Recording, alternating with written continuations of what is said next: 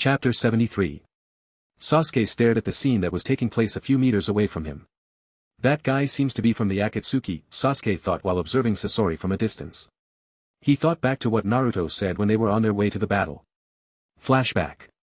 Sasuke. No matter what happens. For the next 2 years, at the minimum. Never. I repeat. Never, ever. Get yourself involved with anyone from Akatsuki. They are S-rank criminals. Before you know it, you will die. Naruto warned Sasuke while they camped in the forest. End of flashback. Best I'd stay put on the spot, where I will not get into any trouble. Sasuke thought as he continued to watch the battle between the four that were taking place a few meters away from him. Raza, would you explain to me, how the third Kazekage has been reincarnated? Chiyo asked in a low voice. Orochimaru was the one who resurrected him, Raza replied. I am a medical ninja, and I am also leading the research on reanimation. So don't you dare fool me just because you are the Kazekage. Chiyo shouted. How did one like Orochimaru get the remains of the third? Chiyo asked. Raza felt guilty. He knew he had broken a taboo by the village. I gave him the body, Raza said in a voice that contained guilt. Chiyo stared at Raza. You just confirmed something I did not want to hear.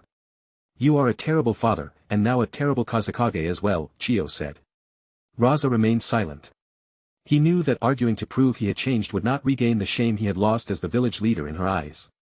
Whoosh! The third Kazekage sent his geometrical shapes after Sasori. Humph! Sasori used his skeletal tail to throw the geometrical shapes off of their intended trajectories. I'll let you have a taste of your own medicine. Sasori said as he unraveled a scroll using his tail. Poof! TK. TK. TK. TK. TK. TK. Sounds of movements of puppet joints echoed from within the smoke. Soon the smoke revealed a similar figure to the third Kazekage. It was the puppet version of himself. Like I thought. Granny Chiyo commented. What is it? Raza asked. 7 years ago when the third Kazekage disappeared from the village without a trace. We scoured the countryside, but we were never able to find him, until, Chiyo paused. Until? Raza asked. Until his body was said to be discovered. At that point, I was still teaching the young ones our puppet heritage while also researching in reanimation project. As you know, most human puppets were made from dead bodies. So I got to examine his corpse just before he was buried, Chiyo said in a low voice. Raza stared at Chiyo. There are some special puppets that can retain the ninjutsu aspect from the time the human was alive, though those kinds of puppets could only be made by Sasori at that time. The puppets that could retain ninjutsu are made while the living chakra is embodied. And by doing so, it can use the person's jutsu from its previous life. By the time the third Kazekage was found, most of his organs and flesh were missing. From that, I knew that he was probably made into a puppet, Chiyo explained. Raza finally understood how both the reanimation and the puppet versions were in existence at the same time. While the puppet technique required specific body parts to use ninjutsu in puppet form, reanimation only requires a certain amount of flesh to determine the soul and abilities of the body that was to be resurrected. While puppets could be modified to suit the wielder of the puppets, reanimation relied upon the original powers of the individual, while also having the advantage of repairing damages as well, which put it leagues ahead of puppets. However, if puppets were compared to their living counterpart, the only advantages it had was a strong body, with hidden mechanisms and chakra that could be refilled. The third Kazekage lifted his hands. Following which, the iron sand gathered at a certain height above the third Kazekage, morphing into thousands of minuscule needles. The hands joined together to form tiger seal. Magnetic release, iron sand, scattered showers. Whoosh! All the needles rushed towards the third Kazekage puppet. Humph! Sasori pulled on his chakra threads, causing the third Kazekage puppet to open its mouth. Whoosh! A massive amount of iron sand poured out, quickly forming a wall of iron sand, deflecting all the needles. Soon, the rain of all the needles slowed down, coming to a complete stop. Sasori tugged on the chakra threads to open up a mechanism in the third Kazekage's arms. Kacha! Both arms opened at the same time to reveal 2 circular blades. Bzz! The blades started to spin at a high speed. The puppet Kazekage flew towards the reanimated third Kazekage with intention of slicing the Kazekage apart. Ha! The reanimated third Kazekage jumped into the air, avoiding the blades. Humph! Sasori tugged on the strings once again to change the blade mechanism. TK. TK. TK. TK. TK. TK. The blades withdrew in both arms, following which the lids that were located over the arms opened up to show a view of certain characters that were inscribed onto its surface. Puppet technique, thousand hands manipulation force. Poof. A vast cloud of smoke generated from the scriptures, following which thousands of hands burst out of the cloud of smoke chasing after the reanimated third Kazekage who was in midair. The thousands of hands pummeled the third Kazekage to pieces. After the assault from the thousand hands stopped, the pieces of the Kazekage slowly fell to the ground where it recovered back into the reanimated third Kazekage. Sasori frowned despite knowing the fact that the reanimated version had the ability to recover back to full strength. How does one expect to defeat such a monster? Sasori thought. Puppeteering techniques pale in comparison. No. They are useless compared to reanimation jutsu that can fight for its user, even after the user has left the battlefield. Chiyo and Raza thought as they witnessed the battle that was taking place right in front of them. The reanimated third Kazekage raised his hands and formed a seal. Magnetic release, iron sand, gathering assault.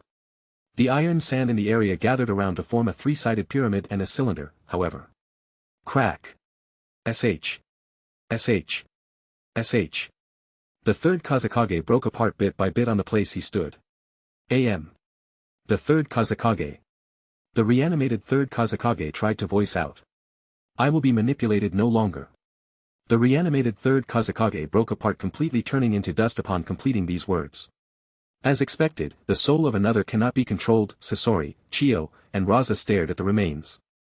Meanwhile, the father and mother puppets were standing beside Chiyo, while the third Kazekage puppet stood beside Sasori. A moment passed before Sasori regained his usual composure and turned towards Raza and Granny Chiyo. Granny Chiyo, Sasori stared at her. I heard that you'd retired a long time ago. Sasori said. Chiyo stared at Sasori for a moment before she answered. I suddenly wanted to see my grandson's face again, Chiyo said in a low voice. Stand back. Raza stepped forward and blocked Chiyo. It's my duty as the Kazekage to avenge my predecessor, Raza said. Stop talking nonsense. I will be the one to stop my grandson, Chiyo argued as she brought both her hands into the opening of her opposite sleeves. Whoosh! She pulled a chakra thread that had 9 kunais hanging out, equidistant from each other. Under the influence of the puppet technique, the kunais were made to face Sasori. Puppet technique, assault blade. Whoosh!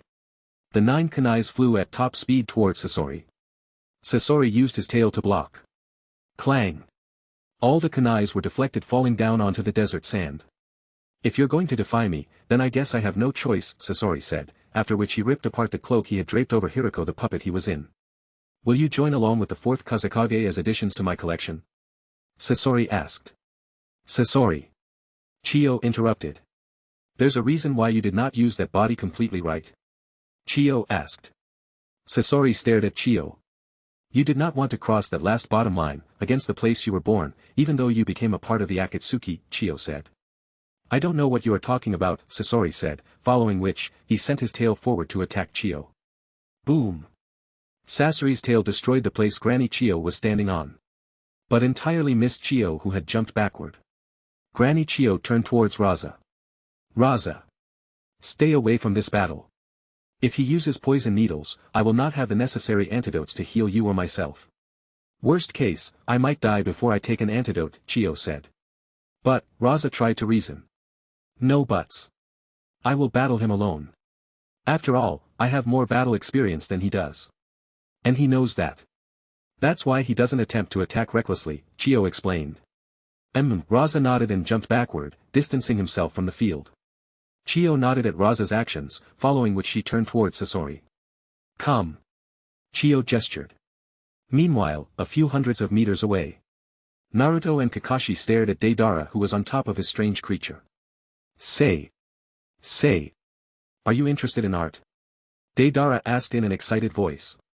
Naruto really wanted to facepalm himself after seeing this development. I can't afford to get involved with Akatsuki, right now. No one is strong enough to handle them yet, apart from me. Maybe Jiraiya-sensei can help, but I doubt anyone else can. Old man Danzu is someone I can't trust ever since that thing with Itachi. Naruto cursed his misfortune in his heart. The entire village may be decimated if even one of the guys shows up there. Even if I wanted to take him on, there is another one who has to be nearby since Akatsuki usually operate in pairs. It would probably be the best if I can set off from here on a good note since the Chunin exam is already a ticking time bomb, Naruto thought. Kakashi approached Naruto from the back and placed his hand on Naruto's shoulder. Need a hand? Kakashi asked. Naruto shook his head indicating that he could handle it himself. He then took a deep breath, following which he showed a bright smile to Deidara. When I faced him a long time ago. If I remember correctly, he used explosions. It's probably that one. Naruto thought as he opened his mouth to speak. Yeah. I love art. Naruto announced, following which he formed a Rasengan in his hand. Deidara stared at Naruto. Naruto threw the Rasengan behind him and spread his hands apart with his palms facing the sky. Art. Boom. A massive wall of sand rose into the air behind Naruto, following which Naruto stared into Deidara's eyes. Is an explosion. Chapter 74. Art. Boom. Is an explosion. Naruto stared at Deidara while declaring proudly. The scene of the explosion amplified Naruto's coolness factor, which created a scene that Deidara would never forget for ages to come. His eyes gleamed with excitement as he watched Naruto with a lot of interest. Finally. Someone who has the passion for the same art as I do. Ha. Deidara landed on the ground and walked towards Naruto. Kakashi, who stood by Naruto's side, stared with wide eyes at the scene that was taking place in front of him. Art is an explosion. Kakashi thought while watching Deidara approach Naruto in a friendly manner. What is going on here? Deidara finally stopped in front of Naruto. I finally meet someone of my own kind. You really are able to see the truth of the world, Deidara said. Wow. That's a better response than I expected. My name is Deidara. I am a member of the Akatsuki. Deidara introduced himself. I am Uzumaki Naruto. This is my sensei, Hatake Kakashi. Naruto introduced. Deidara nodded to Kakashi. Ha, Kakashi greeted awkwardly. Looks like we are on the same side, trying to kill Orochimaru. Deidara said. Play along. Naruto thought. Yeah. He nodded to Deidara. I came here with another man to kill him. Deidara said. Another man? Kakashi asked. Yeah. He is having fun on the other side, Deidara said. Naruto quickly used his senses to scan the other battlefield. That chakra. It's Granny Chiyo. Naruto thought back to the time where he went to save Gaara along with Kakashi, Sakura, and Chiyo. I am happy to know she is also alive. Looks like it's the puppet guy from that time. Naruto thought back to the man that was sitting alongside Deidara, which he witnessed after Sakura cracked open the entrance to the hideout. If it is him, then that Granny and the Kazekage together can handle it. It is also a good thing that Sasuke followed my suggestion from yesterday, Naruto thought. Deidara-san. Naruto turned towards Deidara. San. Don't call me that. You can call me senpai. After all, I am older and have walked the path of explosion longer than you have, my friend. Deidara said with a smile. How about we decide that through competition, Naruto suggested. A competition? Deidara asked. Yes. An art competition which I would like to call the Festival of Explosions. Naruto said. We will see who can create the best artwork. The loser will call the other his senpai. Naruto said. Deidara thought. Naruto quickly approached Kakashi. Kakashi-sensei. Lend me your ear for a moment. Naruto demanded. Ha. Kakashi bent down. I am going to have you as the judge, so play the role to the best. Naruto said. Kakashi felt his head spin. What is this competition of explosions all about? Kakashi asked. Naruto saw that Deidara was staring at him. Hee. Naruto scratched his head, following which he put his hand on Kakashi. If you agree. My sensei here will be the judge. Naruto pointed at Kakashi. Deidara stared at Kakashi for a moment. If he bites the bait, then I will use this chance to make him finish that annoying explosion clay of his, Naruto thought. Deal. Deidara announced. I, Hatake Kakashi, shall judge this competition with utmost honesty and fairness. Kakashi stepped out. Naruto looked at Kakashi through the side of his eyes. You don't need to take it too seriously, sensei. Naruto thought while he stared at Kakashi, who burned with passion. So, how do we do this? Deidara asked. Naruto pointed towards the empty desert that was ahead of them. We'll throw our explosions over there, Naruto said. Deidara agreed as he planted his hands into the clay bag and gobbled up a considerable amount of clay. Chup. Chup. Chup. Chup. Strange sounds of chewing noises came out, following which Deidara raised his hands out of the bags. Is that a mouth in his hand? Kakashi thought as he observed Deidara opening his palm. Looks like he must be the rumored kid who stole the stone village's hidden jutsu. Kakashi thought back to the rumors he heard. Explosion release, detonating clay, C1. A small creature appeared in Deidara's hand. Wait. Kakashi said. Deidara stared at Kakashi. Kakashi brought his hand towards his forehead protector. He moved it up. Sharingan. Kakashi activated his left Sharingan eye. We will start with small explosions first, Kakashi said. That Sharingan. Deidara instantly started glaring at Kakashi.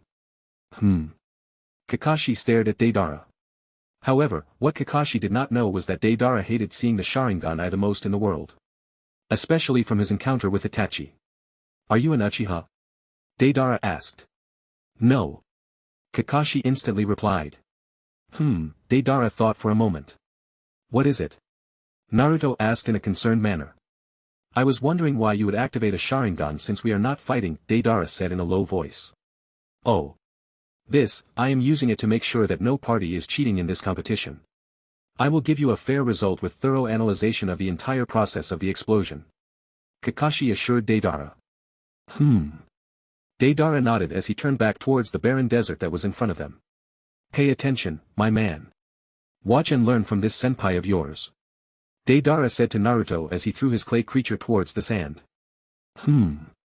Deidara raised a seal. Boom.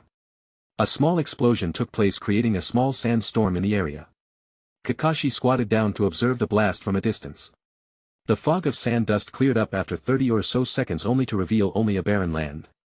Clean destruction. Not only that, it looks like you can use it as a remote bomb. Though I would still have to say that it has minus marks for not leaving an artistic impression.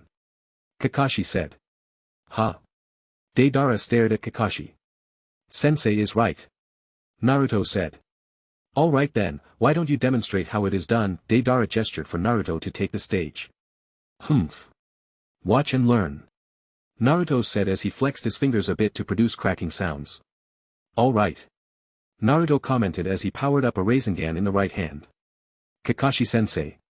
Naruto called out. Kakashi responded. Point out a place that you think would be a hard target. Naruto said. He is really serious about this competition, it seems, Kakashi thought as he got up. Kakashi searched for a particular spot while reaching into his pocket for a kunai. There. Kakashi threw a kunai to a place which was behind a sand dune. Are you freaking kidding me? Naruto glared at Kakashi. Don't give me that look, you asked for it. Kakashi thought as he looked towards Naruto. Fine. Naruto said as he started to spin his arm in a counterclockwise manner to build up the momentum. Soon Naruto's shoulder was rotating his arm at the speed of a table fan. Ha! Naruto sent his Rasengan into the sky, following which he placed his right hand horizontally over his eyebrows to see further. Whoosh! The Rasengan crossed the distance in a matter of seconds. Soon. The Rasengan landed right over the kunai. Boom! The explosion flashed, creating a small sandstorm that subsided in less than 15 seconds. Kakashi stared at the spot where the Rasengan landed. That precise control of chakra. Naruto controlled the amount of damage the Rasengan could deliver by reducing its might to 1/10 of its original. To top it off, that pattern on the ground, Kakashi continued to stare. Who won, Kakashi? Deidara asked. I think it is better if you took a look, Kakashi suggested. Deidara hesitated a bit, after which he called his clay bird to take the group to the place of the explosion. In midair. The group stared at the site where the Rasengan had landed. That's a spiral mark. Deidara stared while sitting on top of the bird. Naruto wins the first round. He destroyed a small sand dune and did an artwork while having to aim his explosion at the place I threw my kunai to, Kakashi said. Ugh. Deidara wanted to deny it, but the truth was staring right at his face. Hey, no one said anything about landing an artwork onto the sand. I thought that you were going to judge the explosion itself, Deidara argued. Kakashi stared at Deidara. I ask for a redo of the first round, this time no artistic impression on the ground. Only the shape of the explosion cloud itself. Deidara made his stance on the matter clear. Ha, Kakashi sighed. Soon the group returned back to where they had started. Are you ready? Kakashi asked. Deidara nodded while looking at the new spot Kakashi threw his kunai over to. Deidara opened his palm to reveal a different type of C1 creature. Go. Kakashi said. Ha. Deidara exhaled while throwing the creature towards the marked spot. Boom. The explosion raised a perfect sphere of sand cloud from the after effect of the detonation. It's a sphere cloud.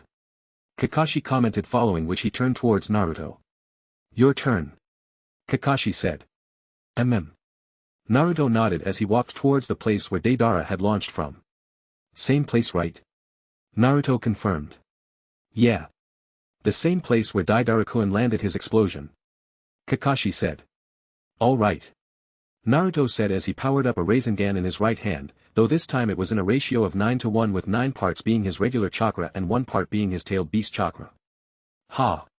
Naruto exclaimed as he threw the Rasengan towards the spot marked with the kunai. Boom!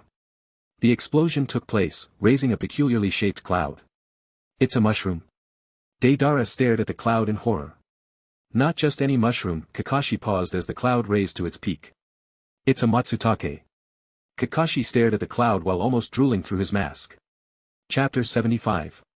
It's a Matsutake. Kakashi stared at the cloud while almost drooling through his mask. Sasuke, who was jobless on the other battlefield, also looked towards the cloud of explosion. Why does that explosion cloud look like a dick? Sasuke thought. Poor Sasuke does not understand the meaning of art. Sigh. Naruto, who stood behind Kakashi, looked proudly at his creation. I kinda understand why he is very passionate about explosions, you know. Naruto thought as he turned towards Deidara, who was staring at the explosion with wide eyes. Ahem. The winner of the first round is Uzumaki Naruto. No complaints about it, right? Kakashi asked Deidara. Oomph. Deidara agreed with a bit of anger. So. Here is my final review on the match. Deidara. You have explosion release as your Kekkei Genkai, that allows you to create explosions, am I correct? Kakashi asked. Oomph. Deidara nodded. This ability also allows you to time your explosions, though you use an extra medium like clay, you can control the creatures you make out of the clay completely to your own will, right? Kakashi tried to confirm. Yes. Deidara replied. Meanwhile, Naruto has no affinity towards explosion style, neither an external medium. Despite the lack of both, he still won the match, while also having a better explosion art, as you have seen the results, Kakashi said. Okay. I get it already, Kakashi. Tell me the topic for the next match. Deidara persuaded. Okay then, next match will be about multiple explosions and endurance. Kakashi announced. Are you both ready? Kakashi asked. Naruto and Deidara nodded. Then decide, who will go first. Kakashi said, following which Naruto and Deidara turned towards each other. Why don't you go first? Naruto gestured for Deidara to take the stage. No way, kid, you think I will let you win again? That's not happening. This time, I will observe your actions and outperform you. Deidara thought, after which he turned towards Naruto. How can I do that? As the senpai, I shall always place my kohais in front of me first. Deidara said. No. How can I do that? I think Deidara-san should go ahead first to display the experience that you have gained from walking the path of explosions longer. After all, it is the duty of a senpai to show the ropes to his inexperienced kohai. Naruto praised Deidara. Deidara found it hard to contradict Naruto. Okay. Allow me to demonstrate. Deidara said, following which he planted his hands into the clay pocket. The two hands devoured large amounts of clay from the bag. Chup. Chup. Chup. Chup. Strange sounds of chewing noises came out, following which Deidara raised his hands out of the bags and brought them together. Explosion release, detonating clay. Poof. A miniature dragon appeared in his hands. Deidara then placed the miniature dragon onto the ground. Ha. Deidara exhaled as he held up a single hand seal. Poof. A large cloud quickly developed. What is that? Kakashi stared at the figure that was visible to his Sharingan through the cloud. This is my C2 dragon. Deidara introduced, following which the cloud cleared up to reveal a gigantic dragon with a peculiarly shaped tail consisting of balls. Standing beside Deidara in a friendly manner. Dragon? Naruto and Kakashi stared at Deidara's creation. Is there any target for this round? Deidara asked. No. Kakashi replied. Good. Deidara nodded as he climbed onto his latest creation's creature. Watch this. Deidara said, following which, a strange sound emanated from the dragon's body. A ball disappeared from the tail of the dragon, Kakashi murmured upon observing the dragon. Naruto agreed. At this moment, the dragon opened its mouth a bit. Inside the mouth was another dragon. A dragon inside a dragon? Why does it remind me of Orochimaru? Naruto thought. Deidara held up a single-hand seal upon which. Whoosh! A miniature clay dragon flew out from the mouth of the giant C2 clay dragon. Ha! Deidara executed his technique. Boom! A considerable size of land was destroyed. That much power from one explosion? Kakashi murmured as he continued to observe Deidara's performance. Ha! That was just the starter course. Here's the remaining 6 courses. Deidara said with pride radiating across his face, following which he launched about 6 more miniature dragons at once. What the? Kakashi stared at the giant dragon, popping one dragon after another. However, each miniature dragon was bigger in size than the one before it. Deidara had already formulated a flight path and destination for each of these dragons beforehand. For every time a dragon was close to landing, Deidara would activate the detonation. Boom! Boom! Boom! Boom! Boom! Boom! Boom! The dragon landed one after another, without a gap in their timing, fulfilling the conditions for endurance and multiple explosions at the same time. Kakashi stared at Deidara as though he was looking at a monster. Good thing we did not pick a fight with this guy. Naruto sure is smart, Kakashi thought. Meanwhile, there was a massive cloud of sand that covered several kilometers of desert in front of the group where the explosions took place. Kakashi prepared his mind to see the result using his Sharingan. This, Kakashi stared with his Sharingan eye to the extent his eye would almost pop out. What is it, Kakashi-sensei? Naruto asked. Deidara smiled while trying to keep the suspense in the air around them. On the other side of the battlefield, Raza appeared beside Sasuke. Sasuke nodded towards Raza, following which he turned towards the battlefield to watch the battle between Chiyo and Sasori quietly. Raza also stood silently, observing the battle just like Sasuke did. Honored grandmother. Come. Chiyo gestured at Sasori using the mother and father puppets. To think that a retired old lady with one foot in the grave is about to avenge the third Kazekage? Sasori asked. Retired, with one foot in the grave? That may be so. But it was worth hauling my heavy back over here. I'd have too many regrets if I were to die now. It's bad enough that my grandson got himself mixed up in a bad crowd, but to think that you'd betray the village and try to meddle with the Kazekage for the second time. The third Kazekage. Almost the fourth as well, Chiyo continued. Blah. Blah. Blah. Blah. Will you shut up? Sasori commanded. Chiyo looked towards Sasori. I hate to keep people waiting, Sasori continued, following which, he brought their Kazekage puppet forward. Shall we get right to it? Sasori asked. Granny Chiyo harumphed, upon which she pulled her hand backward. Crack. What the hell just happened? Sasori, who was inside Hiriko, was surprised to see the skull of Hiriko, broke into pieces to reveal his true body through the opening of Hiriko's head, which was not completely visible just yet. Sasori looked around. Only to see chakra strings attached to his tail. She used my own tail to destroy my head. Sasori glared at Chiyo with a murderous gaze. If looks could kill, Granny Chiyo would have been killed 100 times over. Sasori. Looks like you don't remember anything from the time you used to live in the sand village, Chiyo said. What do you mean? Sasori asked in an angry voice. Don't you know it's bad manners to interrupt when elders are speaking? Chiyo looked at Sasori with a mocking gaze. You. Chapter 76. You. Sasori growled. Bang.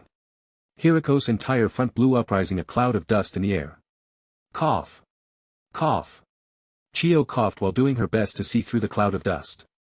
Soon. The cloud of dust revealed a young man with short, mousy red hair in his teens, with Akatsuki robes. You, Chiyo pointed a finger towards Sasori while observing him with a shocked expression. Seeing Chiyo's expression, Sasori's anger from earlier was replaced with an innocent mocking expression. What's wrong, Granny Chiyo? Are you so filled with emotion that you cannot speak? Sasori asked while stowing back the third Kazekage puppet and broken pieces of Hiriko into a scroll. Chiyo continued to stare at him with her blank expression. That's not surprising. After all, it's our first reunion in 17 years, Sasori said with a calm expression. Sweat dripped from Chiyo's head as she stared at him with an expression of disbelief. Sasori, she uttered with difficulty. Yes, I am young, despite being 32 this year, Sasori flattered himself. When? Chiyo asked. When, what? Sasori tried to confirm. When did you turn yourself into a puppet? Chiyo asked. Oh, this? Why don't you try to guess it? Sasori asked. Chiyo stared at him without an answer. Try to guess. If you guess it right, then I might let you witness my ultimate technique before I send you to heaven, Sasori said. Looks like I am a failure of grandmother. To think that I am still in the dark of when he had transformed himself, Chiyo thought. Wait a minute. Chiyo looked toward Sasori with completely focused eyes. Was it during the th? Bingo. Sasori interrupted, following which he took off his Akatsuki robes. Your prize. Sasori said, as he took out a scroll from his scroll holder that was attached to his puppet body in the back, while slowly lowering the poison-coated metal pipe that was located in the place of the stomach to the ground. Pierces. The metal pipe pierced into the ground, following which Sasori stood on the metal pipe, slowly rising into the air while pointing the scroll in his hand toward Chiyo. The scroll contains my most powerful puppet jutsu, which I used to take down an entire nation once, all by myself. And yes. You are correct in your guess, Granny Chiyo.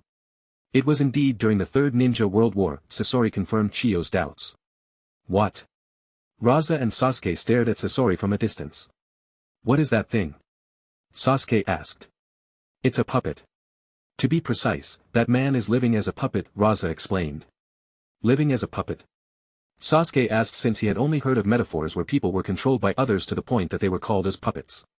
Chiyo thought back to the time when Sasori's name became famous through the Third Great Ninja War. Sasori had received a title back then. Sasori of the Red Sand. After Kamushi died, I used his body to create a puppet out of him, seeing that he could be considered half a puppet before he died. However, even after converting him into a puppet, I could not see his soul in that puppet. More like I could not feel it. Just like how it was with the father and mother puppets by your side. Then I thought, maybe if I could change myself into a puppet. If I succeeded, maybe I could understand what it means to be one. Maybe I could see them once again. Ever since then, I worked on turning myself into a puppet. I immersed myself in trials and errors in incorporating my living tissues into a puppet body. Soon I achieved a breakthrough in my experiences and finally transferred myself into a puppet body. Sasori paused. Chiyo stared at Sasori, thinking of all the experiences Sasori had been through to walk down the path he had chosen. And when I did that, my whole world had changed. I was not able to feel anymore. No feeling of touch, no emotions, nothing. Sasori explained. Chiyo felt more terrible at herself for not rescuing Sasori. Since I could not feel anything. I went on a killing spree, using my only puppet body to start a massacre, the one that dyed the sands of the desert red, Sasori explained. After killing many people, I could still not feel anything. I could not feel the souls of a puppet and neither the feelings of a human anymore, Sasori lamented. I stared at the battlefield, at the corpses around me. The only meaningful thing I did throughout my life till that point was building puppets. So I thought, why not just continue down that path, Sasori explained. Chiyo stared at Sasori without interrupting him while tears dropped down from one of her eyes. I used those bodies to create more powerful puppets. After a year or so. The Akatsuki recruited me, saying they were looking for S-class criminals like me. I took them on their offer, after all, I was a wanted criminal, Sasori concluded. So that's how he joined Akatsuki, Chiyo thought. Now that you know what happened after I left the village, you can die peacefully and join my collection, Sasori said, following which he unraveled the scroll in his hand. It said that the ability of a puppet master is measured through the number of puppets they can use, Sasori said while holding a one-hand seal through which he executed his chakra. Poof! The seal on the scroll opened. Whoosh! Whoosh! Whoosh! Whoosh! Whoosh! Whoosh! Whoosh! Whoosh! Whoosh! Whoosh! Hundreds of puppets appeared in the air. Clank! Sasori opened a mechanism on his chest. Chakra was burning within the mechanism, following which chakra threads extended towards all the puppets in the air. Sasori then looked down upon Chiyo while standing on a flexible steel pipe that extended from his abdomen. I can control 100 at once. He said. Raza and Sasuke stared dumbfounded at the 100 puppets that were floating in the air. Shouldn't you go and help? Sasuke asked Raza. Do you think I like to stand and do nothing? Of course I want to help her. But she forbade me from doing so. Of course I will intervene at the cost of my life if things get more worse. Raza explained. Chiyo shook her head in disapproval while taking out a scroll from within her sleeve. This is a jutsu I sealed recently. I didn't think I'd ever use it again. But it seems it won't work out that way. Now let's put an end to this. Chiyo concluded by opening her scroll. In the scroll appeared 10 seals. SH. SH. SH. SH. SH. SH. All the 10 seals floated out. It's the least I expected from you, Granny Chiyo. I'd heard rumors of your technique which you used to bring a castle down all by yourself. Granny Chiyo's secret number of fingers. The secret white move. Chikamatsu's 10 puppets. Chapter 77. What is it, Kakashi-sensei? Naruto asked. Humph. Deidara smiled while trying to keep the suspense in the air around them. Soon the sand clouds settled down to reveal a colossal bowl-shaped crater on the ground that had a smooth finish, and the smoothness was about more than 70% short of a highly polished mirror. What? Naruto stared at the perfect finished crater, that was slightly reflecting light. This is just too perfect, Naruto thought. How do you like my super flat art? Deidara asked.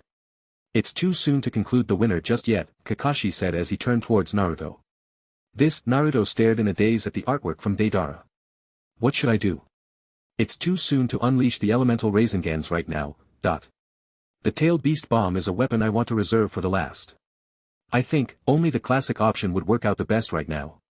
Naruto concluded, following which, he walked to the front to take center stage.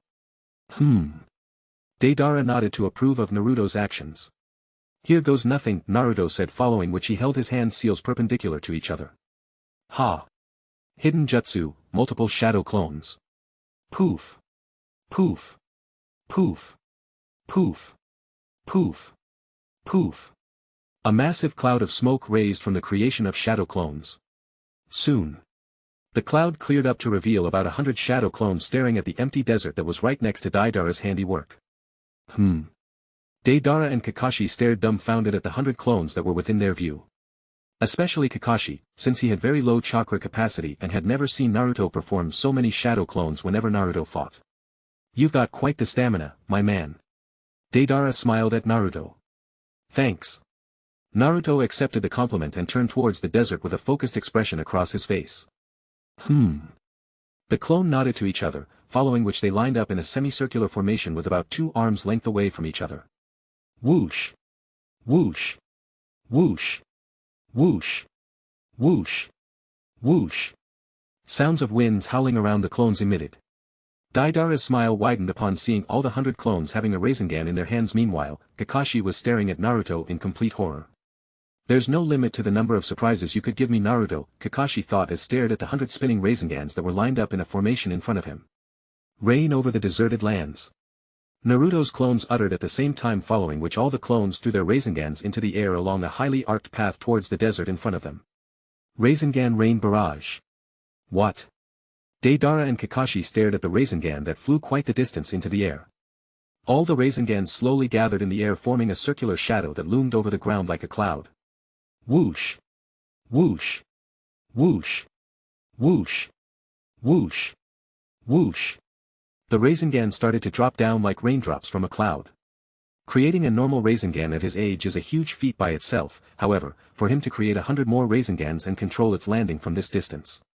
No ninja in history could possibly carry the boy's shoes in matters concerning chakra control, Kakashi thought. Back on the other side of the battlefield.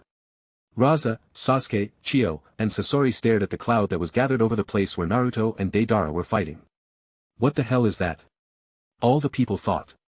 I am sick and tired of waiting. Should I stay here to help honor grandmother, or should I go to the other side to deal with that snake? Raza thought. What the hell is Deidara doing?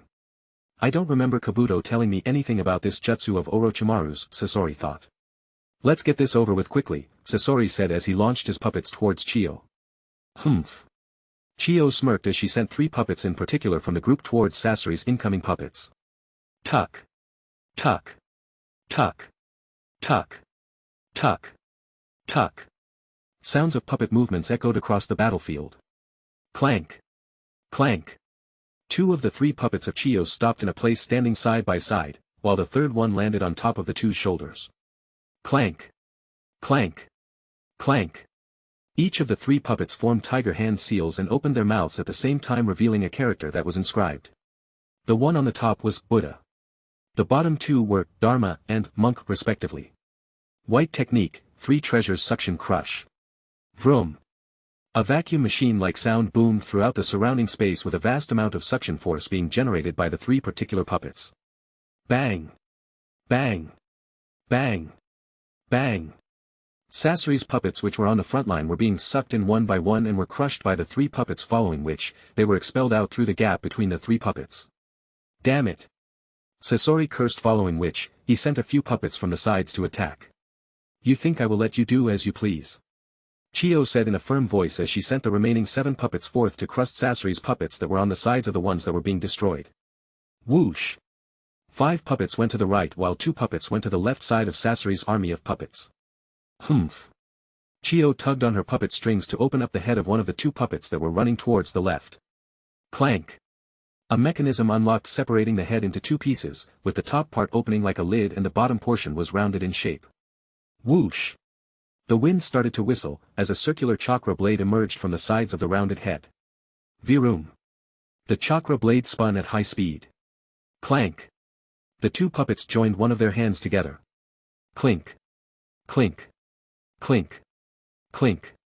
An iron chain extended between them, following which the second puppet threw the puppet with the spinning chakra blade at the incoming puppets. Bang! Bang! Bang! Bang! Bang! Bang! Puppets began to get destroyed one by one on the left side, as well as the ones that were already being destroyed at the center by the 3 combined puppets. Meanwhile, the 5 puppets on the right side destroyed the incoming puppets with simple but effective taijutsu techniques. Chiyo was moving her fingers at incredible speeds, destroying Sasori's puppets one by one. Meanwhile, Sasori just floated on his flexible metal pipe without moving a single finger, while only using the chakra from within his body to directly control his puppets. Chiyo was sweating a lot from the amount of strain she faced all by herself in a short amount of time. Back in Hidden Leaf Village, Hokage's office. Knock. Knock. Knock. Come in. Hiruzen said, following which Tsunade and Jiraiya appeared. You too. Hiruzen uttered upon seeing them. Sensei. Any news so far? Tsunade asked. Be patient, it's almost noon right now, so I am pretty sure he must have engaged them just 1 or 2 hours ago, Hiruzen explained. The boy still hasn't summoned Fukasaku-sama yet. I think he must be able to handle the situation for now. The only thing I am worried about is the other boy Sasuke. Jiraiya said. There must be a reason why Naruto chose Sasuke to accompany him. After all, it is only natural for him to be close to those of his age group than old ones like us, Hiruzen said, following which he got up from his semicircular desk full of papers. Who are you calling old, geezer? Tsunade stomped angrily. Tsunade. Jiraiya stopped her. Being patient would not hurt, after all, he is the one facing the burden all by himself, not you. Hiruzen said. Tsunade became silent. Back on the battlefield. Boom. Boom. Boom. Boom. Boom. Boom. The Rasengan started to land one by one. Oh boy. Deidara also stared at the explosions with giddy, enjoying his favorite type of art from a different perspective. Naruto and Kakashi also stared eagerly at the work of art that was to appear after the explosions themselves. They all waited for the art, for what seemed like an hour, though only minutes had passed by with the Rasengan still landing one by one. Damn it! Deidara cursed. His explosions are lasting for a longer time than mine, while also clearly indicating more endurance, Deidara thought. Boom! Boom! Boom! Boom! Boom! The final Rasengan had landed. Finally! Deidara exclaimed. A massive cloud of dust floated in front of the group. Oi! Kakashi! What happened? Deidara asked Kakashi. Even though he hated the Sharingan, he had to admit it was quite useful. This. Kakashi stared at the front. What happened? Deidara pulled on Kakashi's vests. Kakashi tried to speak. Look! Naruto interrupted by pointing to the front. A massive bright light beam rose into the sky. What the hell is that? Deidara stared at the beam that ascended the skies. It's a, Kakashi repeated. Spill it already, you white-haired old man. Deidara shouted. The cloud of sand dust finally cleared away. It's a mirror finish, Kakashi said. Deidara stared. Chapter 78. Deidara stared at the place where Naruto's Raisengans landed. However, instead of the crater, all he could see was a bright beam of light that was reaching into the sun which was over their heads since it was noon. Deidara almost got triggered, but managed to calm himself down. After all, it's not every day he gets to compete with an artist of his own kind. What do you mean by mirror finish? Deidara asked impatiently. Kakashi inhaled to regain his breath, following which he looked at Deidara and said. The Raisengans which Naruto launched had a very high rotation. Each Raisengan added to the power of the Raisengans that landed before it. As you are already aware, the Raisengan spins at high speed. All the Raisengans polished over the surface together about 100 times during the destruction, to the point that the surface itself became so highly polished that it started to reflect like a mirror. Hence the light beam, which is, in fact, all the sun rays within Naruto's crater, gathered into a single beam and being reflected back, Kakashi explained. Wow! Kakashi-sensei's Sharingan sure can analyze things to the tiniest details, Naruto thought. Deidara almost felt like losing his mind. This round, I lost, Deidara said dejectedly. Sasori and Chiyo were completely busy fighting against each other. Meanwhile, Raza and Sasuke stared at the light beam that ascended the skies. That's it, I am not going to wait anymore, Raza said as he looked towards Sasuke. Brat, do you want to accompany me to the other battlefield? Raza asked. Sasuke couldn't help but accept the idea due to his curiosity, to which he nodded. Let's go. Raza said as he took off in the direction of the other battlefield. Soon. The duo reached the site. There they are. Sasuke and Raza looked towards the three figures who were engaging in a conversation. Kakashi looked towards Naruto. Naruto signaled towards Kakashi. I see, Kakashi nodded, following which he turned towards Deidara. Well, you did not exactly lose this round, Kakashi murmured. Deidara looked towards Kakashi with a sense of hope. Before doing those explosions, I like how you created that dragon of yours and the mini-dragons, while Naruto's owns were just the same Raisengans from earlier. So let's just say you both have a tie, Kakashi concluded. I know I am good at art, Deidara regained his former attitude from before battling. Deidara-san, your artwork is cool, Naruto gave a thumbs up. No my man. Your artwork is cool. Deidara gave Naruto a thumbs up as well. What the hell? Raza spoke angrily in a low voice, trying his best not to make his presence known. Where is that snake and his goons? Why is that Leaf brat and that Akatsuki brat chummy with each other? And that Jounin too? Is the hidden leaf betraying us this time? Raza thought. Meanwhile, Sasuke was also confused at Naruto's actions. What is that loser doing? I thought the plan was for everyone to stay away from the Akatsuki guys. Where is that Orochimaru and the other guys? And what the hell is that? Sasuke thought as he stared at the crater on the desert ahead of the trio, where the sunlight was reflected back. Meanwhile, the trio continued to hold their conversation, unaware of the two who had arrived. Alright then, the next round is the final round. Are you both ready? Kakashi asked. Naruto and Deidara nodded. The criteria for the next round is straightforward. Who can create the biggest explosion? Kakashi declared. I have been waiting for this, Deidara and Naruto joined in. This time, both of you will execute the blast at the same time. Kakashi declared. Ha! Naruto and Deidara stared at Kakashi. Do the both of you have a problem? Kakashi asked. No problem. Deidara and Naruto answered at the same time. Naruto really is compatible with this guy, Kakashi thought while feeling a sweat drip down his head. I must leave enough to go back, Deidara thought as he left a small bit of clay in his bag while letting his hand gobble up the rest. Chup. Chup. Chup. Chup. Sounds of chewing emerged. Deidara put both his hands together to mold a considerable amount of clay into a clay doll. It took about a few minutes before he finally revealed the clay doll. The doll appeared like a wailing ghost that covered its private with big hands while having no legs except for a round bottom. This here is my masterpiece. The C3, clay doll. Deidara announced. Meanwhile, Naruto activated his Nine-Tails mode. SH. A bright red chakra emerged from Naruto, who was clad in a bright yellowish red chakra cloak. Wait. Deidara said. Naruto turned back. I must fly up on my bird to drop this from the air. So do you guys want to hop on the bird? Deidara asked. Sure. Naruto nodded as he landed onto the bird followed by Kakashi. Kaeru. The bird cried as it launched into the air. Whoosh! Kakashi stared at Raza and Sasuke from the air. What are those two doing here? Kakashi thought as he looked towards Deidara and Naruto, only to see that they were focused entirely on having a winner between the two. Here. Deidara commanded, upon which the bird stopped. Are you ready? Deidara asked Naruto. Wait for it. Naruto said as he stretched out both his hands. Book. Book. Book. Book. Book. Book. Dark red and blue bubbles of chakra gathered in front of Naruto. Ha! Naruto exhaled, upon which the dark red and blue chakra started to fuse together, slowly forming a somewhat huge dark purple ball of concentrated chakra. What? Kakashi, Deidara, and Raza, who was on the ground, exclaimed. What is going on? Sasuke asked Raza. That brat from your team is gathering such a mass of concentrated chakra that it is capable of laying destruction upon an entire village within seconds, Raza said as he looked towards the trio who were in the air.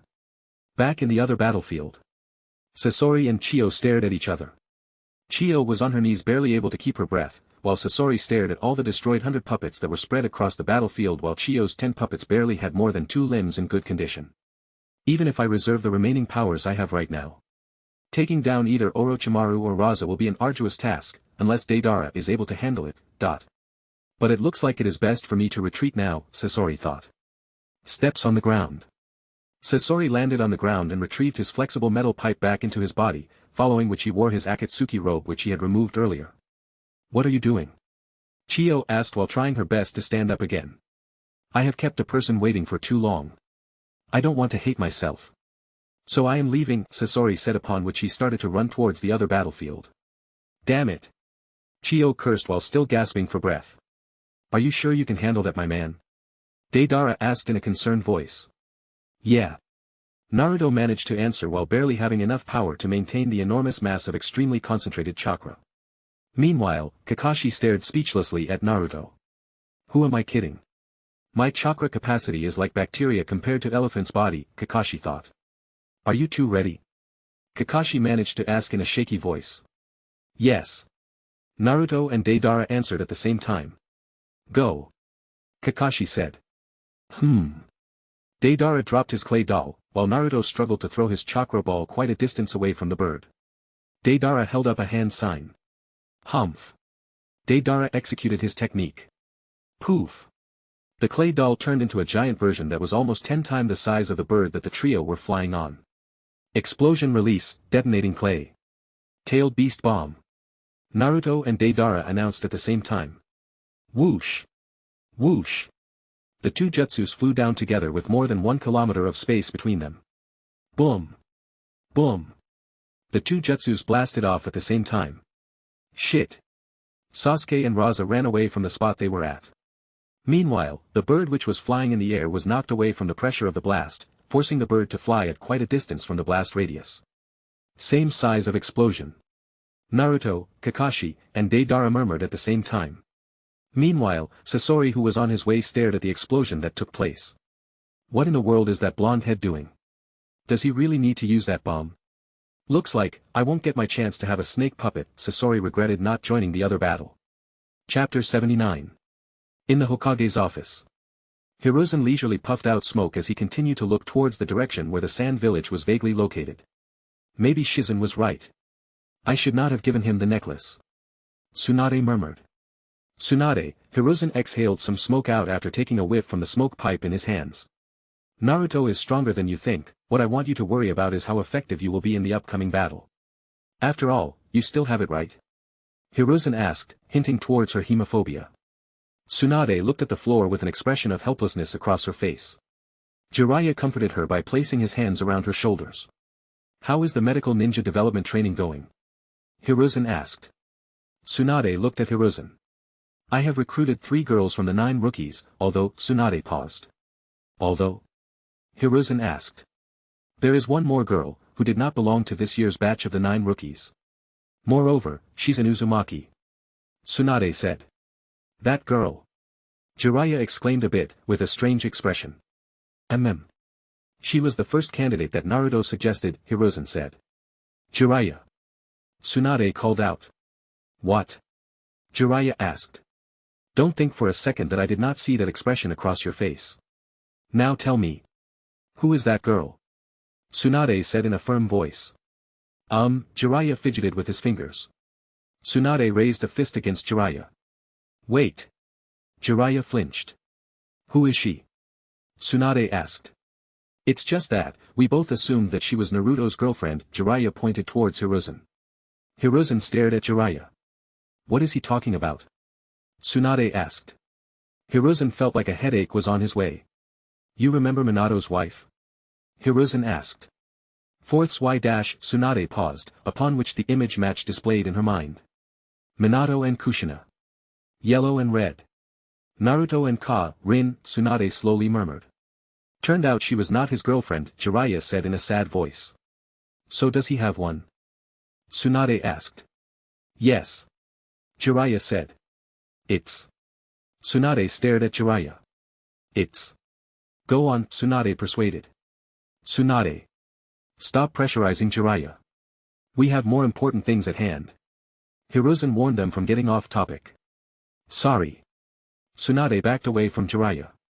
Now then about the development, Hiruzen asked, following which, Tsunade talked about the critical things that were concerning the newly established office for her use at the Hidden Leaf General Hospital. On a certain bridge. There were 4 people, 1 old man, 2 middle-aged men, one of which had his lower half of the face covered by a mask, and a young boy were crossing the bridge with a cart full of goods. Aren't you both supposed to leave today? You won't be able to make it if you continue for the evening shift, an old man by the side talked to the young boy. Yeah. You two deserve to have a week off. The middle-aged man supported the old man's words. I think we should be able to make it in time. The young boy smiled towards the other 2. Meanwhile, the one who wore a mask was walking beside the group silently. Thank you for your hard work. A young woman greeted the group at the end of the bridge. Aren't you two supposed to leave for that place? The young woman asked. The man with the mask broke his silence. We are leaving right now. He said, following which he turned towards the young boy beside him. Let's go. He said. The young boy and the man in the mask turned to walk across the bridge again. However, before they could take a step further. Wait. The young woman called out, following which the duo turned around to see the young woman handing out a box covered with a napkin. Your lunch. She said. The duo nodded, following which the young boy ran towards the young woman and collected the box. Take care of yourselves, Hajime-kun and Arata-san. The young woman waved from her spot, while the duo walked away. A few minutes later. At the bottom of a particular hill, the duo stared at 2 gravestones, one with a blade behind it. The duo stared for quite a while. Are you content with your life? Hajime asked. Arata stared at the grave for a few more moments. I just feel that peace was not meant for people like us, Arata said in a low voice. Hajime stared at Arata. Zabuza. Don't tell me yo. It's not that. Zabuza stopped Haku from continuing. I wonder what he is doing now. Haku looked towards the bridge that was visible from the hill. Let's go. Zabuza said. Yes. Haku followed Zabuza as they started to walk in the direction of the village. While, he thought back to the time, where Zabuza's and his life changed. Back on the battlefield, Chiyo breathed heavily, trying to chase after Sasori. However, she was too old to recover her energy fast like the young ninjas. Ha. Ha. Ha. Damn it. Ha. Ha. I can. Only hope that Raza will be able to handle him for the time being, Chiyo thought, while slowly walking towards the direction Sasori traveled in. Meanwhile. Muffled footsteps. Sasori walked across the desert and finally stopped at a place, only to see Raza and Sasuke barely making it away from the area of the explosion. Boom. Boom. The 2 jutsu's explosion continued to cover a wide area. Soon. A massive cloud of sand was spread across the area, preventing anyone from seeing through the dust. Kakashi felt a bit weak from utilizing his Sharingan for a long time. However, that did not stop him from trying to observe the size of the craters which would be formed as an aftereffect from the explosion. Mine is going to be bigger in size. Deidara said. No, mine is going to be bigger. Naruto interrupted. Soon they both started arguing over the result. Meanwhile, Kakashi kept observing the result from the explosion. From this high in air, those explosions seemed to have the same area of coverage. More like it was the same explosion that blasted at both places, Kakashi thought as he continued to observe. Soon the dust cloud cleared up from the area. This, Deidara and Naruto stared in horror. They are both of the same size, Kakashi said. Deidara looked towards Naruto and smiled. My man, it seems we both are in a tie, Deidara said. Naruto nodded. Deidara. Sasori called out. Deidara looked out from the top of the bird to see an ant-sized Sasori on the ground. Sasori. My man. Deidara greeted. Where the hell is Orochimaru? Sasori asked. Deidara gestured the bird to land on the ground. Kaeru. The bird cried, following which it quickly descended the ground. What is the other Akatsuki member doing here? Was that old woman defeated? Kakashi thought upon seeing Sasori. No way, what is he doing here? What happened to the others? Naruto thought as he quickly tried to sense around. Phew. Looks like everyone is safe, though what is Sasuke and the fourth Kazekage doing? Naruto thought as they descended towards the ground. Soon. The bird landed on the ground, following which the trio got up from the bird and jumped onto the field. Orochimaru fled away before I could try to catch him. Deidara reported. What were you doing with these guys? Sasori asked. Oh them.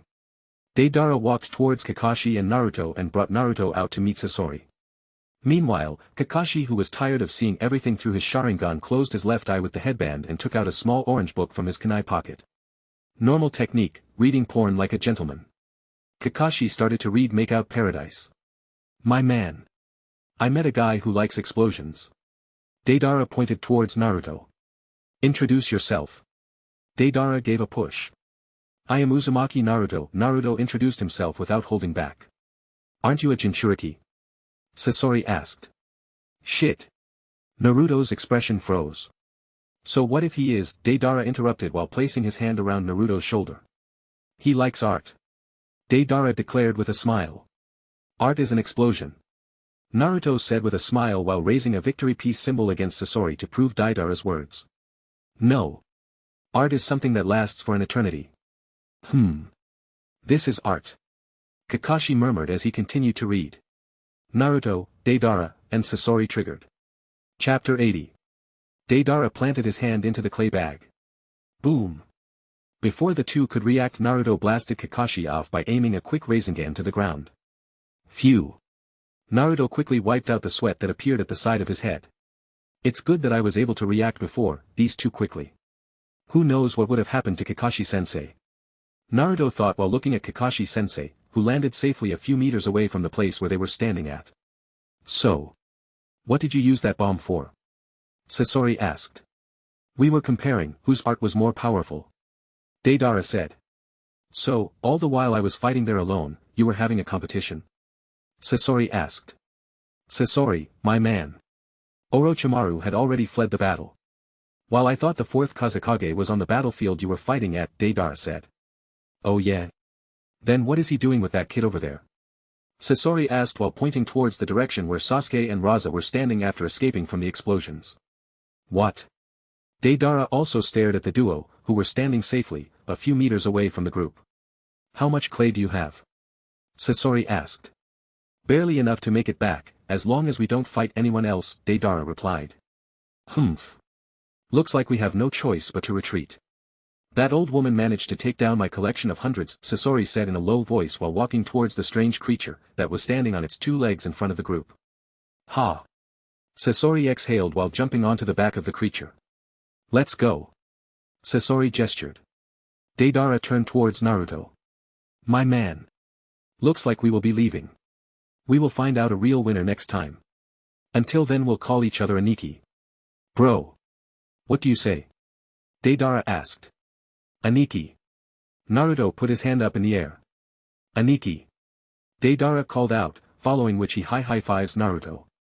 Kakashi was lying down on the sand quietly looking at the scene. Meanwhile, Raza and Sasuke's eyes were as wide as saucers. Tell me, are you all friends with the Akatsuki? Raza asked in a serious voice. We are not. Sasuke immediately denied, while also questioning Naruto's actions in his heart. Later. Deidara waved from the strange creature upon taking off into the air. Naruto also waved back. Soon they disappeared into the horizon. Naruto felt a hand on his shoulder. Kakashi-sensei. Naruto called out upon seeing Kakashi. Flashback. On the top of the bird. Deidara was busy controlling the bird, as they descended. Kakashi-sensei. Naruto called out in a low voice from behind Kakashi. Kakashi leaned closer to lend his ear. If they talk about me being a Jinchuriki or about art, I want you to do something to change their topic. Naruto concluded. Kakashi nodded, following which the strange creature landed on the ground. End of flashback. Smooth acting. Naruto gave a thumbs up to Kakashi. Kakashi nodded back. Brat. Raza stomped towards Naruto. Are you friends with the Akatsuki? Raza asked in a voice full of anger. Naruto was stuck, unable to explain himself in time. Kakashi stepped in. Kakashi, what's the meaning of this? Raza asked. Yeah, right. Just a few hours ago you wanted to destroy the hidden leaf, and now you ask questions, Kakashi thought. The hidden leaf is not an ally of the Akatsuki. Moreover, Naruto-kun here did not befriend them in the truth of the word, Kakashi explained. Then, what was that just now? Raza asked. Kazekage-sama. Naruto called out. The Akatsuki are a group of criminals that not any village can afford to take on in their current state. Naruto said.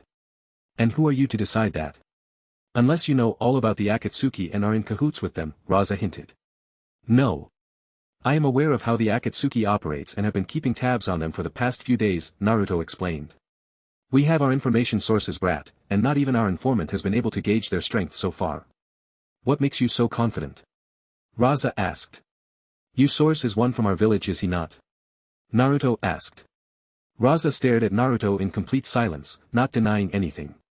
Jiraiya-sensei and I both watch over Akatsuki's movements. I was there when he shared his intel with your village, Naruto said.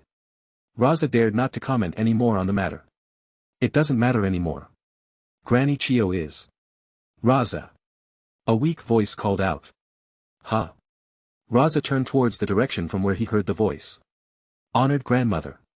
Raza exclaimed, following which he ran towards Chiyo. Are you all right? Are you hurt anywhere? Raza asked, full of concern for Chiyo. I am fine. I just need to rest. Glad to see that Sasori did not do anything. Chiyo said, following which she became unconscious. Honored grandmother. Granny Chiyo. Granny. Raza tried to wake her up. Huh. Granny Chiyo. Naruto ran towards her. Granny. Raza wailed loudly. Hee hee. Huh. Raza stopped for a second, following which he got slapped. What the? Raza stared at his hand only to see it was empty. Bull-ha-ha. Chiyo started to laugh. Gotcha. I was playing dead. Chiyo said. Raza stared at her in dead silence. Meanwhile, Naruto started to laugh at how Raza got slapped right in the face. I am having a hard time trying to catch up with everything here, Sasuke sighed while standing beside Kakashi. You've improved, Sasuke. Kakashi said. Sasuke acknowledged while watching how the Kazekage argued with Chiyo over her manners against Akage. Mukade and Yura were Sasori's spies? Raza asked. Chiyo nodded. Mukade? Isn't he the guy I met in Ruin? Naruto thought. So the entire team on the borders got wiped out, huh? Raza sighed. Honored grandmother. Raza called out. Chiyo stared at him. I have made a decision. Raza said as he turned over to Kakashi. First, I would like to hear your explanation on how you came to know about the plan. Raza said. Kakashi took a deep breath before he answered. Your son warned us. Kakashi said. Gaara did? But how? Raza asked in a surprised manner. I'll explain on the way. We need to leave now to make it back in time. Kakashi said. Wait. Raza said. Kakashi stared at him. Considering the sensitivity of the matter, I am sure you have not come here on an official mission. Is that correct? Raza asked. Kakashi nodded. Raza took out a small scroll from his sleeve and penned down his request. I would like to submit an official mission request to the Hidden Leaf Ninjas now, if that's okay with you. Raza offered the scroll to Kakashi. This. I am not the person in charge of the mission. Kakashi shook his head. Then, Raza paused only to see Kakashi looking towards Naruto. This yellow-haired Br, ahem. Raza coughed, following which he walked towards Naruto. Your name is Naruto, right? Raza asked. It's Uzumaki Naruto. Naruto said. Then, Uzumaki Naruto. I would like it for your squad to escort me to the Hidden Leaf Village, while I leave my ANBU agents back in the village to guard it in my absence. Are you willing to accept this mission? Raza asked politely. Naruto thought for a moment. Raza felt sweat appearing across his head. What is it? Raza asked politely while almost feeling like panicking on the inside. The thing is, I was about to leave the squad along with my teammate to go off on an intel gathering mission, Naruto said. I see, Raza sighed. Naruto formed perpendicular hand seals. Hidden ninjutsu, multiple shadow clone technique. Naruto said, following which, about 20 of his clones appeared. My team of clones and Kakashi-sensei can be your guard. Naruto said in a confident voice. This Raza felt like a major joke was being played on him. Kakashi nodded towards Raza to assure that he was doing the right thing. All right. Raza handed the scroll to Naruto. Naruto nodded to Raza, following which, he handed the scroll to a clone nearby and started to form one hand seal after another. Summoning jutsu. Poof. A small white cloud appeared, following which, a small frog came into view. Croak. Croak. The frog looked at Naruto. Naruto took out a medium-sized scroll from his bag and started to pen down his mission report in encrypted words. Kakashi, Sasuke, and Raza stared at the scroll, unable to make sense of what Naruto was writing onto it. Naruto then concluded his message by drawing a circle and a few characters outside the circumference. He then placed the small scroll that Raza gave him on the empty circle and held a single hand sign towards himself. Poof! The small scroll disappeared into the circle replaced with the character for the word seal.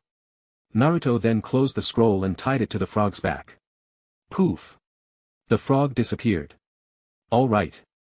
Naruto stood up and looked towards Raza. Kazekage-sama. I've submitted your mission request, along with a mission report of what took place over here today. Naruto bowed towards Raza. Thanks. Raza said. Honored grandmother. I will go with these guys, so please take those people back to the village on your way back and make them guard the border until I return. I will deal with Mukade and Yura later, Raza said. Chio nodded, following which she turned around to travel back to the Jounins that were left behind. Kakashi-sensei. Naruto called out. Kakashi turned back to see Naruto hand over his flying thunder god kunai. Use it only when necessary. Naruto said. Kakashi nodded. Kakashi waved towards Naruto and Sasuke, as he left with the Kazekage and Naruto's 20 clones. Where are we going? Sasuke asked in his usual grumpy voice. To the place that started the Fourth Ninja World War. Naruto said as he and Sasuke left in the direction opposite to the Hidden Leaf Village. Chapter 81. Back in the Hokage's office. Door opens. Hokage-sama. A woman appeared with a scroll in her hands.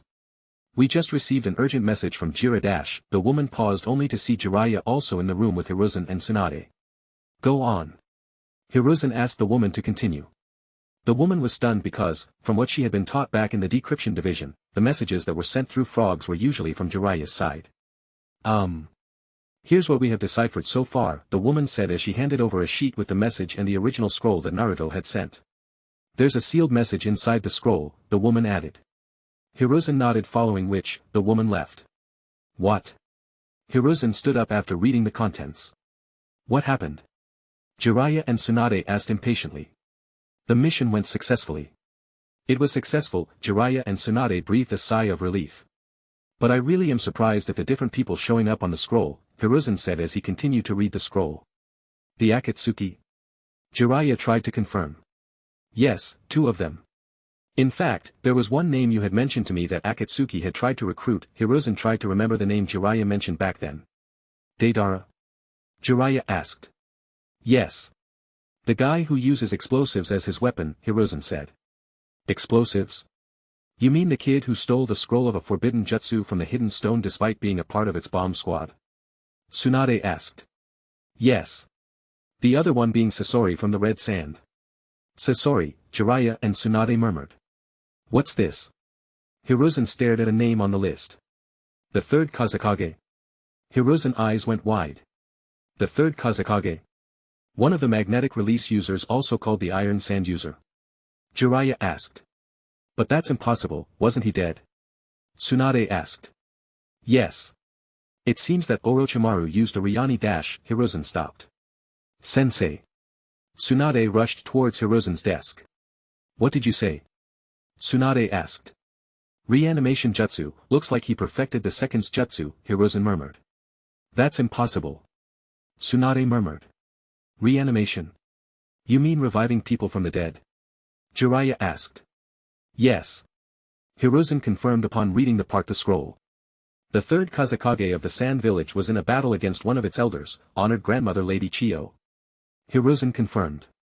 That old woman? Tsunade asked. Hiruzen looked up. She was also a leader in medical ninjutsu like me, especially in the area related to reanimation. Tsunade mentioned. I thought that they had trouble finding the body of the third, Jiraiya murmured. So who were all involved in the battle? Jiraiya asked. 3 from the hidden sound. Orochimaru, that kid Kabuto and another kid named Kimimaro. 2 from the sand. The fourth Kazekage and honored grandmother Lady Chiyo. 3 from our side as you already know and 2 from the Akatsuki. Interestingly there were 2 of the third Kazekages, Hiruzen murmured. 2. How? Tsunade and Jiraiya asked at the same time. One was a reanimation from Orochimaru while the other was a puppet in the hands of Sasori. Hiruzen replied. Jiraiya and Tsunade stared speechlessly. To think Naruto and his team handled it all by himself, Jiraiya murmured. We don't have time to think about what happened in detail. I'll leave that problem until after the exams. The Kazekage is on his way here with Kakashi and Naruto's clones, Hiruzen said. Naruto's clones? What happened to Naruto and Sasuke? Jiraiya asked. It seems that they have gone elsewhere saying that it was to gather intel, Hiruzen paused. Naruto did not mention his reason. Tsunade asked. What is inside that seal? Jiraiya asked. Hiruzen held up a hand seal against the scroll. Ha! Hiruzen executed the technique to open the seal, upon which a small scroll popped out. Hiruzen opened the scroll to read. A formal mission request, eh? Hiruzen stared. Is it the Kazekage? Tsunade asked. Yes. Hiruzen nodded, following which, he turned towards Jiraiya. Jiraiya. I want you to help in escorting the Kazekage along with Kakashi from the Fire Country's border, Hiruzen revealed his intention. Got it. Jiraiya confirmed his participation. Are you sure? Tsunade asked Hiruzen. Hiruzen lit his smoke pipe and got up to stand near a window as he looked towards the direction of the village gate. He took a whiff from the smoke pipe and exhaled a puff of smoke, following which, he turned towards Tsunade. Tsunade. The Kazekage has left his entire ANBU team back at the village to guard it while trusting his back to our ninjas, which means he fully trusts the alliance that currently exists between the two villages and does not intend to violate it. Hiruzen explained. Tsunade nodded. Now, all that's left is to face the remaining troubles on the day of the exam, Hiruzen said. Tsunade closed her eyes from the temporary relief of stress. Looks like I did the right thing to bet on him. Tsunade thought. Soon, Jiraiya and Tsunade left the building. While Hiruzen went back to handle the affairs concerning the village. Within an underground settlement. There was a massive room, with a giant gap between the two walls of either side, being connected by a single pathway. At one end of the pathway was a small area which had the capacity to hold a meeting with a small group. There was an old man that stood with a walking stick in his left hand while his right arm was plastered. Naturally, the man was Dan's, who was standing in the Root HQ hall. Whoosh! A Root agent landed in front of Dan's. Dan's looked towards the agent, only to see him hand over a scroll. It's from him. The agent hinted. Orochimaru. Dan's opened the scroll to read the contents. What? The destruction plan has been revealed. Dan's exclaimed internally in disbelief.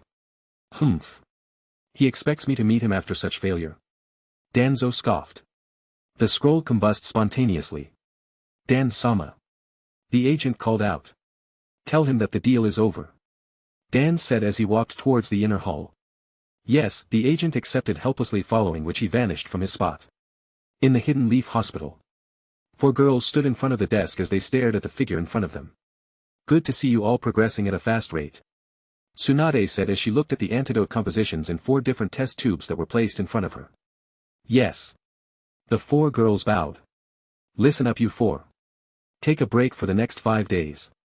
I will teach you on how to operate on a body using chakra scalpels for the next class, Tsunade said.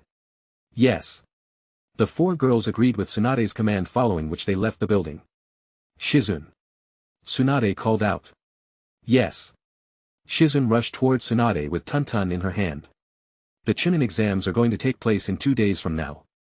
Make sure to have all the medical ninjas in peak conditions for any emergency actions on that day. Also make sure to release the patients who have already healed up and only require bed rest. This way, we can have beds ready to accommodate. Tsunade said. Tsunade-sama. Do you think there will be a battle of such scale? Shizun asked.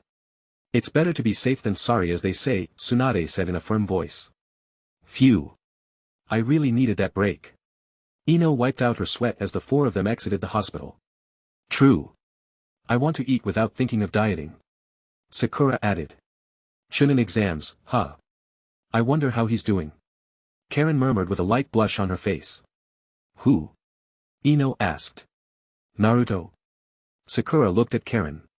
Naruto-kun. Hinata exclaimed in a soft high-pitched voice as she stopped in one place. Hinata. The trio stared at her. What is it? Ino asked. And nothing. Hinata started to walk again with a slightly red face. Speaking of Naruto, I did not see him for a month. Sasuke also went missing some days ago, Sakura said. Sasuke. Ino joined in.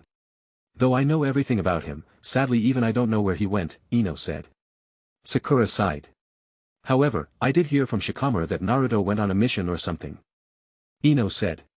Mission? Karen, Hinata, and Sakura stared at Ino. Well, it doesn't matter. Though, they should make it back in time for the exams in 2 days. Ino said, following which she ran toward Sakura. Hey, Ino approached Sakura by speaking in her ears. Are you seeing what I am seeing? Huh? Sakura stared at Ino. You have such a wide forehead but you can't notice this obvious thing. Ino asked once again. What is it, Ino pig? Sakura flared up as she raised her fist. Looks like they both like Naruto, Ino said as she turned Sakura's head to look at Karen and Hinata standing side by side with a slight blush visible their face. You are right. Sakura said. What do we do? Ino asked. What do you mean? Sakura asked. Karen and Hinata like Naruto, Ino said. They are the same as us, Sakura murmured. Huh?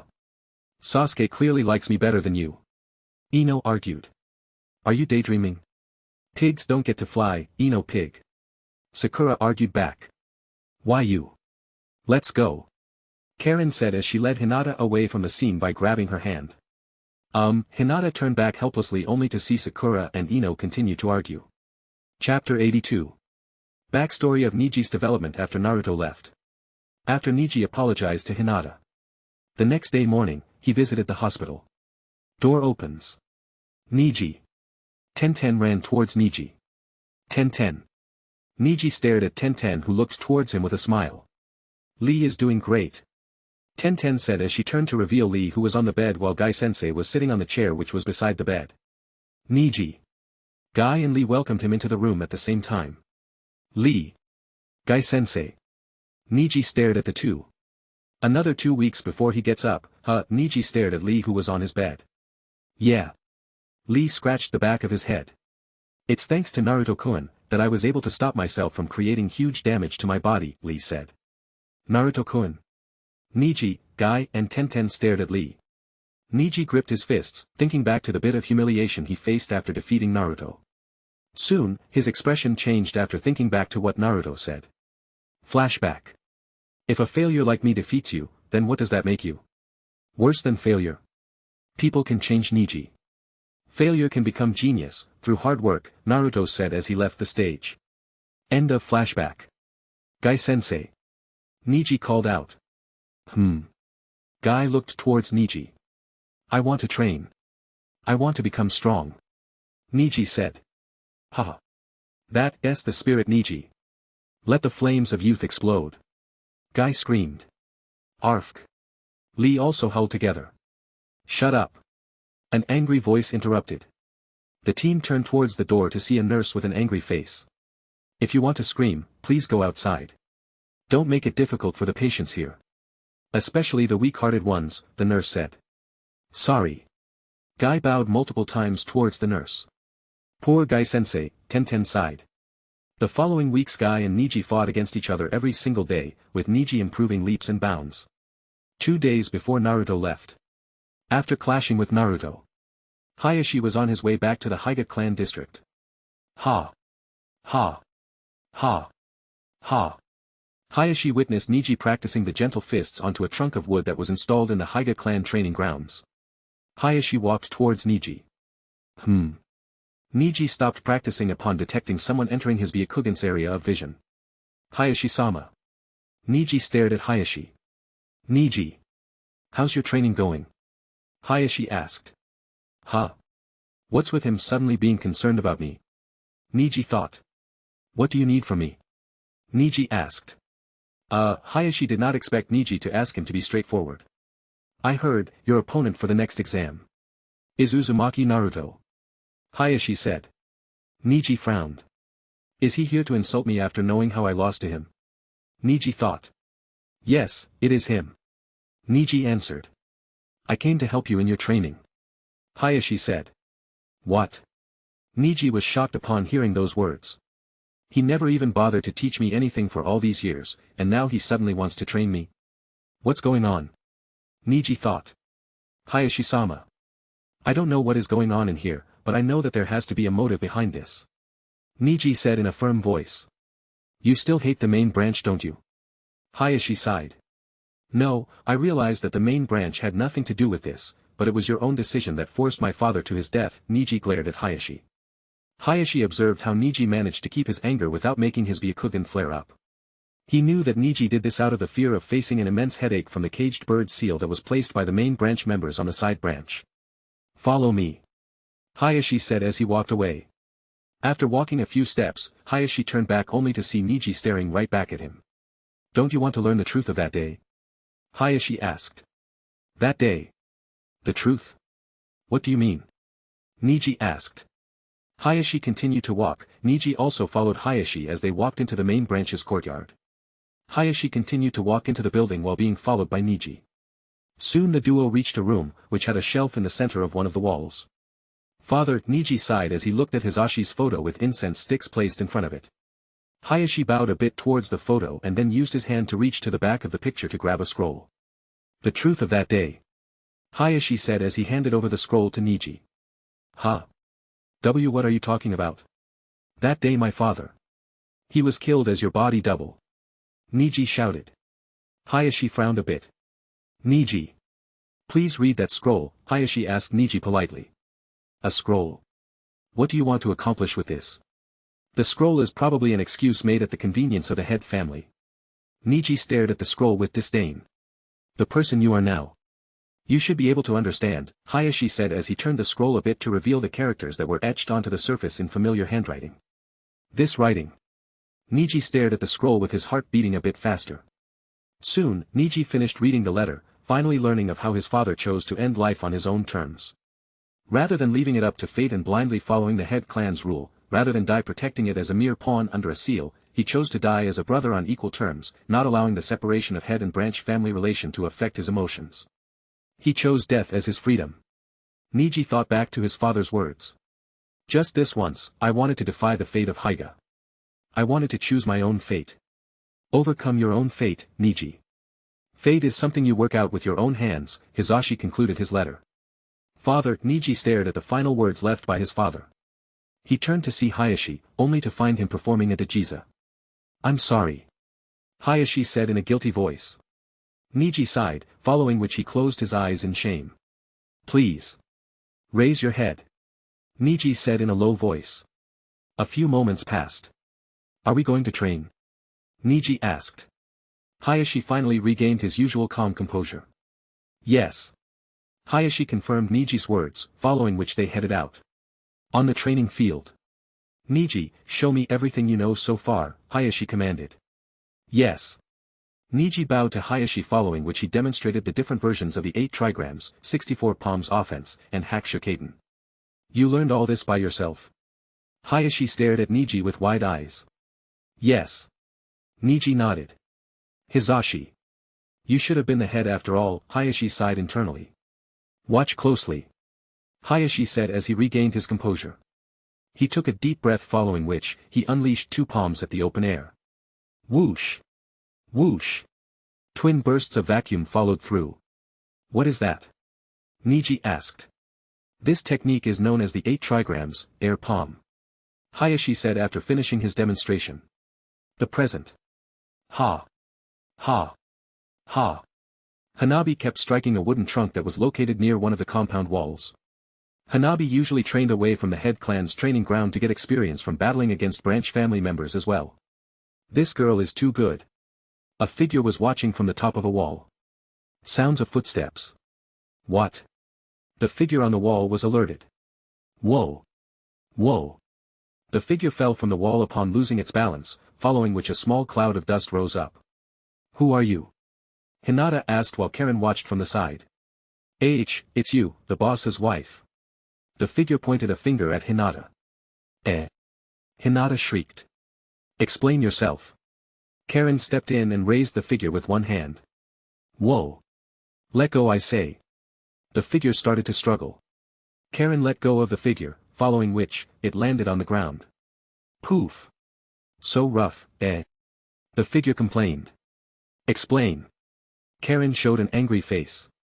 I am the grandson of the 3rd Hokage. I am Boss Naruto's favorite disciple. Boss's wife. Hinata's face became as red as a tomato. Naruto has a disciple. Karen stared at Konohamaru. And what were you doing here? Karen asked. Oh. Well. I observed boss had feelings for the girl over there. So I thought, if the boss was my role model, then I as his disciple should not let him down. So I started to like boss's wife's little sister, Konohamaru boldly declared. Boss's wife's little sister. Hinata fainted. Honorable grandson. A voice called out. Oh, shit. It's Ebisu-sensei. Gotta go. Bye. Konohamaru waved towards Karen and left. What in the world is going on in here? Karen thought as she stared at Hinata who was on the ground, unconscious. Chapter 83. Whoosh. Sasuke and Naruto were moving through the forest at high speed. Naruto. Sasuke called out. What is it? Naruto turned around to answer. You told me not to take part in the battle once the Akatsuki is involved, right? Sasuke asked. Naruto nodded. Then, when you battled against the man using explosives, why did you act so friendly towards him? It looked like you were having fun during the competition, Sasuke said. Sasuke. You don't know anything about that man. He's a very dangerous guy. He killed Gaara, who was the 5th Kazekage, which will be about 3 years from now. Naruto said. He killed Gaara. Then how did Gaara take part in that 4th ninja war? Sasuke asked. Gaara was revived by an old lady, her name was Chiyo, the honorable grandmother and elder of the Sand Village. She also participated in that battle today. Naruto said. That old woman. She revived Gaara. Sasuke asked. Yes, in exchange for her life. Naruto said as he continued to move forward. But how did you become friends with that guy who used explosives? Sasuke asked. He loves art. Though he calls explosions as art for some reason. I am good at using techniques that cause a lot of destruction. So, I thought, why not use that to get along with him? As you know, no village is capable of standing up to Akatsuki. They may be able to stand up to the forces on the surface, but with Obito, Madara, and Nagato in play, especially your brother also, I am not sure what will happen. No one can take the risk of facing the Akatsuki until they completely unveil themselves on their own terms. Because, even if the villages were to get information of the power of all the members in Akatsuki and their weapons, without proof or sufficient threat, the villages would just treat this information as a joke. Right now, the Hidden Leaf Village has enmity with Hidden Stone since the past 3 ninja world wars. The Byakugan incident remains unanswered from the Hidden Cloud Village. Whereas the Hidden Mist has their 4th Mizukage under the control of Obito. Not only that, but there is a man named A amongst their ranks, who has a Byakugan as well. Naruto said. Byakugan has fallen into some other people's hand. How's that possible? Sasuke asked. There's a long story behind that. It's not only these 3 villages. The Hidden Sand was close to betrayal, but I can't blame them after all. Their daimyo still had problems trying to recover the economy and military might of the village after the 4th Ninja World War ended. But like I said, with so much going in between each village, there is no way these villages could look past these problems to see that Akatsuki is a huge threat that none of them are capable of eliminating. I can handle all the front members all by myself, but with those 3 Obito, Nagato, and Madara at the back, it's impossible at this point. Naruto concluded. You told me there was a war for tailed beasts, right? Sasuke asked. Yes. Naruto answered.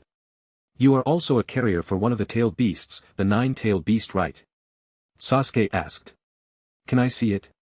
Sasuke asked. Ah. That's right. I haven't shown you my power before, Naruto said as he unleashed his nine-tails chakra cloak. Sasuke had already taken a glimpse of this form before. Wait. There's more. Naruto said. Kurama. Naruto signaled Kurama, who was inside. Let's do it. Kurama said as he poured out his chakra. Boom. All right. Come on now. Karen huffed and puffed as she hauled Hinata, who was leaning on her shoulders, into the Hyuga clan compound. Wani-chan. Hanabi ran towards Karen, who was holding Hinata. Hinata-sama. Kei ran towards the group from within the building. What happened? Hanabi asked. And nothing. I think she fainted from exhausting her chakra a bit at the training today. Karen tried to play it safe, not ratting out Konohamaru, in order to save Naruto from any trouble. Hanabi opened her Byakugan eyes. Sister's chakra seems to be fine, she murmured. Yikes. Karen knew she messed up, totally forgetting about the Byakugan ability. Hee hee. Maybe, she was just a bit tired, that's all. Karen said. She doesn't look tired to me, Kei interjected. Will it kill you just to accept that she fainted? Karen glared at Kei, cough. Cough. Hinata coughed out. Wani-chan. Hanabi called out. Hanabi, Hinata spoke in a weak voice, following which she stood up and looked around. What happened? Hanabi asked. And nothing. Hinata shrieked, following which she looked towards Karen. Would you like to come in? Hinata asked. It's all right. We have 5 days off. I'll come during one of those days. Karen said, following which she turned to leave. Thank you for bringing my sister. Hanabi bowed towards Karen, following which, Kei also bowed towards her. Karen accepted the bow, following which she walked towards the exit. On a pathway surrounded by trees a few meters away from the Hyuga clan. Whoosh! Konohamaru landed on the ground. Honorable grandson. Ebisu-sensei called out upon seeing Konohamaru. Damn it! Konohamaru cursed his misfortune. Ha! Konohamaru executed a technique. Transformation, sexy jutsu. Poof! Konohamaru transformed into a black-hair knockout Japanese beauty. Spurts blood. Arf! Ebisu-sensei flew away with blood spilling out of his nose like a booster rocket. Ha!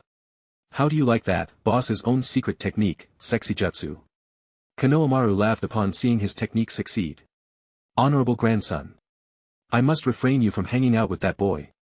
He will corrupt all the good things I have taught you. Ebisu said. No. Boss is the only one I shall follow, even you were defeated by him. Konohamaru pointed towards Ebisu. Ebisu was really angry, but Konohamaru was the grandson of the third Hokage after all, as such Ebisu was in a helpless position against Konohamaru. Honorable grandson. You can follow Naruto. Ebisu spoke these words with great difficulty, but the next words were essential to get through to Konohamaru. However, chasing after girls, at this young age. I as your teacher cannot overlook your actions as mere child play, Ebisu said in a firm voice. Fine, then don't look. Konohamaru retorted. Ebisu-sensei was speechless. That damned little fox. I'm going to make sure that the third Hokage gives him a good dose of scolding. Ebisu thought as he turned once more towards Konohamaru. Honorable grandson. Isn't becoming Hokage much more important to you? You must diligently practice your skills every day. Also, if you listen to every word I say, it will be your shortcut to becoming a Hokage. Ebisu declared. Humph. There are no shortcuts to becoming a Hokage. The boss taught me that. If you want to become a Hokage, you must earn your way through. Konohamaru spoke with a confident look. My current goal right now is to defeat that girl first. One by one I shall defeat people who are powerful than me. Then one day, me and boss will fight for the title of Hokage. I shall defeat him fair and square. Konohamaru declared his intention towards Ebisu. Ebisu stared speechless at Konohamaru's dream. That fox kid becoming Hokage? Impossible. Ebisu declared in his mind. Tomorrow, I will ask that girl out. If she says no, then I will fight her for it. If I defeat her, she will have to go out with me. Konohamaru assumed the appearance of a knight in shining armor. This kid is going to provoke a huge disaster. That girl is the young mistress of the Hyga clan, there is no way they are going to let this slide by, Ebisu thought while feeling his brain would cave in from the pressure that he was handling as the caretaker of Konohamaru. Chapter 84. Boom. The group of trees that surrounded Naruto and Sasuke broke down, followed by an appearance of a full-release Nine-Tails cloak. Naruto stood on the face of the bright yellow-red chakra face of Kurama, as he looked towards Sasuke who was standing down on the branches of one of the trees. This is the full-size tailed beast form. Naruto announced. It is almost 500 times plus of an averagely sized ninja, Sasuke thought as he stared at the magnificent being that stood in front of him. Whoosh! Whoosh! Kurama's chakra tail swayed around causing small gusts of winds that rustled past the leaves of the trees in the forest. All right. Naruto powered down to his normal state and walked towards Sasuke. What do you think? Naruto asked. Definitely a weapon that villages would fight over, Sasuke murmured. A weapon, huh? Naruto thought back to the time people stared at him with hostility, wishing that he had not existed, to begin with. What happened? Sasuke asked. Do you know what happens to Jinchurikis like me? Naruto asked Sasuke. Sasuke hinted for Naruto to explain. People shun existences like me. They treat you like dirt. No. Even worse than dirt. Naruto said. What do you mean? Sasuke asked, never witnessing this part of Naruto's childhood. What happens when there's dirt on the floor? Naruto asked. You clean it up. Sasuke answered. Then what happens to places that were cursed or had spirits? Naruto asked. Usually, people would clean up the place and throw salt over. Sasuke stopped speaking after realizing the kind of things that had been done to Naruto. I am sorry, Sasuke apologized to Naruto. It's all right, Sasuke.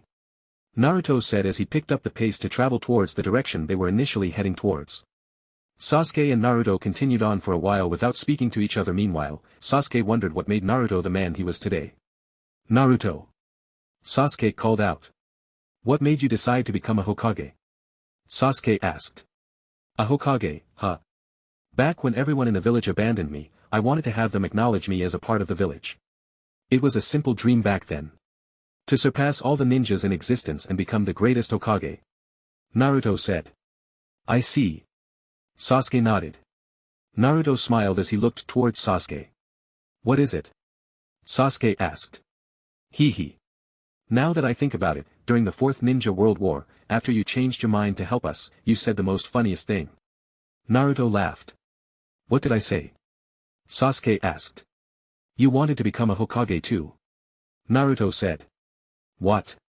Sasuke was astonished. Me Hokage? Sasuke asked. No doubt, you could have been one, if not for me, Naruto said.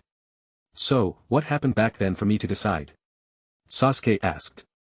That time after hearing the first Hokage's explanation of his past, you were choosing between becoming a cold-blooded murderer and destroy the village or to become a person who would protect the village like the first Hokage. Naruto said. I wanted to destroy the village, why? Sasuke asked. Dunno.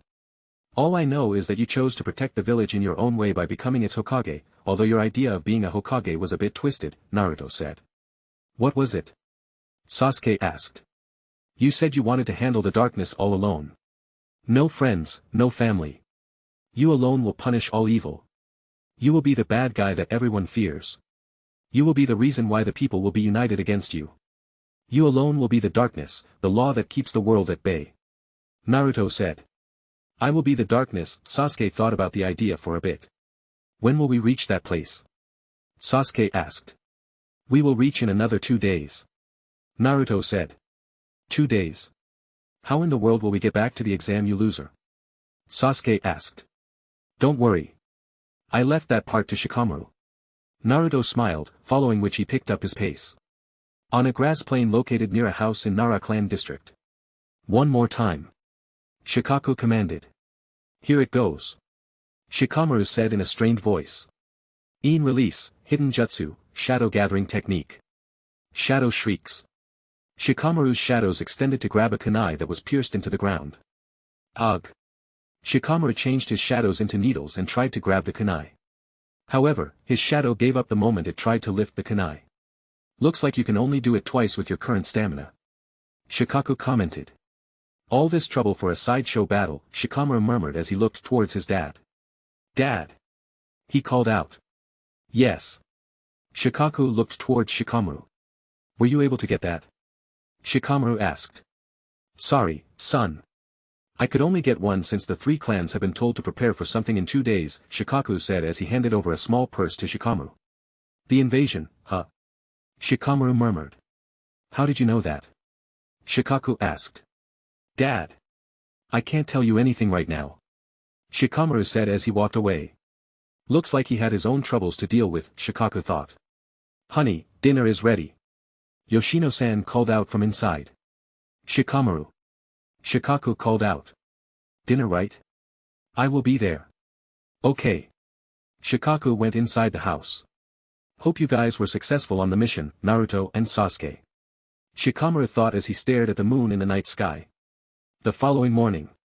Konohamaru stood on top of the compound wall that next to the training ground was near a tree. I will ask her today. Konohamaru declared in his mind as he continued to watch the training ground that was empty. Honorable grandson. Ebisu murmured in his mind as he watched Konohamaru's back.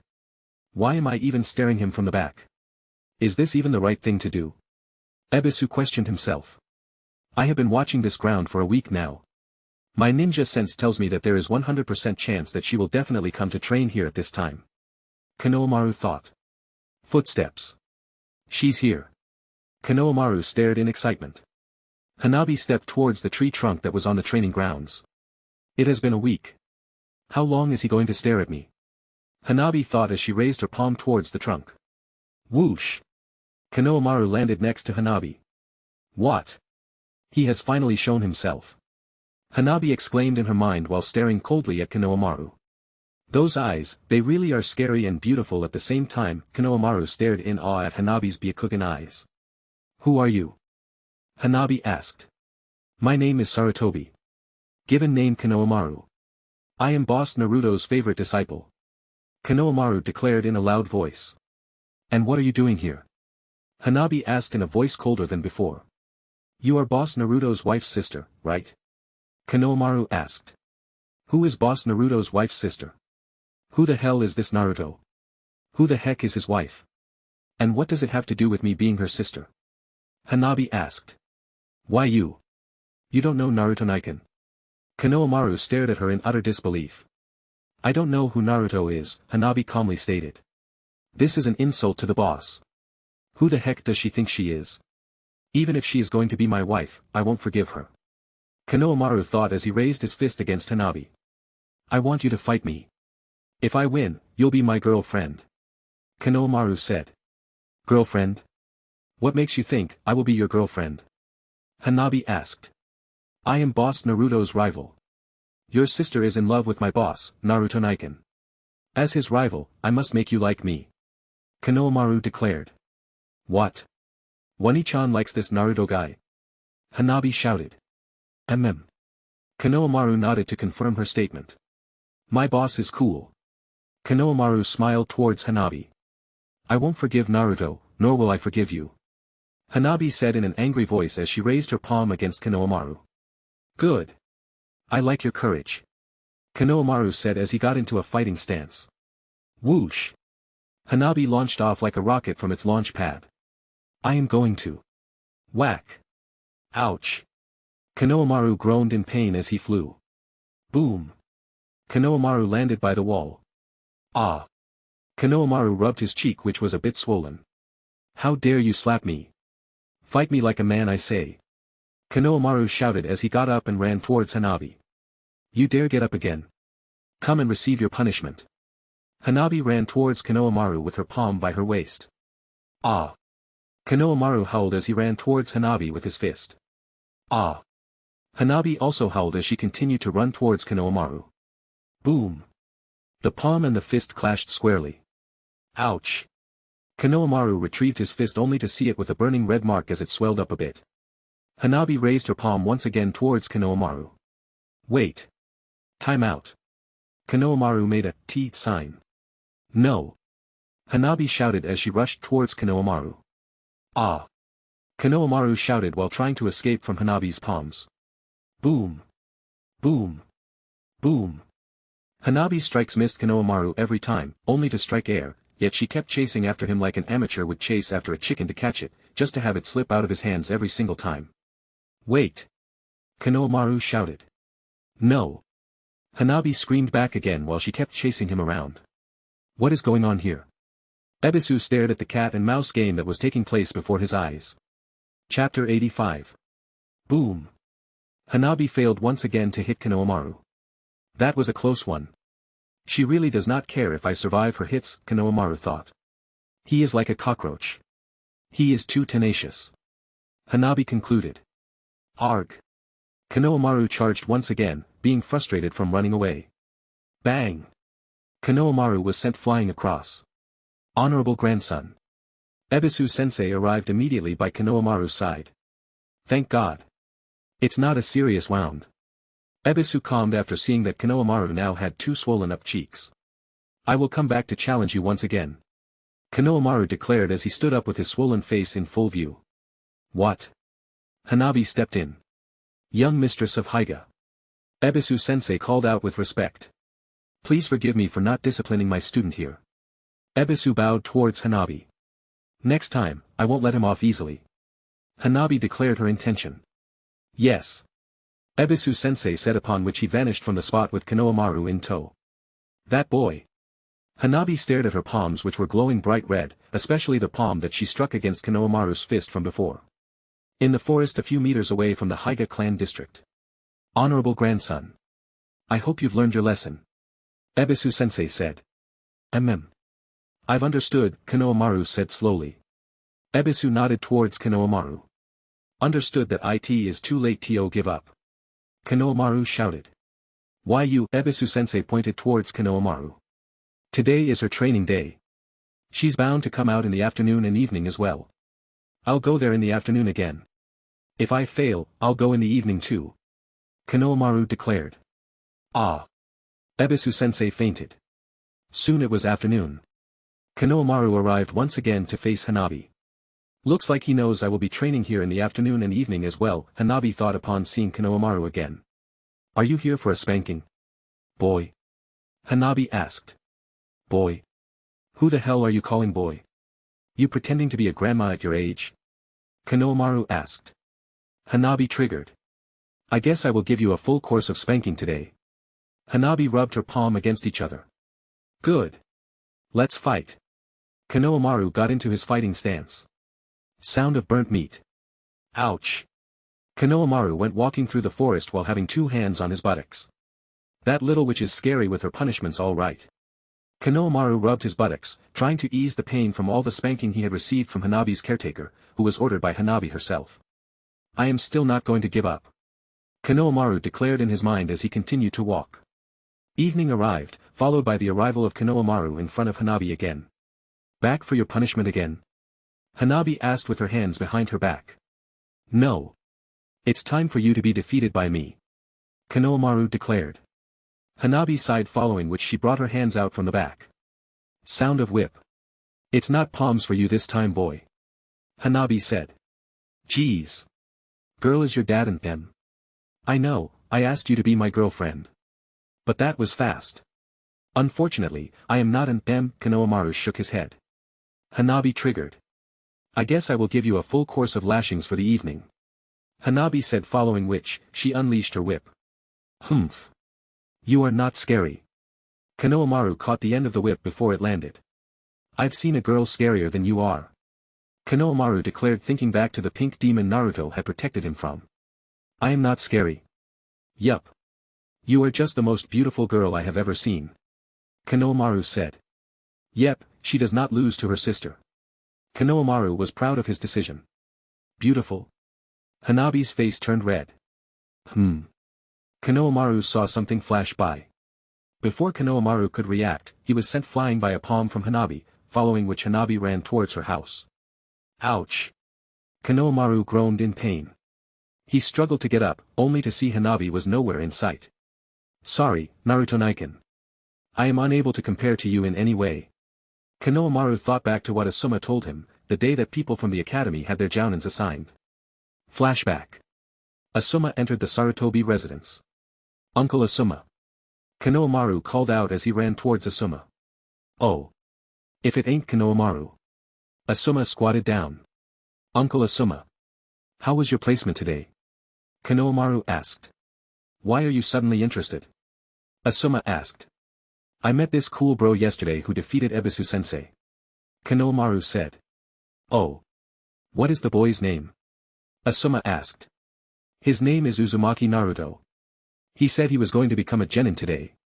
Konohamaru said. Naruto defeated Ebisu-sensei? Asuma asked. Konohamaru nodded. I'm not surprised, he has already defeated Mizuki after all, Asuma thought. So did you get him in your team? Konohamaru asked excitedly. Nope. I was put in charge of the new Inoshikacho team this year. Asuma said. I see, Konohamaru murmured. Hee, Asuma snickered a bit. What is it? Konohamaru asked. That bro of yours has great luck with the ladies. Asuma said. Huh? What do you mean? Konohamaru asked. He approached a girl and told she was looking beautiful, Asuma said.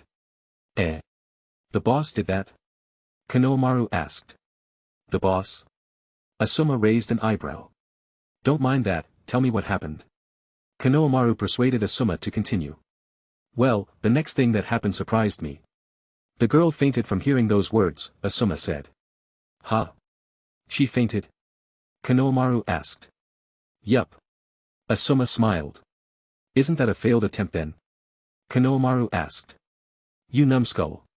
She was so happy that she fainted from the compliment. Asuma ruffled Konohamaru's hair. Ah. Konohamaru's mouth opened. I knew it. The boss is so cool to the point that girls fall for him. Konohamaru shouted. Asuma scratched his head. Best not to tell him that Sasuke did not even appreciate the girls chasing after him just to sit next to him, Asuma thought. So. Who is that girl?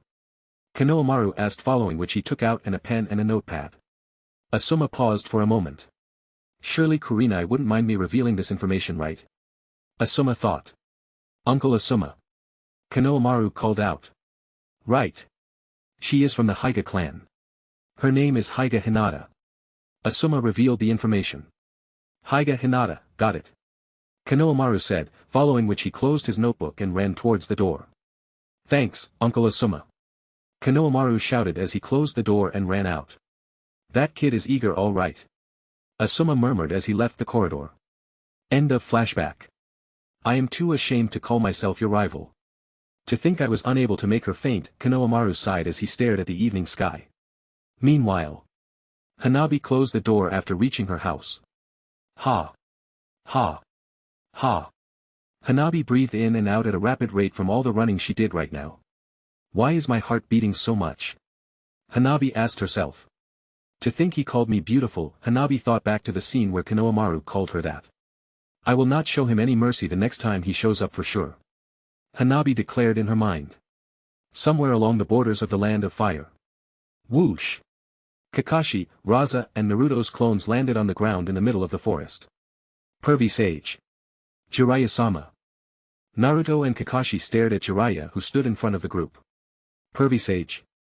Raza looked towards Naruto. Ahem. Naruto, you can leave the escorting back to me. So, go ahead and dispel all your clones. Jiraiya said. Naruto nodded. I'll be leaving then. Naruto's clones nodded towards Raza, Kakashi, and Jiraiya, following which they dispelled at the same time. Good to have you with us, Kazekage-sama. Your mission has been approved personally by the third, Jiraiya said, following which he removed a scroll from his pocket. Raza nodded upon seeing that it was the scroll Naruto had used the messenger frog to deliver. Shall we go then? Kakashi asked. Jiraiya and Raza nodded, following which the trio vanished into the night as they headed for the Hidden Leaf Village. The next morning. Konohamaru looked at the clock that was on the wall. She will be training today evening. Konohamaru thought as he stared into the green board on which Iruka was busy explaining ninja concepts. Konohamaru. Iruka called out. Konohamaru kept staring. This kid is worse than Naruto. How is he able to sleep with his eyes open like that?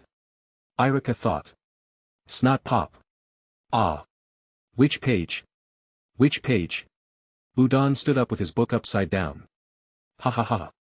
The whole class started to laugh. Konohamaru-kun, Moegi murmured upon seeing Konohamaru staring into the green board in front of the class. Chapter 86. Soon. It was evening. Ring. The academy bell rang. Konohamaru sprang up from his seat and ran towards the door. Konohamaru. Where are you going? Udon and Moegi asked. Somewhere important, Konohamaru waved his hands as he ran out of the class. Udon and Moegi stared at the open door with their mouths open. That's unusual. Konohamaru never keeps secrets from us, Udon said. He is hiding something. Moegi determined. Huh? How can you tell? Udon asked. Intuition, Moegi said, following which she ran towards the door. Wait for me. Udon shouted as he ran after Moegi. What is he doing over there? Udon asked. No idea. Moegi and Udon hid behind a bush few meters away while staring at Konohamaru, who was on top of the compound wall of the Hyuga clan training ground. Time passed by as the trio kept waiting. It's been an hour. Udon complained. Just be patient, okay? Moegi tried to calm Udon down. Sound of footsteps. She is here. Konohamaru saw Hanabi walking towards her usual training spot, followed by her caretaker. He's here again. Hanabi stared at the place Konohamaru was standing at, which was hidden by the leaves of a tree located next to the compound wall. Natsu-san, I would like to be alone for my training, Hanabi said. Understood. Hanabi's caretaker nodded and left the training field. After she left. I know you are hiding there. Hanabi spoke towards the direction where Konohamaru was hiding. How did you find out, eh? Konohamaru asked. It's an ability that belongs to my family. I am able to see anything around me without the need to turn as long as it is within 50 meters of range, Hanabi explained. Whoosh! As expected of the Byakugan. Konohamaru landed on the grass next to Hanabi. Suddenly, Konohamaru felt a sweat down his spine. What happened? Are you not going to ask me to fight you? Hanabi asked. No, Konohamaru spoke out slowly. It's just that. I realized that you never used your Byakugan, Konohamaru said. Humph. I don't need to use it on a brat like you. Hanabi declared. There you go again. Are you old enough to call me a brat? Konohamaru asked. Why you? Hanabi was close to losing her mind. After all, it was not polite or somewhat taboo for a man to ask a woman's age. So, you are not going to use your Byakugan? Konohamaru asked. Like I told you before. No. I will not use it against you, Hanabi said. It won't be fair for you to be my girlfriend if I defeat you without you using your Byakugan, Konohamaru said. Humph. The day you force me to use my Byakugan. Consider it your win. Hanabi declared. Girlfriend? Moegi stood up from the bush. Shoo. Udon pulled her down. Why are you stopping me? Moegi asked. Konohamaru said it is important for him. Udon persuaded Moegi. Humph. Moegi turned back to face the direction where Konohamaru and Hanabi were talking. My win. That means you will be my girlfriend? Konohamaru asked. Why you? Fine. I'll be your girlfriend. Are you happy? Hanabi asked. Deal. Konohamaru gave a thumbs up. I'll challenge you once again then. Konohamaru raised his fists. Very well, Hanabi also raised her palms against Konohamaru. Soon, the spar was over with Konohamaru ending up with bruises in a few places. You are far from beating me. Hanabi said. Oh yeah? I'll come here every single day until I defeat you. Konohamaru declared. Every day. I haven't got time to be playing with brats like you. Hanabi said. We'll see that. Konohamaru argued as he walked away. Wait. Hanabi stopped Konohamaru. What is it? Konohamaru asked. You can't come tomorrow, Hanabi said. Why not? Konohamaru asked.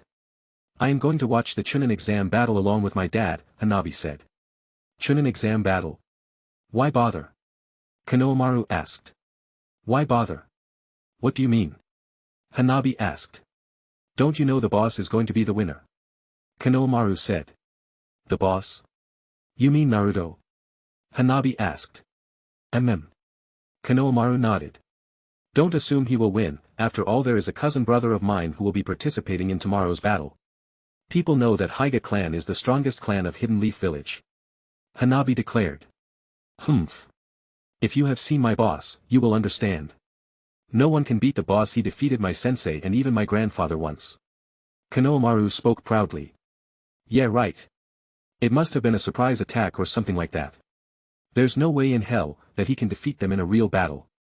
Hanabi argued. You'll see it tomorrow. The boss is unbeatable. I'll come to battle against you on the day after the Chunin exam. Konohamaru said as he walked away from the training grounds. We'll see. Hanabi declared. Udon, Moegi. Konohamaru stared at the two who were standing in front of him. Who is that girl? Udon asked. Meanwhile Moegi glared at Konohamaru. Oh. Her. She is a friend. Konohamaru scratched his head. Don't you mean girlfriend? Moegi stomped towards Konohamaru. Moegi. Konohamaru scratched his head. Humph. Moegi turned around and walked away. Moegi. Udon and Konohamaru chased after her. The next day early morning. In a restaurant, two figures sat on opposite sides of the table, with only one of them eating. Are you done yet? Sasuke asked. Nah. This ramen is good. Naruto slurped from his bowl. Who the heck eats ramen in the morning? Sasuke asked. Here. Naruto pointed to himself while having his mouth full with the ramen. Naruto gulped the soup from the bowl. I can have ramen for breakfast, lunch, and dinner. Naruto declared. Humph. Finish it fast, loser. Thanks. Come revisit us. Door slides shut. Let's go. Naruto said. Sasuke nodded. Whoosh. The duo traveled at a fast pace once again towards their intended location. Hidden Leaf Inn. Today we execute the plan. Baki announced while looking towards the trio in front of him. Gaara. I hope you are ready. Baki looked towards Gaara. Gaara. Kankuro stared at Gaara. I will not destroy the village. Gaara declared with a firm voice. What? Temari and Baki stared at Gaara. Oi. Kankuro. Do you have any idea what he is talking about? Baki asked upon noticing Kankuro's less shocked expression. This, Kankuro was helpless. Gaara. This is not the time to joke. The entire village is counting on you. Temari begged. Gaara. Baki put his hands over Gaara's shoulders. Be serious. We have come to destroy this village. There is no Chunin exams. The results don't matter. All that is to be done is to destroy this village. Baki said. Humph. Gaara walked towards the door. Are you going to help us? Baki asked. Gaara was silent. He opened the door and left the room, leaving Temari, Kankuro, and Baki alone. Why does he have to do this now? Orochimaru-sama and the others are counting on him. Baki complained. Temari looked towards Kankuro. Do you know anything about this? Sarutobi residence. Door slides open. Konohamaru walks out of his bedroom. Grandpa. You are early to work today. Konohamaru asked upon seeing Hiruzen wear his ninja armor, followed by his Hokage outfit. Ah. Konohamaru. Today is the Chunin exam. Lots of people are coming to visit our village from different nations. I have to finish my work fast, so I can sit down in the stadium along with them to watch the matches. Hiruzen ruffled Konohamaru's bed hair. Okay. Konohamaru nodded. Door slides close. Hiruzen runs out of the house towards the Hokage office. Konohamaru. Grandpa is not sure if he can come back alive today. Stamp. All done. Hiruzen sighed upon seeing the number of stacked papers next to his desk. Tens. Hiruzen called out. Yes. An ANBU White Ops agent landed on the floor. It's 6:45 a.m. I want you to assemble everyone on the rooftop in the next 15 minutes. Hiruzen ordered. Yes. The agent vanished. Orochimaru. Will you take the bait and come here to kill me? Hiruzen thought as he stared in the direction towards the Chunin exam stadium. Chapter 87. Whoosh. Tens landed on the floor of the Hokage's room. Have they assembled? Hiruzen asked. Yes. Tens reported. Good. Hiruzen adjusted his Hokage cap and left the room. All Jounins and special Jounins were assembled on the rooftop. Hiruzen arrived on the rooftop, following which he walked to the center. Whoosh. The ANBU White Ops group and Enko lined up behind Hiruzen. Tsunade, Shizune, and Inazuka Hana with her ninja dog stood on the first row as a part of the medical ninja squad, followed by Madogai, Kurenai and Sarutobi Asuma on the second row. Yamanaka Inoichi, Akimichi Chuza, Nara Shikaku on the third row who were part of the Inoshikacho squad. Hayashi Haiga as a stand-in for his brother's old team as a part of the Hidden Leaf tracking squad along with Aburame Shibi Shino's dad, and Inazuka Tsumkiba's mom, along with her ninja dog Kuramaru, which was an adult canine with a wolfish appearance. As his name suggested, he had black fur with a white underside, missing left ear, and wore an eye patch over his right eye. The Hidden Leaf's tracking squad usually consisted of a Byakugan user to scan distances, not in human vision, dog user to track down enemy ninjas' tracks and insect user to also track down the ninjas through smell, or chakra. The three abilities combined make the perfect tracking squads. Next was the Flying Thunder God Formation squad consisting of Shiranui Ginma, Namishi Raid, and Tatami Iwashi stood in the fourth row. Marino Ibiki from the Interrogation and Torture Force along with Mibu Shinobu and Mizuku stood in the fifth row. From the fifth row till the 10th row was filled with special Jounin squads. Hiruzen stared at the people that were assembled in front of him. "I'm sure you all were briefed regarding this meeting a few days ago," Hiruzen said. "Yes." Everyone nodded. "As you all know, there was an invasion planned by Orochimaru and the Kazekage. As of 2 days ago, the Kazekage has made clear of his intention to maintain the treaty since the decline of his respective village forced this plan," Hiruzen said. "Hokage-sama, aren't you being lenient with the Kazekage?" one of the Jounins asked. "If you are a Kage, you would understand the problems of running a village. All decisions are taken with public welfare in mind. This also includes the ninjas living in the village as well," Hiruzen said. The ninjas remained silent. As we speak, Kakashi and Jiraiya are escorting the Kazekage to the village. The Kazekage does not intend to forgive Orochimaru. "I'm sure he will aid us in defense," Hiruzen said. "Won't forgive Orochimaru?" another person asked. "The details will be revealed later." "Shiranui Ginma," Hiruzen called out. "Yes." Ginma ran to the front. "I want you to take Hiate's old position as the new announcer for the Chunin exams," Hiruzen said. "Yes." Ginma bowed, following which, he stood by Hiruzen's side. "Medical Ninja Squad," Hiruzen called out. "Yes." The three on the first row responded.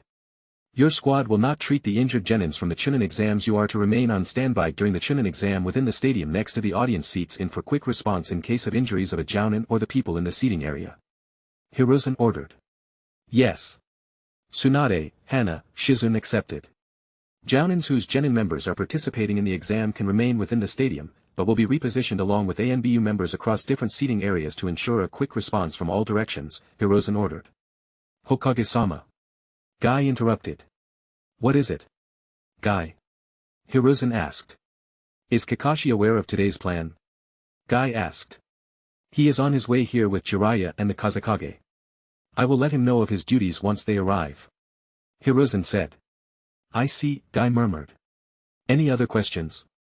Hiruzen asked. "No." Guy bowed. "Inoshikacho squad," Hiruzen called out. "Yes." Inoichi, Shikaku, and Chuza responded. "Your squad will take 3 special Jounin squads under your wing to protect the village from within," Hiruzen ordered. "Yes." The trio bowed. "Tracking squad," Hiruzen called out. "Yes." Hayashi, Tsum, and Shibi responded. "Take 2 special Jounin squads under your wing. All of you will sit amongst the audience. Your task is to track down any enemy ninjas from the stadium, in the event they flee, to prevent further destruction," Hiruzen ordered. "Yes." The trio bowed. "Raid. Iwashi," Hiruzen called out. "Yes." The 2 responded. "You both follow me as my bodyguards," Hiruzen ordered. "Yes." The 2 bowed. "Now that everyone has been assigned their duties, I am going to declare a scheduled emergency," Hiruzen announced. "Scheduled emergency?" some of the ninjas asked. "Yes. The village will be put in a state of level 1 emergency once the Chunin exam starts. Children and non-combatants will be relocated to a safe shelter until the invasion is over," Hiruzen announced, following which he turned towards Enko. "Help me spread the word," Hiruzen said. "Understood." Enko nodded. Hiruzen turned to face everyone once again. "With this, I conclude the meeting. You are all dismissed," Hiruzen announced, following which the 2 squads, Inoshikacho, and the tracking squad chose their special Jounin squads. "Asuma-sensei." "Ha." Asuma turned around to see the Inoshikacho squad behind him. "We are leaving those brats to you," Shikaku said. You can leave it to me. Asuma smiled. Raid. Iwashi. Hiruzen called out. Yes. The two responded. Follow me to the village gates. They should be arriving in the next few minutes, Hiruzen said, following which the trio left towards the direction. About an hour later. Whoosh! Jiraiya, Kakashi, and the Kazekage landed at the village gates. Hokage-sama. Sensei. Kakashi and Jiraiya greeted. Hiruzen nodded, following which, he turned towards Raza. Kazekage-dano. Hiruzen greeted. Hokage-dano. Raza called out with difficulty, following which he slightly bowed. I apologize for not seeing the truth for what it was, Raza apologized. No. I am happy that you are here as an ally today.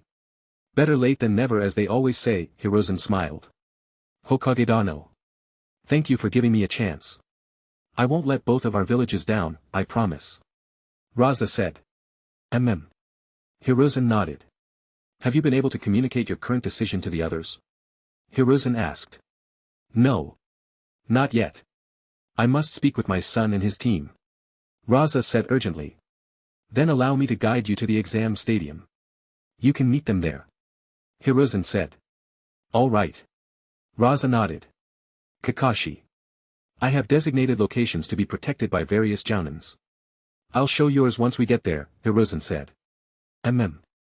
Kakashi nodded. Let's go. Hiruzen said, following which the group left together. Whoosh! Anko arrived at the academy. Anko-sama. The man at the gate recognized. Call the head teacher. Anko demanded. Ah. The head teacher is a bit sick, you see, the man said. Call someone else then. Anko demanded. Please wait for a moment, the man left Anko to call a teacher. Soon. Anko-sama. Irika bowed towards her. Ah. Irika, it is you, Anko stared at Irika. What is it, Anko-sama? Irika asked. The thing is. I see, Irika nodded. I'll leave the evacuation to you, Anko said, following which she left the area. I hope the students will survive this ordeal, Irika thought about the recent batch of 9 rookies, as he walked back to the classroom. All right, class. Page 55. Irika announced. Meanwhile, Konohamaru stared at the sky, while sitting down near the window. In the street next to the stadium.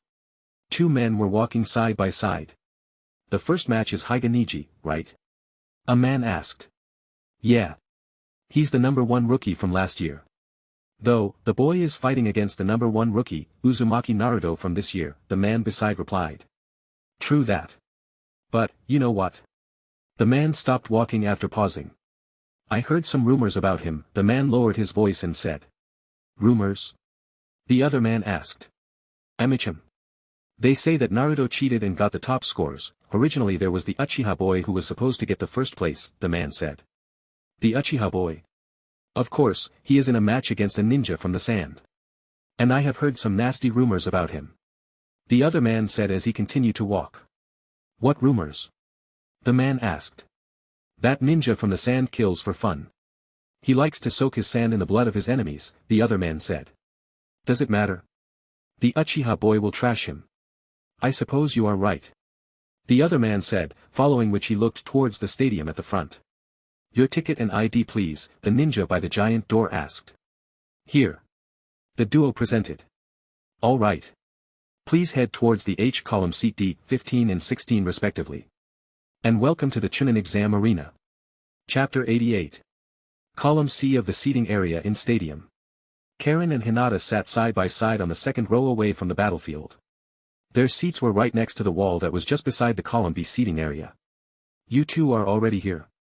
Huh. Karen and Hinata turned around to see Ino and Choji arrive by their side. Choji-san, Ino-san, Hinata greeted. Hi. Karen waved towards them. Our seats are in the front. Ino pointed at the 2 seats that were in front of Hinata and Karen. Ino-san. Choji-kun. Hinata-san. The group turned back to see a young man in a purple robe with a walking crutch under his right arm. Lee-san. Gai-sensei. Ino and Choji stared at the duo. Yo. Gai-sensei gave a thumbs up to the group with a smile. What happened, Lee-san? Ino and Choji asked. I am still in recovery from the battle that day, Lee said as he walked towards the empty seat right next to Karen and Hinata.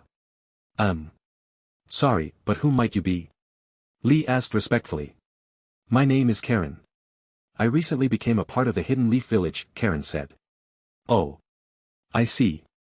Hope, you don't mind, Lee asked as he pointed towards the seat next to the duo. Have a seat. Karen gestured. Thanks. Lee said as he sat down beside Karen. Guy-sensei. Ino called out. Guy turned to face Ino. I thought Lee-san would have recovered by now, Ino asked. Oh. That? The medics told me that it would take Lee another month before he can recover completely, Guy said with a smile. Was it that serious? Ino, Chuji, Karen, and Hinata looked at Lee. Yeah. You see, my body could not take the strain from opening the gates, Lee said with a smile that contained hints of self-mockery. What Guy-sensei did not tell them, is the intense pain I am burdened with on my spinal cord. As the days pass by, it seems to get worse, Lee thought. Oh. Guy looked at the other column. If it isn't my eternal rival. Guy spoke loudly. Guy. Kakashi greeted, following which he nodded, which Guy understood. I see. Now the only problem remains is the sound, Guy thought. Raza and Hiruzen finally reached the VIP gates of the stadium. Follow me. Hiruzen said, following which he led the group to a secluded area on the ground floor. Iwashi. Call the Hidden Sands Genin squad along with their leader to this place, Hiruzen ordered. Yes. Iwashi accepted the order and left the place. Soon. Baki, Gaara, Temari, and Kankura arrived at the spot where the group was waiting for them. Kazekage-sama. The group bowed towards him. Raza nodded, following which he turned towards Gaara. In the past, Raza wouldn't mind his son not bowing down to him. After all, Gaara was considered an unstable and a failed experiment that failed to keep Shikaku in check. Raza had sent ninjas time after time to kill Gaara, only to fail. I'll go ahead and take my seat before you, Kazekage-dano. Hiruzen said. Carry on ahead, I'll meet you there, Raza smiled. Hiruzen nodded and left along with Raid, Iwashi, and Jiraiya. Kazekage-sama. Aren't we supposed to meet after the plan? Baki asked. Raza was silent for a moment. Baki. We are not going to destroy this village. Raza said. What? Baki, Temari, and Kankura were surprised except Gaara. Gaara, Raza turned to face his son. From the moment Raza heard Gaara was a failed experiment, he couldn't stare at his son in the eye. After many years this was the first time he was able to stand face to face with his own son. Father, you've tried to kill me 6 times in the past, Gaara said. I'm sorry. Raza apologized. Whoosh. Gaara's sand turned into a hand that rushed forward to grab Raza. Gaara. Baki shouted. SH. The sand stopped right before Raza. Why didn't you attack? I deserve it. I failed in everything I did. After all, I took away your future by turning you into a Jinchuriki. I took your mother away from you. I robbed you of your love for your mother, Raza, as he thought back to the time when Gaara was born a premature birth. I've failed both as a father since all I did was torment you. I've failed as a Kazekage by almost leaving the village defenseless, Raza murmured. SH. SH. SH. The sand in front of Raza slowly transformed into a vague figure of a woman. Karura, Raza stared at the sand, following which he removed his Kazekage cap. That sand that is floating in front of me is your mother protecting you from within, Raza said. Tears started to drop down Gaara's face, followed by Kankura's and Temari's as well. Mother, the 3 murmured at the same time as they turned towards the sand that was in front of Raza, slowly dropping down to the floor. Father. It is a leader's duty to eliminate threats against the village. I understand that you were only trying to do your duty, Gaara slowly said. Gaara, Temari and Kankuro murmured. Raza slowly lifted his head to look at his son. You've grown, Raza thought upon seeing the calm look on Gaara's face that radiated gentleness rather than the cold-blooded calm look that he had before. Kazekage-sama. Baki called out. Raza looked towards Baki. Are you serious when you said you are not going to destroy the village? Baki asked. Yes. Raza responded, following which he explained what all had happened on his way to the exam. The explanation also included the part where Kakashi had explained how Gaara had given the Hidden Leaf the information on the leaf destruction plan. It's all thanks to you that I am here today, Gaara. If not for you, I might have been killed by that traitor Orochimaru. Raza said. Baki, Temari, and Kankura looked towards Gaara in surprise, especially Kankura, who knew Gaara will not participate in the destruction, but what surprised him was the part where Gaara revealed the plan to HIATUS. The new plan is to help the Hidden Leaf village in defending against the Hidden Sound, Raza said. The Hidden Sound? Wouldn't they back out of the plan since they already know that you are alive and know of their betrayal? Baki asked. If you think it is over, then you are naive. Orochimaru is not one to hide in fear, but a true snake that bites back. Not only Orochimaru has his forces, but there are also some possibilities of the reanimation jutsu pawns that he might have secretly revived, Raza explained. Baki agreed, immediately feeling sweat drop from the sides of his temples. You three. Raza turned towards Gaara, Temari, and Kankura. I want you all to fight in this exam as a part of the real thing, but also make sure to reserve some of your trump cards and strength for the real battle later, Raza said. The trio nodded. All right. The three of you are dismissed. Raza said. The trio walked out of the area with Gaara staring at Raza as he kept walking along with the two beside him towards the exam arena to line up with the other contestants. Baki. Raza called out. Yes. Baki responded. You are. On the tallest pagoda that faced the Chunin exam battle arena. Seems like you had a long chat, Hiruzen said upon seeing Raza appear. Indeed. Raza agreed upon sitting down, following which he saw the view of the 8 contestants standing on the ground. Looks like those two brats aren't here yet, Raza said. Naruto and Sasuke. This is a problem indeed, Hiruzen stared at the ground, following which he turned towards Raid. On the ground, 8 figures stood side by side as they faced Genma, who was in front of them with a paper. Hyuga Neji, Gaara, Kankura, Aburame Shino, Temari, Dosu, Nara Shikamaru and Haruno Sakura. Looks like Naruto and Sasuke are absent, Genma murmured as he stared at the 8 who were lined up horizontally in front of him. Damn it, where are you two? Shanaro. Sakura screamed in her mind. Naruto, Sasuke, do I have to use it now? Shikamaru thought. Meanwhile, Karen and Hinata were also worried for Naruto's sake. Whoosh. Raid appeared next to Genma and whispered a few words in his ears. I see, Genma murmured. Huh. Looks like they intend to start without those two, I suppose, Shikamaru thought. Genma then turned towards the ninjas who were at the giant doors. The ninjas nodded to each other, following which the doors closed. Whoosh. The ninjas placed outside the door rushed out in top speed. Commence emergency evac. Whoosh. Boo. Some people in the crowd started to boo upon not seeing Sasuke or Naruto on the ground. There is a change in the order of matchups. Since the contestants of the first 2 battles have not appeared yet, we will start with the remaining matchups. Genma announced. Oh. The remaining crowd around the stadium started to applaud. Genma turned towards the 8 behind him. Throw out your chests and show your faces to the spectators. You guys are the stars of this final round. Genma said. Stars, huh? Sakura stared at everyone on the seating area. CJ. I am going to be the best Kunoichi Tsunade-sama can be proud of. Sakura thought. Hiruzen got up from his seat and walked towards the balcony of his building. Everyone, thank you so much for coming to the village hidden in Leaves Chunin exam. We will now begin the final rounds, Hiruzen announced in a loud voice. Listen up, you guys. The terrain is different, but the rule is that there are no rules. The same as in the preliminaries. The matches will continue until one or the other dies, or acknowledges defeat. However, if I judge that it has been settled, I'll stop the match there. Arguments will not be allowed. Understood? Genma asked. Everyone nodded. Genma gestured the contestants other than 2, in particular, to go to their waiting room. From the seating area around the stadium. Baki stared at the place where Raza was sitting. What the hell is the Kazekage-sama thinking? Assassinate the Wind Daime? Baki thought back to what Raza said before he left the place. The clash between the 2 villages right of the bat, huh?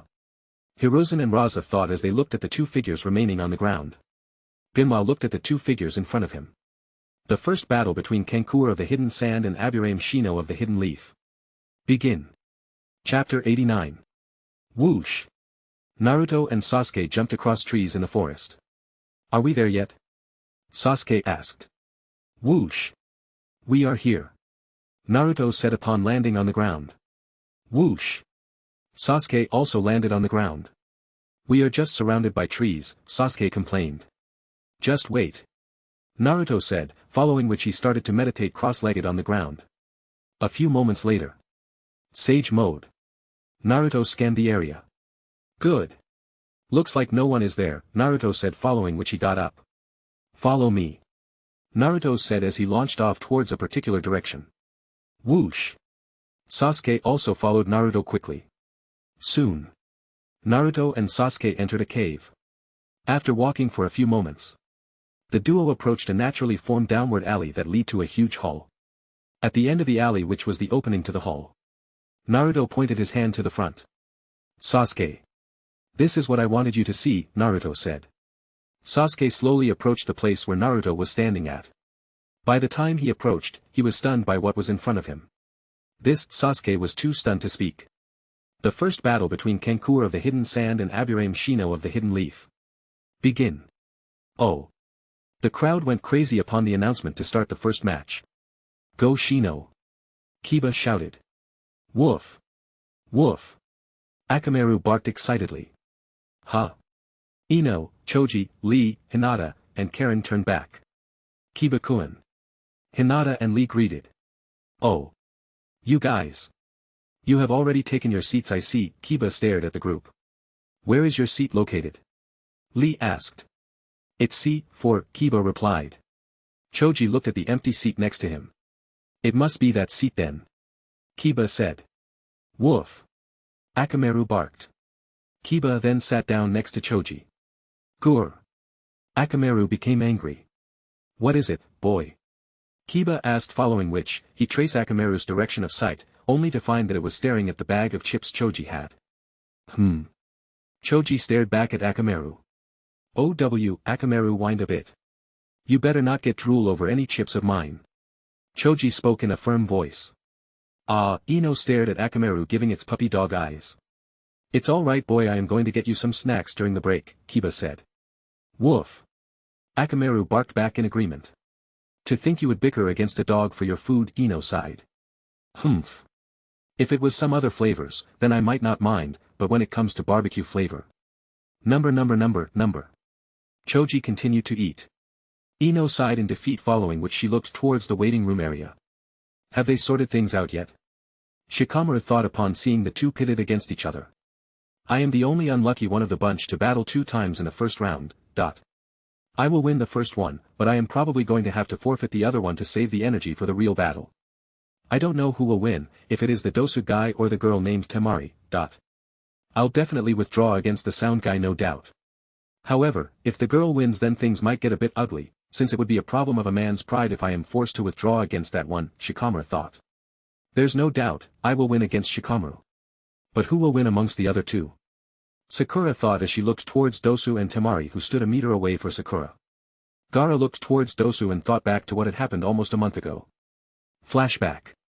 Gaara looked away from Dosu as he stared at the sight of the village. Fight Temari in a fair match. If you defeat her, you might get to battle against Sasuke, Gaara said. Humph. I'll remember this, Dosu said as he left the place. End of flashback. Temari. Gaara called out. Temari looked towards Gaara. When it is your turn, I want you to give it your all.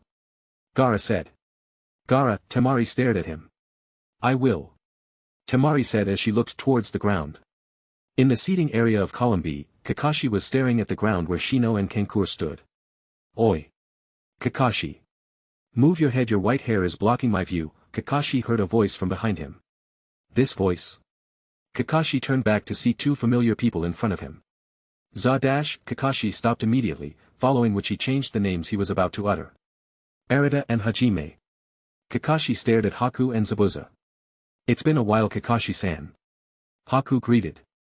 You too, Kakashi smiled upon seeing their faces after a long time. Back on the battlefield. Kankura looked towards Shino.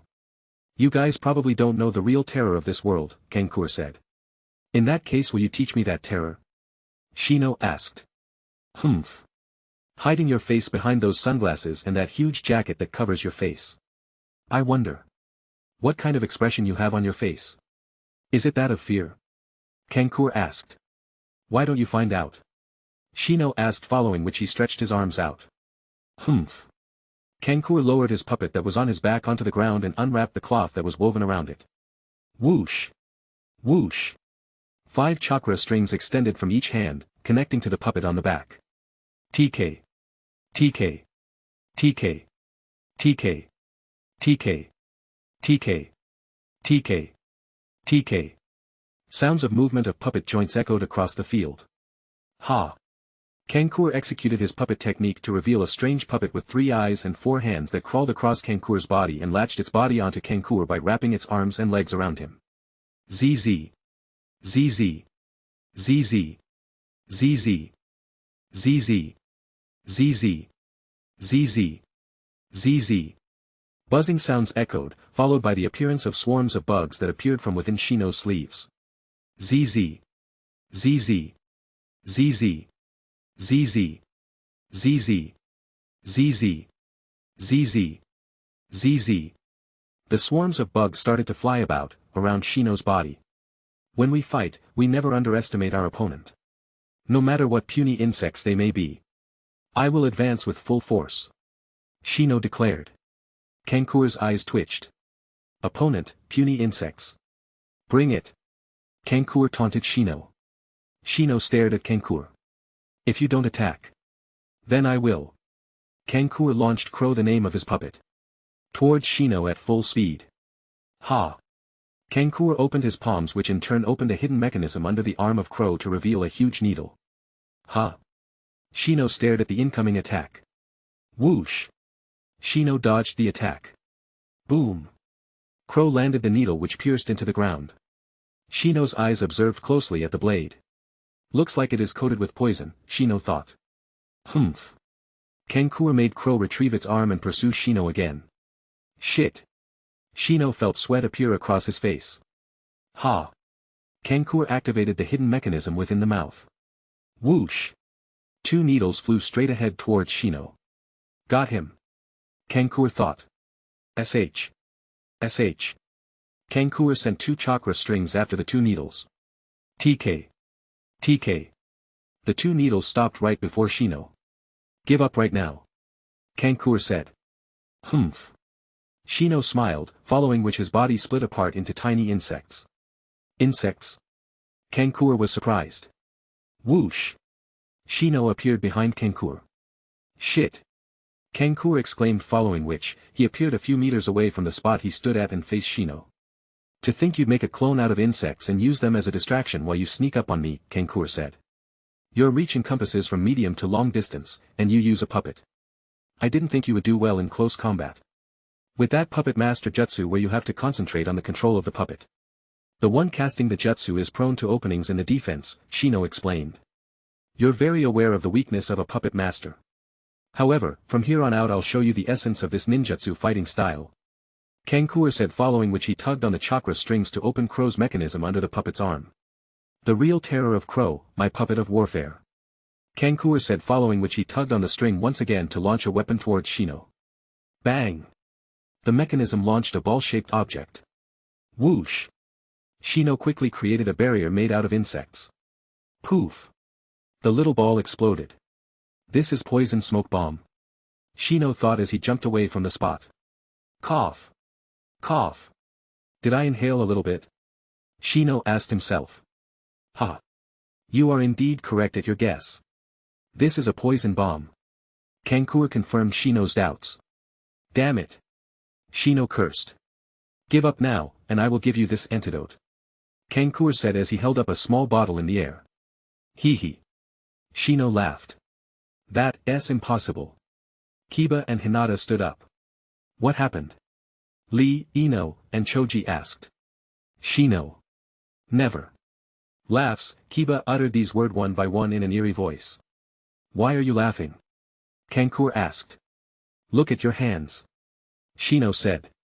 Huh? Kankur stared at his hands. Bugs? Kankur stared. Oh no, Crow. Kankur stared at his puppet, which had its joints filled with bugs. I remove my bugs for the antidote. What say you? Shino asked. Damn it. Kankur cursed. The 2 of them raised their hands at the same time. Genma smiled. The first battle between Kankur and Aburame Shino ends in draw. Genma announced. Woohoo! The crowd went crazy over the first match. Chapter 90. Prologue to an upcoming arc. Spoiler warning. Valentine's Day Special. Amongst the streets of the Hidden Leaf Village, Naruto chased after a particular figure. Karen. Naruto called out. Don't follow me. Karen rejected. Karen. Please. Only you can help me out. Naruto continued to chase after her. A few moments back. Sounds of writing on a paper. Naruto hummed along as he signed his name on the paper. Done. Naruto stared at the letter he wrote. Hinata's dad is unpredictable. I can't just sneak into their house. It would be rude, not to mention father-in-law might get angry at me. Looks like I have to use a proxy to get this letter through. Using Flying Thunder God technique is kinda unpredictable since Hinata might be taking a bath or dressing up. Though, it has been a while since I have seen her like that. Naruto thought, following which he left the house along with the letter in hand. Sounds of footsteps. Who should I give this letter through? Naruto thought as he walked through the streets. Boss. A voice called out. Ah. Konohamaru. Naruto turned to stare at the figure behind him. What's that in your hand, boss? Is it a letter for the wife? Konohamaru asked. Naruto was shocked. Wife? When did he? That's. Naruto struggled to come up with an explanation. Konohamaru understood the letter was meant for Hinata. Boss. Unfortunately, I will not be able to help you. Those two sisters' dad is very strict. Even I don't have a chance to meet my girlfriend these days, Konohamaru said. What? Girlfriend? Naruto stared at Konohamaru. It's your wife's little sister. Though she is still not my girlfriend yet, I am this close to defeating her in battle, Konohamaru said. Hanabi-chan. But how? Naruto asked. Hee. Boss. I am your rival. If you can do it, then I can as well. Konohamaru gave a thumbs up. Ah. The hell. I forgot, Konohamaru always looked towards me for inspiration. Sorry Hanabi-chan. Naruto felt apologetic towards Hanabi. Konohamaru. Moegi and Udon called out. Looks like academy break is over, boss. I gotta go. Greet sister-in-law for me. Konohamaru said. Meanwhile, Naruto stared with his mouth wide open at Konohamaru's departing back. Who else can help me? Naruto murmured as he walked along the streets. Woof. A ninja dog ran past Naruto. Kuramaru. Kiba chased after the dog. Woof. Woof. Akamaru chased after Kiba and the dog. Naruto. Help me out. Kiba said. Naruto nodded, following which he vanished from his spot and reappeared in front of the dog. Screech. The big black canine dog managed to stop. Woof. Woof. It barked at Naruto. Caught you. Kiba yelled as he pounced onto the dog. Woof. Woof. Woof. The dog tried to struggle out. Hey Kiba. Can you help me do something? Naruto asked. Sorry, Naruto. It has to be later, I'm afraid I've got my hands full at the moment, Kiba said. Oh. Naruto said as he watched Kiba struggle to pull Kuramaru away by the collar. Tell Shino I owe you one. Maybe he can help you out. Kiba said as he struggled to walk the dog away. Shino, huh? Where can I find him now? Naruto murmured as he started to walk away. Soon Naruto walked by Yamanaka flower shop. Maybe Ino can help me out, Naruto thought, following which he walked into the shop. I see you are spending all out on flowers today. Ino stared at the person with a green flak jacket who was standing in front of her. Yeah, the man scratched his head. That will be 5,000 Ryo. Ino said. All right. The man paid her the cash. As the man turned to walk out.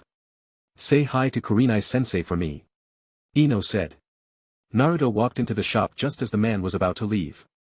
Asuma-sensei. Are those flowers for Kurenai-sensei? Naruto asked. Not you too. Asuma was shocked. Naruto-kun. Ino waved.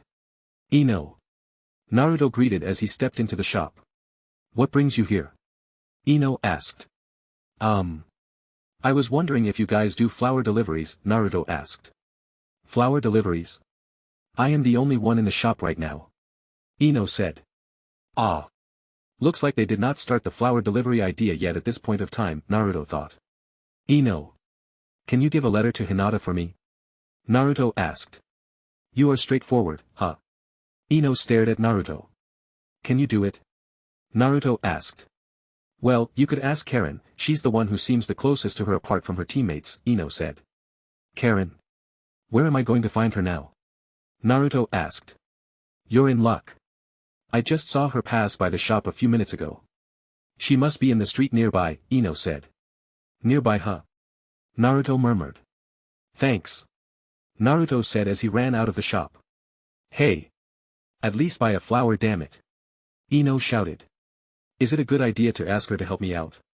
Naruto thought as he walked past a few streets to look for Karen. There she is. Naruto spotted Karen nearby a clothing shop. Karen! Naruto called out as he ran towards her. Naruto! Karen was surprised to see Naruto running towards her. Her cheeks became lightly red upon seeing Naruto continuing to run towards her. Karen! Naruto arrived by Karen's side. I need a favor. Naruto said as he handed over the letter to her hands. A letter? Karen murmured as she moved her hands to open it. What are you doing? Naruto stopped her from opening. Huh? Didn't you give me the letter to read? Karen asked. Naruto struggled to speak. I get it. It's for her, isn't it? Karen asked. Naruto gulped. Humph. Karen started to walk away. Karen! Naruto called out. Don't follow me. Karen rejected. Karen! Please. Only you can help me out. Naruto continued to chase after her. Karen was angered but also felt helpless. Fine. I'll do it. Karen said as she snatched the letter from him. A few moments later. What did she say? Naruto asked after seeing Karen walk out of the Hyuga district. She said she will meet you there, Karen replied. Thank you so much. Naruto ran to hug Karen. Humph. Karen kicked Naruto in the face before he could hug. Oi. Naruto groaned in pain. Serves you right. Karen thought. Inside the main branch's house. Hinata was busy dressing up in clothes that were different from her usual ninja outfit. It was a different ninja outfit with long sleeves and a tight waistline. Hinata stared at a ticket in her hand and smiled. Sound of door opening. I'll be back later. Hinata said as she closed the door of her house and walked towards the compound gate. Sound of footsteps a few meters away. Niji, who was walking towards the branch clan residence, lifted his head. Hinata-sama. Niji stared at Hinata, who was in different clothes, as she headed outside the gates. Something doesn't add up. Niji thought as he quietly followed Hinata, out of the range of her Byakugan. Outside the Hidden Leaf Mall. Mom. See. It's a detective. A kid spoke to his mom as he stared at a red-haired girl near a street lamp in a detective outfit with a detective cap and sunglasses who was staring at a yellow-haired boy a few meters away. He is smiling like an idiot. Karen thought as she stared at Naruto, who waited for Hinata with a smile on his face. A few moments later. En Naruto-kun. Hinata called out Naruto in a soft voice. Hinata. Naruto turned towards Hinata. What the hell? Niji stared at Hinata, who was smiling at Naruto. What is he doing with Hinata-sama? Niji thought. Let's go. Naruto held Hinata's hand and led her into the mall. Ah. Hinata became surprised. Naruto. Karen screamed inwardly. Bang. The street lamp fell after Karen twisted the beam out of anger. Naruto and Hinata walked into a theater hall, following which the man at the door blocked the entrance. However, two people did not notice the man's existence and continued to go in. Hey. You two. Where the hell do you think you are going? The man asked in anger. Huh? Niji and Karen turned around at the same time. If you are going to watch the movie, then buy the tickets, the man said. Damn it. Niji and Karen cursed at the same time, following which they noticed each other's presence. The two ran together to the ticket counter. 500 ryo per ticket, the man at the counter said. 500 ryo? Niji stared in horror. Karen saw the look on Niji's face. How much do you have? Karen asked. Niji stared at Karen for a second. I have 400 on me. Niji said. Fine. You'll owe me 100, Karen said as she took out her purse. Soon the two rushed into the movie hall to grab the seats that were about 2 rows away from Naruto and Hinata. The movie played on for a bit. Where have I seen this movie before? Naruto thought. Oi Naruto. A voice called out. Sasuke. Naruto stared at the boy in the front seat. Naruto. Sakura, who was sitting by Sasuke's side, turned back. You guys? What are you two doing here? Naruto asked. Humph. You are a loser. Sasuke said. Don't you remember what Kakashi-sensei said? Sakura asked. Slash. Slash. Slash. The woman on the screen slashed at the puppets in front of her. SH. SH. More puppets stood up again. You should give up. You should beg for forgiveness, Princess Fyun, an old man with an evil grin said. I will never give up, the woman spoke in a bold voice.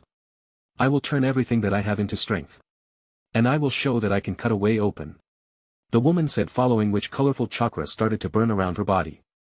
The 7-color chakra is burning, a man nearby said. Let's go. We shall also burn our chakra. A man wearing a long cap said, following which his nearby allies agreed. All right. The old man with the evil grin shouted as he started to spin his staff to generate a massive storm. Ha! The old man sent for the storm towards the group of men who surrounded the woman with colorful chakra burning around the group. Clang! Clang! Clang! Puppets across the battlefield got destroyed from the massive storm that was reflected towards them by the burning chakra. Whoosh! The chakra started to concentrate on a sword that was raised by the woman while the group protected her. AH! Ha! The woman aimed the concentrated chakra to blast off the old man in front of her with the sword. Arfk! The man screamed while flying away along with the attack towards the sky, which blast opened the clouds with a formation of a rainbow. That actress, Naruto murmured. End of prologue. Chapter 91. Woohoo! The crowd went crazy over the result of the first match. The leaf ninjas sure are good. Raza commented. The sand is no less. Hiruzen also commented. Back in the waiting room. Shikamaru freaked out. Damn it. My match is the next one after this, Shikamaru complained, following which he turned towards Temari and Dosu, who were standing about a meter away from him. Humph. Temari smirked. Whoosh. She sent a huge gust of wind throughout the stadium with her huge fan. Sound of whirlwind echoes throughout the stage. I see, that's why my weapons lost their effect in that battle. Temari stared with awe at the colossal fan Temari was standing on. Damn it. I am doomed if I have to face her on the next match. Sakura thought upon seeing Temari fly on her fan towards the field. Humph. Dosu smirked, following which he jumped to the ground from the waiting room and strolled towards the battlefield filled with winds. Just you watch, Orochimaru-sama. I will defeat her and the others in this battlefield and fight against the vessel you desire so much, Dosu thought as he stared at Raza. Why is that boy staring at me? Raza had an expression of a question mark. Hiruzen did not mind, as his mind was busy with searching for the possible place Orochimaru would pop out of. Sound of footsteps. Dosu walked towards Genma and stood right next to him to face Temari. Are you both ready? Genma asked. Dosu and Temari nodded. All right. The next match. Dosu of the Hidden Sound versus Temari of the Hidden Sand. Begin. Back in the underground hall entrance. Sasuke stared at the scene in front of him. What the hell is this? Sasuke asked in an angry voice that contained hints of uneasiness. Naruto looked at Sasuke. Sasuke. This is what the villages are going to face in the 4th Ninja World War, Naruto said. What? Sasuke immediately turned to look at Naruto, only to see him with a resolute look on his face. Sasuke's expression twisted a bit. No matter how much Naruto's words seemed impossible before, he agreed to it because some of Naruto's actions and the events that played out did match to what Naruto said. But the scene of the 100,000 armies of white Zetsus tossed out every single doubt Sasuke had on Naruto. Sasuke. These Zetsus were quite the pesky ones. However, when compared to the battles that took place during the Ninja War, these Zetsus barely compensated for about 10% of the destruction, under the pretext that I was able to help, of course, Naruto said. Naruto was one who never praised his own achievements in front of the sacrifices that others had done in order to face the war. There were a lot of casualties in the war. Many died, including Niji. Many people were disabled after the battle. Gai-sensei was an example. Many lost their loved ones, including the destruction of a few remote villages and towns from the random blasts of the Chibai, especially the last one which took out the HQ. How much power do those things possess? Sasuke asked. They have an average power of a normal Chunin, I suppose, Naruto said. Huh? Sasuke was stunned. The two were currently Genin, but these Zetsus were as strong as regular Chunins. That's not the worst part, Naruto suddenly interrupted. There's more. Sasuke gulped. Yes. These Zetsus can use basic wood style and can perfectly transform into any person it touches, perfectly imitating their chakra signature. They are very observant to the point of emulating emotions a person would express, especially their weakness and quirks, Naruto said. Sasuke gulped once again. No one could distinguish between them. Sensory ninjas and Byakugan users were rendered useless, Naruto said. So, how did everyone deal with this army? Sasuke asked. That's where I came in, Naruto pointed towards himself. I as the Nine-Tails Jinchuriki used my senses to find out the negative emotions that were in these Zetsus and used it against them, Naruto said. But you alone against this entire army? Sasuke asked. Not entirely alone. I dealt with more than half by sending thousands of shadow clones across the lands, meanwhile, others had to face the Zetsus all by themselves, putting their friendship and relationships to the test, Naruto said. Sasuke could imagine how much of a fierce battle it was. Sasuke. The reason I brought you here was to tell you. It does not matter if you feel the desire to gain power because it may be natural for you right now. However, there is a bigger picture at play. And I can't check up on you, every hour to make sure someone like Orochimaru does not tempt you with power, Naruto said. Sasuke thought back to Itachi's words yet again from that tragic night. I have already achieved the 3-tomo level, ... Is it enough to stand against the Mangekyo Sharingan? Sasuke thought. Speaking of power, Naruto looked towards Sasuke. Sasuke. Do you use that Sharingan of yours to read the characters hidden on the different layers of the tablet in that Nakano shrine? Naruto asked. How do you know? Sasuke asked in an angry voice. Naruto stared at Sasuke. Sasuke realized it was stupid to ask after all Naruto had come from the future. Nakano Shrine, A Shin shrine of Southern Joy was located in Uchiha district and was the home to the clan's patron deity. In the main hall, beneath the 7th tatami mat from the far right, is a secret meeting place of the Uchiha clan. A stone monument stood in that place which contained the clan's secrets and can only be read with specific jutsu. The message gets clearer the more your Sharingan progresses, however, Naruto paused. However? Sasuke asked. They are not the exact messages of the Sage of Six Paths, Naruto said. The Sage of Six Paths, Sasuke was surprised to hear his existence once again, after the explanation from Naruto back in the forest. There were changes made on the tablet to make powerful Uchihas.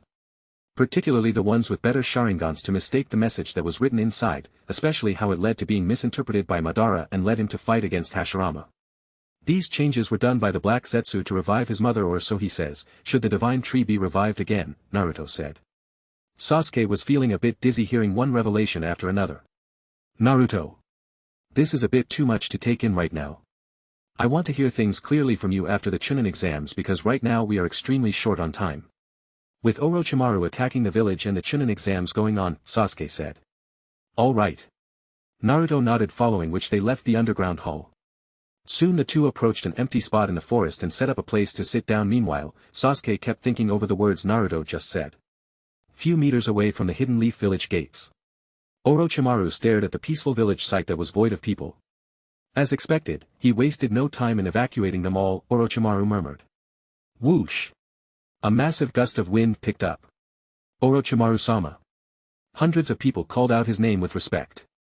Orochimaru turned back to see about 200 Chunin-level ninjas with the same uniform and 5 people, for in sound ninja outfit and a kid with orange hair in off-white half pant and shirt. He moved his eyesight to Kabuto and Kimimaro, who stood by his side. Kabuto. Kimimaro. Both of you stay here and help these people to break the barrier that surrounds the village. Orochimaru ordered. Yes. Kabuto and Kimimaro responded.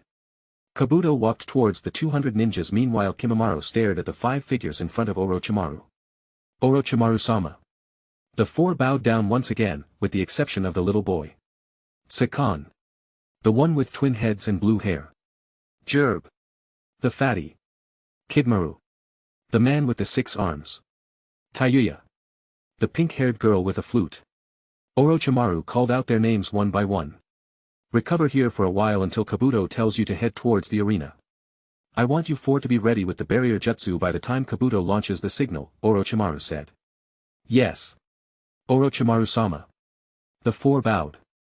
Humph. Orochimaru smirked, following which he walked towards the short boy with orange hair who had birds sitting down on his arms. The boy continued to smile innocently as he stared at the birds in his arm. You. Tayuya became angry, following which she took out her flute and swiped it at one of the birds. Scree! The bird cried out in a high-pitched voice while simultaneously turning into a bloodied meat paste with broken bones as it landed on a nearby tree. The orange-haired boy stared in dead silence. The people around, including the creatures from earlier that surrounded him, suddenly fled away from the boy. Shwa! Thick killing intent permeated the atmosphere following the rapid transformation of the boy into a man-beast-like appearance. You want to die so badly, bitch. I'll screw your ass 100 times over. The half-beast, half-man, shouted in anger as he ran towards Tayuya. Oh shit. Tayuya raised her flute in defense. Ha! Gerb was a bit happy at seeing Tayuya get the fright of her life. JGO. Kimimaro instantly appeared in front of the orange-haired man-beast with a colossal spear made of bone. Boom. Chapter 92. Boom. Dosu sent a blast of sound wave towards Temari. Humph. First star. Temari unleashed her enormous fan at Dosu's sound wave attack. Bang. The attack cancelled off each other. Whoosh. Dosu ran towards Temari at full speed. Humph. Courting death. Temari opened her fan till 2 purple circles were visible. Second star. Whoosh. A massive gust of wind sent Dosu flying away towards the wall. Boom. Dosu got imprinted onto the wall. Arg. Dosu grunted a bit. Temari had a smirk up her face, seeing that her attacks were working perfectly. Temari suddenly lost the grip on her knees and kneeled onto the floor with her head ringing. Impossible. Temari screamed in her mind. Dosu got up from the depression in the wall and strolled towards Temari. You. Temari looked at Dosu with wide-open eyes. However, she was only barely able to see since she was suffering from a severe headache. You are wondering what happened, aren't you? Dosu stared at Temari, who was on the floor. Bastard. Temari cursed him. Hee. I am not surprised. All I did was amplify the sound waves on the spot where I had landed and had it all converge towards your ears, Dosu explained. I see, Gima thought as he stared at Dosu. You bandaged monkey. Temari sprang up from the ground. Third star. Temari unleashed her fan at Dosu once again, but this time she sent him up. What? Dosu was shocked by how he was easily countered. Humph. As long as sound has a medium through which it can travel. There's nothing you can do to stop me. Dosu thought as he aimed his gauntlet, which was on his right hand, towards Temari. Humph. Temari stared at Dosu with contempt across her eyes, following which she bit her finger and drew her blood over its surface. Summoning, Blade Dance. A white panther was summoned along with the scythe, which flew towards Dosu and slashed a huge bloody gash over his body. Arfk. Dosu groaned in pain as he flew away. Poof. The summoned animal disappeared, which was followed by the calming down of the winds as well. Ginma walked over to see Dosu losing a lot of blood, meanwhile Temari also half-kneeled on the ground with blood coming out of her ear. Since the other party is unable to continue battling, the winner of the second battle is Temari of the Hidden Sand. Ginma announced. Woohoo. The crowd found the result hard to believe. The sound guy was no match for her, a man amongst the crowd said. No. She had a tough time facing one of his moves from earlier. Another person argued. My daughter had it tough. Raza thought as he stared at Temari barely maintain her steps as she walked away from the battlefield. This is bad. Those 2 brats haven't appeared yet. Should I use the kunai that Naruto gave me? Hiruzen thought, following which he shook his head in declination of the idea. No, I must reserve it for that battle against Orochimaru, just in case. Hiruzen thought. Ginma turned towards the waiting room's direction. The next 2 contestants please step onto the field. Ginma said. Yeah, hurry it up. We want Uchiha versus the sand. A man shouted. He's right. Another man supported. We want to see the Hyuga as well. Another person shouted. That match? Wouldn't the Hyuga win? A person sitting amongst the audience asked. There's also the possibility of that boy Naruto to win. After all, it's the battle between the No.1 rookies of the previous year and the current one. The person sitting next to the man said. Why does it always have to be a girl, damn it? Shikamaru cursed his luck. First that girl from the Sound Village, then Sakura, and now this one from the sand. It's such drag, Shikamaru thought as he looked towards the clouds. It's my turn, Sakura turned towards the staircase. However, before she continued she turned to look at Shikamaru, who seemingly had no interest in the battle whatsoever. Shikamaru. Sakura called out. Huh? Shikamaru looked at her, but all he could see was the dance of a headache in front of his face. It's our turn to battle. Sakura mentioned. I hear ya, Shikamaru planted his pinky into his ear to clean. This boy. Sakura wanted to crush him in anger. Humph. Sakura turned around and marched off to the field. Back at the entrance of the village. Boom. Jgo's fist struck the bone spear that Kimimaro held against him. Kimimaro, the frenzied Jgo calmed down once he saw Kimimaro. Hold back for now, Jgo.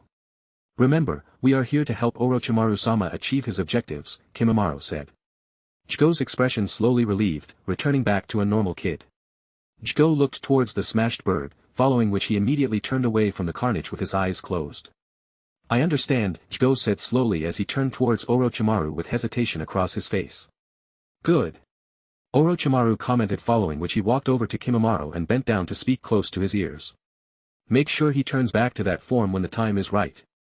Orochimaru ordered. Kimimaro accepted. Whoosh. Orochimaru flew towards the direction of the Chunin exam stadium. About 10 ninjas sat down in a formation.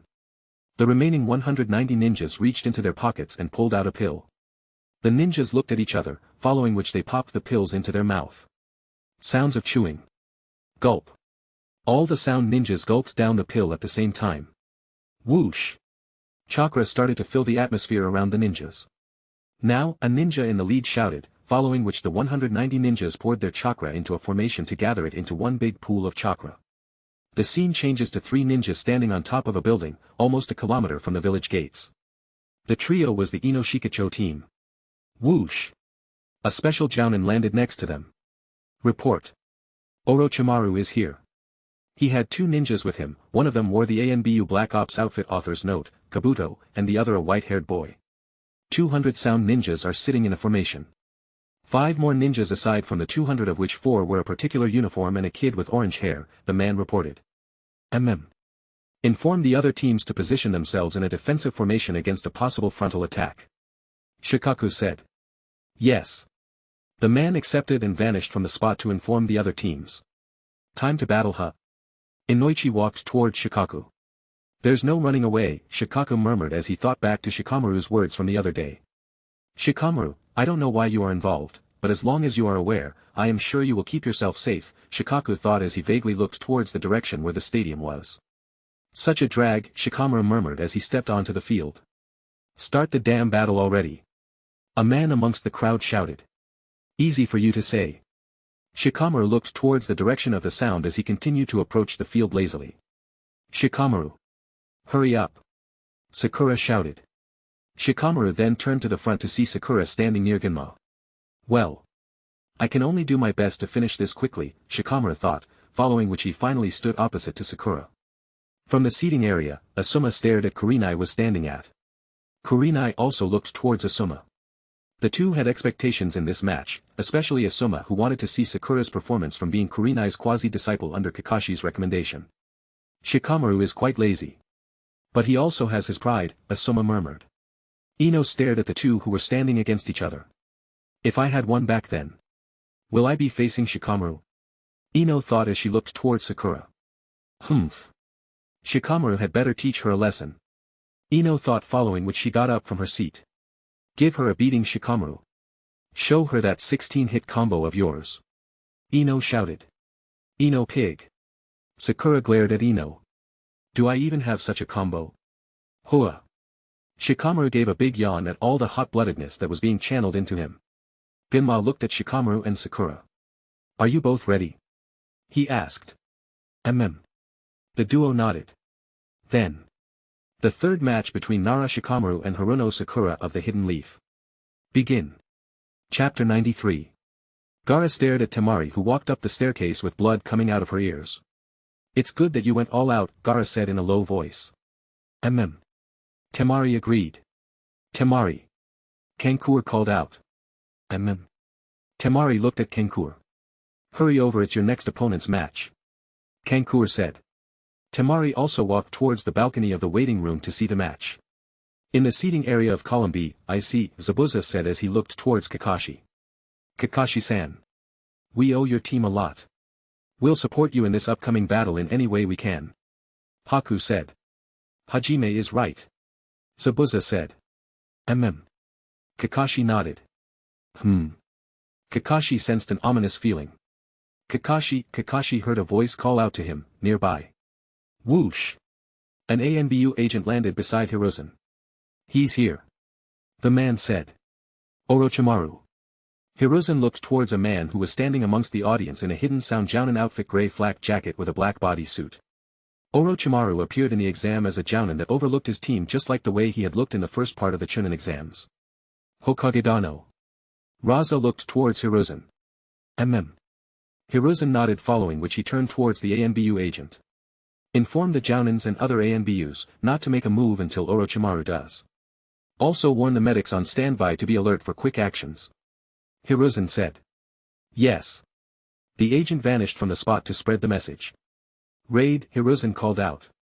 Yes. Raid stepped out. Tell Jiraiya to come here, Hiruzen ordered. Understood. Raid said as he vanished. Soon the Jounins and ANBU agents across the different columns were notified, including Baki. That damn backstabber. Baki thought. Meanwhile, Asuma looked towards Hiruzen. This time our defense is more than enough to deal with any unexpected problems. I only hope that Dad does not hesitate in the last minute, Asuma thought. Who am I kidding, Dad will not hesitate this time.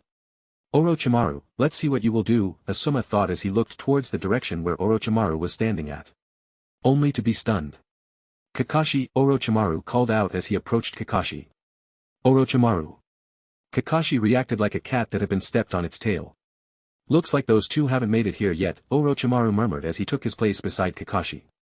Kakashi looked towards the side to see Zabuza reach into his pocket as he looked back at Kakashi. His expression seemed to say, should I make a move? Kakashi lightly shook his head, following which Zabuza relaxed his posture. Orochimaru found Kakashi's expression weird. Those two will appear when the time is right. Kakashi said. When the time is right, that is the time for a ninja to strike. Interesting, Orochimaru snickered. You will not be able to escape this time. Kakashi said. You think 4 Jounins and 8 ANBU white ops are enough? Orochimaru asked. Ha! You really are doomed, Kakashi's expressions relaxed a bit. You think the Kazekage and my teacher can defeat me? Orochimaru asked.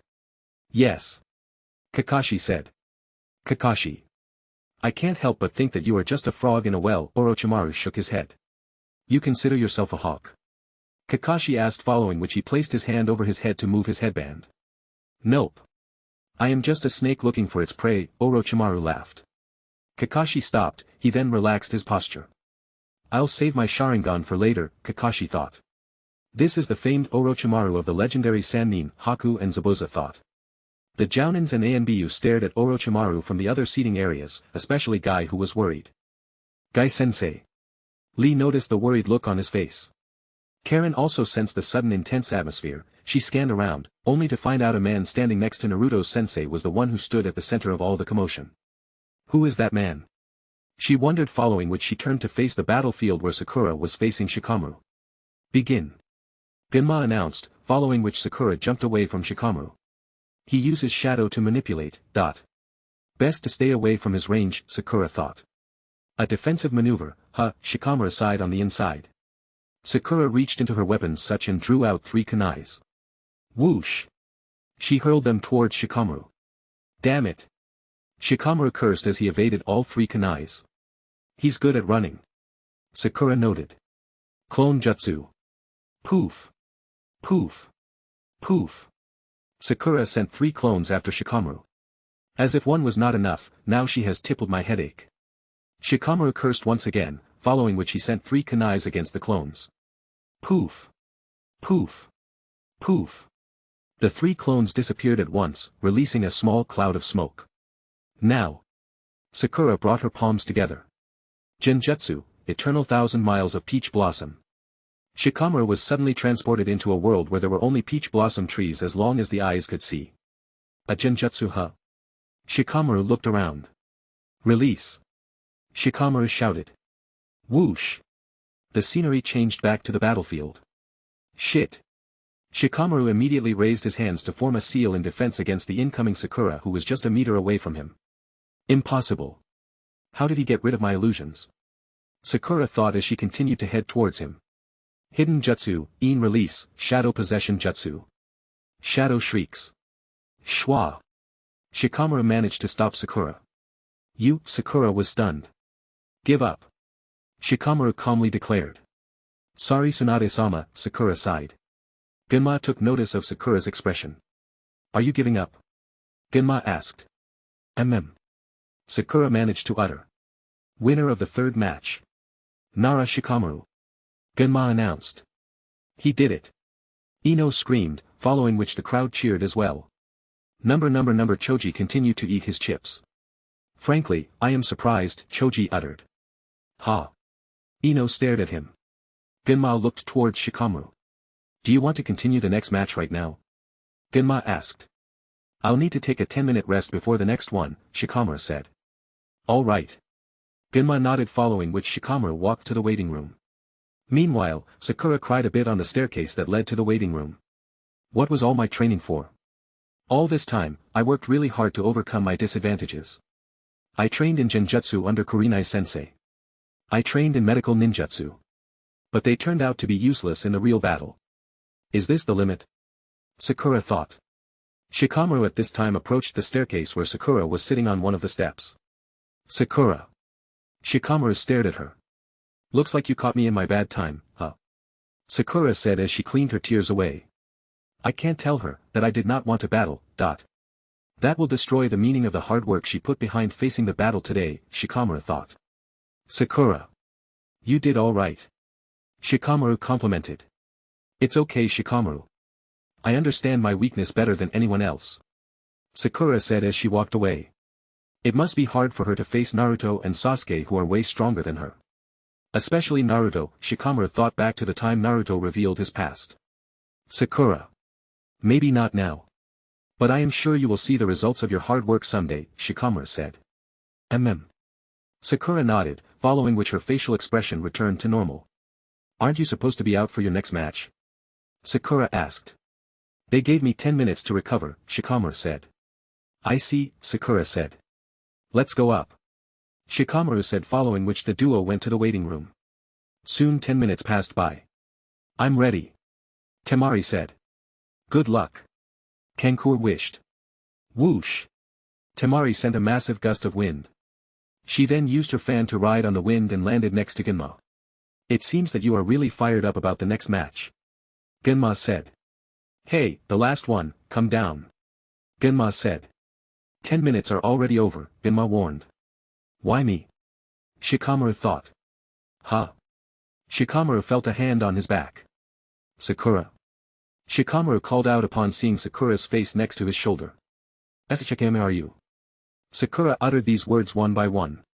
What is it? Shikamaru asked. Fight on. Sakura said as she pushed Shikamaru off the balcony with a smile on her face. H. Shikamaru screamed as he descended. Bang! Shikamaru fell on his back, on the field. Damn that Sakura, Shikamaru murmured as he stared into Sakura's innocent smile that had the aura of a demon. Chapter 94. That billboard, how dare she send my teammate down like that? Ino stood up. Calm down, Ino. Choji and the others tried to make her sit down again. Come on. Hurry up with the match. The people shouted as they started throwing random garbage onto Shikamaru. Boo. We want Uchiha and Hyuga. Some people shouted. Evidently people don't want to see the minor players' matches since they are looking forward to Naruto's and Sasuke's matches. If people aren't expecting anything exciting from this battle, makes no sense for me to have it, Shikamaru murmured. What? Are you giving up? Temari asked. Huh? Shikamaru looked up while he was on the floor towards Temari, who appeared to be upside down from his point of view. There she is, another girl as an opponent, Shikamaru thought. Come on. Get started. The people shouted. I'm surprised he even moved his lazy as to fight. Turns out Sakura gave him quite the push. Asuma looked towards Sakura, who smiled at Shikamaru, who was on the ground. If you don't come then, I'll go. Temari shouted as she started running towards Shikamaru with her fan. Man, that girl is so hung-ho, Shikamaru murmured. Whoosh. Temari jumped into the air, simultaneously raising her closed fan against Shikamaru. Oh well, Shikamaru took out two kunais.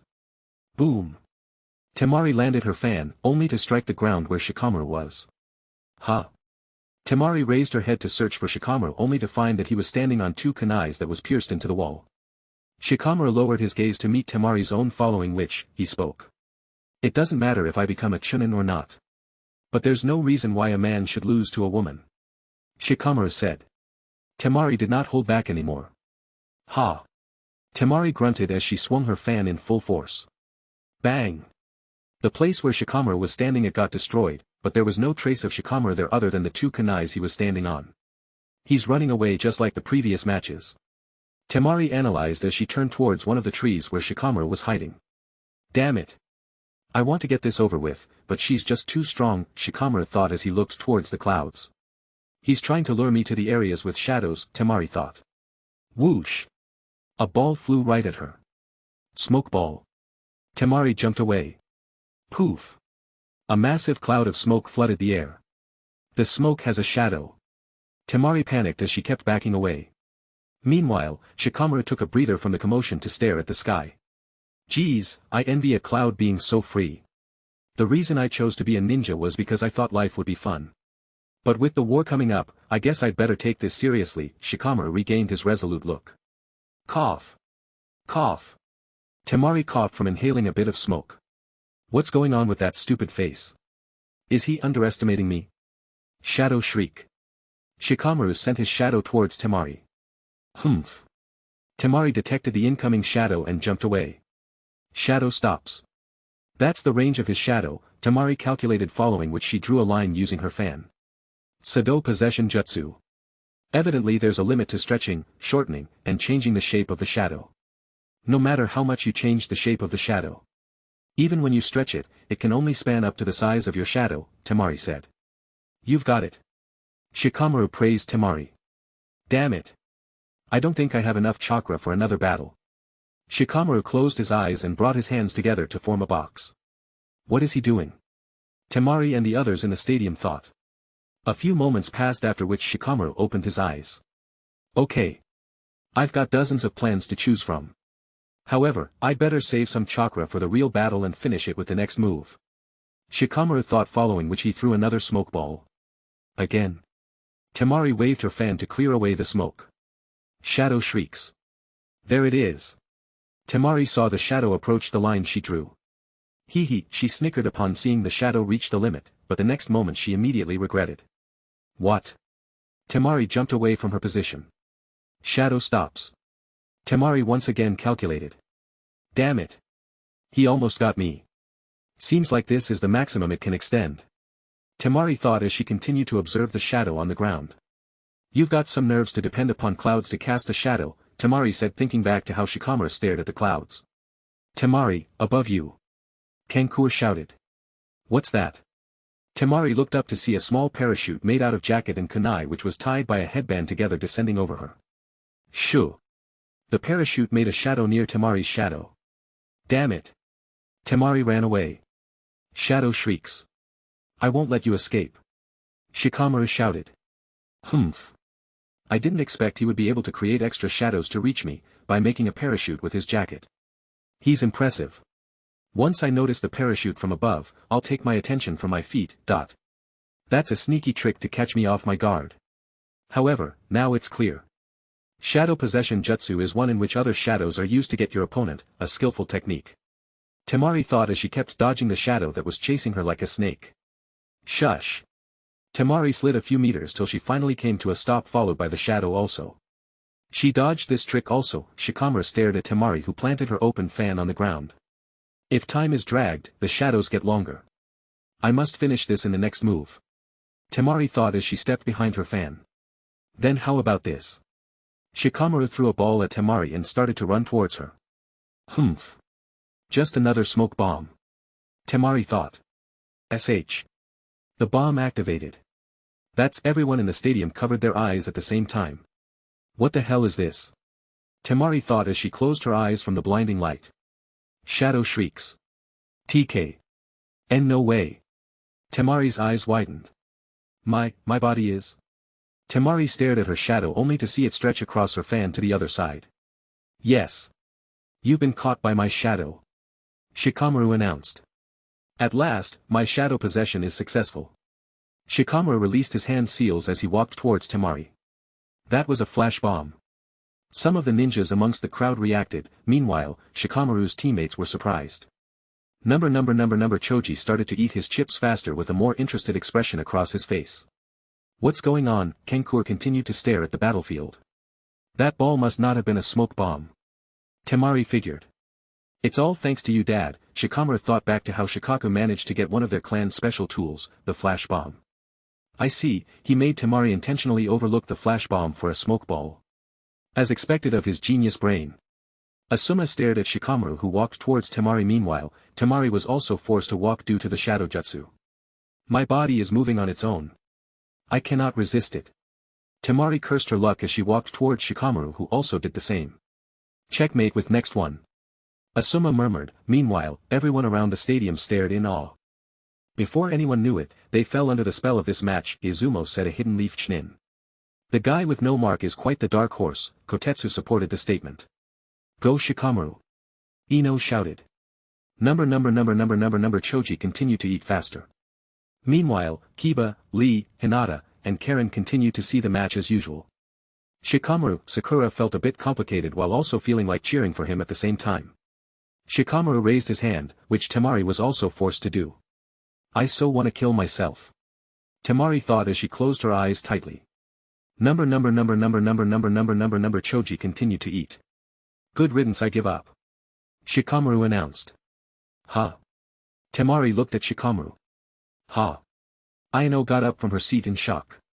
Eh. Everyone in the stadium reacted. See, I knew he would give up. Though, I was astonished for sure in the previous round, Choji said. What did you say? Temari asked. Shikamaru sighed. I've used too much chakra to perform my jutsu multiple times. I can only stall you for another 10 seconds, and that's about it. Shikamaru said as he released his jutsu. I thought of another 200 moves. But, I am out of time and chakra, Shikamaru said as he lowered his hand. Temari continued to stare at Shikamaru like a person who had just been fooled. This has become such a pain. Fighting one match was good enough for me as it is, and I had to fight you after that, Shikamaru pitted himself. This guy is a strange one, Gema thought as he looked at Shikamaru, but his expression suddenly froze. Shikamaru raised his head to look at Temari only to see that she backed away a bit. Shikamaru looked towards Gema to see that he also had an uneasy expression. Shikamaru. Shikamaru heard a demonic voice. Crap. Shikamaru turned back to see Sakura breathing down on his face like a huge beast. You give up when you fight against her, but you'll overpower me? Sakura asked. W8. There's a good reason for this. Shikamaru tried to calm her down. Whoosh. Iwashi landed next to Genma and whispered a few words in his ear before disappearing. Hirono Sakura. Genma approached Sakura. Sakura glared at Genma. Naruto and Sasuke, are you aware of their whereabouts? Genma asked. Ha. Sakura stared at Genma. If they are not here in another 10 minutes. They will be disqualified, Genma said. What? Sakura felt like losing her mind. Meanwhile, Genma also announced the same fact to the stadium. What the hell? We came here for those 2 matches only. Come on. A man from the crowd shouted. Genma shook his head. 9.5 minutes later. Shikamaru and Sakura continued to stand on the field. Guess I have no choice, Shikamaru murmured as he reached into his pocket to pull out a kunai. That kunai, Sakura stared at the marking on the kunai. The people around the stadium started to count down. 10. 9. 8. 7. 6. 5. 4. 3. 2. Whoosh. Shikamaru threw the kunai towards the center of the field. 1. The kunai landed. 0. Poof. A huge smoke appeared in place of the kunai in the middle of the field. Whew. A leaf storm evolved, pushing out all the smoke away, following the appearance of 2 figures. They have arrived. Everyone stared at the 2 in the middle of the leaf storm. Chapter 95. A few moments before. Sasuke. Naruto called out upon sensing Shikamaru had set the kunai in motion. Sasuke looked at Naruto. Hold my hand quick. Naruto said. Hold your hand. Sasuke found it a bit weird.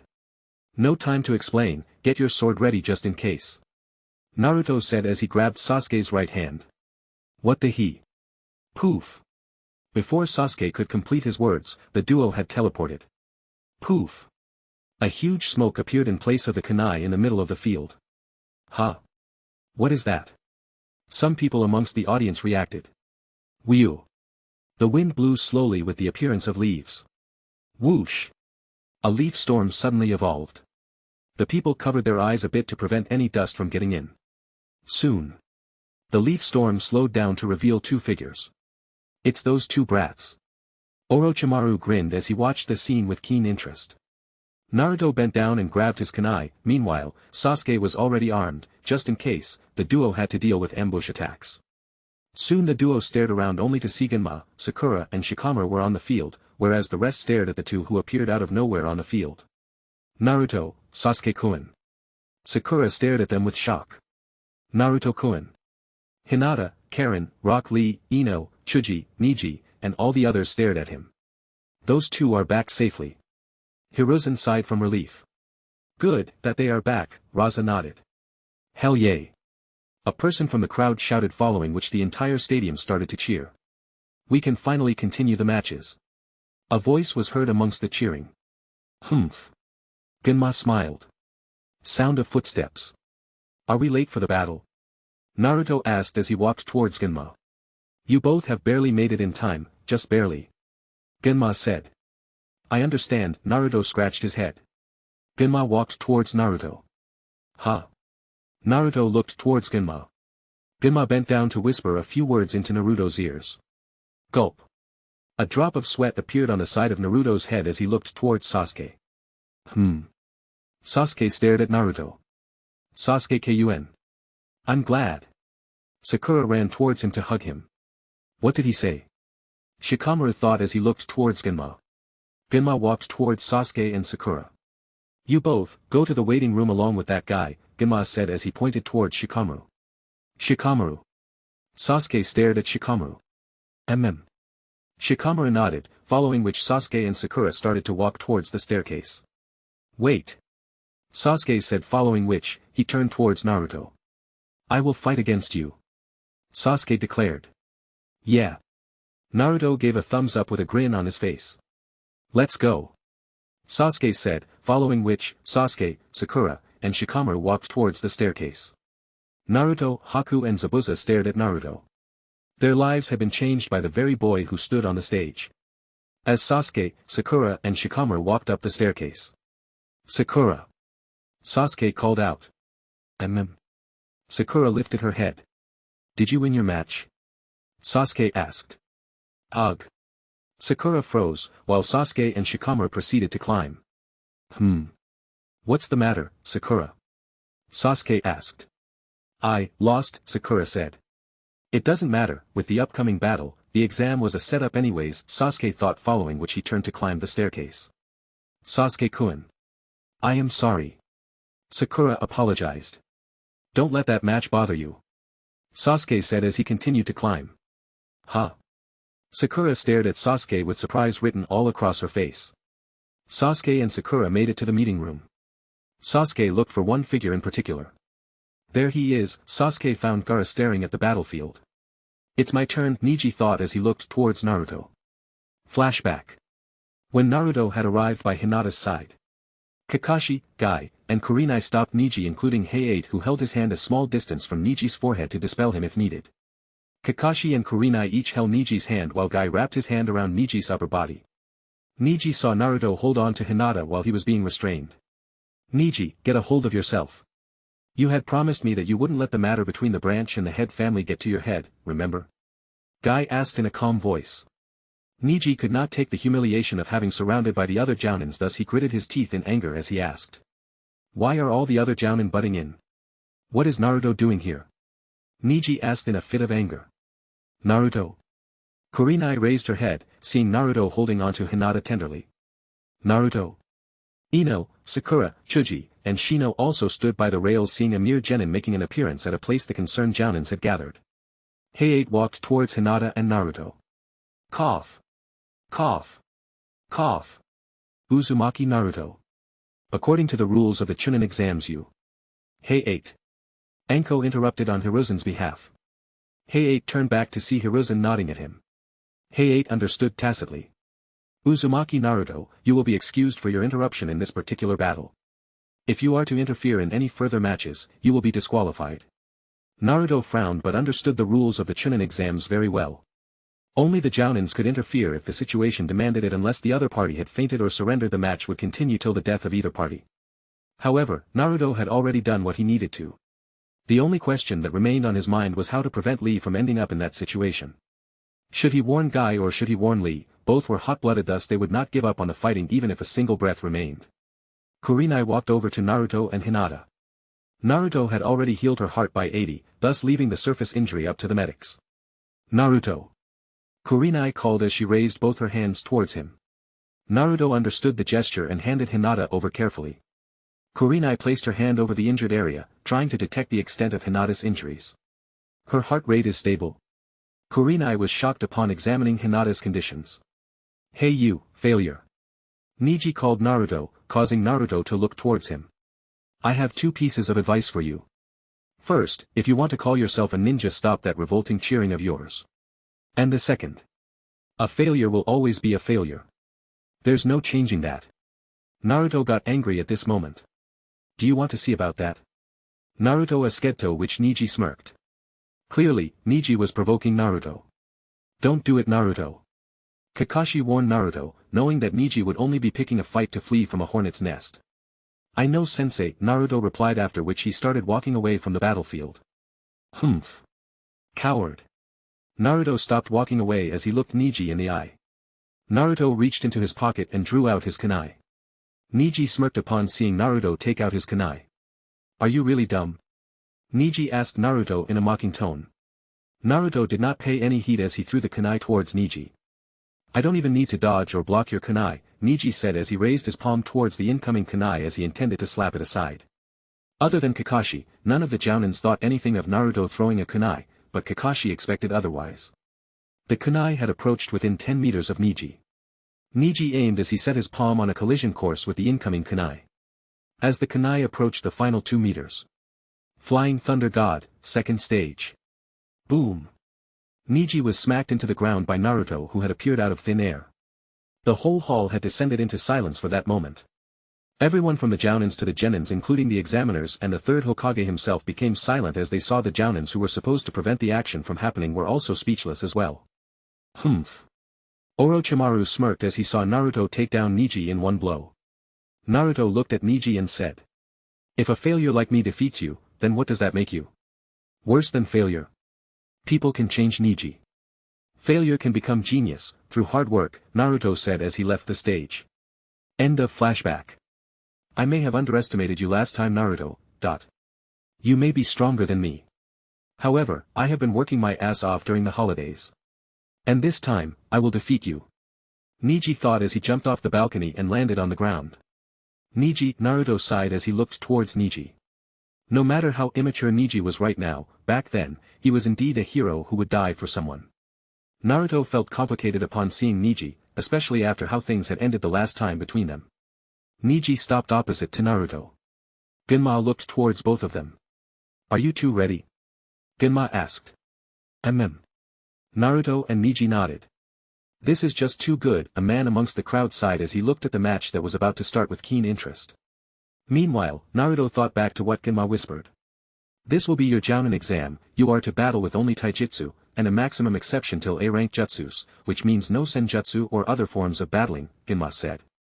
Naruto stared at Neji, who activated his Byakugan eyes. Then.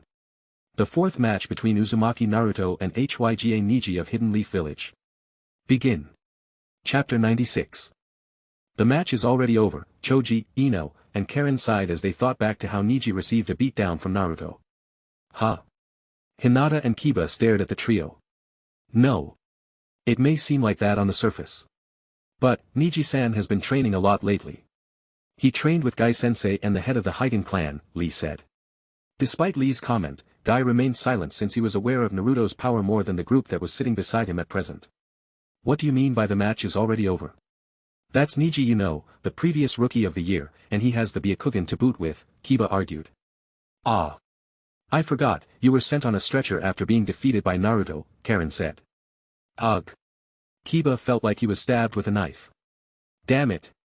Just tell me what happened back then, Kiba cursed, following which Karen explained the events that took place after Hinata fainted. Naruto took Niji down in one punch back then. Karen said. Yeah. That was cool. Ino also chimed in. Naruto, Hinata turned to look at Naruto, who was opposite to Niji. Meanwhile, a few columns away. So that boy in the orange tracksuit is Naruto, Hanabi stared at Naruto standing against Niji. Flashback.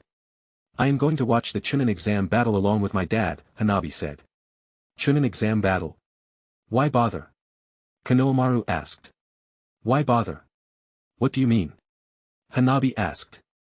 Don't you know the boss is going to be the winner? Konohamaru said. The boss? You mean Naruto? Hanabi asked.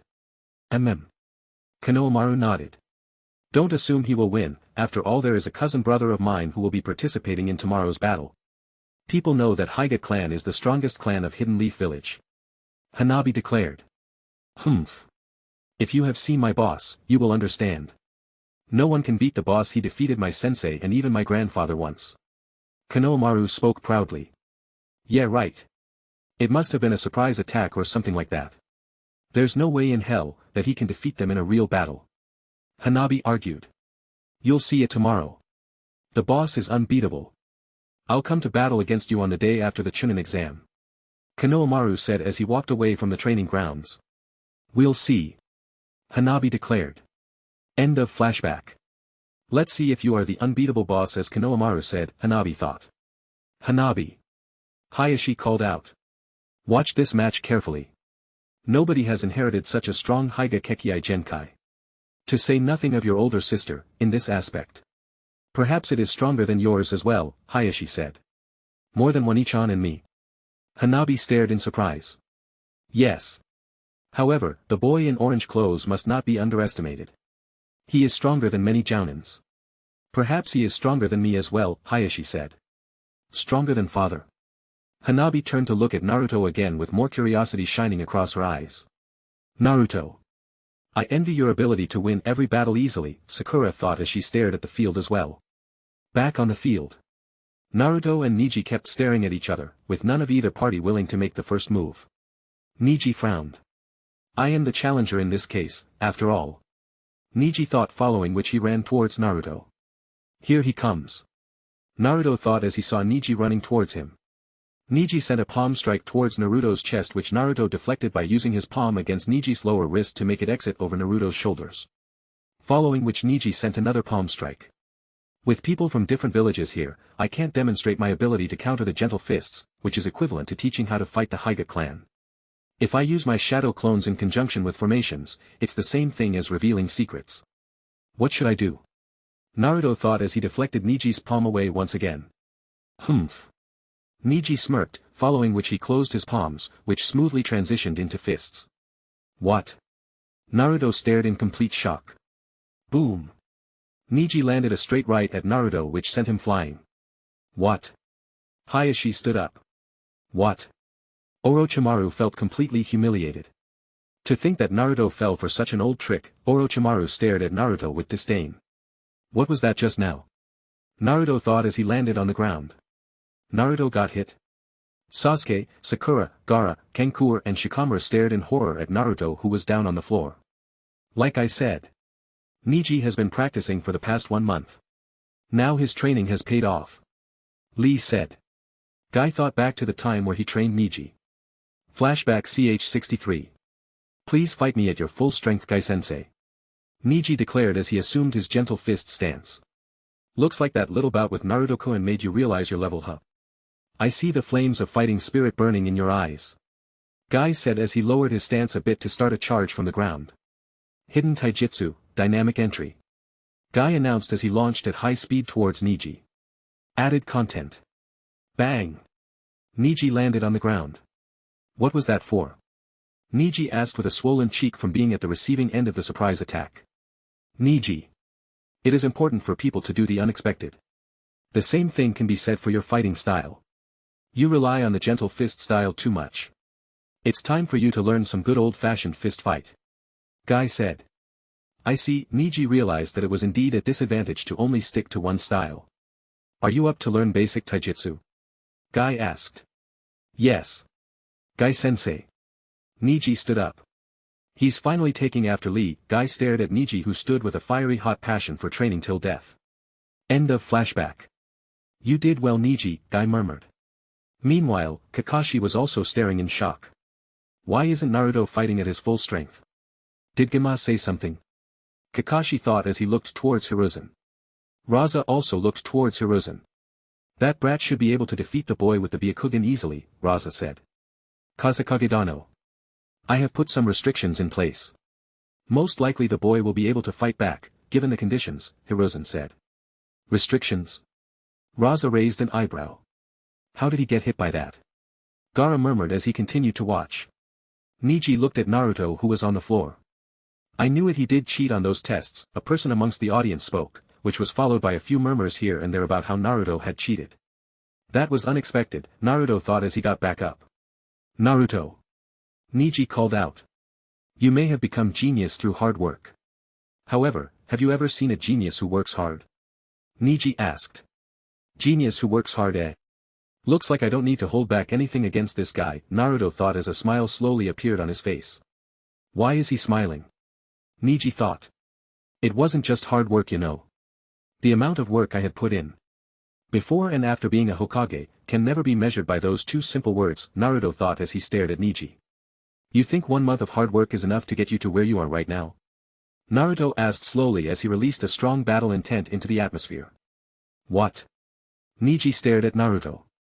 Allow me to show you, the result of my hard work, Naruto said as he raised 2 fingers on each hand and put them perpendicular to each other. Niji frowned upon seeing this gesture. Shadow Clone Jutsu. Chapter 97. Shadow Clone Jutsu. Poof. 1 clone appeared next to Naruto. 1 shadow clone. Niji stared at Naruto weirdly. The clone looked towards the original. Naruto nodded to the clone. The clone looked at Lee for a second before he turned back to see Niji. Their chakra network and distribution looked the same, even my Byakugan can't differentiate it from the original, Niji thought. Go. Naruto said. Yes. The clone nodded. Boom. The clone ran towards Niji. What? Sakura, Hinata, Karen, Kiba, Chuji, Lee, Guy, Tenten, and Niji stared at Naruto's speed. Especially for the last 3. Good for you, Naruto-kun. You finally got my speed. Lee praised internally since he and Naruto had been training with weights, though Naruto had just started a few months back. He's just as fast as Lee. Guy stared at Naruto. Humph. Sasuke continued to watch the match. Meanwhile, Kankura and Tamari's mouth was wide open enough to fit an egg. Meanwhile, Niji, who was at the receiving end, had twisted expression across his face. Bang! Naruto's clone sent a fist, which was blocked by Niji. You should know that I have fought Lee countless times, Niji said. How about 2 of them? Naruto clone smiled at Niji, following which it retreated back. Shadow Clone Jutsu. Poof! Another clone appeared. Let's go. The first clone said to the second one. Yes. The second one nodded, following which, the 2 coordinated at the same time to attack Niji. Damn it. Niji found it extremely hard to deal with 2 Narutos at the same time, who were flying around him like an annoying flies. Punches countered with palms, kicks countered with side steps. Niji managed to dodge them all by a hair's breadth. This was due to the fact that Naruto was going easy on him without using a counterattack strategy. The match would have been over in seconds if Naruto did not care about exposing a few countering techniques to potential enemies who were watching the match. Naruto could have used a Rasengan right off the bat, but if Niji could not defend himself against a Rasengan, then that would be problematic. Sounds of punches and kicks being blocked echoed around the stage as Niji and the 2 clones kept fighting at close range. Meanwhile, the original Naruto stared at the scene with his arms folded. It was quite the comical sight for everyone at the stadium. Looks like Naruto did have restrictions placed on him. But look at that battle, Naruto just stands at the side while the clones do his work for him, while I had to battle 2 girls all by myself. Man, I would sure as hell love to learn that shadow clone jutsu, but I am pretty sure that even my clones will be too lazy to do any work for me. Shikamaru sighed as he continued to watch the battle. Unbeatable. More like untouchable. This Naruto guy is so strong that he only sends out his clones for battle. Hanabi thought. The people around the stadium slowly started to change their view of Naruto as they continued to watch the battle. Damn it! A man cried as he crushed the fan he held in his hand. I've bet too much on the Hyuga to win, now this yellow-haired kid is ruining everything for me, the man cursed. Calm down, master. I am sure the profit from the next battle will more than make up for the loss from this one, the man's subordinate who was sitting in the next seat said. Humph. I will not take any risks. As soon as this match finishes, send those 2 jounins that we hired to take down that sand kid, the man ordered. Yes. At once, master. The subordinate accepted the orders and went his way to inform those 2 that were mentioned. Meanwhile, Niji, who continued to battle against Naruto's clones, slowly lost control over his rate of breathing and found it hard to recover any energy to keep facing off against the clones. Ha! The 2 clones raised their fists. Hakushokaten. Niji released a ball of chakra around him. Shit! Naruto's clones cursed, following which Niji stated to spin along with the huge chakra ball which sent the 2 clones flying away. Kankura and Temari were stunned. That's Niji's defense, Tenten and Lee murmured at the same time despite being seated in different columns. Niji's defense. Kiba, Karen, Choji, and Ino stared at Lee. Yes. It is said that in order to learn the technique, one has to be a part of the head family. Not only that, the person must have great control over his released chakra, which is so hard that even Jounin struggle to do it, Lee explained. Hinata nodded. The chakra released can repel any ninjutsu attacks. That's more absolute than the defensive sand barrier that Gaara-san had when I fought him, Lee explained, following which, he looked towards Gaara. Gaara had a slight frown on his face. The sand that protected him was his mother's spirit. To see that being compared to a mere skill from a genin. Father. How does he know that jutsu? Hanabi asked. That jutsu is passed down from generation to generation within the main household. Niji, however, recreated the same technique on his own, Hayashi explained. Ha! Ha! Ha! Niji panted as he turned towards Naruto. Damn it! He stood over there without so much as stepping in to fight while he tires me out. Niji thought as he stared at Naruto. Naruto looked at Niji's tired expression. I should make him use that technique again, Naruto thought, following which he raised 2 fingers on each hand and put them perpendicular to each other. Not that again. Niji panicked. Shadow clone jutsu. Poof. Poof. 2 clones appeared. Go for it, Naruto. Tire him out with those clones of yours. Kiba shouted. Woof. Woof. Akamaru barked excitedly. You think that will work? Niji asked. Hakushokaten. Niji started to spin. Poof. Poof. The 2 clones were repelled out of existence. Now. Naruto brought his right hand up and created a Rasengan. Is that? That's the legendary Rasengan. Some people amongst the crowd gasped. How is he able to hold that mass of a chakra? Some of the Jounins thought. After all, Naruto's dad, Minato Namikaze, was the famed Yellow Flash and a genius who created the Rasengan. Go. Naruto threw the Rasengan towards Niji, who continued to spin. He threw it. Everyone in the stadium gasped. What is that? Niji thought. It doesn't matter. I will repel that as well.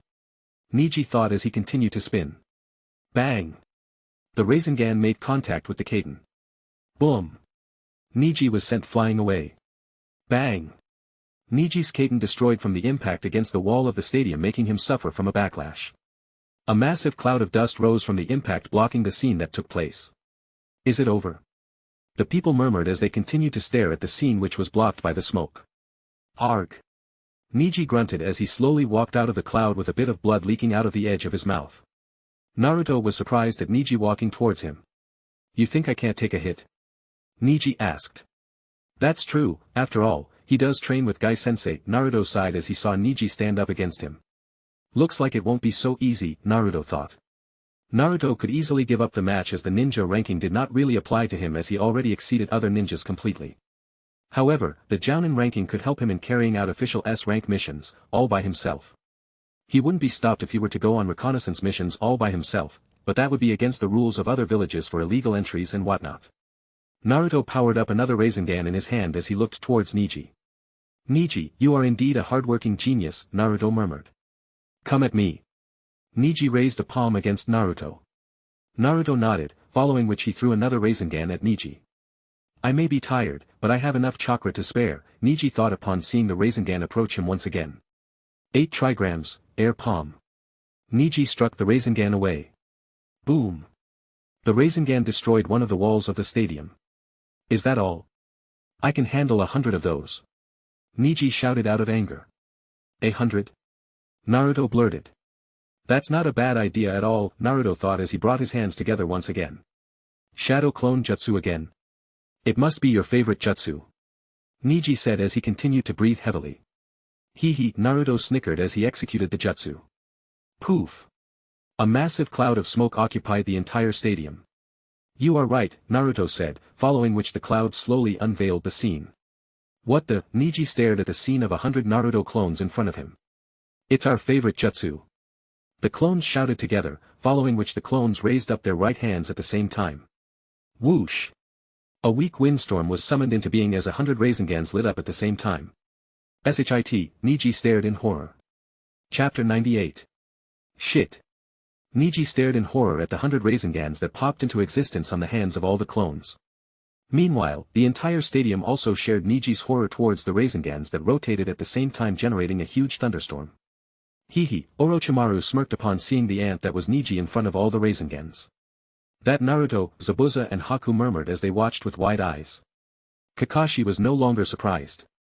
If one had to compare the scene of 100 clones holding up 100 Rasengans or a huge cloud of 100 Rasengans in the sky with a giant Rasengan looming over the grounds which was all under the control of a 14-year-old brat, then obviously the latter was much more breathtaking and jaw-dropping.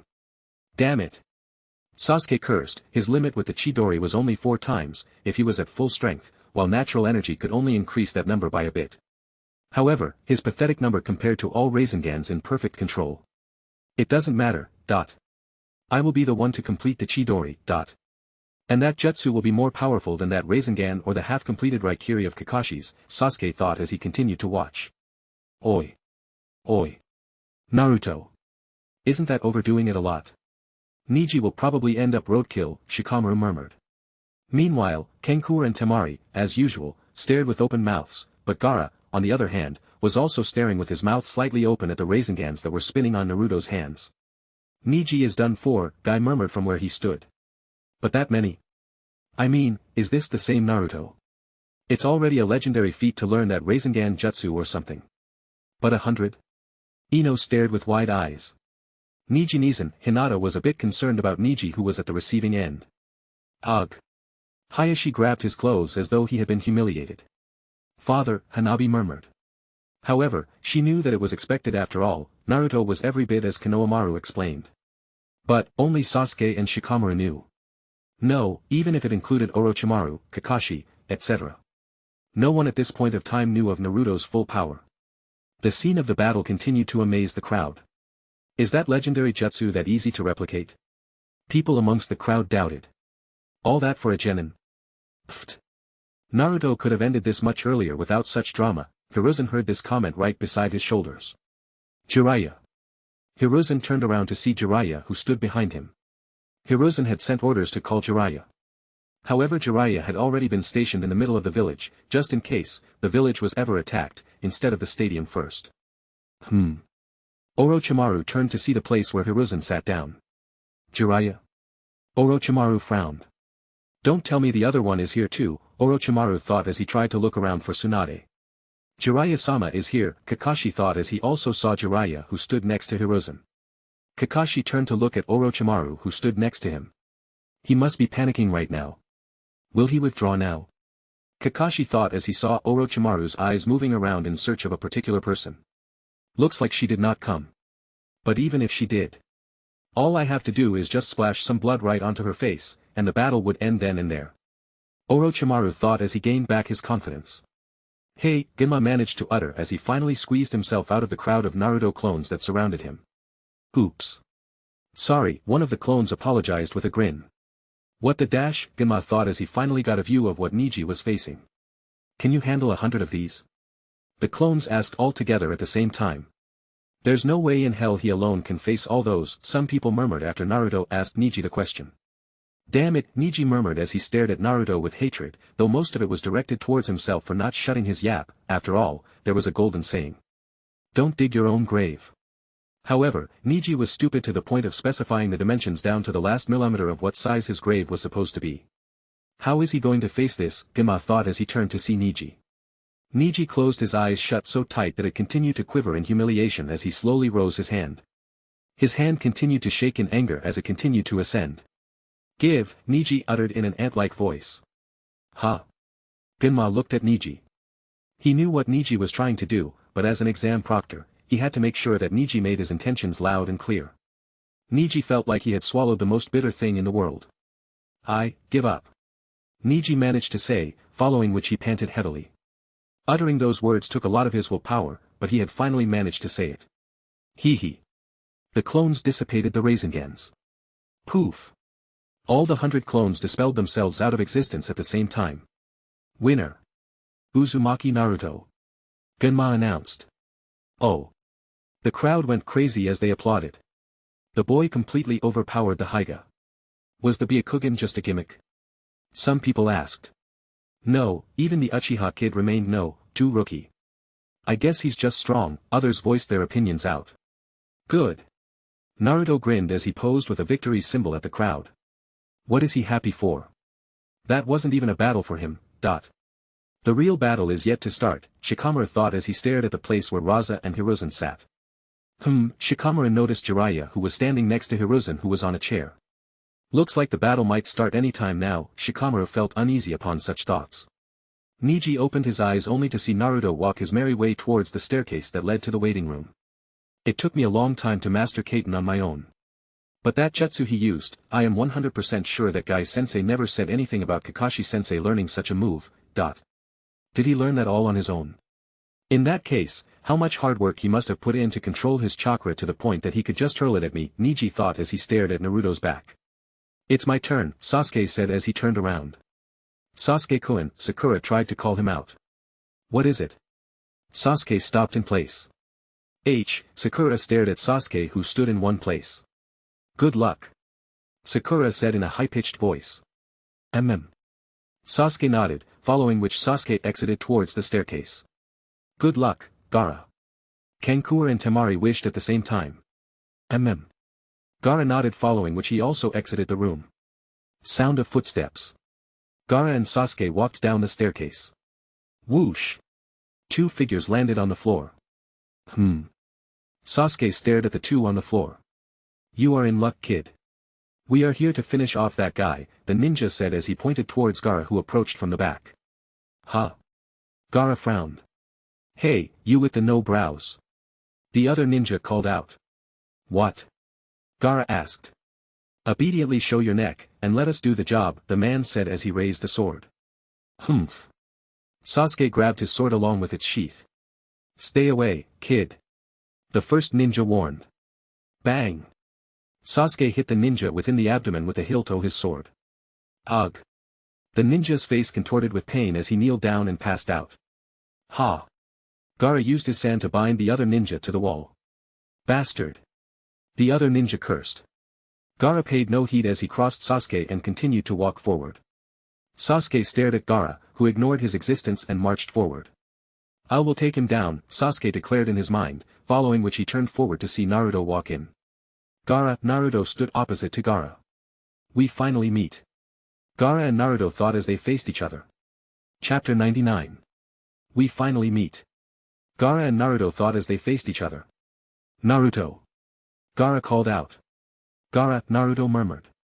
Thank you for sealing the One Tails that day, Gaara said as he bowed a bit to Naruto. Thank you for informing about the plan to the village, Naruto smiled. Gaara lifted his head as he looked towards Naruto. He felt immensely grateful to Naruto from rescuing him from the insomnia he had, and making him understand that Jinchurikis could live normal lives as well. He also felt good after being able to look at his father in the eye, unlike the unpleasant meetings that they always had before. Naruto. Gaara called out. Naruto looked at Gaara. I owe you a lot. If you ever require my help in future, don't hesitate.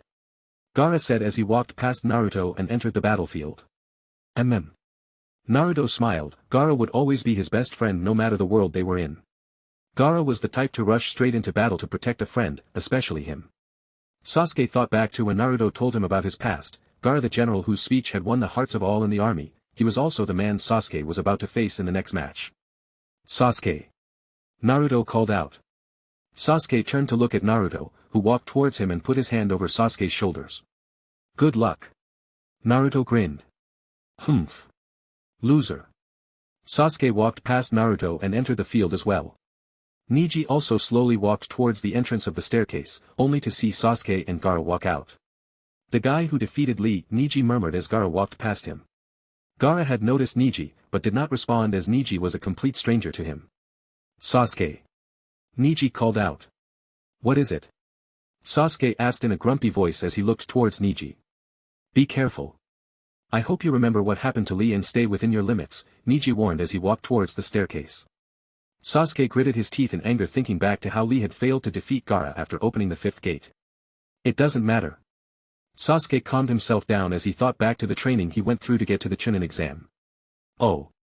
The crowd went crazy as it cheered upon seeing the contestants appearing for their most anticipated battle. Hee, Naruto grinned as he walked up the staircase, only to see two ninjas, one held up to the wall by a band of sand and another unconscious on the floor. What happened? Naruto murmured as he stared at the two ninjas. No. A man stood up amongst the audience after seeing Gaara and Sasuke walk out, especially at the sight of Gaara. No way, the man beside him murmured as he fell down from his seat. You. The man standing up on his seat pointed at the man fallen down. Milord. I swear I don't know, the man on the floor begged. It was you, who assured me the two jounins would not fail. Not only did they lose to a genin, they made me cough up a fortune to hire them, not to mention the amount for the bet itself, the man cursed. Milord, the man on the floor continued to beg. It doesn't matter, you, your family, everyone is going to work for me for the rest of the generations to come. The man shouted. No. The man on the floor wailed as he grabbed his master's leg even more tightly than life itself. Finally, Orochimaru almost drooled in excitement as he stared at Sasuke who stood opposite to Gaara. Sasuke, Sakura murmured as she watched from the balcony of the waiting room. Meanwhile Ino also watched Sasuke with interest. Sasuke is an elite member of the Uchiha. And it seems like everyone's anxious to see Sasuke's match, Ino said in an excited voice while Lee stared at the field with envy. Despite Naruto-kun warning in time, my body ended up like this. I lost the match. But Sasuke-kun will face the Gaara of the sand whom I couldn't beat.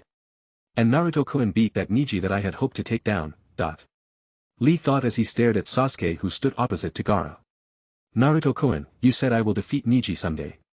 During the time I spent on healing, Neji worked continuously to become stronger so that he could face you in battle, Yet, all you did was show Neji a jutsu to make him give up.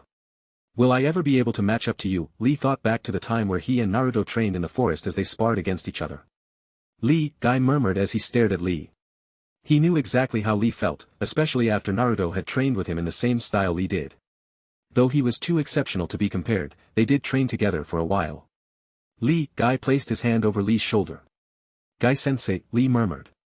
I felt the same way as you did when I saw Kakashi back then, Guy said. Lee's eyes gained a bit of hope. Kakashi may have been a genius, but I challenged him despite the odds, to the point where we were both evenly matched. Lee continued to stare at Guy. Naruto-kun may have surpassed you and Neji now. But don't forget, you are at the springtime of your youth, you can still exceed his growth during this period if you put your entire being to the test. Guy gave a thumbs up accompanied with a huge smile which instantly brightened up Lee's emotions. Guy-sensei, Lee's eyes were almost overflowing with tears. Just leave your training to me and watch the match peacefully, Guy said. Yes. Lee shouted as he wiped his eyes and turned back to stare at the match. A few columns away. Whoosh! A ninja landed by a certain feudal lord. The ninja appeared to be part of the hidden grass as depicted on his headband. The Daimese expression changed upon hearing the words whispered into his ears. What? That girl is here. What's the meaning of this? The lord pondered. What should we do? The ninja asked. Is that a question? When the opportunity arises, kidnap that brat, the man said. Yes. The ninja accepted and disappeared. Back on the field. Genma stared at the two who stood in front of him. Are you two ready? Genma asked. Sasuke and Gaara nodded. The wind picked up suddenly, following which Orochimaru, Hiruzen, Raza, Jiraiya and many others stared at the ground intensely. The fifth match between Uchiha Sasuke of the Hidden Leaf and Gaara of the Sand. Begin. Chapter 100. Neji entered the waiting room. Naruto. Neji saw Naruto standing right next to Sakura and staring at the field. Neji, Naruto turned back upon noticing his presence. Ugh. Neji felt uneasy to face Naruto, especially after the humiliating loss he just suffered. You surprised me with that punch today, Naruto said. Humph. Neji snorted. Yeah, even I was surprised, Sakura added.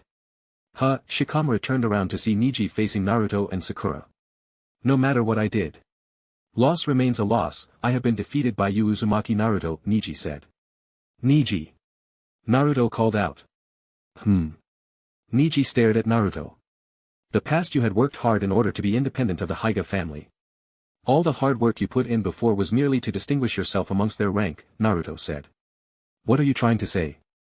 Neji asked in an impatient manner. Tell me, Neji. Didn't feel anything different when you worked hard towards this match? Naruto asked. Neji stared at Naruto in silence. Didn't you have a sense of satisfaction in working hard for yourself compared to all the times you had to put in the effort, in respect to your father's existence? Naruto asked. Neji's eyes widened. Neji. I know how much hard work you put forth to be the genius you are today, despite not being taught by the main branch.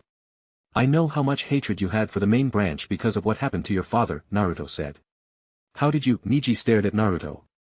I have trained with Lee, and I am aware of a few things. If you feel this defeated from one rematch, think of how much frustration Lee must have built after facing you thousands of times, Naruto said. Neji thought back to the times he always defeated Lee, only to see Lee stand up with the same vigor he had in the match before. Lee never backed down after losing against Neji. In fact, Lee would always face him, in hopes of defeating Neji. Neji lifted his head to see Naruto staring at him. Neji.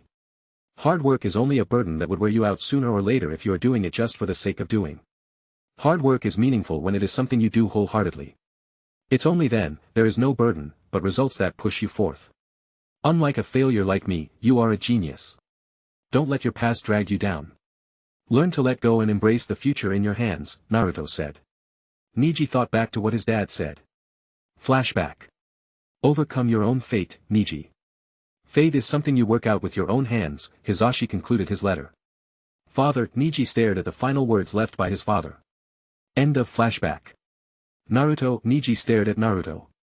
The fifth match between Uchiha Sasuke of the Hidden Leaf and Gaara of the Sand. Begin. Genma announced the start of the match.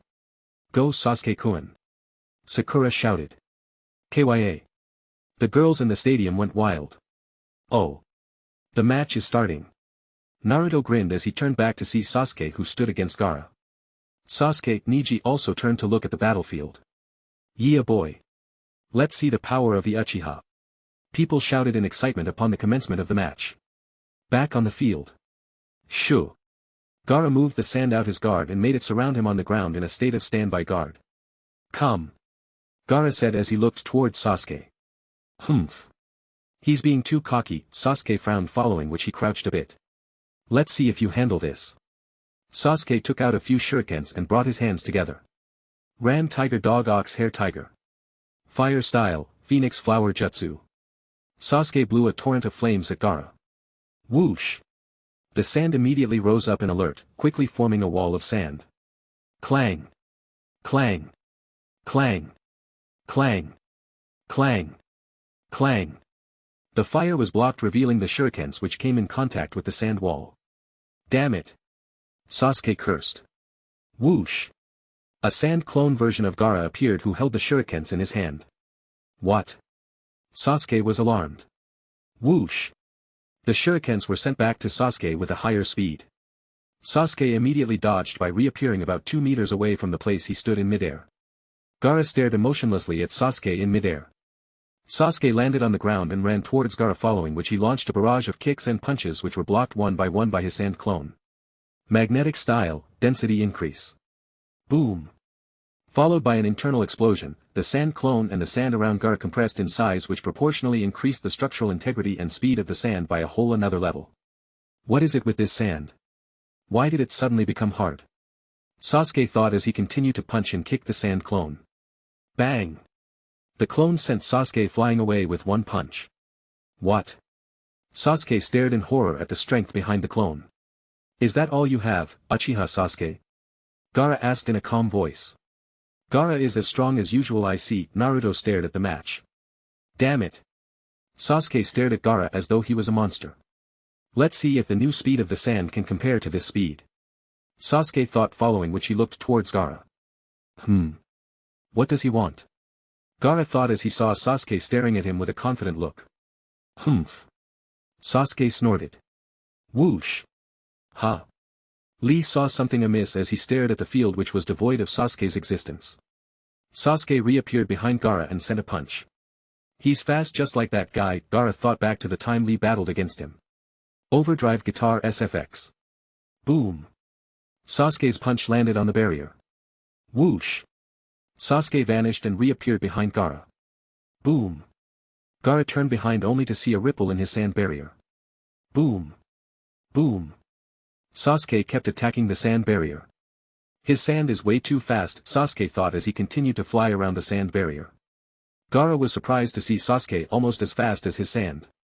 As Gaara continued to watch Sasuke, all he could see was Lee's image overlapping as they performed the punches and kicks in the same way.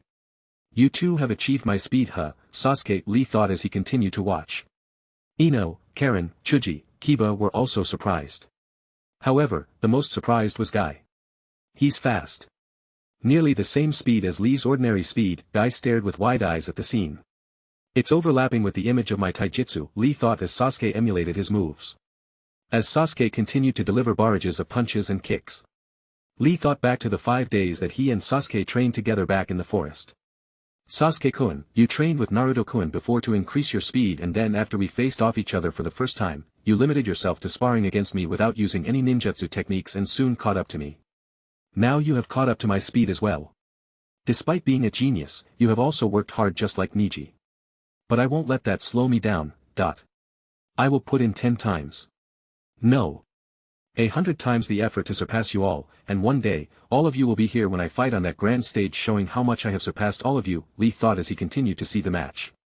Lee, Niji murmured as he looked towards the place where Lee was sitting. Those two have surpassed us, but I am willing to work hard just like you. We will surpass them together, Niji thought as he felt a fire light up inside of him. Though I hate to admit it, I will also follow Guy-sensei earnestly, and I will work 10 times more hard compared to before, Niji thought. 10-10, despite sitting a few columns apart from her teammates, they had all entered into the same state of mind. To surpass Kakashi's team and become the best ninjas they could be. Sasuke backed away from the sand shield feeling all his actions were meaningless. It was not that his action was meaningless, instead, Gaara's sand techniques grew stronger due to the increased density under the magnetic style. Given up? Gaara asked emotionlessly. Meanwhile, Guy turned towards Kakashi. Kakashi did not teach Sasuke during the past month. From what I've heard, that boy Sasuke went missing for the whole month until the last few days. To think all this time he had been training intensely, Guy thought as he turned to look at Sasuke. Humph. Sasuke snorted, following which. BZ. BZ. BZ. BZ. BZ. BZ. Sasuke coated himself in Thunder Nature Chakra. What? Guy's eyes went wide. Not just Guy, but most Jounins including Hiruzen, Raza, Jiraiya and especially the Thunder Nation's Daime. What's the meaning of this? The man stood up. Chapter 101. What's the meaning of this? The Thunder Nation's Daime stood up. Oh. What interesting developments. Orochimaru stared at Sasuke as though he would devour him whole. Not bad, Jiraiya praised as he looked at the match. Oh. I'm not surprised, he's the copy ninja Kakashi's student after all, another Daime commented. The Thunder Nation's Daime flared up, however, he no longer argued considering Kakashi's name in the bingo book for having copied over 1,000 ninjutsus was a well-known fact. Damn it. The Daime cursed as he sat back down on his seat. Meanwhile, back on the battlefield. Sasuke stood a few meters away from Gaara clad in his lightning-natured chakra. Gaara stared at Sasuke with a curious expression. Let's see, if I am able to get some damage in, Sasuke thought as he rushed towards Gaara. Whoosh! The stadium could only see a jet stream as Sasuke's speed reached insane levels, much faster than Lee's original top speed. Sasuke will consume a lot of chakra if he continues to battle this way. Lee continued to stare at the battlefield intensely, while others watched in silence. The sand shield became active around Gaara once again. Boom! Boom! Sasuke sent ripples across the barrier. What? He is just as fast as my sand. Gaara stared in surprise at Sasuke. I wonder why he is not using that blade of his, Naruto thought. Hey, Naruto! Sakura called out. Huh? Naruto looked at her. When did Sasuke get a sword? Sakura asked. He got it about a month ago I think, Naruto said slowly. Oh yeah? Did you win your battle? Naruto asked. Ugh. Sakura was stuck. Do I have to tell him of all people that I lost? Sakura felt uneasy. Sakura fidgeted around with her fingers. Shikamaru. Naruto turned to see Shikamaru who stood behind him. Sakura completely froze at this moment. Naruto. Shikamaru called out. How did your match go, buddy? Naruto asked. No one asked about me, Shino thought as he watched their interaction from a few meters away. My match? Shikamaru suddenly saw Sakura waving her hands indicating him to skip the subject. Such a drag, Shikamaru thought. Naruto. I lost my battle against that one named Temari from the Sand Village, Shikamaru said. Good job. Shikamaru. Sakura gave a thumbs up. You were probably lazy to become a chunin. I guess that's why you lost the battle, Naruto said. You understand me well, Shikamaru replied. Naruto brought his face closer and spoke in a low voice. Ah. Don't worry, Shikamaru. You will become chunin anyways. Naruto stood upright and gave a thumbs up to Shikamaru with a grin on his face. No way, Shikamaru murmured, thinking of the duties he would have to face later on as a chunin. All I wanted was a life free from studying, and now I have landed myself in a bigger problem than I thought. Why me of all people? Shikamaru cursed himself for being too intelligent. Naruto saw Shino standing at the corner of the balcony. Wow, it's been a long time since the last I saw Shino wearing that light blue jacket that covered the lower half of his face. He always covered the upper part of his face, and wore a green flak jacket. Naruto thought back to how Shino looked like when he was Boruto's teacher back in the academy. To think that silent guy became a great hit with the kids, Naruto thought as he walked towards Shino. Shino. Naruto called out. Shino turned around to see Naruto standing next to him. Uzumaki Naruto, Shino stared at Naruto. How's it going? Naruto placed his hand over Shino's shoulders. Funny, I don't remember him interacting with me at all, Shino thought as he looked towards Naruto. What do you want? Shino asked. How was your match? Naruto asked. I ended up in a draw against my opponent, Shino said. I see, Naruto murmured. Naruto. Shino called out. Naruto looked at Shino. I want to know what he did back there, Shino thought. Flashback. Outside the tower. Shino stood near the entrance receiving reports from the insects on what was going on. The Genins, Jounins, and even the ANBU members have left the hall. But Naruto is inside all alone with the sand guy. Hinata has also run inside now, Shino murmured to himself. He then turned towards the direction in which the evacuated people and the Hokage was. There is something more to this than meets the eye. End of flashback. Back in the Forest of Death when everyone was evacuated, what were you doing inside? Shino asked. Huh? Naruto froze on the spot he stood. What are you talking about, Shino? Naruto asked. Boom. Sasuke's fist broke through the sand barrier following which Gaara narrowly dodged. Oh. The crowd cheered. Shino turned away from Naruto to look at the battle. Nice going, Sasuke.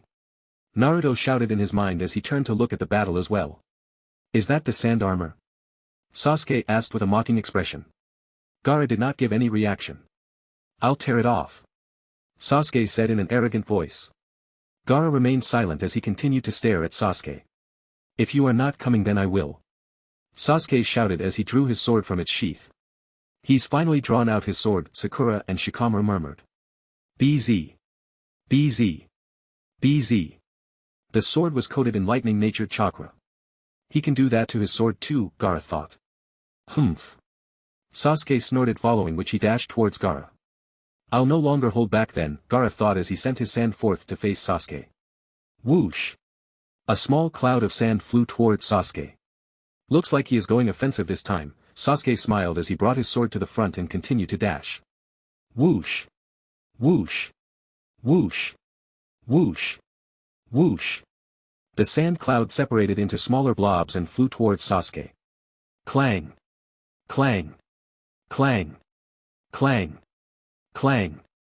Sasuke slashed apart all the blobs. Whoosh! Sasuke continued to dash. Whoosh! One of the blobs reformed and chased after Sasuke. Bang! The blob hit Sasuke, causing him to lose balance and almost fall. Damn it! Sasuke cursed. Whoosh! The other blobs also recovered from the slash and chased after Sasuke. Boom! Sasuke ran at top speed with the blobs barely managing to chase him down, despite which the blobs did not seem to give up. There's no way I would have been able to dodge them all, Lee thought as he continued to watch the match. Gaara knew that the speed of the blob was not enough. He now needed something to slow Sasuke down drastically. Whoosh! Gaara sent some sand into the ground, following which he signaled the remaining sand that was chasing after Sasuke to return. Whoosh! The blobs reformed back into a sand cloud and returned to Gaara. Ha! Ha! Ha! Sasuke panted, trying to regain his breath. Looks like you are already tired, Uchiha Sasuke, Gaara said. Ah, come on. Show us the power of the Sharingan already. Some people amongst the audience cursed. Sasuke glared as he turned towards the direction where the voice had originated from. Are you giving up? Gaara asked. Humph. I haven't shown you anything yet. Sasuke said. Gaara frowned.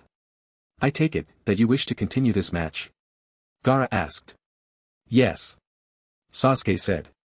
Gaara shook his head, following which he waved his hand. Boom. Sasuke felt the ground shake, following which the ground under his feet turned into sand. What? Sasuke stared in horror at the sand that prevented him from lifting his ninja sandals. Gaara also gestured for the sand around him to gather at Sasuke's feet. Whoosh! The sand soon covered Sasuke's legs, completely immobilizing him in the process. Give up now, and you will be able to retreat without any harm, Gaara warned. Tisk! Sasuke continued to wriggle his leg out.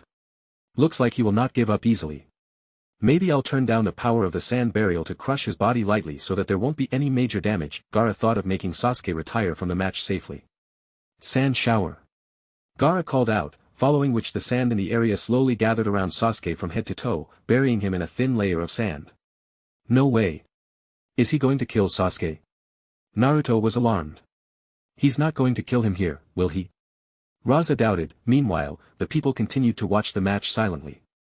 Sand burial. Gaara called out. BZ. BZ. BZ. BZ. BZ. BZ. Chidori stream. Sasuke called out, following which the sand around him lost mobility and fell weakly onto the ground, with some of the granules turning to ashes from being fried by the thunder-natured chakra that circulated around his body. Sh. Dust covered the area around Sasuke, completely blocking anyone from seeing what happened to Sasuke. As seconds passed, the dust cloud cleared up slowly. Hey! Look at it, someone amongst the audience said. Is that what I think it is? A man asked. It definitely is, another man answered. Whoosh! A small gust of wind immediately cleared the scene, revealing Sasuke, who stood there with no harm. Gaara stared at Sasuke, especially at his face where the eyes were. Those eyes, Gaara continued to stare. Sharingan. Chapter 102. Sharingan. Sasuke activated his eyes. Yeah. The crowd went crazy, after seeing Sasuke activate his Sharingan. The boy from your village has the attention of the entire stadium, Raza commented. Well, he's the only one remaining of that clan after all, Hiruzen said, following which he turned over to Raid. Get the latest reports. Hiruzen ordered. At once. Raid disappeared from the spot he stood. Any time now, he might start with the plan, Hiruzen thought as he looked towards where Orochimaru stood. Those eyes, Orochimaru stared at Sasuke, who was on the battlefield. Gaara also continued to stare at Sasuke, who was in front of him. Did he circulate that lightning-natured chakra all over his body in that split second to destroy my move, Gaara thought. Sasuke placed his right hand with the sword behind him and lifted his left hand towards Gaara. Why don't you come at me? Sasuke taunted Gaara using a gesture on his left hand. Gaara responded to the taunt by sending his sand towards Sasuke to attack. Sasuke clad himself in lightning-natured chakra and dashed towards Gaara at the same time. Whoosh! The sand and Sasuke approached each other. Whoosh! Sasuke dodged past the sand and continued to dash towards Gaara. Bam! Gaara placed both his palms on the floor. What is he doing? Sasuke thought. Sand tsunami. Gaara announced, following which a vast ocean of sand rose from the battlefield and flooded the entire stadium. Whoosh! Genma landed near Gaara.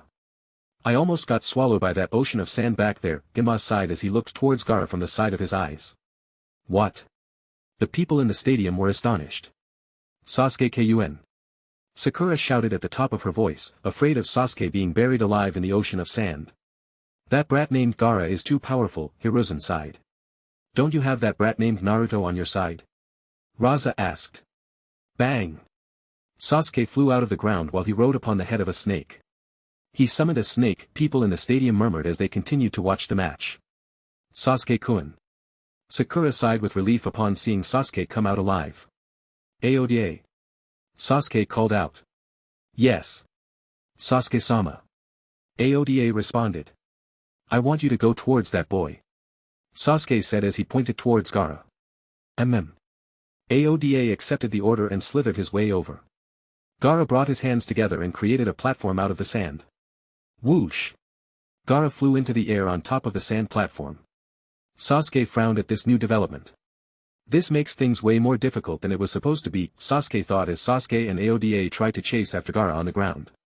Gaara moved his hands to summon sand out his gourd, following which he turned towards Sasuke. Whoosh! The sand split into multiple blobs and charged towards Aoda. Bang! Bang! Bang! Bang! Bang! Bang! The blobs landed on the ocean of sand after missing Aoda, who crawled between the attacks and continued to chase after Gaara. Sasuke was angry to see Gaara floating away from him. Looks like I can only resort to that attack for now, Sasuke thought as he looked towards Naruto, who continued to watch the intense battle that was taking place between him and Gaara. If I win this, I'll get to face him, Until then I cannot reveal that yet, Sasuke thought as he turned back to Gaara, who kept floating in the air on top his sand platform. Are you done attacking, Uchiha Sasuke? Gaara asked. Humph. Sasuke snorted. Aoda, guard me. Sasuke said, following which he brought his hands together. Yes, Sasuke-sama. Aoda said. Monkey dragon rat bird ox snake dog tiger monkey. Sasuke brought his left hand down, following which he placed his right hand over it. Bzz. A strange electricity buzzing sound came about. Bzz. Bzz. Bzz. Bzz. Bzz. Bzz. Bzz. Bzz. Bzz. Bzz. Bzz. Bzz. Sasuke raised his head as he looked towards Gaara. What is that jutsu? Gaara thought as he stared with unease at the blue-colored lightning orb that was gaining power on Sasuke's hand. The same question played on everyone's mind, especially Raza, Baki, Temari, and Kankura. It can't be. Guy stared at Kakashi, who was on the next column with wide eyes. Kakashi nodded towards Guy, following which Guy finally understood that it was indeed Kakashi who had taught Sasuke the jutsu. Meanwhile, Orochimaru felt like he was almost about to drool. Kakashi, I would like to thank you for taking such wonderful care of my vessel, Orochimaru said. Kakashi turned towards Orochimaru and frowned. He knew Orochimaru was the type that enjoyed having psychological warfare, but this was a blatant threat. Naruto. Sakura called out. Naruto looked at Sakura. What is that? Sakura asked. Oh. You must be talking about Sasuke's jutsu. It's called Chidori, Naruto said. What does it do? Sakura asked. Just wait and watch. Naruto said. Back on the battlefield. Aoda continued to crawl his way over to where Gaara was flying. Aoda. Sasuke called out. Yes. Sasuke-sama. Aoda responded by positioning its head towards where Gaara was flying. Now. Sasuke shouted, following which Aoda launched Sasuke by using its own head as a launch pad towards the sand platform which Gaara was floating on. Arfk. Sasuke brimmed with battle intent as he flew towards Gaara with one hand with the chakra in the lead. Chidori, 1,000 birds. Sasuke announced as he flew through the air. Whoosh. Gaara brought up the sand barrier around him to defend against the incoming attack. Bang. Sasuke landed his Chidori. Crack. Crack. Crack. Shatter. The sand shield shattered, following which Gaara said, I give up. Whoosh. Sasuke powered down the Chidori by releasing the chakra it had accumulated into the atmosphere. What did you say? Sasuke asked Gaara. I give up.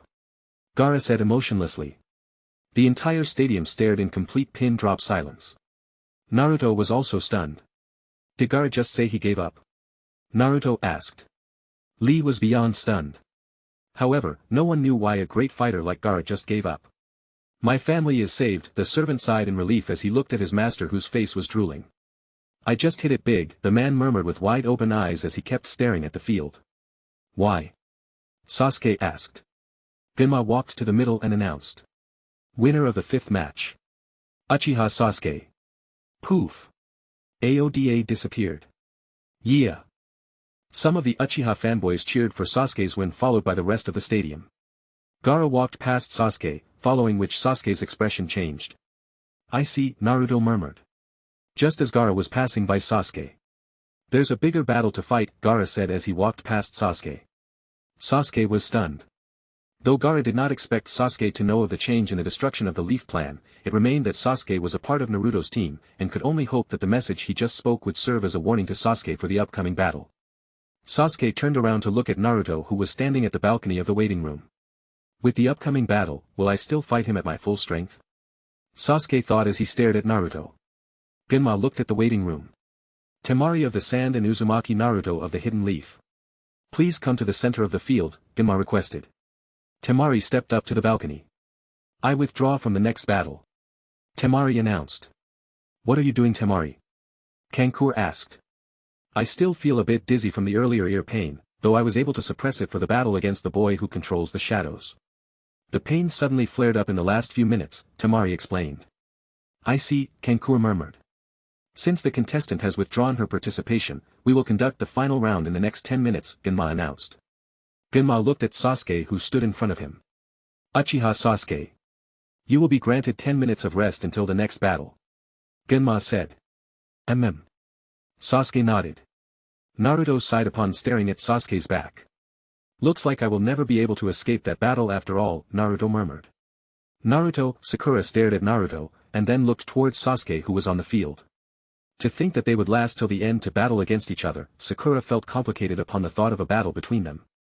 Shikamaru was also a bit worried, especially for Sasuke's sake, since Sasuke was the one who got the short end of the stick. The significant figures like Jiraiya, Hiruzen and the others knew that the only battle that mattered was the one to be started by Orochimaru. However, the unexpected was that Orochimaru was more excited over the upcoming match. Naruto. It will be great if you can help me unravel the hidden talents of the Uchiha brat, Orochimaru thought. Soon, 10 minutes passed by. Whoosh! Naruto landed on the floor and walked towards the center of the battlefield. Naruto, Hinata and Karen stared at him with concern. Naruto-kun will probably win, Lee thought as he looked towards Naruto. Niji also had the same thoughts. Meanwhile, Hayashi and Hanabi were a bit interested in the matchup, especially since it was Sasuke, a ninja of a famous clan that rivaled the Hyuga clan. This match would also help them know if the two clans were fated to be defeated by the person that was Naruto. Step. Naruto stood opposite to Sasuke. The people amongst the audience were quiet. In the past, rumors about Naruto said he cheated, which he proved wrong on this day. However, since it was proved wrong, there was also the matter of Sasuke in the second place. However, which one of them will win? That was the question that plagued everyone's mind. Genma looked towards the two that stood opposite to each other. Are you both ready? Genma asked. Naruto and Sasuke nodded. Following which a small windstorm evolved into being as leaves flew around the duo, creating a picturesque scene that would almost never be forgotten by anyone in the stadium. Then the final match between Uzumaki Naruto and Uchiha Sasuke of the Hidden Leaf. Begin. Ha! Jiraiya spotted a white feather land on Hiruzen's cap. Chapter 103. Then the final match between Uzumaki Naruto and Uchiha Sasuke of the Hidden Leaf. Begin. Ha! Jiraiya spotted a white feather land on Hiruzen's cap. Naruto looked up, followed by Sasuke and Genma. The trio saw the skies filled with falling feathers. Genjutsu. Naruto cursed internally. Damn it. Orochimaru cursed internally as he looked towards the rough direction at where the village gates were located with his expression twisted in anger. Kabuto. You just had to ruin it at the best moment, Orochimaru thought, following which his expression relaxed. Life doesn't always go your way, that's just how life is, Orochimaru thought as he looked towards Hiruzen, Raza and Jiraiya. Kai. Naruto, Sasuke, Gema released the effect of the genjutsu at the same time. Looks like that Kabuto has already set things in motion, Baki murmured, thinking back to the plan he had received before the betrayal.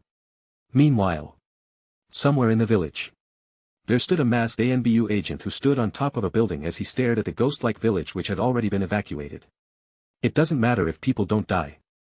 As long as there is collateral damage, Orochimaru-sama might be satisfied, Kabuto thought, following which he took out a scroll from his ANBU robe and bit a finger to draw blood over the scroll after opening it. Kabuto then threw the scroll towards the ground. Poof! A massive cloud of smoke evolved. Huh? Shikaku stared at the cloud from the center of the village. Is there an attack from the north side? Inoichi asked. Heis. The gigantic monster within the smoke roared in anger. What is that? Chuza asked. Shikaku stared at the scene where the clouds were slowly clearing away to reveal a giant three-headed snake. We are done for. Some of the special jounin stationed in the northern part became petrified upon witnessing the sight of the humongous three-headed snake. Back in the Chunin exam stadium, Sakura, Shikamaru, Gaara, Temari, Kankura, Kakashi, Haku, Zabuza and the other jounins around the arena released themselves from the genjutsu as well. Meanwhile, everyone else went to sleep. Medical team. Assume your positions. Tsunade gave out the order. Yes. The medical platoon responded by distributing themselves around the seating areas of the stadium. Looks like she is also here today, Orochimaru murmured upon seeing the medical squad place themselves around the stadium. Whoosh! An ANBU member landed near Hiruzen. Hokage-sama. We have failed to contain the ninjas at the gate, the man said. How many of them are on their way to the stadium? Hiruzen asked. Roughly 100. The man replied. I see, Hiruzen said as he looked towards the seating area where the ANBUs and the jounins were placed. They should be more than enough to stop the force, Hiruzen murmured. Yes. The ANBU agent also agreed. You may return. Hiruzen ordered. Yes. The agent responded by vanishing away from the location. Back on the field. Has it started? Sasuke asked. I'm afraid so, Naruto said. Sasuke stared at Naruto silently. Sasuke. I know what you are thinking. Unfortunately, you will not be able to make a difference in this battle just yet. Naruto said, following which he threw a kunai towards the balcony of the waiting area. I understand, Sasuke murmured with difficulty. Whoosh! Orochimaru landed on the battlefield followed by Hiruzen, Raza and Jiraiya. Orochimaru. The three of them called out at the same time. Whoosh! The Sound Ninja 5 appeared along with Chigo, who stood next to Kimimaro. Kimimaro. Sasuke called out. Uchiha Sasuke. Kimimaro also called out. The remaining Sound Ninja 4 nodded to each other and positioned themselves at 4 different corners of the stage. Orochimaru looked at Kimimaro. Kimimaro understood Orochimaru's expression and looked towards Sasuke. How about we continue our match from earlier? Kimimaro asked. Earlier? Chigo looked at Kimimaro. I was just about to ask you the same thing. Sasuke grabbed the hilt of his sword with his right hand. Whoosh! Sasuke and Kimimaro disappeared. Back on the balcony of the waiting room. What is going on? Sakura thought as she stared at the field. Gaara, Kankura, Temari and Shikamaru stared in silence. Good luck, Naruto, Shikamaru thought as he stared at the battlefield, following which Shikamaru felt a hand on his shoulder. Huh? Shikamaru turned back to see who it was. Whoosh! About 100 Sound Ninjas appeared at the same time, following which they landed in different places. Zabuza. Haku. I'll leave this place to you. Kakashi said. Go Kakashi. Zabuza assured. Whoosh! Kakashi left the seating area. Looks like this will be a tough fight, Haku said as he pulled out 3 needles in each hand from his opposite sleeves. Indeed, Zabuza agreed as he took out a kunai from his pocket. Hidden taijutsu, dynamic entry. Guy sent a ninja flying away with a kick to the butt. Guy. Kakashi shouted, following which Guy ducked, and Kakashi slashed at a ninja who was right behind Guy. That's my eternal rival. Guy said as he stood back to back with Kakashi. Yeah. Kakashi agreed as they both stared at the ninjas standing opposite to each other. Gentle fist, air palm. Hayashi swatted away 2 Sound Ninjas as he stood in one place. Meanwhile, Looks like no one needs our assistance at this rate, Shizun said happily as she stared at the jounins that were stationed around the stadium deal with their opponents so well. Of course, after all, we have prepared for any possible contingencies this time. Tsunade said. Why don't we go and help? Shizun asked. Bam! Tsunade smacked her head. Shizun. Did you forget the basic rules of being a medical ninja? Tsunade asked. Shizun stared in silence at her teacher. The medical ninjas are the last one to die on the battlefield.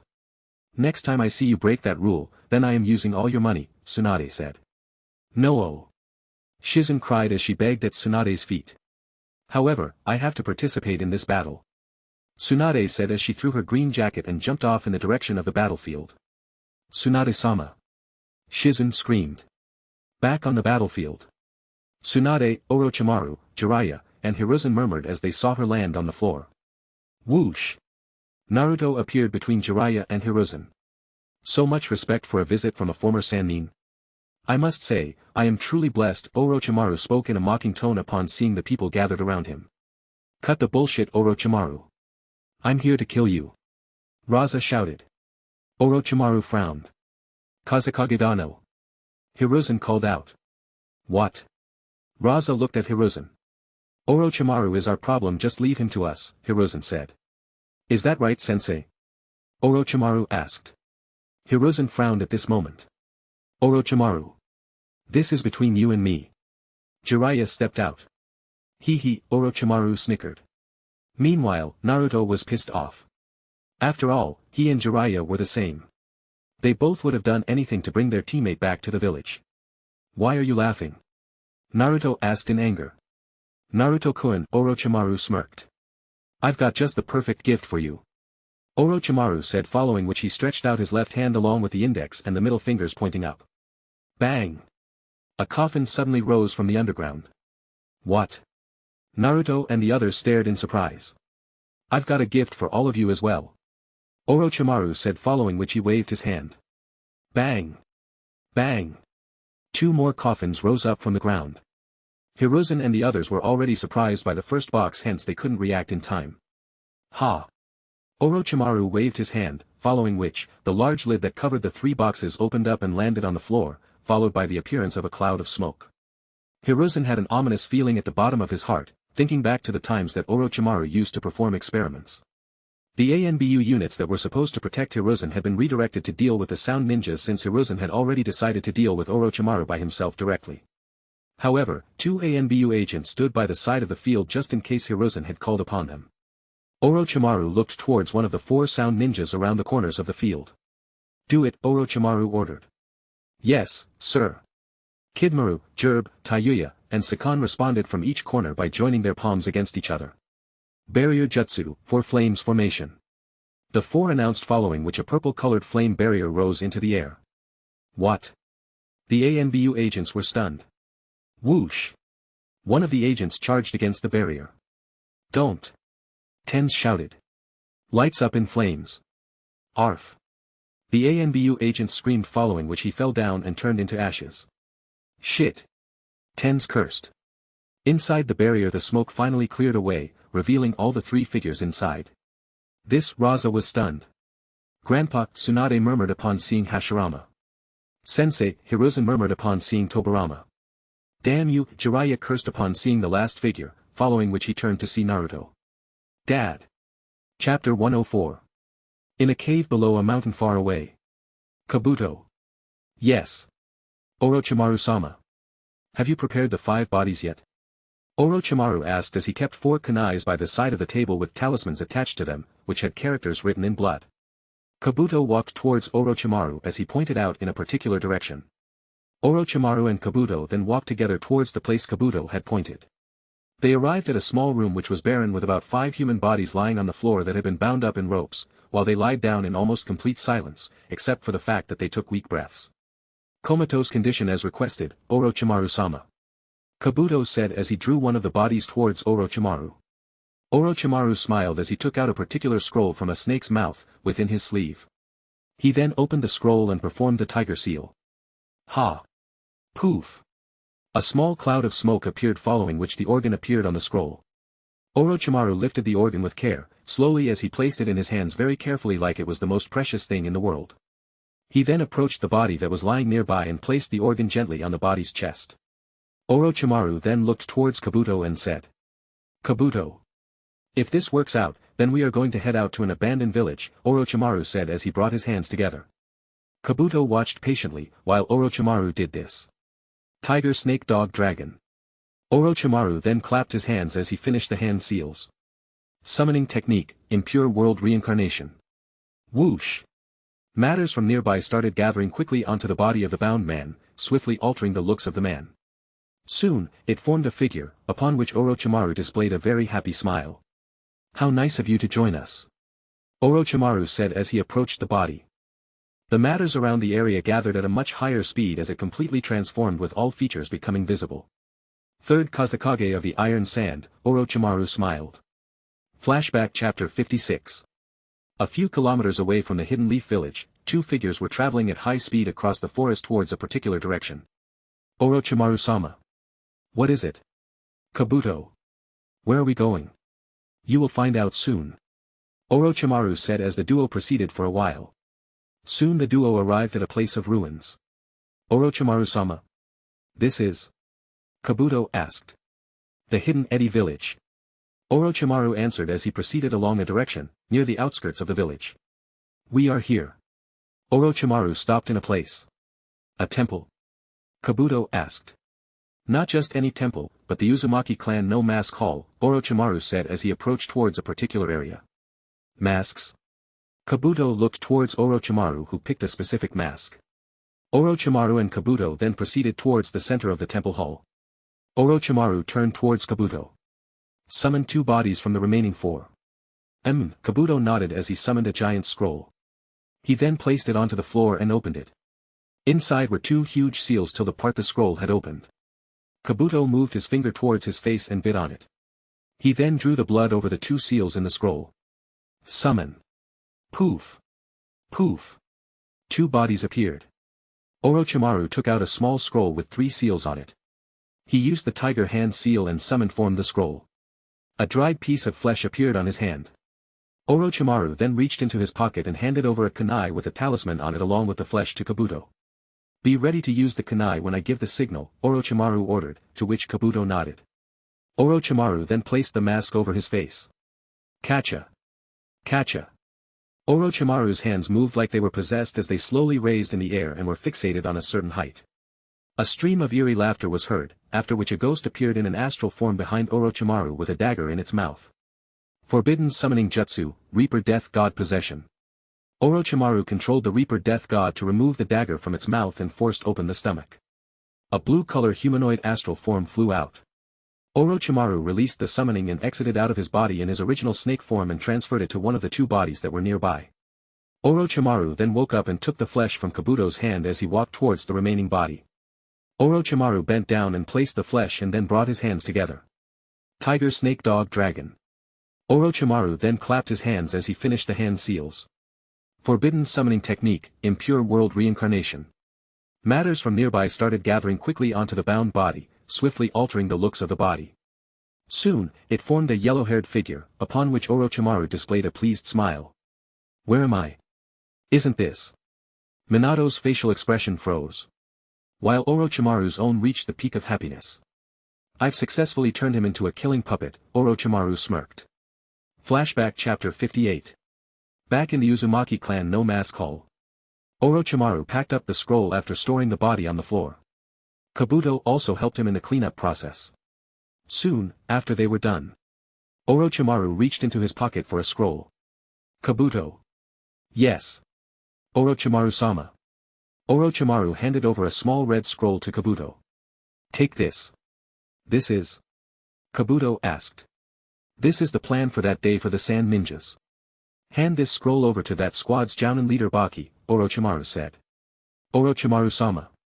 Are you sure about this? Kabuto asked. Orochimaru looked towards the direction of Hidden Leaf Village with an arrogant gaze. The recent peaceful times has put the country in slumber. While all the other nations are busy racing to expand their military. Kabuto nodded. Though I don't know how much fun it would be to take out that old man, Orochimaru smirked. Is that so? To me, it looks like you still have hesitations about it, Kabuto said, causing Orochimaru to frown. From now on, the power of each hidden village will clash with one another in a long and violent manner. The Sound Village is also one of them. You intend to be the trigger for all that. And use him for a bullet. Our Sasakurite? Kabuto said while his face looked forwards whereas his eyes looked at Orochimaru through the corner of his spectacles. Orochimaru snickered. But Orochimaru-sama. Why not go after Naruto-kun? Clearly that boy is far more powerful than Sasuke, not to mention he has the 9 tails as well, and he is an Uzumaki, albeit he doesn't have the red hair trait. I mean, you get the Uzumaki bloodline to experiment on, a young body and a weapon of destruction for the Sound Village, making it be on par with the other hidden villages, Kabuto said. Naruto is not easy to control. He is extremely strong for a kid his age, and also has a good judge of character, unlike the gullible geezer in the village who believes in solving through conversations. Besides, you already know the pains we have gone through to make sure to have a proper countermeasure against the boy. To think there was a jutsu as interesting as making a contract with the god of death himself. Truly, that first attempt was a wasted effort. Orochimaru thought back to how he had failed in awakening the 4th Hokage on the previous day due to his soul not being present in his body. Yeah. Kabuto agreed. Kabuto. Despite the problem of facing Naruto, there will be a bigger problem if we took him, Orochimaru said. You mean, Kabuto prompted. The Akatsuki. Orochimaru said. Flashback Chapter 61. Somewhere in the hidden leaf, a place filled with grassland and graves. There were 2 figures near a particular grave. One was squatting down with flowers in hand while the other stood behind and observed. Orochimaru placed the flowers over his parents' grave. Orochimaru saw a strange thing over the grave and took it in his hand. What is this?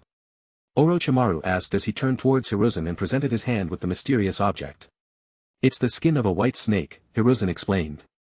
I've never seen anything like it before, Orochimaru said in a curious voice. Ha ha ha. Hiruzen laughed lightly. It's a rare item that you almost never see, Hiruzen said. Why is it white? Orochimaru asked. No one really cares about such things. But from times past, the white snake has been a symbol of good luck and renewal. It must be some sort of karma for you to find it here. Maybe someday. You'll meet them when you're grown up, Hiruzen smiled towards Orochimaru.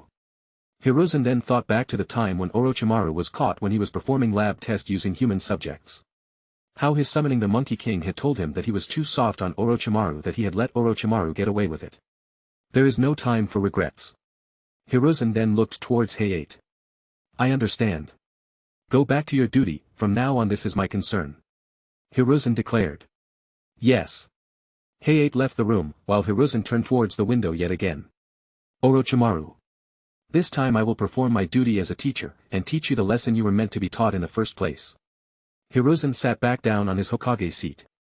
His eyes looked around the room, finally pausing onto a yellow-haired figure in a picture. In a meeting room, all seats were occupied, mostly separating into 2 factions. One side was the ministers on the Fire Country while the other side was the high-ranking elders from Hidden Leaf Village. How regrettable. The 3rd Hokage was doing such a fine job, the daimyo said as he held a fan in his hand, lightly swinging it at his face. We need a Hokage who will change things, and enforce the law of ninjas. We need such a person, Danzo spoke out in a determined voice. And? Is there such a person? Danzo stared at the daimyo. Truth be told, the 3rd Hokage was too soft. He allowed the village to be pushed into a corner. I recommend, Orochimaru of the legendary Sannin. Danzo declared. Oh. The ministers on the Fire Countryside started to discuss the possibilities. Orochimaru is truly a genius in this age of war, Hiruzen said. The daimyo looked at both Hiruzen and Danzo before asking Hiruzen to continue. However, a sinister will and greed lurk deep behind those eyes. Such a person cannot be recommended as Hokage, Hiruzen said with confidence. I recommend Namikaze Minato. Hiruzen concluded. Minato.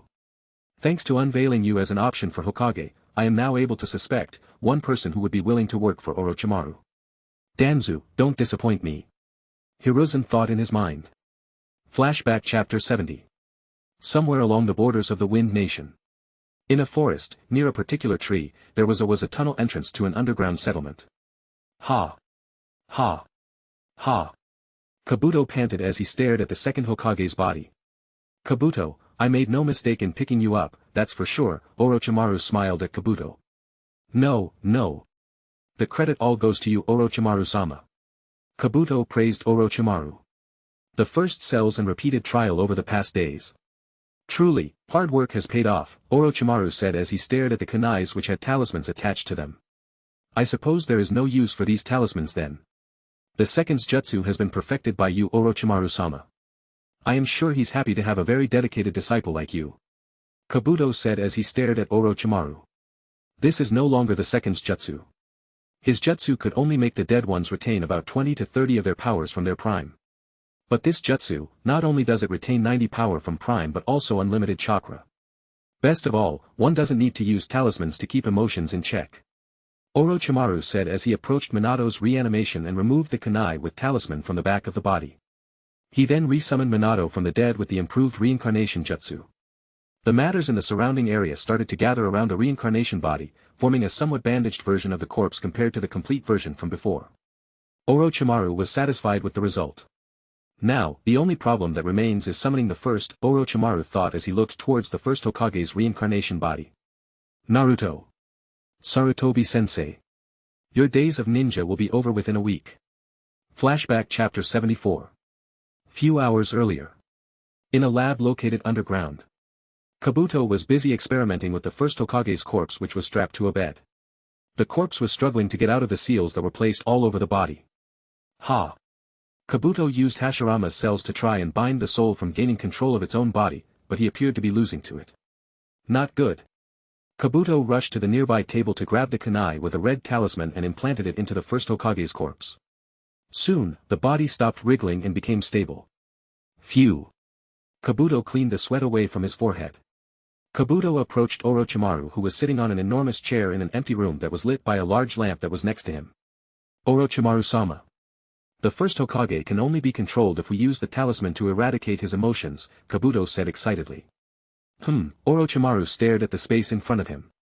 What is it? Orochimaru-sama. Kabuto. Will there be any reduction in the strength of the techniques it can potentially use? Orochimaru asked. Kabuto adjusted his glasses as he said. I can guarantee that there will be no reduction in strength, neither will there be any hesitation in his actions. He is a ruthless killing machine, once we release him, Kabuto said with a hint of mockery that was aimed towards those who were supposed to be at the receiving end of the first Hokage. Kabuto. It's about time we leave, Orochimaru said. Okay. Kabuto said as he walked past Orochimaru to the door.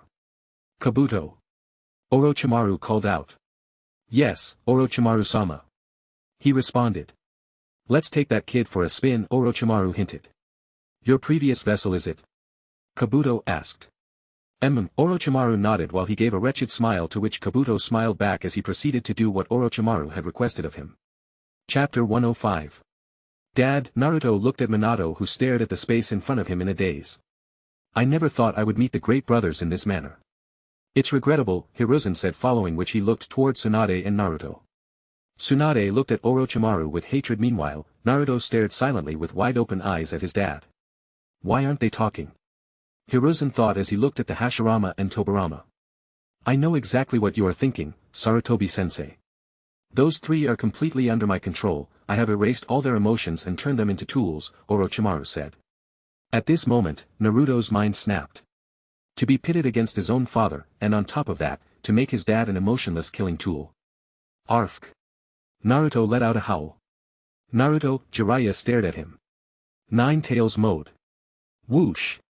Naruto sent a big chakra hand towards Orochimaru. Humph. Orochimaru snorted. Rasengan. Bang. Minato deflected the hand away with a Rasengan. That's the yellow flash all right. I barely even saw him move from his space. It's as though he teleported, Raza thought. Meanwhile, Naruto's emotions ran out of control. Why? Why? Naruto stared at Minato in the eyes. Bang. Minato sent a kick to Naruto right in the abdomen. Blurg. Naruto coughed out some digestive fluid that rushed up to his mouth. Naruto, Tsunade stared at Naruto who was in a similar situation as her, except that he already started fighting against his dad meanwhile her grandpa was standing still. Naruto. Calm down. You should know that Orochimaru is currently controlling your father, Lucky for you, my other half is not cooperating in releasing its power, Kurama said from within. Huh. Naruto looked at Minato, who stared back at him emotionlessly. "You are right, buddy, he is not wearing the cloak," Naruto responded after he regained a bit of his composure. Tisk. Orochimaru frowned upon witnessing his ability to throw the opponent's mind in chaos failed. "Orochimaru. You have gone too far." Raza appeared in front of Naruto. Jiraiya was stunned, following which he nodded to Raza's actions. "Humph. You think you can take on the fastest ninja?" Orochimaru asked with a gaze of mockery. Raza gave a smug look to Orochimaru, following which he lifted both his hands. Golden dust rose from the battlefield, which surrounded Raza. "Who says I need to be as fast as him?" Raza asked, following which he waved his hand. Whoosh! The golden dust chased after Minato. Whoosh! Minato also vanished from his spot, as he kept fleeing away from the golden dust. Orochimaru frowned a bit at the new development. That gold dust of the fourth Kazekage sure is troublesome, Orochimaru thought. Whoosh! Whoosh! Hashirama and Tobirama landed on the ground in front of Tsunade and Hiruzen. "To think I would fight against Grandpa at his peak," Tsunade murmured. Meanwhile, outside the barrier. "To think that I am the result of this man, the founder of this village," Ten stared at Hashirama. Orochimaru. Jiraiya ran towards Orochimaru. Whoosh! Whoosh! Hashirama and Tobirama disappeared from their spots, as they charged towards Jiraiya at top speed. Jiraiya saw the incoming attacks but ignored them completely. Bang! Bang! Hiruzen and Tsunade blocked Tobirama and Hashirama with their kicks. Screech! Hashirama and Tobirama skid a meter before stopping. Go! Tsunade encouraged. Jiraiya nodded. Meanwhile. Ibiki saw a cloud of smoke rise up from somewhere in the village. What is that? Ibiki thought. What should we do? One of the special jounins asked. No. It's dangerous to make a move when we really don't know, Ibiki explained. About Orochimaru, the man paused. What is it? Ibiki asked. Flashback. The Kazekage does not intend to forgive Orochimaru. I'm sure he will aid us in defense, Hiruzen said. Won't forgive Orochimaru? Another person asked. The details will be revealed later. End of flashback. What did he do to the Kazekage? The man asked. Ibiki thought for a bit. What is it? Ibiki-san.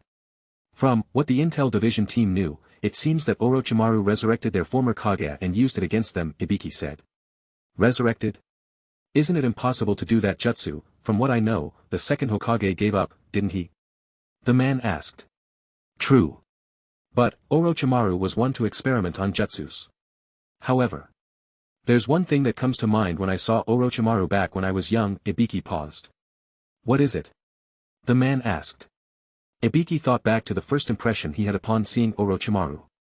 That, he didn't seem human, Ibiki explained, following which. Whoosh! A man landed by their guard post. Reporting. A large boa has appeared near the northern side of the Leaf Village.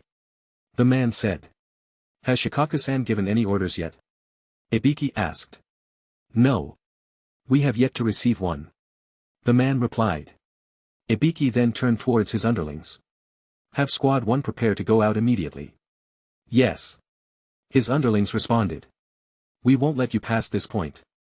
A special jounin shouted at the three-headed snake, following which, 4 more special jounins appeared beside him and attacked the snake by casting an offensive jutsu at the same time. Meanwhile. Back in the waiting room. Shikamaru turned back to see the person who placed a hand on his shoulder. Shino. Shikamaru panicked a bit. Shino walked to the front and stared at the gigantic purple barrier that occupied the entire battlefield. His eyes scanned about in search of a particular figure. There he is. Shino spotted Naruto in the barrier as he watched Raza fight against his father. What is going on here? Shino thought, following which he turned towards Shikamaru and Sakura. Explain. What is Naruto doing over there? Shino asked. Huh? Sakura reacted. Shino, can't you see the entire stadium is occupied with fights? Shikamaru asked. However, Sakura was also curious. She was able to see Naruto inside, however, she could not find Sasuke. Though, she badly wanted to leave the area to search for Sasuke. She also had her questions about Naruto, especially after many grand figures were gathered in one place. What is Naruto doing inside? What is that bright yellow-red chakra that is surrounding him? She thought. I'm going. Gaara said, following which he turned to climb down the staircase. Where are you going, Gaara? Temari asked. Gaara remained silent as he descended the flight of stairs. Meanwhile, Sasuke and Kimimaro landed outside the stadium, followed by the slow arrival of Jogo as well. So he is the replacement that elder brother was talking about, Jogo thought as he stared at Sasuke. Sasuke drew his sword, followed by Kimimaro drawing out his bone-hilted sword from his shoulder. Will you run away like the last time? Sasuke asked in a mocking tone. Kimimaro frowned a bit, following which he announced. Second dance, Dance of the Camellia. Whoosh! Kimimaro ran towards Sasuke. Sharingan. Lightning cloak. Sasuke opened his Sharingan eyes, following which his body and sword both were cloaked in a thin layer of lightning nature chakra. Clang! Sasuke's and Kimimaro's sword parried. Whoosh! Whoosh! Both vanished and reappeared a few meters away only to parry their attacks. However, Kimimaro's expression was a bit sour. Crack! Kimimaro felt his sword lose a bit of its strength from the minor crack from within. Humph! Sasuke smirked, following which he lifted his leg. Bang! Bang! The gold dust failed to hit Minato again. Kazekage-sama. Naruto called out. Raza turned back to see Naruto get up from the ground. What is it? Brat? Raza asked. I would like you to let me handle this fight. Naruto said. Raza stared at Naruto for a bit. He is my dad after all, Naruto said. Raza felt like looking at Gaara in a different way. All right, kid. He's all yours. Raza said as he stepped away. Naruto looked at Minato, who finally came to a stop after the golden dust gave up on chasing after him. Dad, Naruto murmured. Minato reached into his pocket and took out his special kunai. It's that kunai. Jiraiya thought as he continued to run towards Orochimaru. Whoosh! The kunai traveled towards Naruto. Naruto! Run! Tsunade warned. Naruto turned and smiled towards Tsunade. Flying Raijin, Stage 2. Minato appeared right above Naruto with his kunai in hand, following which he formed a Rasengan. Minato then hit Naruto with the Rasengan. Naruto! Raza, Hiruzen, Tsunade, and Jiraiya shouted at the same time. Hee, Orochimaru smirked. Poof! The Naruto under the Rasengan disappeared. Ha! Orochimaru stared with wide eyes. Whoosh! Naruto appeared right above Minato. Adamantine sealing chains. Bam! Naruto had pinned Minato to the ground with the Uzumaki special sealing chains. What? Orochimaru, facial expressions twisted. Good one. The others nodded in Naruto's favor. Naruto, who was standing near Minato's sealed body, looked towards Orochimaru. You are going down. Orochimaru. Naruto declared while pointing a finger at him. Humph. Orochimaru snorted, following which he lifted his hand to produce a one-hand seal. Hashirama also imitated the action. What is going on? Tsunade had an ominous feeling. Shit. Jiraiya cursed upon seeing something light upon the center of Naruto's chest. Oh no. Tsunade also understood what was going to happen. The light burst out and bounded Naruto completely. Naruto finally looked down. It's the first Hokage's crystal. Chapter 106. The light burst out and bounded Naruto completely. Naruto finally looked down. It's the first Hokage's crystal, he thought upon seeing the crystal on his chest light up. The light revolved around him for a bit before finally setting down and restraining him. What have I done? Tsunade stared in horror at Naruto being sealed by the crystal she had presented him for losing the bet. Flashback. Tsunade-sama. What do you plan to do? You can call off the bet, right? Saying that it was not your intention in the first place. No, Shizun. The boy deserves respect for standing up to that man, Tsunade said as she walked towards Naruto. What is it? Naruto asked. Tsunade raised both her hands to her neck. She took off the necklace and held it towards Naruto. There's only one of this kind of necklace in this world. It belonged to the first Hokage. The money you can obtain by selling this necklace is more than enough to buy ramens for 3-4 lifetimes. End of flashback. Naruto. Tsunade rushed towards Naruto. Tsunade. No. Hiruzen shouted. Ha. Tsunade turned back only to be kicked by Hashirama. Bang. Tsunade flew a few meters away. Tsunade. Granny. Jiraiya and Naruto shouted at the same time. Raza also stared at the scene with wide-open eyes. Whoosh! A figure appeared behind Raza. What? Raza was too stunned to react in time. Bang! Raza was sent to the ground with a fist from Minato. Cough! Cough! Raza struggled to regain his consciousness to see Minato. Minato stared emotionlessly at Raza. Rasengan. Jiraiya sent Minato flying away with the Rasengan. Minato kept flying all the way till he reached the purple-colored barrier that was put up by the Sound 4. Sh. Minato's body spontaneously combusted upon coming in contact with the barrier. Score. Jiraiya praised himself for managing to land an attack. Whoosh. Minato's body started to free fall with the flames, during which his body burned away. Hee, Orochimaru snickered. What are you laughing about, Orochimaru? Jiraiya asked. You'll see. Orochimaru said. Soon Minato's body turned into ashes. Jiraiya turned to look at Orochimaru's face, then suddenly remembered. Back, when I read that report, Jiraiya thought back to the time Naruto had submitted the mission report which also contained the information on the resurrected third Kazekage. Naruto did write something about the dead able to recover there. Jiraiya's eyes went wide upon seeing a few pieces returning back. Whoosh! Matter from the surroundings gathered in front of Jiraiya, slowly recovering Minato back to his peak form. Unlimited chakra and regeneration. Jiraiya stared in horror at Minato who stood in front of him. Meanwhile. Bang! Bang! Hiruzen and Tobirama continued to exchange moves. Whoosh! Hiruzen's fist traveled towards Tobirama. Whoosh! Tobirama vanished, following which Hiruzen's fist only struck air. Ha! Hiruzen was stunned. Body flicker technique. Whoosh! Tobirama appeared behind Hiruzen. Impossible. Hiruzen's eyes went wide. Bang! Hiruzen was sent to the ground as well. Ha ha ha ha ha ha. Orochimaru laughed upon seeing the despair on Hiruzen's, Tsunade, Naruto's and Jiraiya's face. Damn it! This is not looking good for Naruto and the others at all, Shikamaru thought. Sakura stared speechlessly with her eyes and mouth wide open. Meanwhile, Shino, Temari, Kankura, and Tens were silent, as they all continued to watch the battle that took place from outside the barrier. Naruto could no longer stay still, he undid his Nine Tails mode and tried to struggle out of the seal. Useless effort. Orochimaru interrupted. I haven't used my powers yet. Naruto reminded, following which he closed his eyes. Kurama. I will do it myself for now. After I break the seal. I want you to sync, got it? Naruto asked. Yes. Kurama replied. Outside the stadium. Bang. Kimimaro blocked Sasuke's kick using his bone sword, which he turned to block while already preventing Sasuke's lightning sword from descending upon him. Screech.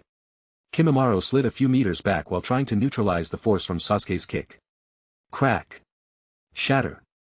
Kimimaro's sword broke apart. Humph. Sasuke stared at Kimimaro with disdain. I broke his sword quickly this time. Sasuke thought. Kimimaro frowned. Cough. Cough. Kimimaro vomited a bit of blood from his mouth onto the hand he used to cover his mouth. My time is running out.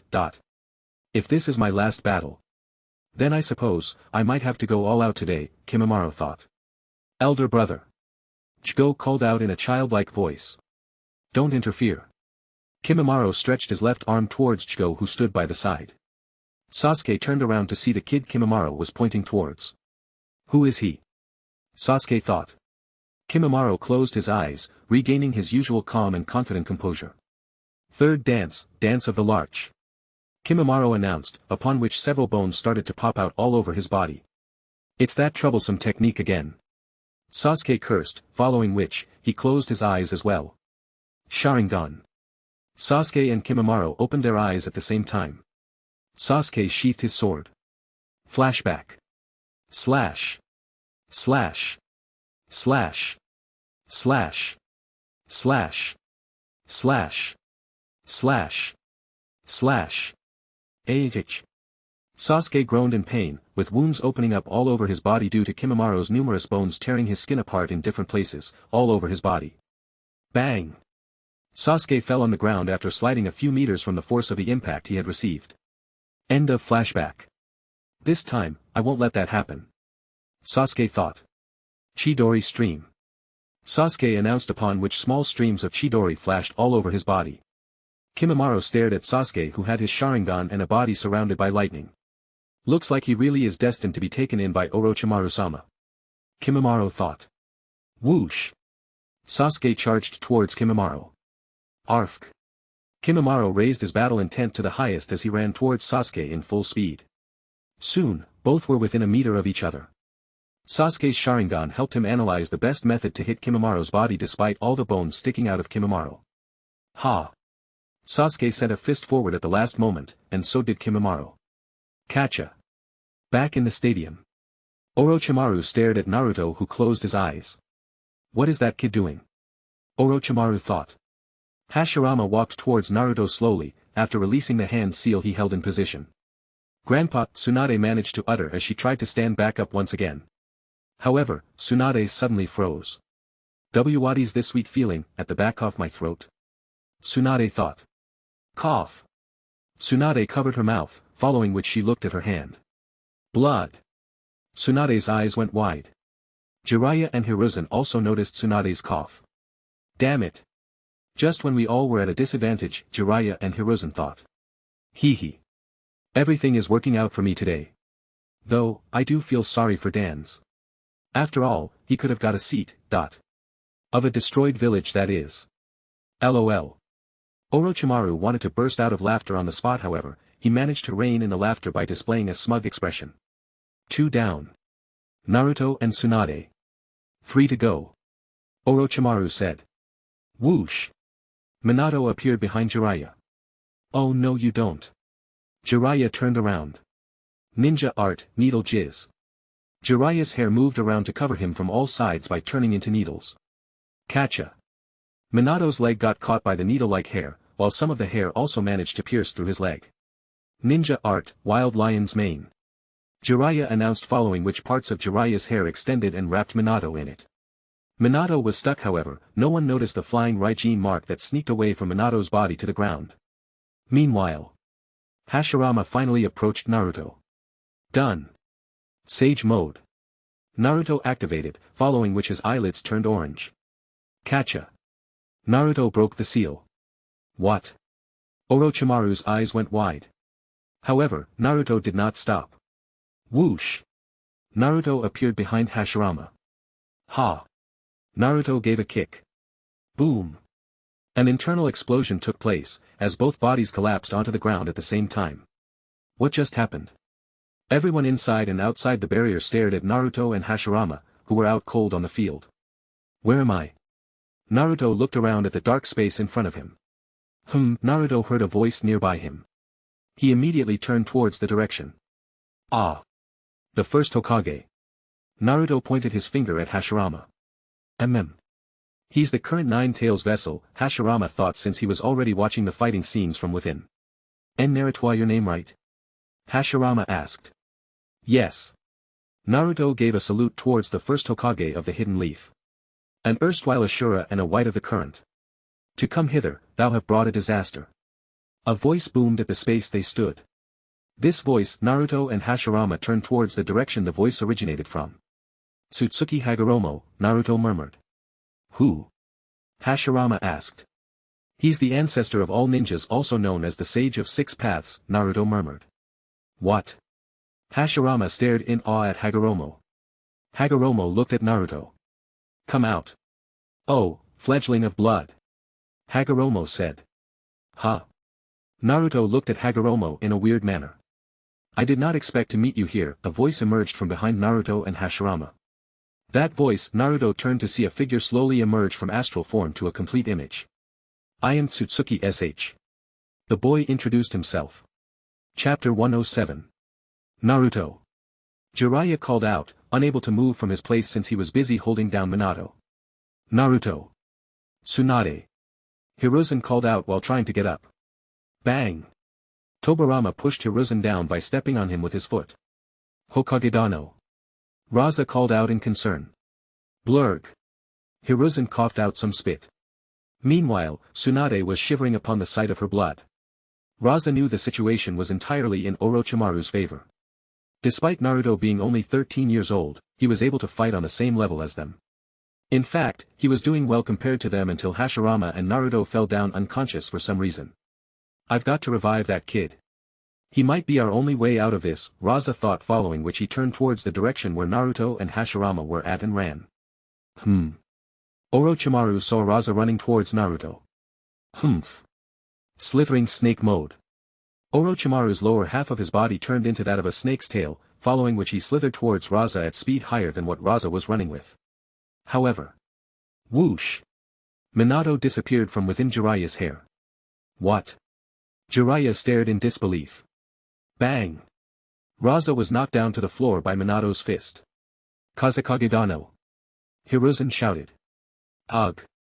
Raza groaned in pain. Kazekage-sama. Jiraiya ran towards Raza. Where do you think you are going, Jiraiya? Orochimaru slithered towards Jiraiya while simultaneously taking out a kunai from his pocket. Orochimaru. Jiraiya turned to face Orochimaru. Bang! Orochimaru's kunai parried against Jiraiya's hair, which was as strong as steel. Orochimaru smirked. Why do you want to destroy the village? Why do you want to kill Sarutobi-sensei? Don't you know that no good will come by deriding the dead and playing around with time? Jiraiya asked. Why, you ask? Do you know the joy and sense of accomplishment of hurting one whom you once called sensei? Orochimaru asked. Jiraiya's face contorted with anger. How would you know? You all just saw him as a regular sensei after all, Orochimaru said. How is your vision of him any different? Jiraiya asked. Sarutobi-sensei. Though, people knew of him by the title God of Ninjas during his prime. He was also praised as the man who knew all jutsus existent in the Hidden Leaf Village. Hiruzen Sarutobi, the professor. Orochimaru said. Jiraiya instantly understood where the conversation was going. Orochimaru was one who researched all jutsus to gain eternal life, something that would definitely be a taboo under Hiruzen's tutelage. I only wanted him to see the results of my hard work after all these years and give him a fitting death. Doesn't that make sense? Orochimaru asked. Ha! Only a twisted student like you can come up with that kind of an explanation. Jiraiya replied. Twisted? You may be right, however, a human dying to their natural lifespan despite having chakra and other energies to support is even more twisted. Don't you think? Orochimaru asked. Jiraiya frowned. Orochimaru's idea may seem reasonable from the outside, however, the experimentation process and the cost of calling upon a dead one was based on an exchange of equal value. A life for a life. No matter what Orochimaru did, it was still something that could not be forgiven. Worst of all, many innocent citizens and ninjas were forcefully involved in his experiments. Hiruzen, who was under Tobirama, made use of the opportunity to bend his thumb and use the fingernail to cut a slit on his index finger. Tobirama, however, did not suspect anything while Minato stood beside Raza. Hiruzen took a deep breath, following which he quickly brought his hands together. Ninja art, summoning jutsu. Come out. Monkey King ENMA. Hiruzen announced. Poof. Tobirama reacted by sending a punch into the cloud of smoke. Bang. The sound resounded throughout the barrier. Something pesky has appeared, eh? Orochimaru stared at the smoke. It's been a long time. A voice boomed from within. Sarutobi. The smoke slowly cleared away to reveal a huge white monkey with a big hidden leaf headband which wore a black suit with mesh armor underneath. Over which the monkey wore a sleeveless kimono shirt with white fur trimmings, and markings reminiscent of tiger stripes on it, which is held closed by a red sash. Orochimaru frowned to see Enma holding on to Tobirama's first like it was nothing. Ha! Enma sent Tobirama flying away with a palm. Bang! Tobirama landed on the ground. Orochimaru, Jiraiya, Tsunade, a Kazekage, a boy, and the 3 dead Hokages, Enma murmured as he analyzed the scene. Looks like Orochimaru started it all, Enma thought as he turned towards Hiruzen. I knew this would happen, Enma said. Ugh. Hiruzen managed to get up slowly. You're pathetic, Sarutobi. It's because you didn't kill him back then, Enma said. Flashback. Hiruzen led a team of ANBU units to a secure hideout at the outskirts of the village. Water splash. The team runs through the underground settlement that had the floor filled with water. Stops. Hiruzen traces his hand across the surface of the door, following which he signals his team. He's here. Door opens. Hiruzen steps inside the room and sees shelves neatly stacked with glass jars containing living tissues and organs. Inside stood a lone figure at a table. I've been found out, eh? Orochimaru sighs, following which he turns his head and glances at Hiruzen, who stood by the door. It's too bad, Orochimaru said. Orochimaru. What's the meaning of this? Hiruzen asked. Here, I'd set so many booby traps. So, I was quite surprised. But, I see. So it was you, Orochimaru said. Recently, there was a steady stream of people going missing from the village. There was also information that you had been acting strangely, an ANBU agent spoke. Orochimaru-sama. Why is a ninja of your rank doing such a thing? Another ANBU agent asked. Shall I kill you, too? Orochimaru asked with a crazed look across his face. Orochimaru. Sure enough, this was your doing. Say it. What were you doing here? Hiruzen asked. Alas. I've been found out. There's no point in acting cute then, Orochimaru paused, following which he turned to face Hiruzen. It's for jutsu development. Orochimaru announced proudly. Orochi. You bastard. You dared to kill a fellow ninja for that? An ANBU member cursed out of anger. Hiruzen closed his eyes and took a deep breath. As I thought. A forbidden jutsu, eh? What is that you want? Hiruzen asked as he opened his eyes. I want everything. Get every jutsu and understand all of the truths of this world. The one who first mixed blue and yellow and named the new color made in that way, green. I just want to do the same thing. If blue is chakra and yellow is a sign. And green is a jutsu. In the same way that there are no limits to the kind of colors, there are probably also tens of thousands of jutsu in this world. But in order to get any and all of the jutsu, as well as the truths, a long time is necessary. It's the one who takes those long years to know everything, who can suitably be called the ultimate individual. For me, the lifespan of the human body is too short. Even if I were to be called the Hokage, if I die, it all ends there, Orochimaru said. It couldn't be. Orochimaru. Could it be that jutsu you are testing here is? Right. Orochimaru interrupted. It sure could be. The immortality jutsu. Orochimaru announced with a crazed and an excited look on his face. Those eyes, Hiruzen stared at Orochimaru. Eyes with malice and ambition concealed in them.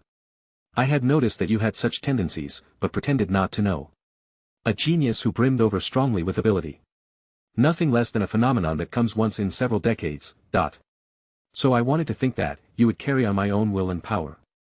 The softness on my part created the conditions of that time as well as now. Hiruzen thought.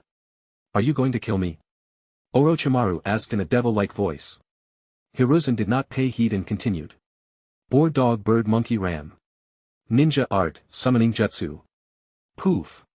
Monkey King Enma had appeared. I wonder if you can. Sarutobi-sensei. Orochimaru shouted, following which, he performed a bunch of hand seals in rapid succession. Whoosh! A windstorm rushed through the room, breaking apart everything and also harming all the ANBUs, Enma and Hiruzen in the process. Enma and Hiruzen, however, managed to withstand the attack. Whoosh!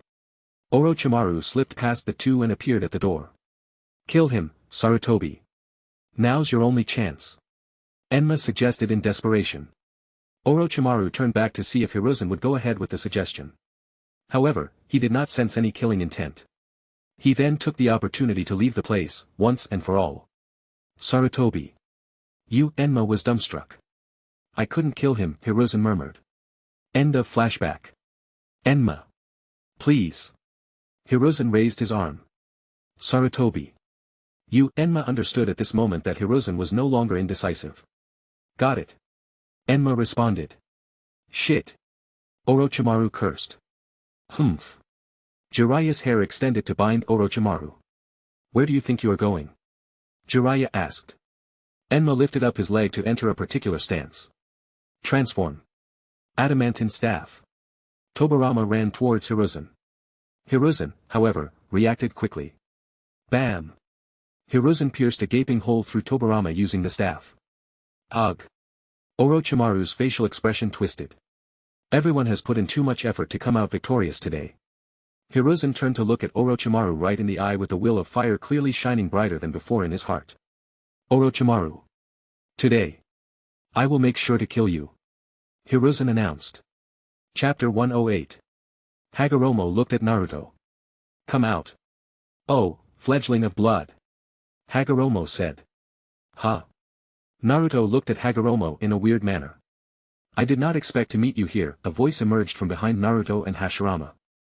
That voice, Naruto turned to see a figure slowly emerge from astral form to a complete image. I am Tsutsuki sh. The boy introduced himself. Thine foresaw thy existence. Hagoromo said. Naruto murmured, thinking back to the time had reverted the time laws for him to save Zabuza and Haku. Walked towards Hagoromo. Old man. Called out as he held up a finger with a glowing light. Hagoromo stared at the light. Here. Pointed the light towards Hagoromo's frontal lobe. An advanced ninshu technique. Hagoromo bent a bit to receive the light on his forehead directly. The two were in contact for about a minute without moving an inch. Meanwhile, Naruto and Hashirama stared in silence. Hagoromo opened his eyes. Cough. Cough. I understand. Hagoromo nodded after learning of what had transpired back in Naruto's world. That old dude sure can adjust his speech immediately. Naruto thought back to the time he had trouble correcting the old man's speech pattern. Senju Hashirama. Hagoromo called out. Yes. Hashirama bowed down on the floor completely to show his deepest respects. What are you doing? Hagoromo asked. I am showing my respects. Hashirama said in a doubtful voice. Please get up, you don't need to do that. Hagoromo reassured. I see. Hashirama got up, feeling like he was a fool. Hagoromo brought his rod forward and tapped it on the ground. Drip. The ripple spread out on the surface, slowly turning Hashirama's and Naruto's reflection into that of another person's. You both are incarnations of my son Ashura. Hagoromo explained. Ashura? Hashirama asked. Indeed, Hagoromo said. Hashirama looked towards Naruto. Do you know anything about this? Hashirama asked. How do I put this? Naruto thought. Looks like there is no running around this guy, Naruto thought. I am from the future. Naruto said. Future. Hashirama was stunned. That is the problem here. Hagoromo said. What does he mean sh? Naruto turned towards sh, who was floating next to Hagoromo. You see, in the Fourth Ninja World War. Fourth Ninja World War. Hashirama interrupted. Yes. Naruto nodded to confirm.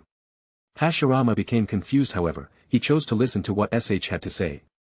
Back in the previous war. It was not a problem for you guys to fight alongside each other, much less even fight against each other. However, you, Naruto, are another source of Ashura's incarnation and have directly come in contact with the incarnation of this time period is a problem. Sh explained. Huh? Naruto stared at sh. To put it simply, the you of that world was an incarnation of the Ashura of that world, and so was Hashirama of that world. Since you both were of the same world and different timelines, the clash was negligible. However, the you right now is from a different world and a different timeline, while also having the identity of this world's incarnation. Hence, if you both clash, there is no telling what could happen to the laws. You were lucky to have me with you, Naruto. Sh said. I see. Naruto nodded. But, wouldn't that reaction take place if I was to clash against Indra's reincarnation? Naruto asked. Who's Indra? Hashirama asked. He's Ashura's brother, Hagoromo explained, following which he turned towards Naruto. You see, Naruto. The two powers were originally the same.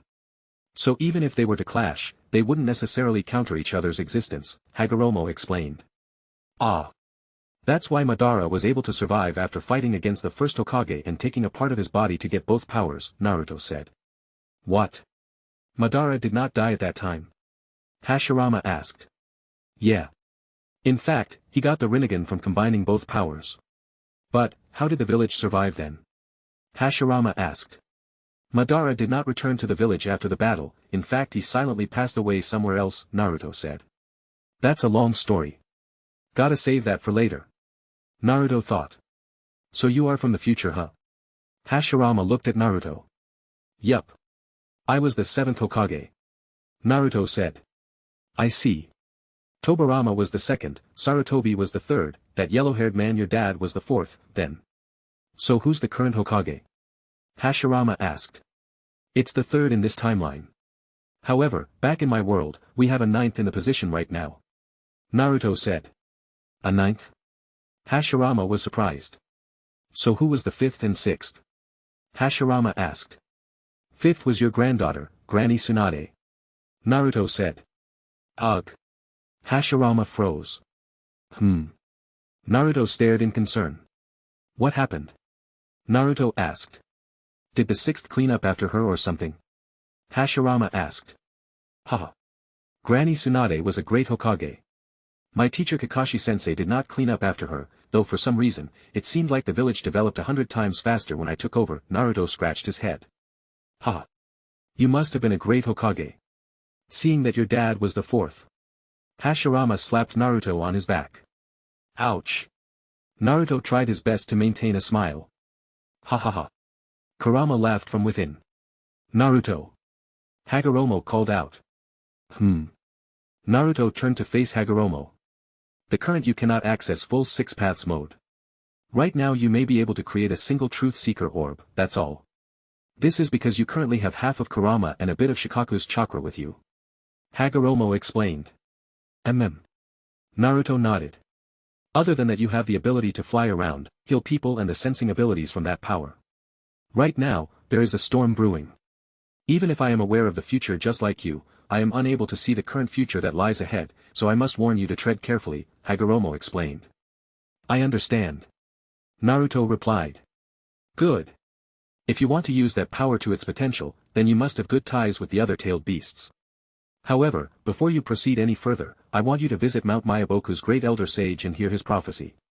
Proceed with caution. Hagoromo warned, following which he turned to SH, this is the six-path Zen power. Hagoromo said as he drew a moon onto SH's hand. Hold on to this power until Naruto says to hand it over. I am sure he can make the judgment call when the time is right. Hagoromo concluded. Got it. SH nodded as he closed his palm. I will pass on the six paths yang power once again to you since it has almost faded away, Hagoromo said as he drew a sun symbol on Naruto's right hand. Sasuke's power is with SH. Give it to him when the time comes. Hagoromo concluded. Leave it to me. Naruto said. Now then. For the battle in between you two. I am unable to help you, once you both wake up again. So it will be better if you find someone else to help out in that regard, Hagoromo said. I see, Hashirama nodded following which he turned towards Naruto. Good luck trying to stop me. Hashirama smiled. This ain't a joke, you know. Naruto argued. I know, Hashirama felt a bit depressed. Whoa, he also changes his attitude super fast, Naruto thought. Naruto. Hashirama. You'll be able to return to your bodies, however. Naruto has to find someone who can defeat you, either by sealing or by removing that talisman which will return your soul to the main seat, Hagoromo explained. Got it. Naruto and Hashirama nodded. Following which, their souls departed from the space. Hagoromo-san. SH called out. Am I to address you as young master? Hagoromo asked. Whichever suits you however, we need to talk, SH said. Old man. Naruto appeared once again. Hagoromo looked at Naruto. Thanks for helping me out once again.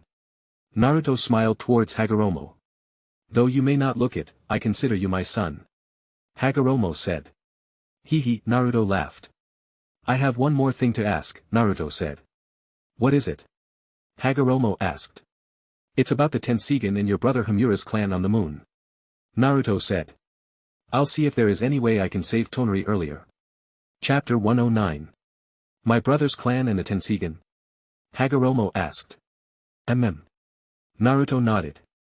About my brother's clan, from what I have seen from your memories, the branch clan was indeed wrong in interpreting the message left behind by my brother. However, Tonari has helped you out in this aspect, especially your son Boruto, Hagoromo said.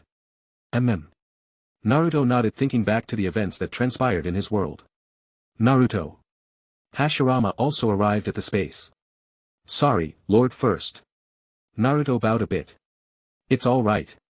Hashirama lifted Naruto. Naruto. Hagoromo called out. Naruto turned to face Hagoromo again. Regarding the Tenseigan, it's as you have seen, an ability similar to the awakening of the Rinnegan by Uchihas. However, in the Uchihas case like Madara as you know required Hashirama's body to awaken it. It's the same with the branch or the main family on the moon. In order to awaken the Tenseigan, they require the eyes of a pure-blooded Hyuga clan members Byakugan. Hagoromo explained. Naruto also made a similar deduction back in his world. However, the Tenseigan can be awakened in a different way as well, Hagoromo said. And what is that? Naruto asked. Before that, I will explain the abilities of a Tenseigan. If you remember your battle against Tonari, then you have witnessed the powers of a Tenseigan, Hagoromo said. Naruto nodded. Well, on the surface it looks similar to Rinnegan, without the full visual techniques aspect of it. In other words, it's just like comparing the Byakugan against the Sharingan. They both are eye powers, but Sharingan focuses more on the visual jutsus like Genjutsu, special powers from the Mangekyo, etc. However, Tenseigan is more like an enhanced version of a Byakugan. It is like a basic version of Rinnegan with the Sage mode that is naturally built in. Just like the Rinnegan, it has the 6 paths power like attracting and pushing, flying, the Truth Seeker orbs, a chakra cloak that covers the body from damage and enhanced body. Along with that, there is a more important aspect to it in combat, Hagoromo said. An important aspect to it in combat? Naruto asked. Yes. Just like the Byakugan being able to see chakra points, the Tenseigan can see them as well. But it has a much bigger role to play over here. Naruto stared silently at Hagoromo. The Tenseigan can see the flow of natural energy. Not only in the body but also in living and non-living objects as well. And instead of seeing chakra points, it can see through the very structure of the body of any being. It's like seeing the flaws in every existing object and knowing where to strike them to disintegrate the entire object itself, Hagoromo explained. I see, Naruto murmured. Now regarding the other method of awakening it. There is a slight possibility of doing it through Sage mode training. However, I cannot guarantee that it will work. Hagoromo warned. I see. Well, thanks old man. I'd better get back. Naruto smiled as he turned back to exit the dimension along with Hashirama. Hagoromo turned towards SH, young master. Hagoromo called out. Yes. SH raised his face as he looked towards Hagoromo who was floating next to him while sitting cross-legged in midair. Could you please tell me about the Tsutsuki clan's structure and its purpose? I do not know of the clan my mother came from. Hashirama stared at SH for answers. Fine. Allow me to explain. The Tsutsuki clan consider themselves the descendants of gods. We live in a different galaxy and have different branch clans. From what I have seen, your mother must have been a mixed breed or an illegitimate child, hence she was assigned the basic duty of energy gathering, SH explained. Hagoromo felt as though his existence had been insulted. What do you mean by that? Aren't you a mixed breed as well? Hagoromo asked in a firm voice, thinking back to the conversation he had seen that took place between SH and Naruto when Naruto wanted to save Zabuza and Haku. I understand how you feel, however, that's how it was in the past. Those of lower birth in the clan would be assigned to mere energy gathering duties. You see, the Tsutsuki clan requires a lot of energy to survive, considering that we could be labeled as half-god class beings. If we were to depend upon our home planet to sustain our energy solely, the planet would barely survive past a week. Which is why we send people from our clan to different planets on a mission to bring back energy from other planets for our continued survival. I see, Hagoromo murmured. The tree which your mother brought over here, also known as the God Tree, is just one of millions we have back at home for storing energies for our clan's use, SH explained. What? One of millions? Hagoromo was almost petrified with fear. Indeed. Not just that. Considering the fact that she was forced to eat the chakra fruit soon also meant that the chakra fruit never matured to its full potential before harvesting. In fact, premature harvesting leads to a huge loss, in some cases at least 50% loss in the potency of the fruit itself, SH explained. Hagoromo was shocked. This much power from a fruit which had less than half its potential. Hagoromo thought back to the war that gave rise to the legend that was his mother. There are people amongst the branch members that fight over these resources. Sometimes they invade planets early to collect the chakra fruit as soon as it ripens for their use. From what I have heard about your mother from the memories I have obtained, she seemed to have feared some of these other branch members who would have the thoughts of harvesting the fruit, which she intended to use for herself. Thus her reason for creating that army. My guess is that she wanted to use that opportunity to leave this planet we are on, to fight her way back into the clan and get herself a position after consuming the chakra fruit, SH explained.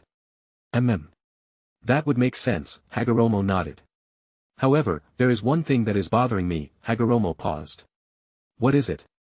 SH asked. How did his team defeat your clan that was on the other planet before he came here? Hagoromo asked. That one? It's because that planet was composed of the branch members who were from the martial branch of the clan, SH explained. Branch members of the martial branch, Hagoromo murmured, thinking back to the conversation that SH had with Naruto. If branch members are that powerful, then how strong are the main branch members and the pure-blooded ones, Hagoromo thought. Meanwhile, on the battlefield, Jiraiya blocked Orochimaru, while Raza was pinned down by Minato. Ha! Hiruzen sent his adamantine staff to destroy the pieces of Tobarama which were gathering. Damn it! I need to kill that brat right now.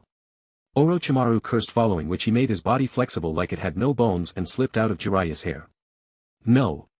Jiraiya cursed, following which he retracted his hair and chased after Orochimaru. Boar dog bird monkey ram. Ninja art, summoning, bring down the house. Bang! A huge frog landed right on top of Orochimaru. Humph! Orochimaru snorted, following which he extended his neck and used it to slither his way towards Naruto. Damn it! Tsunade, snap out of it! Jiraiya shouted towards Tsunade, who was just a few meters away from Naruto. Huh! The shivering Tsunade opened her eyes a bit only to see Orochimaru open his mouth as he proceeded towards Naruto.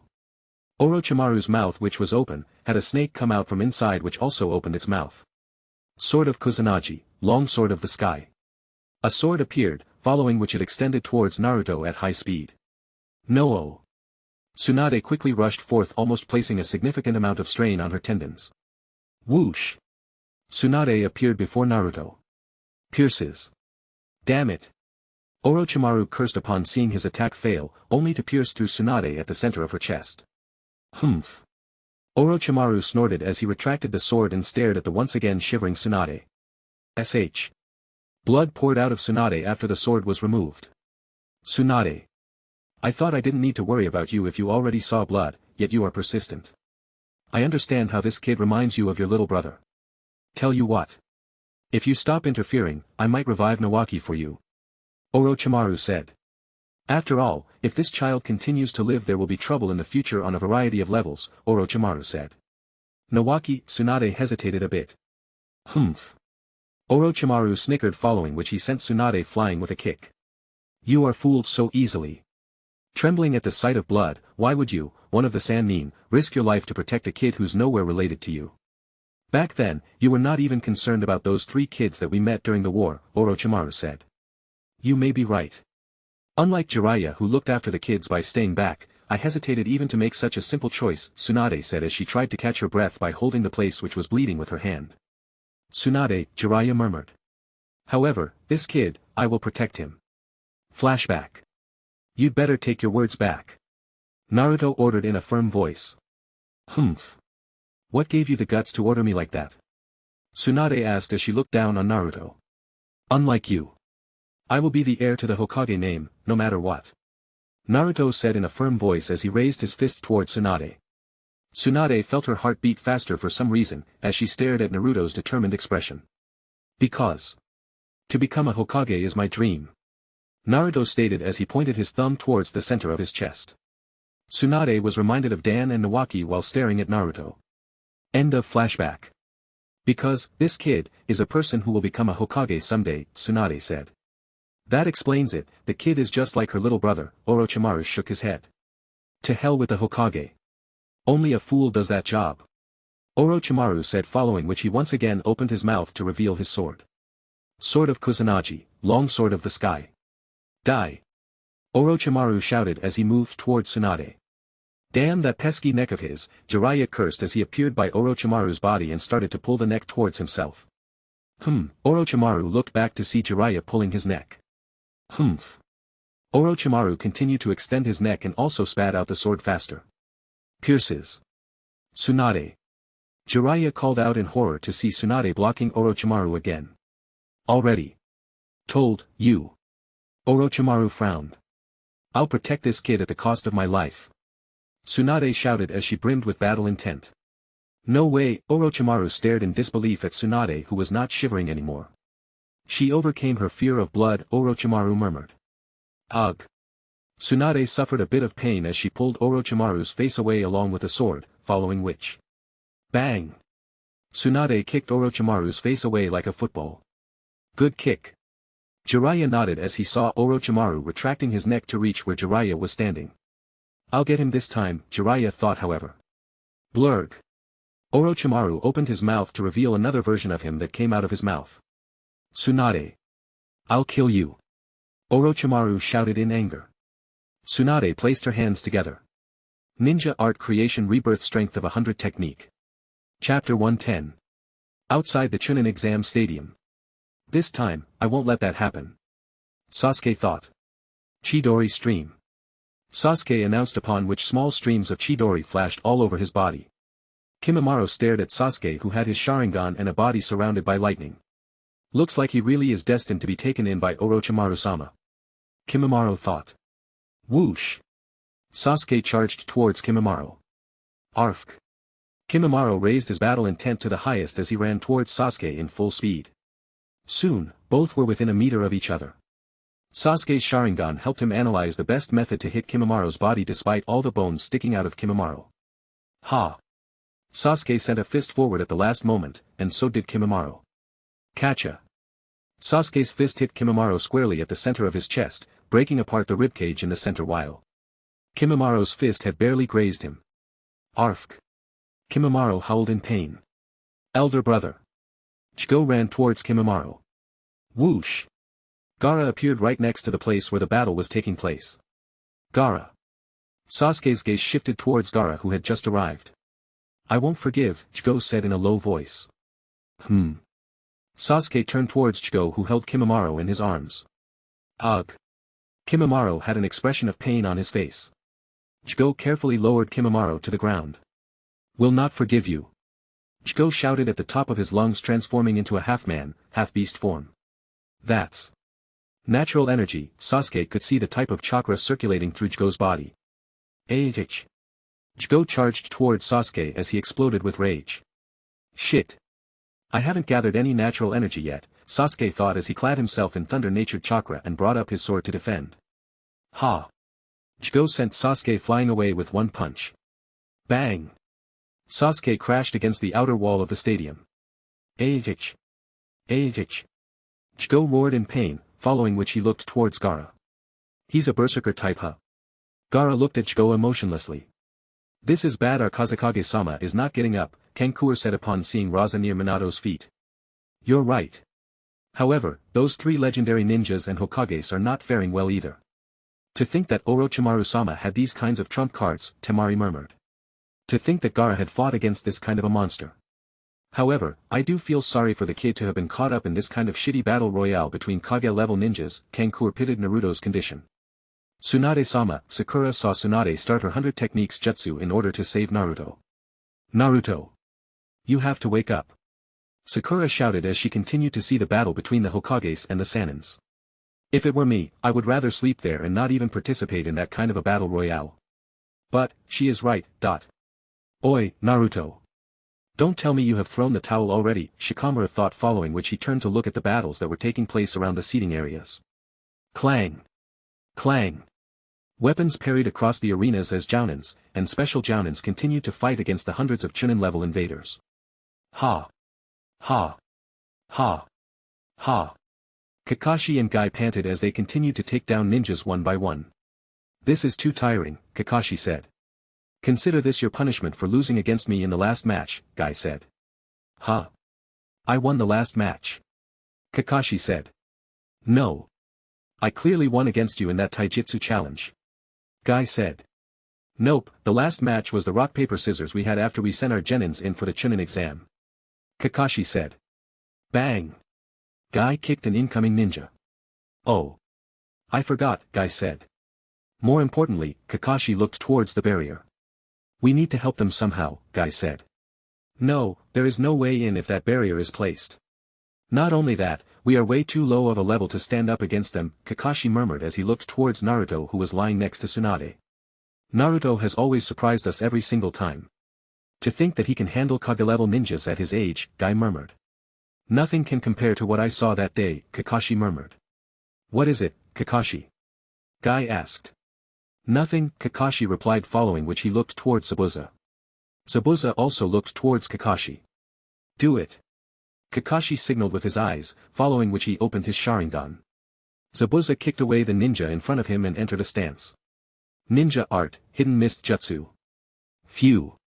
The atmosphere suddenly got cloudy as the mist settled in. What is going on? Asuma and Kurenai looked around to see the mist set in. Is this a genjutsu?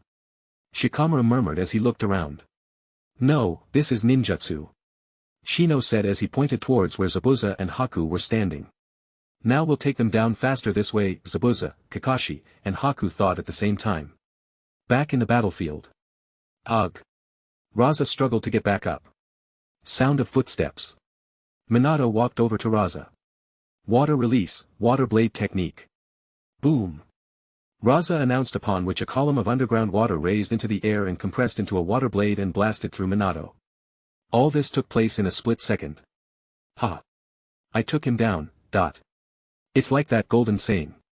When the enemy is tired and drops his guard, that is the moment for a ninja to strike. Raza got up and brought his hands together.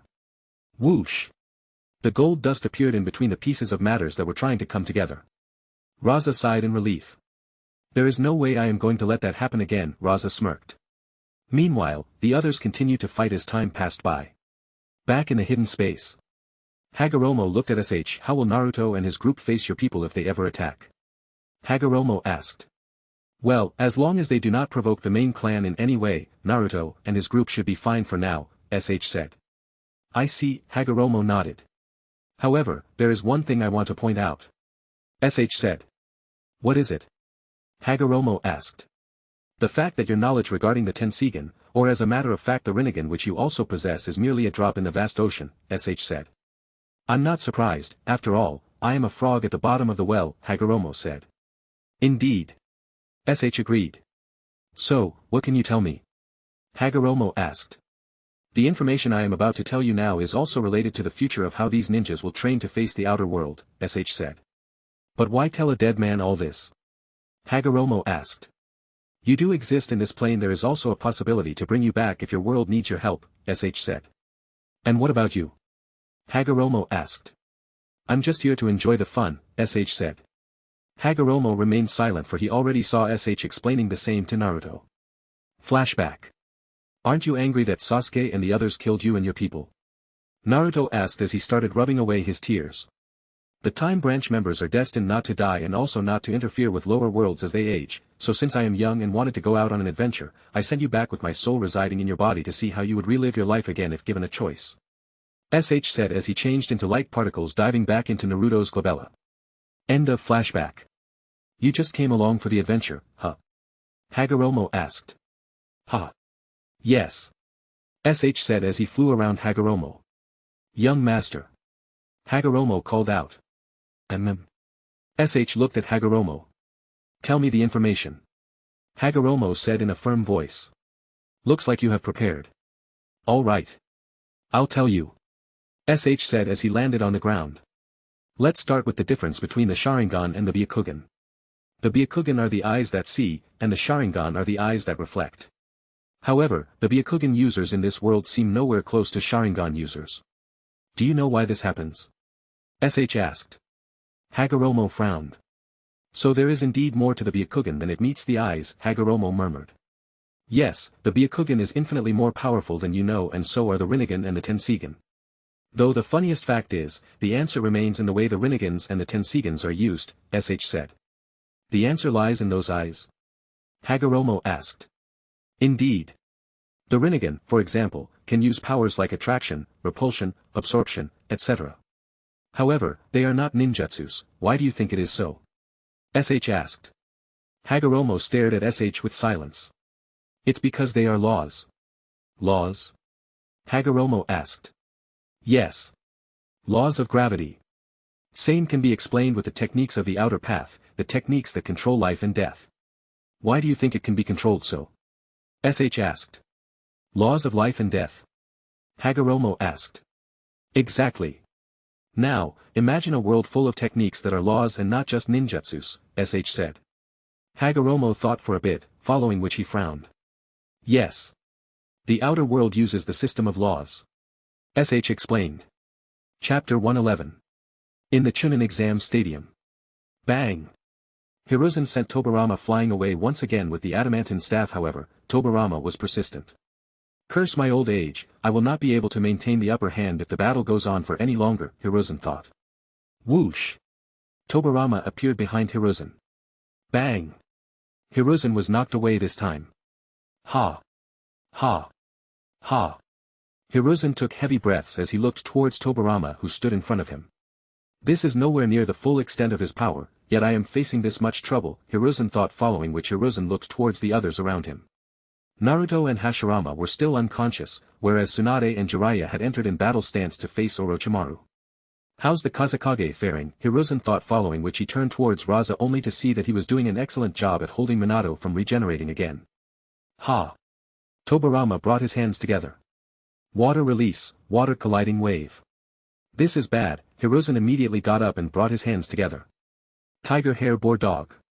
Earth release, mud wall. Blurg. Hiruzen spat out a considerable amount of mud. Whoosh. Water around the surrounding quickly gathered to form a cyclone of water that traveled straight towards Hiruzen. KRK. The mud that came in contact with the water immediately grew into a tall wall that blocked the water cyclone completely. Tobirama saw that Hiruzen avoided his attack completely, following which he brought his hands together. Tiger rat horse snake dragon. Following which Tobirama clapped his hands. Water release, severing wave. Tobirama puckered his lips as though he was about to whistle. Whoosh. A jet of water stream flew towards the mud wall at sonic speed. Bang. The stream pierced through the mud wall. Tobirama then moved his head slowly along in a horizontal direction. Sound of tearing apart. The water stream proceeded to cut the earth wall apart as though Nova hot knife cutting through butter. Whoosh. The water stream finally finished cutting apart the wall. Bang. The upper wall fell down on the ground after being cut off, causing a massive cloud of dust to arise. Ha. Tgthegood sent Sasuke flying away with one punch. Bang. Sasuke crashed against the outer wall of the stadium. Ahich. Ahich. Tgthegood roared in pain, following which he looked towards Gaara. He's a berserker type, huh? Gaara looked at Tgthegood emotionlessly. Gur. Tgthegood growled as he slowly transformed his right hand. Sage mode transformation, axe fist. Arf. Tgthegood charged towards Gaara and jumped into the air, following which he pulled back his hand to gather potential energy. Gaara waved his hand, causing a sand barrier to rise up in defense. Ha! Tgthegood slashed at the barrier with his arm, however, the barrier did not budge. Ha! Tgthegood looked at Gaara. You think that's enough to stop me, huh? Tgthegood jumped back a few steps and lifted both his hands. Sage mode transformation, piston fist. Sage mode transformation, booster appendages. Tgthegood's elbow morphed into a piston along with the fists, which enlarged proportionally to increase the destructive might. Ugh. Tgthegood's face contorted in pain as his shoulders and his back morphed into appendages that had large holes with chakra glowing inside. Sage art, jet booster jump. Boom. Chakra blasted out of the holes, pushing Tgthegood towards Gaara at sonic speed. Gaara frowned a bit. Magnetic release, density increase. Boom. An internal explosion took place in Gaara's sand, following which it drastically decreased in size, increasing the sand barrier's structural integrity by a whole another level. Bang! Tgthegood's fist struck the barrier. Crack. Crack. Crack. Gaara frowned from his end of seeing cracks originating from Tgthegood's strike. Ugh. Kimimaro struggled to stand up after recreating his ribcage. Cough. Cough. Kimimaro coughed out almost 2 mouthfuls of blood. Looks like I will die in a few hours or so, Kimimaro thought as he looked towards Sasuke, who still stuck in between the wall cracks. Kimimaro reached into his pocket and pulled out a pill. With this, I will enter the final level of the curse mark seal, Kimimaro murmured as he brought the pill near his mouth. Gulp. Kimimaro's knees lost its strength, following which Kimimaro kneeled on the floor as he felt the final bits of his power rumbling from within. Cursed Seal of Earth, activate. Ba dump. Kimimaro's heartbeat roared in response, following which his skin tone changed from pale to a slightly darker complexion, while his hair turned from white to gray. Kimimaro slightly bent down, followed by the emergence of bones all over his back and his arms. One more feature, in particular, was the additional growth of a tail, turning Kimimaro into half man, half beast. Uchiha Sasuke. Come and face your death. Kimimaro shouted. Done. Sasuke thought inwardly as he opened his eyes. Sage mode and Sharingan. Back in the stadium. The smoke slowly cleared away. Tobirama continued to stare at where Hiruzen was before. Whoosh. The adamantine staff flew towards Tobirama to attack him. Bang. Tobirama kicked it away. Whoosh. Hiruzen ran towards Tobirama as he reached into his pockets by the side of his hips and took out 2 shurikens. Ninja art, shuriken shadow clones. Poof. The shurikens multiplied in numbers as they headed towards Tobirama. Water release, heavenly tears. Tobirama shot water-based senbon's needles made out of water. Poof! The needles and the shurikens collided in mid-air, causing the shadow clones to disappear. However, by the time everything had happened, Hiruzen had already appeared in front of Tobirama. Bang! Tobirama kicked Hiruzen away. Whoosh! A bomb tag landed under Tobirama's thighs. Bang! Hiruzen landed on the floor and slid for a few meters before coming to a stop. Body flicker jutsu. Tobirama instantly appeared next to Hiruzen. Whoosh! Hiruzen raised a one-hand seal. Boom! Tobirama was blasted to bits. Ianime. Hiruzen called out. Got it. Enma called out as the staff flew towards Hiruzen. Hiruzen quickly spun the staff before piercing it into the ground right next to pieces of Tobirama. Adamantine prison wall. Poof! A cloud of smoke slowly revealed a cage made of dozens of adamantine staffs. Hiruzen heaved a sigh of relief after trapping the recovering Tobirama in prison. Meanwhile, Jiraiya, Tsunade, Orochimaru, and Raza were all observing Hiruzen fighting against Tobirama. Humph. He may have won that, but he's still going to die before he can even try to kill me. Orochimaru declared. Tsunade gritted her teeth in anger. Ha! Tsunade jumped into the air with her one leg raised so high that it almost touched her head. Hidden taijutsu, heavenly foot of pain. Orochimaru smirked, following which he raised his right hand. Hidden jutsu, many hidden shadow snake hands. 5 snakes ascended the skies from his right sleeve as they locked on to Tsunade. I won't let you. Jiraiya rushed in as he started to swing his fists at Orochimaru. Tisk. Orochimaru backed away instantly. Bang. Tsunade landed her foot on the ground, following which the spot had crumbled to pieces. Rasengan. Jiraiya rushed towards Orochimaru. Humph. Orochimaru snorted, following which he extended his tongue and caught hold of Jiraiya's leg. Shit. Jiraiya cursed, following which he was thrown aside towards the barrier. Jiraiya. Tsunade screamed at the top of her voice. This is troublesome. That barrier can burn down anything that passes through it, Jiraiya thought, following which he bit on his finger and brought his hands together. Boar dog bird monkey ram. Ninja art, summoning jutsu. Jiraiya boy. Lord Fukasaku exclaimed. No time to explain. Help me. Jiraiya exclaimed. All right. Fukasaku sat on Jiraiya's left shoulder and extended his tongue. Here, grab. Tsunade extended her arm. Fukasaku's tongue wrapped around Tsunade's arm and swung Jiraiya away from the barrier. Orochimaru. Hiruzen called out as he ran towards Orochimaru. Orochimaru frowned at the developments that were going against his plans entirely. Orochimaru smirked, following which he reached into his pocket and took out a thing. That's, Hiruzen froze. That's Minato's kunai. Jiraiya exclaimed. Ha ha ha, Orochimaru laughed as he dropped the kunai on the ground. Whoosh. The matters that were being trapped by Raza was instantly teleported to the place where the kunai landed. What? Raza stared at his sand that just floated around in space, trying to lock down the matter that was supposed to exist. Raza turned around only to see that Minato's body was quickly reforming before Orochimaru. Damn it. Raza cursed, following which he started to run towards the place where the others were at. Jiraiya looked towards Fukasaku. Sync with me. I am going to enter Sage mode, Jiraiya said. Got it. Fukasaku said, following which he synchronized with Jiraiya's breath while simultaneously gathering natural energy. Minato grabbed the kunai on the ground and threw it in a particular direction. Flying Thunder God, Stage 2. Whoosh. Minato appeared behind Tsunade. However. Sage Art, Magnetic Release Rasengan. Naruto. Tsunade stared at the figure behind her. Chapter 112. Sage Mode. Sasuke's eyelids became purple, following which he opened his eyes. Kimimaro was shocked. Sasuke's eyelids greatly reminded him of Orochimaru's, while at the same time seemed to contain more threat within the eyes themselves. Sasuke's irises were yellow instead of the usual black or the red in Sharingan with the 3 Sharingan tomos.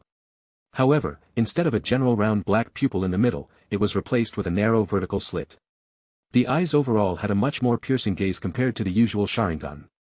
Kimimaro forced himself to recover his attention, following which he brought his right hand to the back of his neck. A small hole opened up on his back. Ugh. Kimimaro's face contorted with pain as he pulled his hand back to the front, ripping out his own spinal column. Drip. Drip. Drops of Kimimaro's spinal fluid dropped on the floor from the spinal cord. Ha. Ha. Ha! Kimimaro breathed heavily as he stared at Sasuke. Sasuke was surprised however, he immediately regained his calm composure as he thought back to his training. Flashback. On a barren grassland within a forest, two figures stood face to face as they stared at the thousands of snakes in front of them. Brat! The white snake sage called out. Sasuke looked towards the white snake sage. Have you heard about intents before? The white snake sage asked. Yeah. Sasuke nodded. Then you must be familiar with killing intent, the white snake sage said.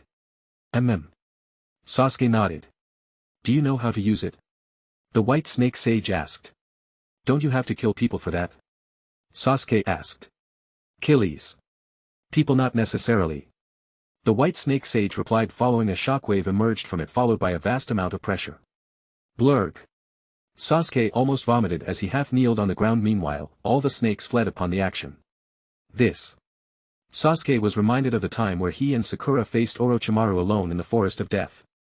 What is this feeling? Is it fear? Sasuke thought as he looked towards the white snake sage, only to find it even more hard to even get a direct look. This is killing intent, the white snake sage said as it finally withdrew its intent. Sasuke felt a significant relief upon feeling his body back in control again. Killing intent when used properly can be very deadly since even a moment of hesitation can end up in you being killed on the battlefield. After all, the world lives on the rule of survival of the fittest. End of flashback. Kimimaro looked at Sasuke following which, he charged his way over. Fourth dance, Dance of the Clematis, Vine. AH. Kimimaro howled while simultaneously releasing a huge amount of battle intent. Sasuke released a massive amount of killing intent into the atmosphere as he glared at Kimimaro who was running towards him. TK. Kimimaro's legs got petrified. His eyes, they are looking at me as though I am his prey, Kimimaro thought. As Sasuke kept glaring at Kimimaro, he brought his right hand out. BZ. BZ. BZ. BZ. BZ. BZ. BZ. BZ. BZ. BZ. BZ. BZ. BZ. Sage Art, Snake Lightning Chidori. In the evacuation room within the stone faces of the Hokage Mountains. Iruka-sensei. Konohamaru called out. What? Iruka looked at Konohamaru. I have to go. Konohamaru said as he raised his pinky. Looks like I have no choice, Iruka thought as he looked at Konohamaru. Soon Iruka brought Konohamaru out. Sounds of destruction in the distance. Konohamaru stares out of the window to see a huge three-headed snake destroying the village. Konohamaru, pay no heed to it. The ninjas of our village are working hard to protect it. Iruka said. Konohamaru nodded as he walked away. Bang! Another building was destroyed. This is troublesome, Shikaku murmured as he stared at the snake. Should we use that then?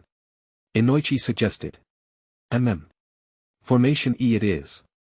Shikaku spoke to Inoichi following which he looked at Cha. Got it. Cha nodded following which he brought his hands together. Yang release, Super Expansion Jutsu. Cha turned into a giant. In release, Shadow Possession Jutsu. Shikaku connected to Cha's body using his shadow. Mind-body transmission. Inoichi connected the minds of Cha and Shikaku and himself. Here it goes. Ino Shikacho Formation E, Human Bullet Yo-Yo.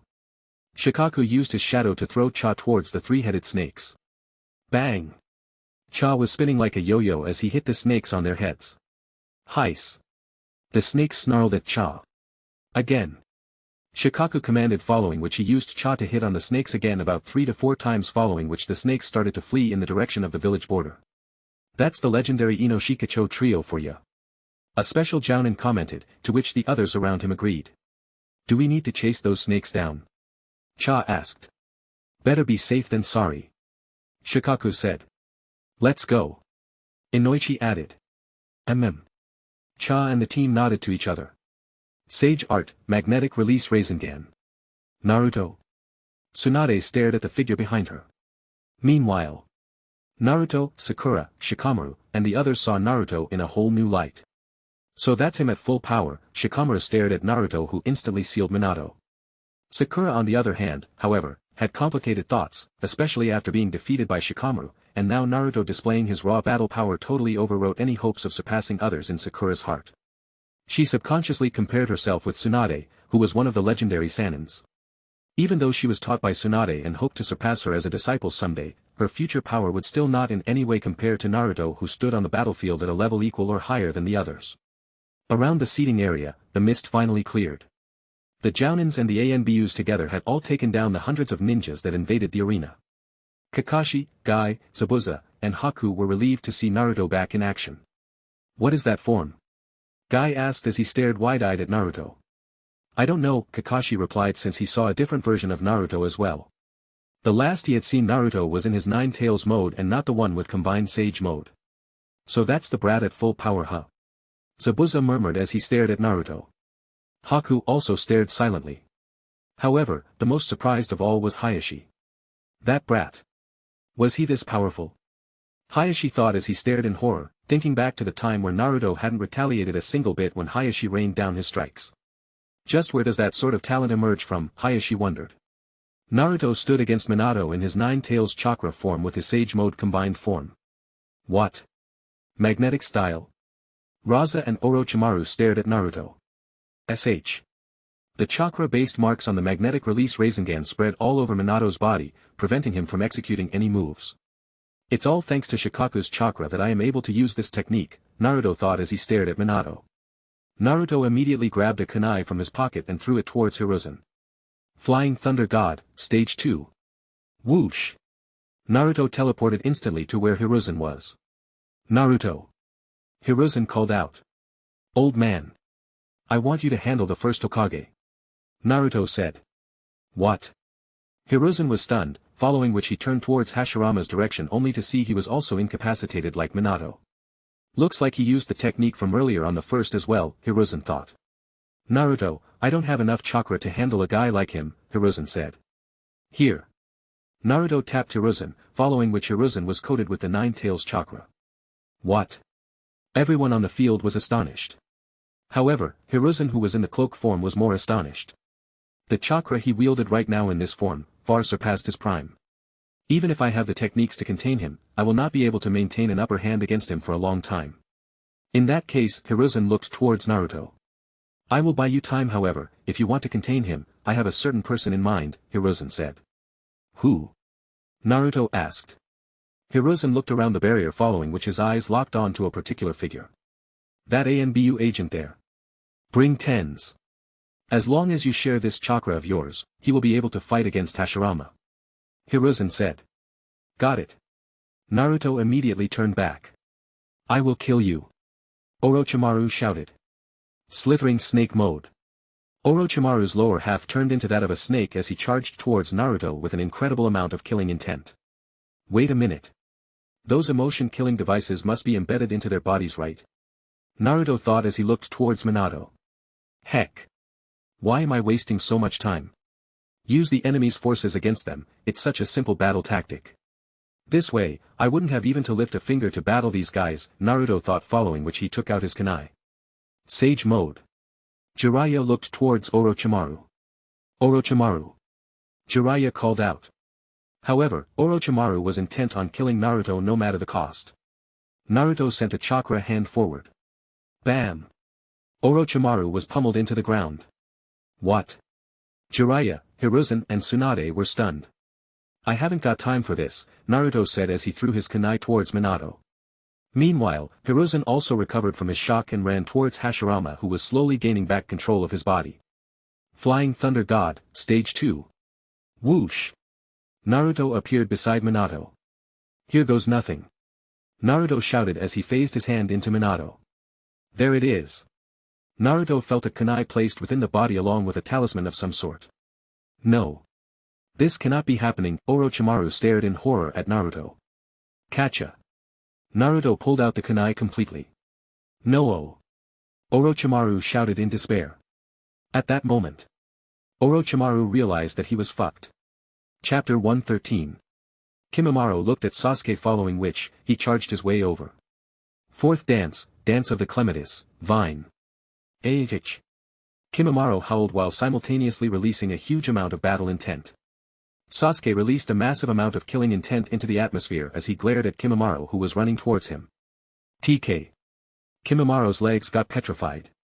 His eyes, they are looking at me as though I am his prey, Kimimaro thought. As Sasuke kept glaring at Kimimaro, he brought his right hand out. BZ. BZ. BZ. BZ. BZ. BZ. BZ. BZ. BZ. BZ. BZ. BZ. BZ. Sage Art, Snake Lightning Chidori. What is that? Kimimaro thought back to the time Sasuke used his Chidori against Kimimaro back when they fought in the desert. Whoosh! Sasuke ran towards Kimimaro. Time seemed to have slowed down by 100 times as Kimimaro silently watched Sasuke run towards him with those cold yellow eyes. Is this the end? Kimimaro thought, following which his life flashed by him. Before he met Orochimaru. Kagaya clan treated him as a prisoner since he had a special battle power that far surpassed the usual clan members. Aside from being in prison, Kimimaro would wander around aimlessly near the banks of a river. He would come across things like rocks or flowers, however, he would think nothing and continue walking. Kimimaro was generally not interested in anything. However, when it came to battles, Kimimaro as a part of the Kagaya clan had always rushed into battles alongside his clan members. The Kagaya clan lived to fight. Fighting was their only way of survival, which taught Kimimaro that if he did not fight, then he couldn't live. Soon, the Hidden Mist was disconcerted with the existence of the Kagaya clan, thus the leader of the clan decided to launch a night assault on the Hidden Mist to have them realize the power of the Kagaya clan. Coincidentally, Zabuza also decided to leave the Hidden Mist on that day along with Haku. Kimimaro, who was on the outskirts, ran towards the Hidden Mist village, but on the way, he happened to bump into Zabuza and Haku. Are you of the Hidden Mist? Kimimaro asked as he raised his bone sword against Zabuza. Zabuza was in the mood to kill from his humiliating situation of being forced to flee from the village, however, he changed his mind, following which he replied. No. Kimimaro lowered his bone-hilted sword. I see. Excuse me. Kimimaro said as he ran towards the village. Haku turned back to look at Kimimaro. He has the same eyes as I did before meeting Zabuza, Haku thought as he looked towards Kimimaro, who was running to the village. What is it, Haku? Zabuza asked. Oh, it's nothing, Zabuza. Haku said in a low voice. We don't have time to be stopping. Let's hurry, Zabuza said as he started walking again. Right. Haku followed from behind. Soon. Kimimaro came across Orochimaru, who was staring at the village from the edge of a cliff. Ha! Kimimaro attacked Orochimaru from behind. Whoosh! Orochimaru quickly dodged and sent Kimimaro flying away with a punch. Kimimaro immediately got up again and ran towards Orochimaru. You're quite the hasty one, aren't you? I'm not from this village, Orochimaru said. Kimimaro was surprised. Orochimaru slightly turned towards the direction of the village. The thing you are after is right there. Now, go, Orochimaru said. Kimimaro nodded, following which he leaped off the cliff as he ran towards the Hidden Mist village.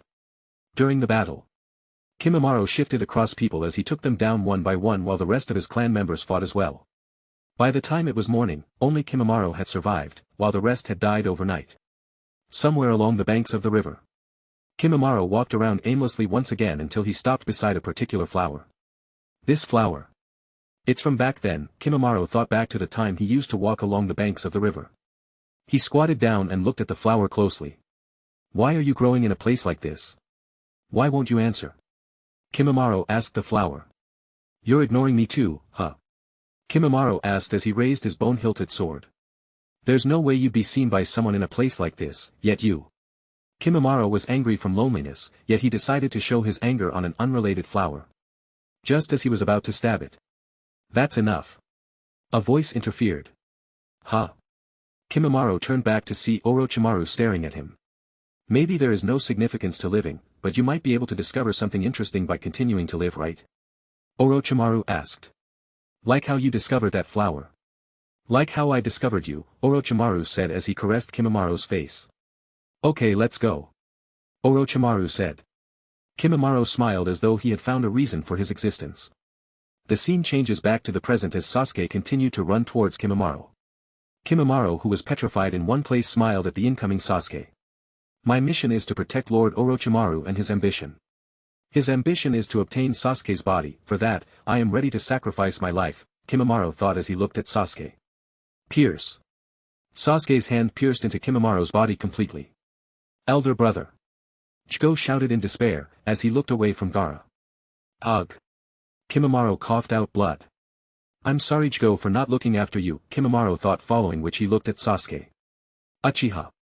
SAS, UK, E. Sasuke responded. Please take care of my little brother, Kimimaro managed to say before he fell down to the floor lifelessly. However, Sasuke was stunned. Somehow, seeing Kimimaro and hearing his words during his final moments gave him the feeling of yearning for Itachi, just like he was back in his childhood. No matter how much Sasuke detested Itachi, he still yearned for a family. Sasuke turned towards Jigo, who stared at him with hatred. He saw an image of himself staring at Itachi with hatred. Whoosh! Kabuto had arrived at the top of the stadium wall in an ANBU agent disguise. Just what is going on in here? Kabuto thought as he had a general overview of the situation, where all the sound ninjas had been taken down. Meanwhile, the battle between the Hokages continued. Kakashi looked at Kabuto, who was disguised. Upon seeing the mask, he instantly understood that the man was not an ANBU agent, at least the agent wearing the particular mask was actually scheduled to be at some other place on duty. Kakashi. Guy called out. Kakashi nodded. Guy with Kakashi's nod also confirmed that they thought of the same thing. Orochimaru-sama, Kabuto observed the scene that was taking place in the stadium. No. This cannot be happening, Orochimaru stared in horror at Naruto. Kacha. Naruto pulled out the kunai completely. No. Orochimaru shouted in despair. Good fucking job. I like this brat. Enma thought internally while trapping Tobirama within its prison. Minato remained emotionless for a moment or two before he finally snapped back to reality. Naruto, Minato murmured. Dad, Naruto murmured as he stared at Minato happily. Minato turned towards Orochimaru, and so did Naruto. Orochimaru, I would like to introduce to you, my dad. Naruto said in a smug voice. Nice to meet you, Orochimaru-san. Minato said. Ugh. Orochimaru's face twisted in anger and humiliation. Go, Naruto. Minato said. Naruto nodded, following which he looked towards Tobirama, who was stuck in the prison. Whoosh! Naruto reappeared by the prison. Damn it! Orochimaru cursed as he tried to move again in pursuit of Naruto. Whoosh! Minato appeared in front of Orochimaru. Orochimaru-san, that's enough. Minato said. Meanwhile, Naruto was examining the prison cell. Naruto was wondering how he would fit his hand through. TK. One of the staffs moved away, making way for Naruto's hand to fit in. What? It moves on its own, Naruto thought. Bang! Tobirama punched through the opening. However, Naruto reacted by catching Tobirama's hand with his left side chakra hand. This is going to be troublesome, Naruto thought, following which he raised his right hand. Sage Art Magnetic Release, Mini Rasengan. A mini Rasengan appeared on Naruto's hand. Meanwhile Jiraiya, Tsunade, and Raza watched Naruto with wide open mouth. Whoosh! Naruto sent the Rasengan through the small opening. Bang! Tobirama was sealed as well. Looks like it is safe now, Enma thought. Brat, go in. Enma said as he opened up one side of the cell completely. Naruto stared at the cell weirdly. Go in, brat. Enma said again. You can talk. Naruto asked. Now is not the time. Enma reminded. Right. Naruto said as he stepped in and reached into Tobirama's back and pulled out the kunai with the talisman. Thanks, brat. Tobirama said in a low voice. My work isn't finished yet. Naruto said as he looked towards Hiruzen, who was holding down Hashirama within the earth with the earth release, double suicide decapitation technique, while two more shadow clones of Hiruzen were holding down Hashirama by the shoulders. Naruto, a voice sounded within Naruto's mind. SH. Naruto communicated internally.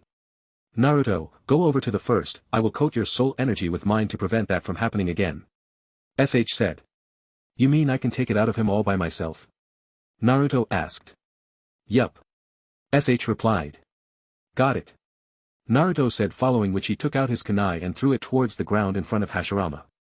Flying Thunder God, Stage 2. Naruto appeared in front of Hashirama, who was stuck in the ground. Naruto. Hiruzen called out. You can release him, old man. Naruto said. It's okay to release him? Hiruzen asked. Naruto nodded. All right. I shall leave it to you. Hiruzen said, following which he dispelled all his clones and jumped out of Naruto's way. Bang! Hashirama broke out of the ground. Whoosh! Naruto instantly appeared in front of Hashirama and used his hand to phase through Hashirama's chest and grab the kunai. It's finally over, Naruto murmured. Hashirama nodded as he looked towards Tobirama and Minato who had recovered as well.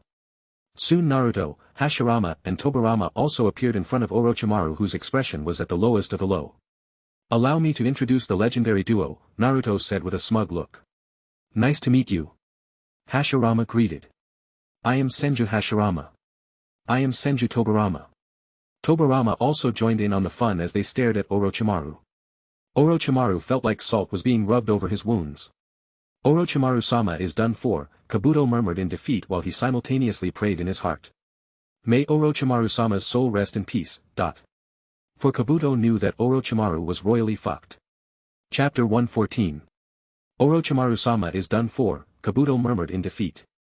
Orochimaru felt shivers down his spine for the very first time in his life as he saw all the four Kages united against him along with the Kazekage, his former teammates and especially Naruto. This is too interesting, Enma grinned as he continued to look at the scene unfold itself. Jiraiya boy, is that the supposed child of prophecy that you were talking about? Lord Fukasaku asked as he stared at Naruto. Jiraiya nodded slowly as he watched Naruto helplessly from the sidelines, accomplish the one task that he had spent decades trying to do. To stop Orochimaru. Tsunade was too stunned to speak, while she also wanted to see how Orochimaru would react. Should we remove the barrier? Kidmaru asked Sakan.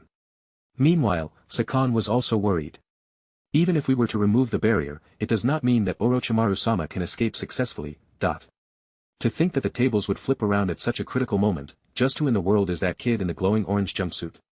Sakan thought as he looked towards Naruto. Meanwhile.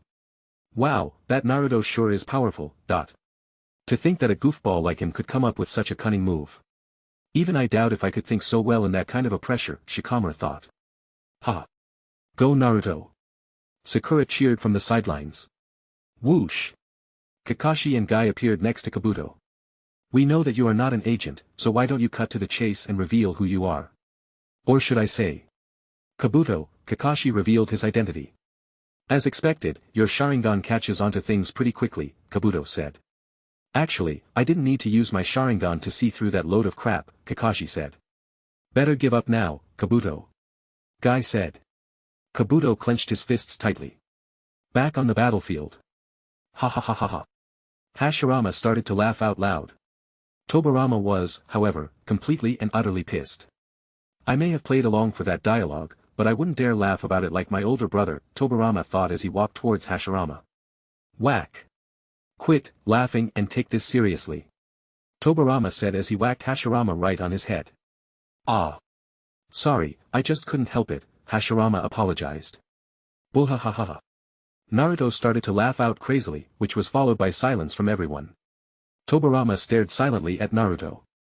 He did not prevent Naruto from laughing since Naruto played a pivotal role in flipping the tables over at the last moment. Please. Forgive my son's behavior, Minato spoke in an awkward voice. Tobirama signaled with his hands, indicating that he thought nothing of it. Orochimaru. Hiruzen stepped out. What is it, Sarutobi-sensei? Orochimaru asked in a low voice. You still dare to have the gall to call me your sensei? Hiruzen asked. Whoosh. A massive pressure evolved around Orochimaru as it fell onto him, forcing him to kneel. I give up. Orochimaru shouted. Whoosh. The entire pressure got retracted back as though it was nothing. You are lucky to even breathe in front of me, you lowlife. Though, I must commend you for completing my technique, Tobirama said. Thank you. It's indeed refreshing to hear a compliment from a man of your stature, Lord Second. Orochimaru bowed a bit. Tobirama walked up to Orochimaru and placed a seal on Orochimaru's back, which completely immobilized Orochimaru. Orochimaru, however, showed no reactions. You don't deserve to live. Hiruzen announced as he walked towards Orochimaru with a kunai in his hand. Jiraiya, Tsunade, and Tobirama, in particular, were stunned. Never had they seen Hiruzen so angry before. Whoosh! Tobirama appeared before Hiruzen. Please, step aside sensei. I have to atone for bringing up such a terrible student, Hiruzen said. Sound of footsteps. Naruto, the others stared at him walk towards Orochimaru. Naruto stopped in front of Orochimaru. Naruto. Orochimaru growled. It was all due to this kid that the plans he made carefully were thrown down the drain. Orochimaru. Naruto called out. Orochimaru stared in silence. Ugh. Kimimaro coughed out blood. I'm sorry Jgo for not looking after you, Kimimaro thought, following which he looked at Sasuke. Uchiha. SAS, UK, E. Sasuke responded. Please take care of my little brother, Kimimaro managed to say before he fell down to the floor lifelessly. Kimimaro. Jgo ran towards Kimimaro. Gaara did not chase after Jgo. He instead wanted to use this opportunity to gain an understanding of this kind of human emotion too, after all a few years ago. Gaara also lost self-control like Jgo after seeing Yashimaru being killed by his own ability. However, unlike the previous time, Jgo would not have to face those excruciating words like Gaara before Yashimaru's death. Shoo. Jgo slid a few meters as he approached Kimimaro in haste. Sasuke, however, had complex emotions regarding the situation as well. Especially after seeing his previous self in Jgo, except that Jgo unlike him had a good relation with Kimimaro even before his death. Jgo hugged the lifeless Kimimaro tightly to his chest. Why? Jgo stared at Sasuke with hatred. Sasuke was again brought back to the past with the same question he had asked his brother upon seeing his parents' lifeless bodies beside Itachi on the floor. Did Itachi ever feel the same way back then? After killing everyone that day? Sasuke thought. However, no matter how much he tried, he could not pair his brother's face with that of an innocent killer. After all, it was a genocide, unlike murder in self-defense. What am I to do now? Sasuke thought back to Kimimaro's words before his death. Jgo held Kimimaro tenderly to his body. Sasuke felt a sense of duty after seeing Jgo in his current position. Naruto got the permission for that girl to stay in this village. Maybe, I can do that as well, Sasuke thought as he approached Jgo. Jgo, Sasuke tried to pronounce Jgo's name as he walked closer to the duo. Huh? Jgo looked at Sasuke in a weird manner. Jgo, is your name right? Sasuke asked with a bit of hesitation. Jgo stared silently at Sasuke. Flashback. After Orochimaru withdrew from the battle in the Wind Nation upon Akatsuki's appearance, he sent Kimimaro with a message to his Hidden Sound village for all the Sound 5 and 200 elite Chunins to gather in front of the Hidden Leaf village in 2 days. Kimimaro had come to visit Jgo in his cell. Elder brother, Jgo looked at Kimimaro. Jgo, Orochimaru-sama has requested for our help in an upcoming battle. He's also expecting you to help out, Kimimaro said. Me? Jgo stared at Kimimaro. Kimimaro nodded. Jgo then left his cell along with Kimimaro. The duo continued to walk down the hallways until...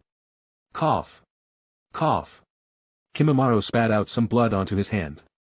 Why are you being sent out while you're sick? It wasn't this worse, before, Jgo said. Uchiha Sasuke, Kimimaro uttered. Huh? Jgo stared at Kimimaro. He's the one that will succeed me as Orochimaru-sama's vessel. The mission this time is to attack the village while also bringing him back, Kimimaro said. Is he worth all this trouble though? Jgo asked. Today, when Orochimaru-sama and Kabuto-sama brought me along for a mission, I met him, Kimimaro said. What? Jgo was stunned. Yes. We both fought against each other. He's truly the best vessel that even Orochimaru-sama longs in his dreams for, Kimimaro murmured. Elder brother, Jgo murmured. If I'm no longer fit to become a vessel, then he is the only one. Think of him as my reincarnation, Kimimaro said as he continued to walk down the hallway. End of flashback. I'm not going to kill you, Sasuke said in a calm voice. Jgo wanted to stop as well, but after seeing his best friend, his elder brother-like figure being taken down by Sasuke, he couldn't bear to accept it silently. For what did Kimimaro sacrifice his life for? Jgo thought, following which. Boom. Jgo launched in full speed with a boost from his chakra on his back. Sasuke frowned. Will you be able to control this anger of mine? Jgo asked as he sent a fist strike. Whoosh. Sasuke slipped past the attack like a snake. I will flare up like this anytime, yet Kimimaro would step in to control me, Jgo said as he ran towards Sasuke again. Sasuke glared at Jgo, following which Jgo was petrified. Calm down, Jgo, Sasuke said. Meanwhile Jgo felt shivers down his spine upon seeing the scary yellow eyes of Sasuke's when combined with the piercing gaze of the Sharingan. I'll tell you once again I am not going to fight you, Sasuke said. Jgo finally calmed down, while simultaneously undoing his half-man beast form.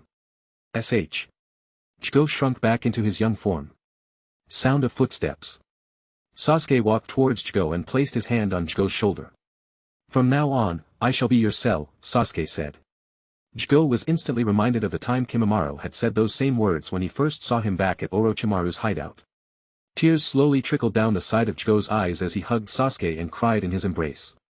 Sasuke was stunned however, he also followed through and hugged Chigo a bit closer, following which Chigo wailed loudly as he shed his tears for Kimimaro. Chapter 115. Back in the seating area. Ugh. Some of the low-level ninjas started to wake up after the effects of the genjutsu wore off. Huh. What's going on? A man looked around as they saw the remaining people asleep in a huge barrier that was on the battle stage. It doesn't matter. The first order of priority is to take care of that girl, the man thought as he looked towards the place where Karen was located. Guy, who was supposed to be guarding the particular column, was standing alongside Kakashi on a certain seating column's rooftop as they held down Kabuto together. Meanwhile, the others were too busy watching the show that was taking place on the battlefield. Now's my chance, the ninja murmured as he swiftly made his way to the particular seat. Whoosh! Another ninja also appeared. That protector. You're from the lightning country, the man murmured. You're from the grass, aren't you? The other ninja asked.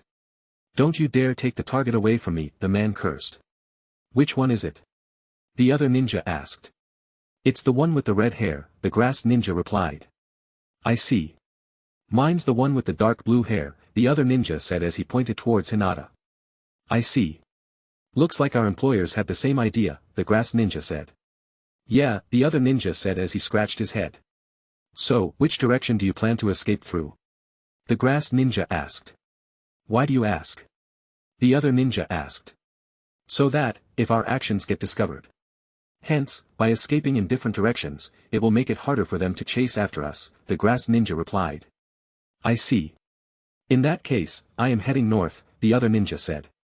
I'm heading southeast. The grass ninja replied. Good. The other ninja replied as he bent down and lifted Hinata over his shoulder. The grass ninja also did the same as he lifted Karen. Whoosh! Whoosh! The two ninjas disappeared. A few columns away. At the place where the feudal lords were located. A ninja stared at a particular feudal lord. Should I do it now? Baki thought. Meanwhile, up on the rooftop. Kakashi and Guy stared at Kabuto. Give up, Kabuto.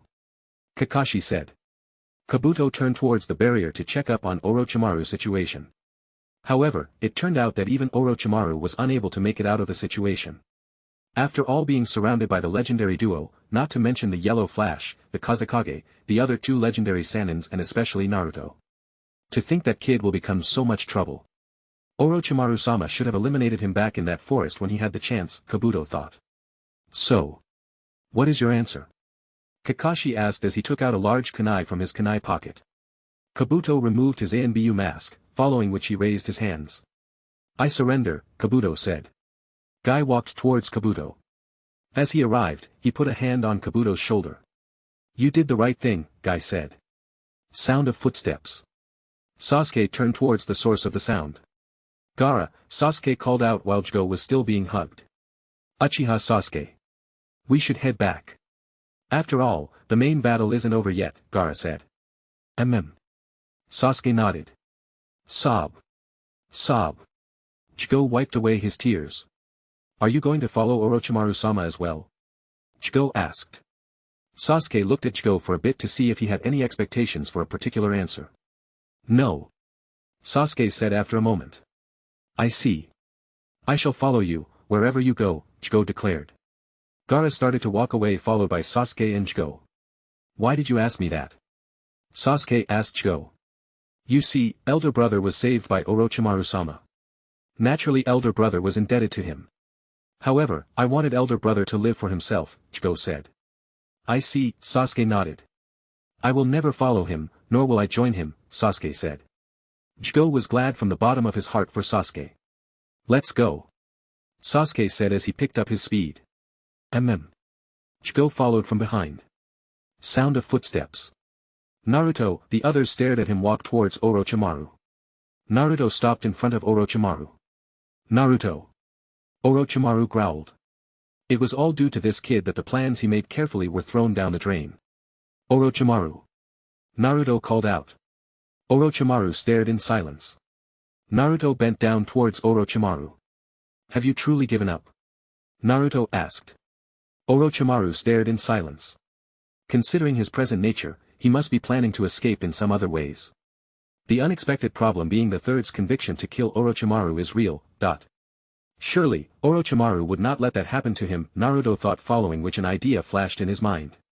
If he plans to escape that way, then, Naruto thought as he brought his face near Orochimaru's ears as he spoke in a low voice.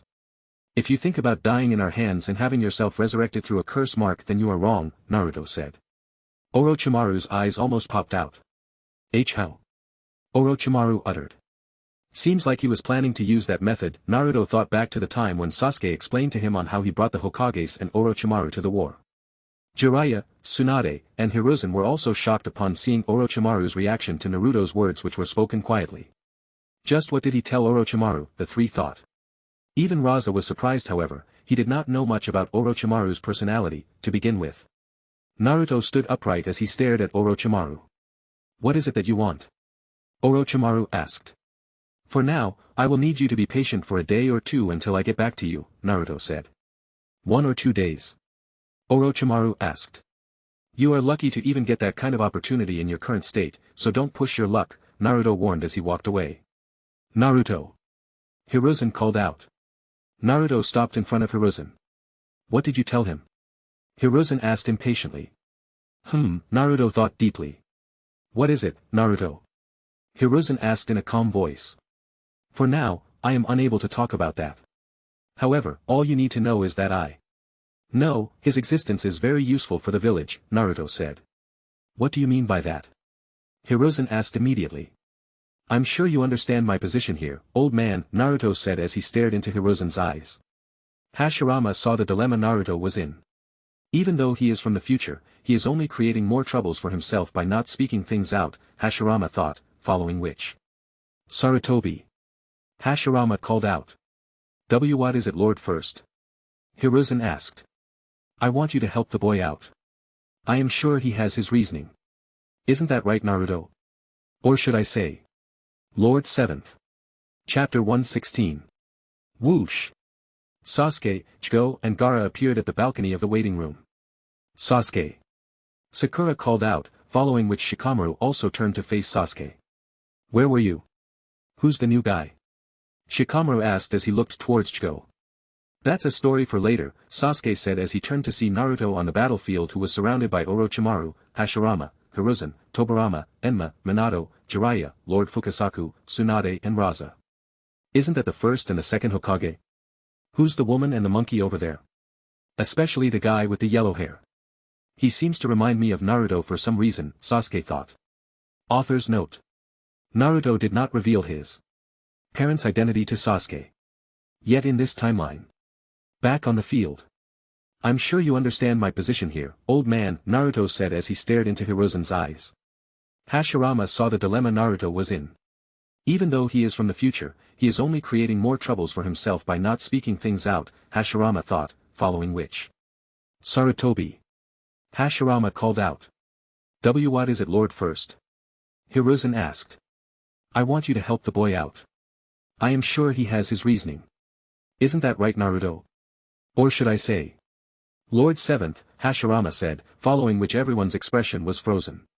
Not only on the battlefield but even Sakura, Shino, Kankura, Temari, the other ninjas in the arena including Kakashi, Gai, Kabuto, Asuma, Kurenai, Hayashi, Zabuza, Haku, etc. were all shocked.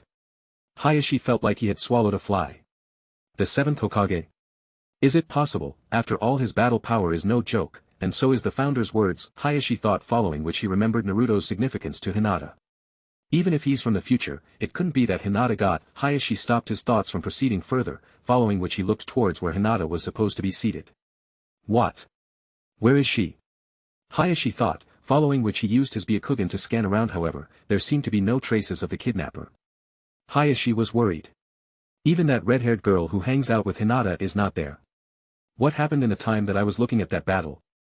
Hayashi thought, following which he summoned the other 2 members of his squad. Shibi. Tsum. 2 girls have been kidnapped. One of them is my daughter, Hayashi said. Which column? Tsum asked. Column C, seating area. Follow me. Hayashi said. The two agreed to Hayashi's words.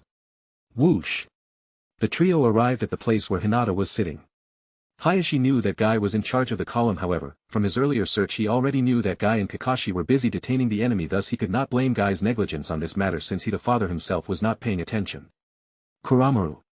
Tsum called out. Woof! Kuramaru sniffed around, while Shibi released his insects to Karen's seat to memorize her scent. Woof! Woof! Kuramaru barked as he pointed towards the north. Hayashi instantly understood and used his Byakugan to search the northern direction. Got him. Hayashi spotted the Thunder Nation ninja carrying Hinata as he headed up north by almost 2-3 kilometers. I'll go after him, while you both go after the other girl. Hayashi ordered. Got it. Tsum and Aburame Shibi nodded as they headed southeast from the arena. Meanwhile, Naruto, the 7th Hokage. Sakura was almost petrified, however at the same time her inner mind argued. Probably I didn't clean out my earwax. That's gotta be it, Sakura thought. However, when she turned to the side to see Shikamaru's and Sasuke's face, it was nothing but calm. Did they know? Sakura was shocked as she turned to look at Naruto, who was in his glowing chakra cloak. Kakashi, Guy turned towards Kakashi, and so did Kabuto. He's been shouldering that burden alone for a long time, Kakashi murmured, thinking back to the mission that they went out together on.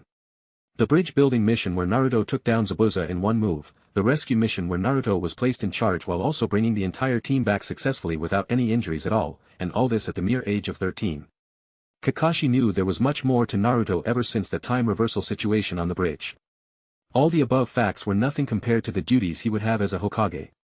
I see. It looks like Orochimaru-sama was destined to lose this one, Kabuto murmured as he thought back to the time when Kabuto and Orochimaru worked to bring out the first and second Hokages via impure world reincarnation. Flashback. Back in a hideout near the Wind Nation. Orochimaru walked towards Kabuto, who was holding a scroll in his hands. What is that? Orochimaru asked. Oh, this scroll. It is the key to the jutsu. It allows us to control their movements while keeping their emotions and thought process intact, Kabuto explained. That, I know, but why do you have it? Orochimaru asked.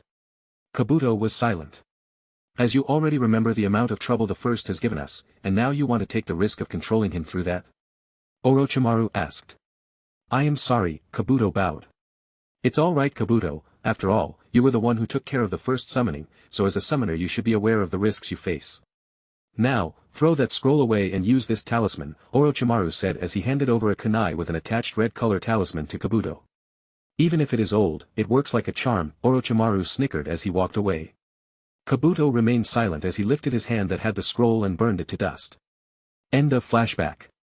If I had not done that, then would we be winning the match right now? Kabuto thought. Lord 7th. Tobirama, Hiruzen, Raza, and Orochimaru blurted out at the same time as they looked towards Naruto's face for an answer.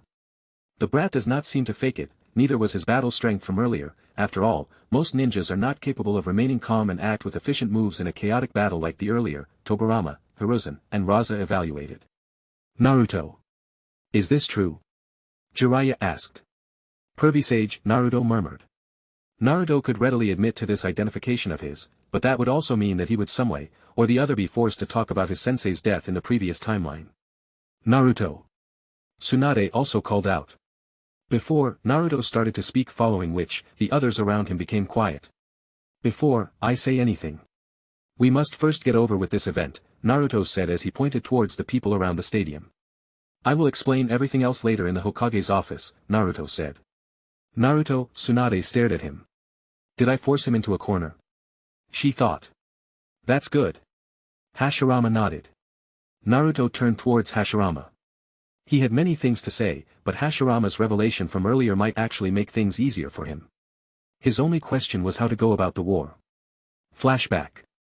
The following conversation takes place in one of the 5 Kage conferences in the future. As the 5 Kages were gathered around their table with each of them having their 2 attendants, Naruto was busy giving his opinions on the current affairs. For the current state of affairs regarding the rogue ninja problems. I am pleased to say that we have made quite the progress ever since we have started this initiative, not to mention the recovery of almost 70 of the missing ninjas list that we had since the Great War. Thanks to the collaboration of all the 5 nations, Naruto reported. Sarada and Shikamaru smiled, having participated in many of those recovery missions themselves. Hokage-sama, a voice interfered. What is it? Naruto faced the figure. I must say, I am quite happy to speak to the hero of our generation. I consider it a great honor, the man said. Thank you for your words, surely you must have something to talk about for calling out my name, Naruto said with a smile. Oh. Indeed, I do, the man's tone suddenly changed, causing the temperature in the room to fall. Gaara also looked at the man who was speaking. What's his deal? Kankura asked. Naruto maintained his smile as the room descended into silence. You may speak, Naruto gestured. All right. Let me start off by saying that this entire war is your village's fault. The man stood up with a finger pointed at Naruto. The four Kages rose up at once as they glared at the man. Sarada stood up in anger. How dare you insult my, at this moment she felt a hand upon her shoulder. She turned back to see that the person was none other than the one she admired. It's all right. Naruto said. But Sarada was unwilling. Humph. Unable to face the truth are you? The man taunted. You. Sarada growled, following which she turned back and quietly stood beside Naruto. Continue, Naruto said in a voice that contained hints of anger. Gaara also watched silently. The entire war was because of Uchiha Madara, who was revived by Uchiha Obito, who is also from your village. Do you have any objections to that fact? The man asked. Naruto frowned. Chapter 117. The entire war was because of Uchiha Madara, who was revived by Uchiha Obito, who is also from your village. Do you have any objections to that fact? The man asked. Naruto frowned since the meeting was being live-streamed to the 5 countries at once. Politics were already into play since the beginning of humankind. With the rapid growth of technology that took place over the past few years, slowly brought media into the spotlight. Some of the business tycoons and landlords had a hand in everything since the new world had more dependence on money than ever, thus leading them to have a hand in politics through which they could influence the flow stories through the media. Naruto knew this was a plot to incite the masses since the Hidden Leaf Village was the only village to experience such rapid growth in the past few years while the other 4 could barely catch up. However, that was only the appetizer. There was more to this subject than that could be seen on the surface, since the question was not only meant to set the Hidden Leaf Village as the target of other nations but also to dig up the fact of the main branch of the Tsutsukis that the general public was unaware of.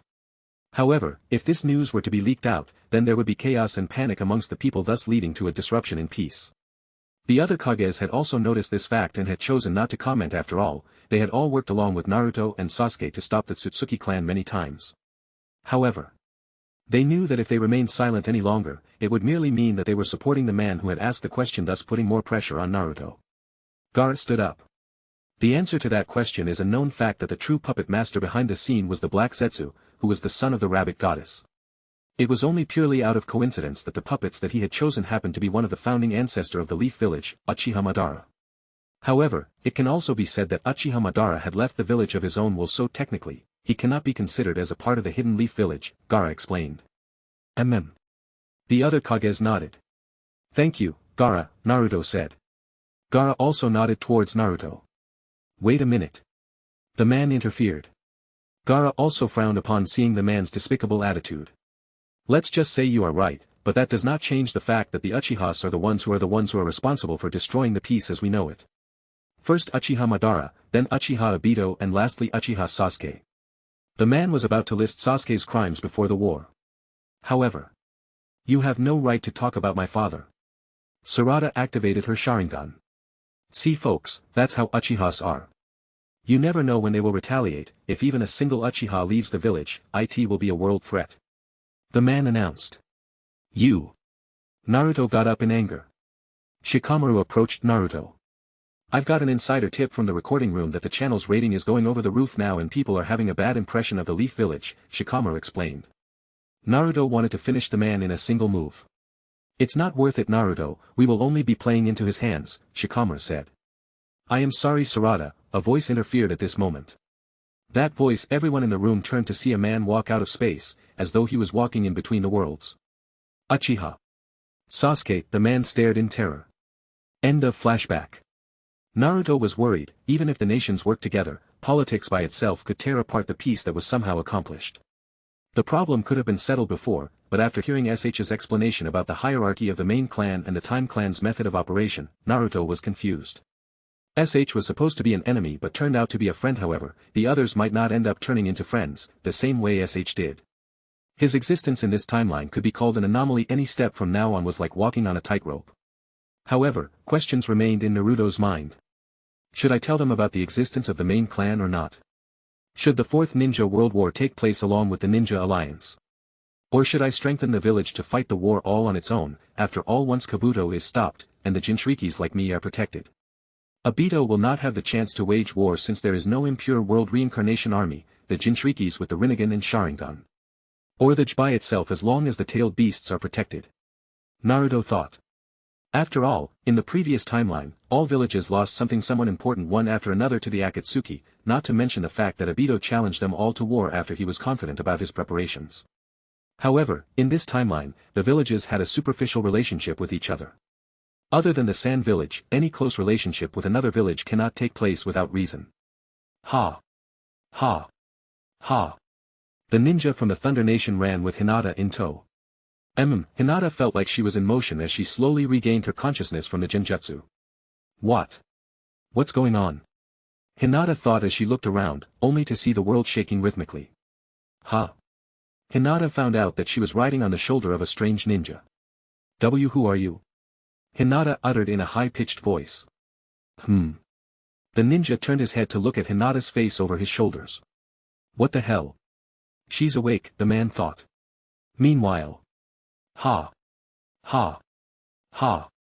Hayashi panted as he chased after the ninja. Wait for me Hinata, I will get you back. Hayashi declared internally as he chased after the man while Tsum and Shibi also chased after the ninja from the grass village. Hinata was scared as she looked at her left ring finger where Naruto had imprinted his flying thunder god mark. Flashback. Hinata. This is a special technique of mine. Whenever you feel like you are in danger, just inject this mark with a bit of chakra, and I will instantly appear by your side. Naruto-kun, Hinata stared at Naruto with surprise. Hinata, I swear to protect you with all my life, Naruto said as he looked into Hinata's eyes. At this moment she felt extremely threatened. Her body was unable to keep up. She felt her knees weaken, almost losing her balance. Knowing that she could not run anymore, she unconsciously injected some chakra onto the seal Naruto gave her. Poof! Naruto appeared behind her, while at the same time the Jounin appeared around Niji. Hinata fell into Naruto's arms. Naruto-kun. You did well Hinata, take some rest, Naruto said to her, after which she lost her consciousness. End of flashback. Naruto-kun, I believe in you, Hinata thought as she injected her chakra into the mark. Let go of my daughter. Hayashi shouted at the ninja however. Whoosh! Naruto teleported in front of the ninja. What? Hayashi felt as though there was more sense in the world. Naruto was surprised as well, albeit for a different reason. Why does he have Hinata in his hands? Naruto thought as he tried to recover from the situation where he was cornered until his eyes fell on the ninja's headband. The village hidden in the clouds, Naruto thought, following which. Bam! Naruto knocked the man out, following which he caught Hinata in a princess carry pose. Hinata. Are you alright? Naruto asked. Hinata stared at Naruto in a daze, as though she was in a dream she never wanted to wake up from. Hinata. A voice interrupted. Father. Hinata immediately got down from Naruto's arms. Hayashi, however, stared at Naruto. He's just like his father, the fourth, Hayashi thought. What are you doing here, old man? Naruto asked innocently. What am I doing here? I am here to save my daughter. Hayashi responded. Naruto smiled a bit, happy on getting the best part for himself. The battle isn't over brah, cough. I mean Lord Cough. 7th. Naruto was however surprised. Please old man, just call me Naruto, Naruto said. This. Ahem. Naruto. The red-haired girl who was with Hinata was also kidnapped too, Hayashi said. Red-haired? Karen. Naruto and Hinata concluded at the same time. Yes. Hayashi nodded. Got it. Naruto said, following which he activated his Nine Tails mode and Sage mode at the same time. Southeast about 7 kilometers, Naruto calculated. Thanks, old man. Naruto said as he shot off in the direction of Karen in supersonic speed. Meanwhile. Back in the Chunin exam stadium, everyone wondered where Naruto disappeared off to. Enma, however, noticed that more and more people were getting up. Sarutobi. Better wrap up, the people are waking up. Enma said as he undid his summoning. Got it.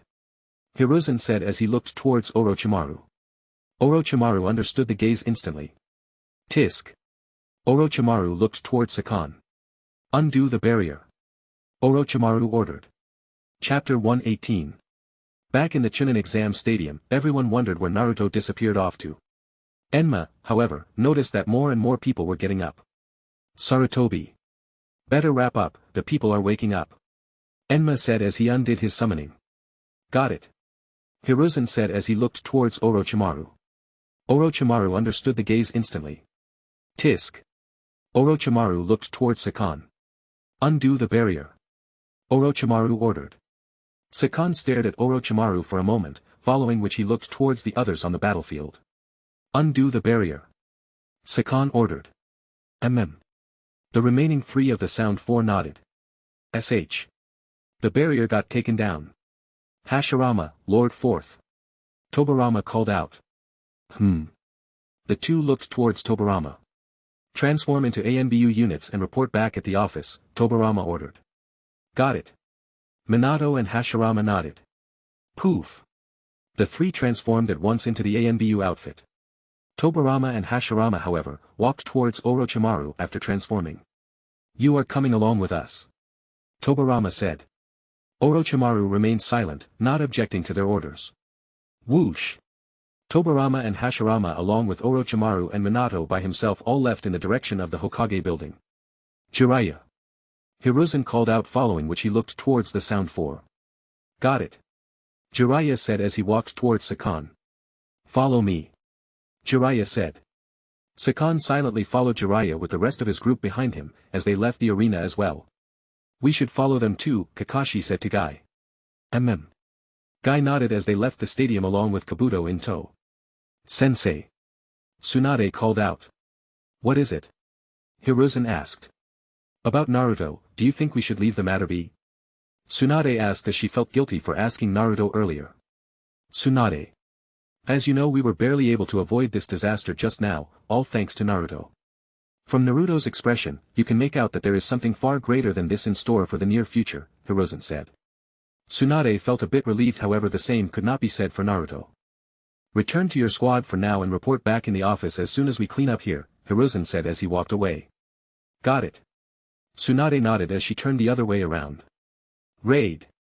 Hiruzen called out. Whoosh. Raid appeared beside Hiruzen. Go to Uchiha Sasuke and ask if he wants to battle, Hiruzen said. Is that all right, Hokage Dano? After all this? Raza asked. Well, the people and the feudal lords have arrived here today, not to mention we never know if there are any more hidden enemies, so best to finish everything here today. Hiruzen said, following which he walked towards Raza and brought his face near Raza's. I have a feeling that the information to be revealed in the building, later on, might involve the entire ninja world as we know it, so I suggest Kazekage Dano to join us later, Hiruzen said. I'm happy that we are on the same side now, Raza said. Hiruzen understood that Raza was grateful towards Naruto for saving Raza's life and his village from a major disaster. Naruto, just where did you run off to? Hiruzen thought back to the moment when Naruto had vanished, but all he and the others saw was an orange spark. Whoosh! Raid appeared behind Sasuke. Uchiha Sasuke.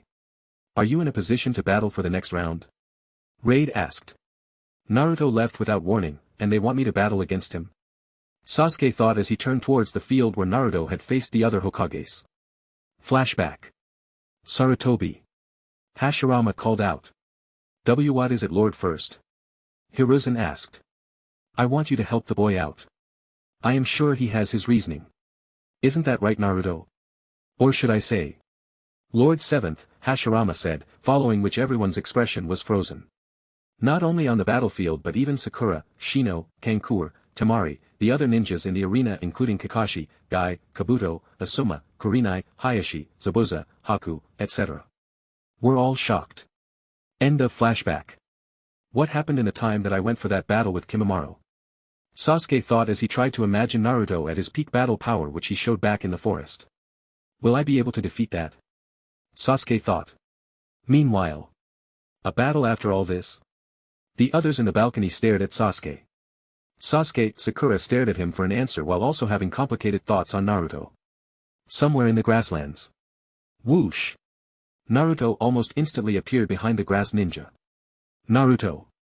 Karen managed to wake up the moment Naruto came within her sensory range. Damn it, the ninja cursed as he tried to pick up his speed. Where the hell do you think you are going? Naruto asked as he shot a kunai to the front. Humph. One puny kunai. The man turned around with Karen on his shoulder as he drew a kunai from his pocket to fend off against Naruto's incoming kunai. Clang. The kunais clashed, however, the man's eyes went wide as though he had seen a ghost. It was Naruto, who instantly teleported upon the kunai's contact. Give her back. Naruto sent a kick to the man's intestines. Blurg. The man cringed in pain as he sent Karen flying vertically due to his reflex from the pain. Ah! Karen let out a shout as she flew in the air. She turned around to see Naruto on the ground with his hands wide open.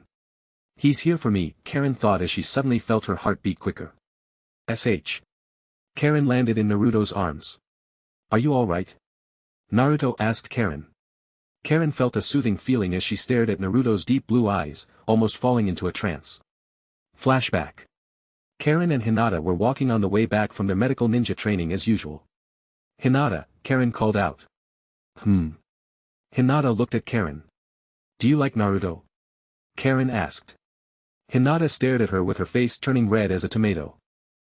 She nodded timidly. What if another girl likes him? Karen asked. Hinata stared silently at her. After a few moments passed. Hinata took a deep breath. Then, I would do my best to be the only one he looks at, Hinata said in a firm voice.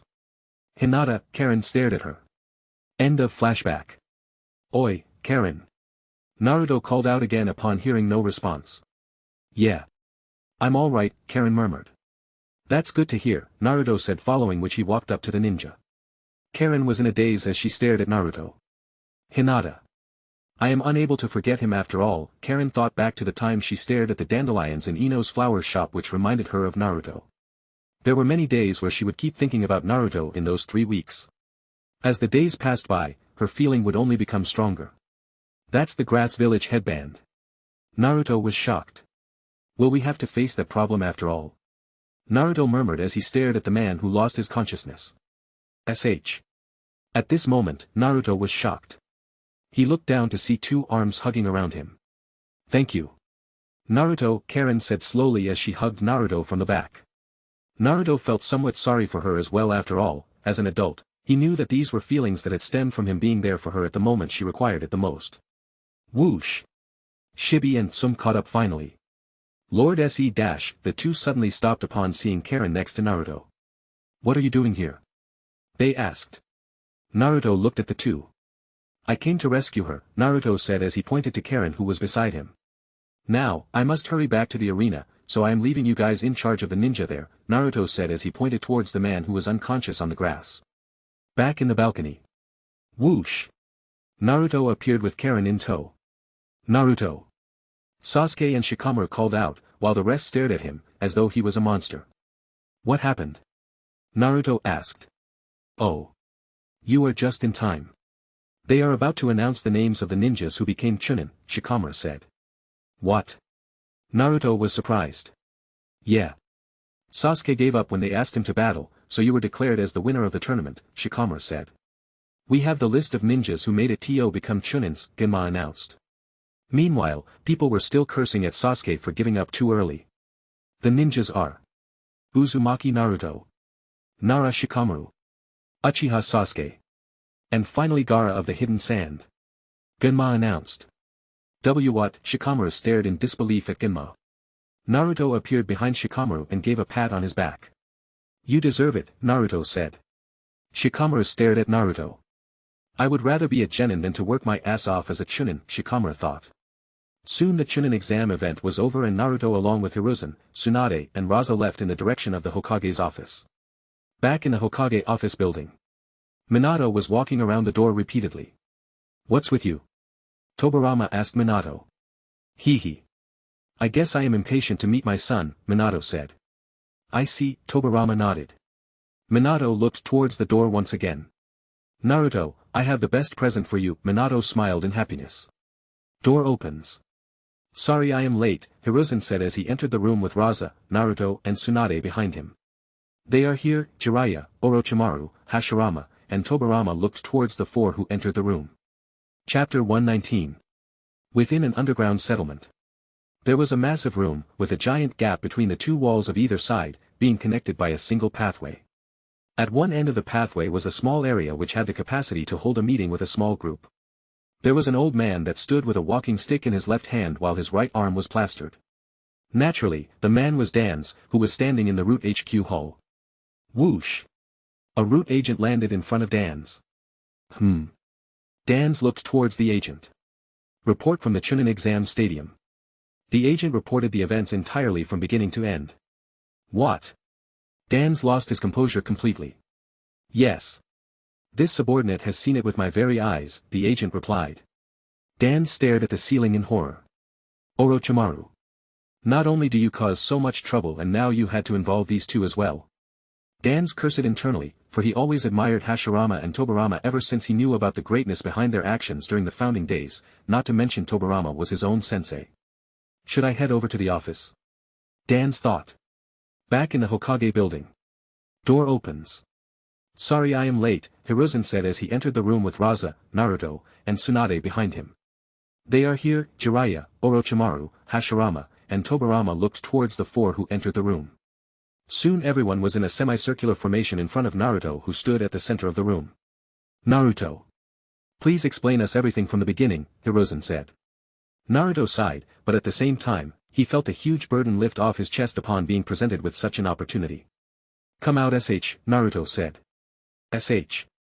A green light flew out of Naruto's forehead. What is that light?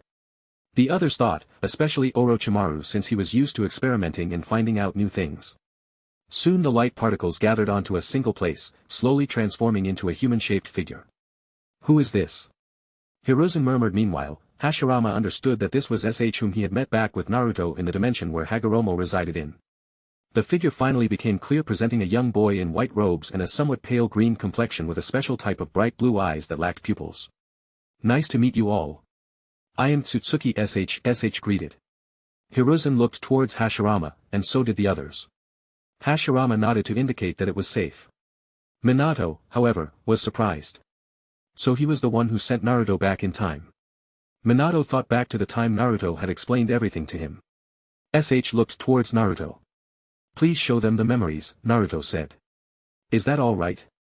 SH asked. After all, he knew how special was Jiraiya to him as well as things from the future which were too much for their generation to witness right now. Naruto shook his head. It does not matter anymore. SH sighed, following which a glow was emitted from his hand. Here I go, SH said, following which, he touched Hiruzen, Tobirama, Hashirama, Minato, Orochimaru, Tsunade, Jiraiya, and Raza. Minato and Hashirama were included because Naruto had not revealed the entire story to the two as well. It took about 10 minutes before the others understood what went on in the future as they faced the sudden rush of Naruto's entire life compressed into a matter of seconds. Hiruzen POV. Kazekage's death. My death. Sasuke missing. Biju hunt, Gaara. Jiraiya's death. Akatsuki Nagato. Itachi. Fourth Ninja World War.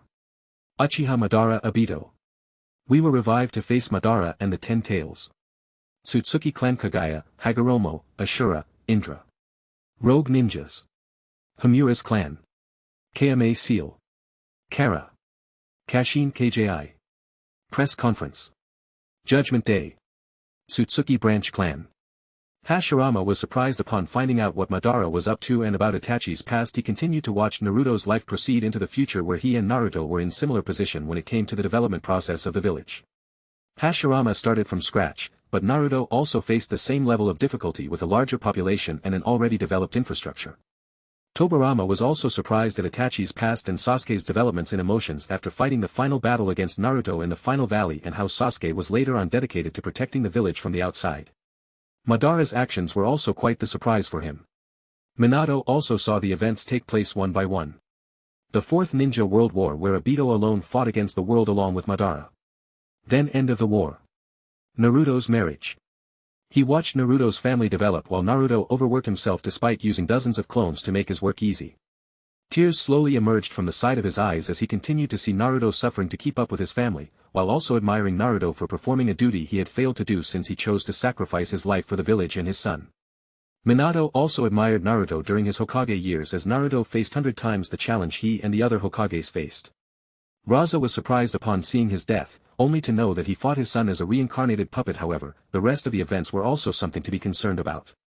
Jiraiya, Tsunade, and Orochimaru, in particular, had complicated feelings after seeing the events play out one by one. Jiraiya witnessed his own death and partial resurrection, his regrets on not being there for Nagato, Yahiko, and Konan. Danza's interference in Nagato's past, etc.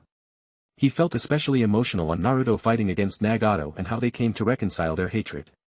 Tsunade felt even more emotional. She saw the news of Jiraiya's death. Her supposed encounter with Dan's soul and her single life that she continued to lead. Tsunade looked towards Jiraiya, who also had tears streaming down the side of his cheeks. Orochimaru, however, was bewildered upon seeing his choices. His future development of clones based on his DNA and him slowly going through parenthood and how he had given up on his old ways. He now suddenly had the desire to create Mitsuki. However, he was also surprised by Kabuto's transformation from a devoted assistant to a twisted ninja to a man who returned back to his supposed orphanage where he turned into a caretaker. The Sanins, though emotional about their past, were now fully alert towards what the future held for the team. Naruto, Hiruzen and the others stared at him, while slowly superimposing him with his future form. Minato and Jiraiya, in particular, rushed towards him. However, Minato was faster and got to hug him first. Dad, Naruto hugged him tighter. Hashirama and Tobirama walked towards Naruto. You've already far surpassed us in terms of experience and power, Hashirama said. You've been through a lot, Tobirama said as he patted on Naruto's back. Minato finally let go of Naruto as he cleaned his tears away. Naruto. You've been through a lot. Even the words you used back then couldn't compare to what I saw today.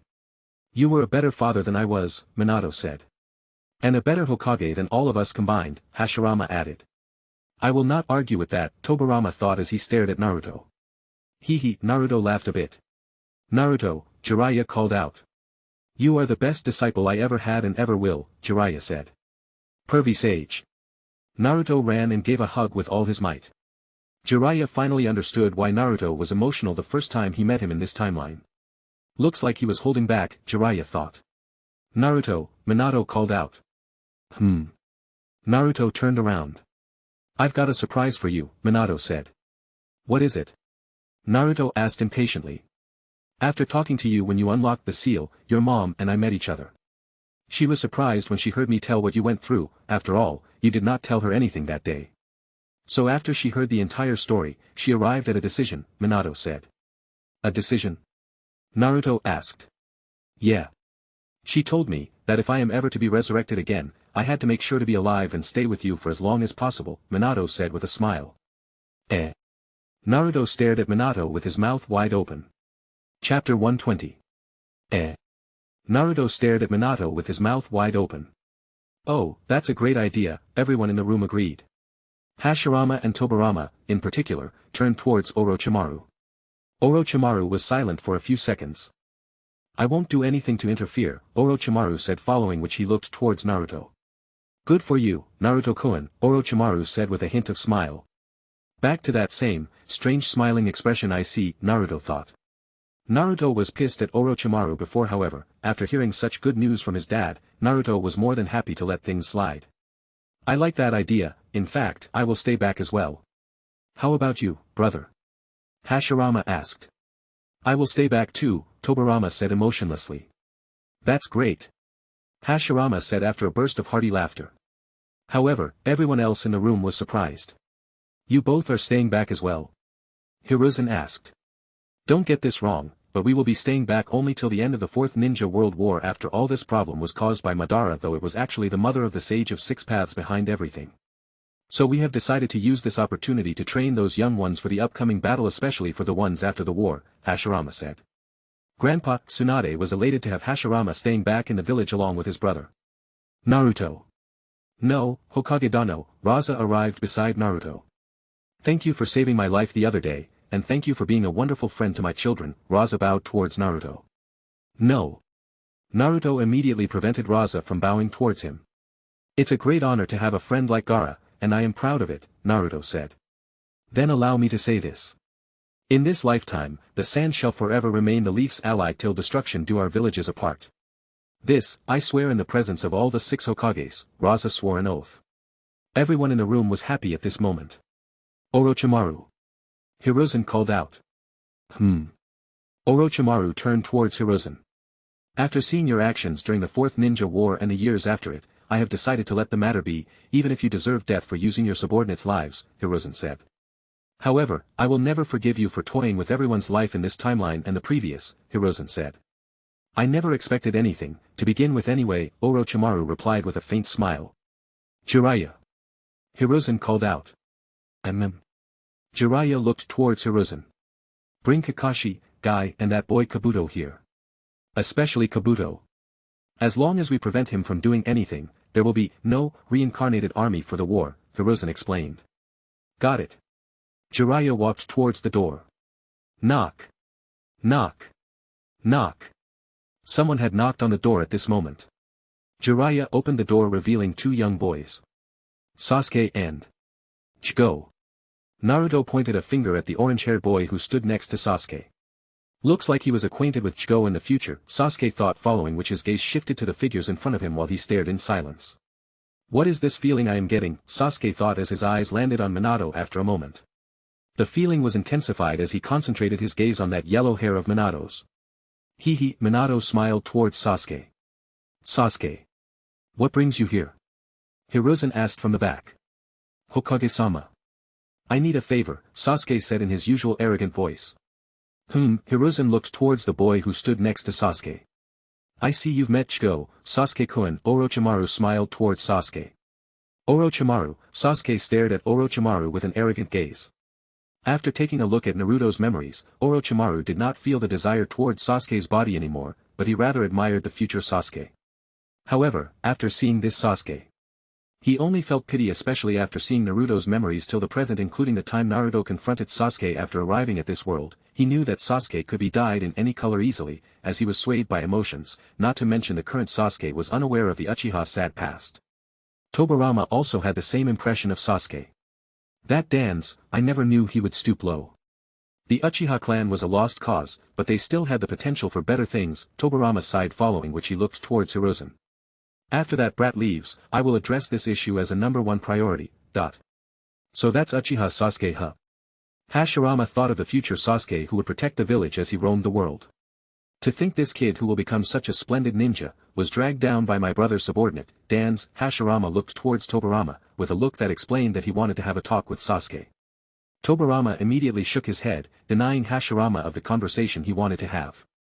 Well, we do have a lot of time on our hands, so I suppose we can have that conversation later as well, Hashirama thought. Meanwhile, Sasuke kept staring at Orochimaru. Don't worry Sasuke-kun, I am not after your body anymore.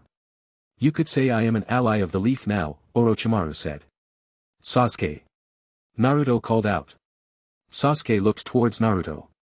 Naruto nodded, indicating that Sasuke could trust Orochimaru's words. Jiraiya knew that from now on there was nothing to worry about, after hearing Orochimaru's words. Jiraiya then walked out of the room to bring the trio that were mentioned. What request might you have, Sasuke? Hiruzen asked. I want to know if this boy can live in the village. If you are worried about housing, then he can live in my house, Sasuke said. Sasuke, considering your earlier participation in the top secret S-rank mission, I will give you the reward and fulfill this request of yours, Hiruzen said. Sasuke nodded, following which he turned around to face Chigo. Let's go. Sasuke said. Chigo nodded as he walked along with Sasuke. Door closes. Hiruzen looked towards Naruto. Naruto, from what we have seen earlier, would you like to share your memories with Shikamaru and Sasuke? Hiruzen asked. Naruto thought for a moment. For now, I want Shikamaru to enjoy his life as much as possible, since it would be too early to burden him or Sasuke with any events after the Fourth Ninja World War, Naruto said. I see, even if Shikamaru were to be told, the real problem would be Sasuke, Hiruzen murmured. More than Sasuke, aren't we supposed to be concerned about another person? Tobirama asked. Hiruzen felt a headache on its way.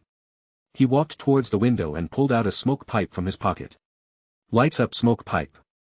Hiruzen inhaled from the smoke pipe and let out a puff of smoke, as he stared out the window towards the Hokage mountain faces.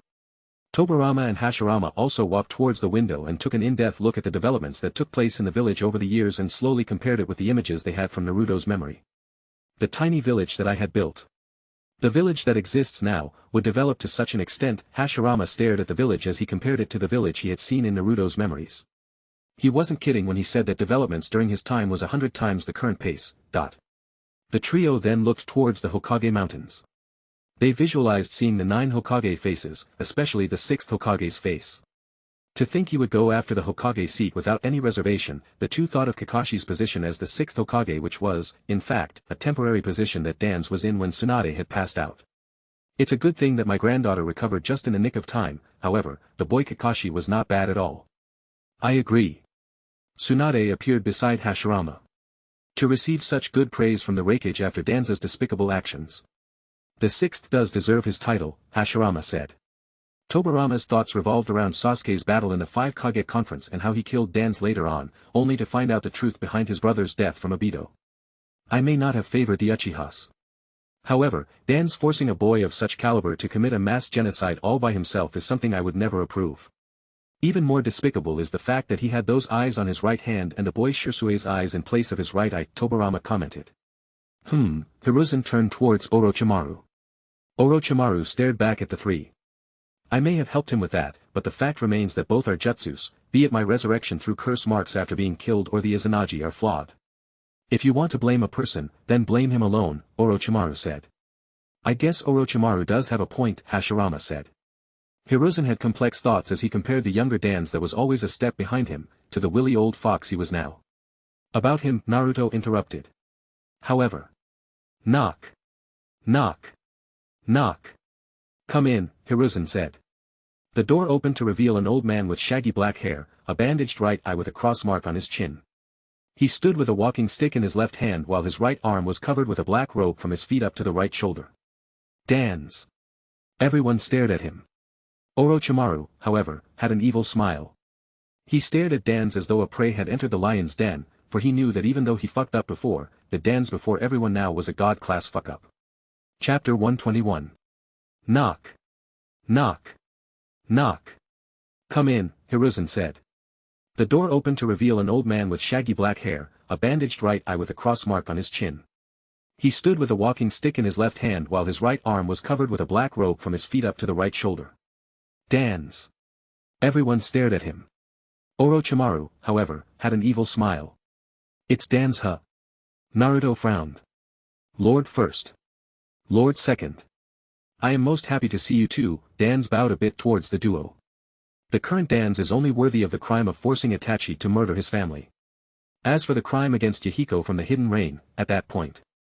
I think Dan's was taking a logical point as an emissary of darkness by preventing any alliance between ninja nations that might be detrimental towards the Leaf Village, Tobirama thought. Dan's, what are you doing here? Hiruzen asked. The reason Hiruzen remained calm was because he had already lived with the truth for all these years, ever since Itachi massacred his clan and left the village. I'm just here to pay my respects to our dear first and second.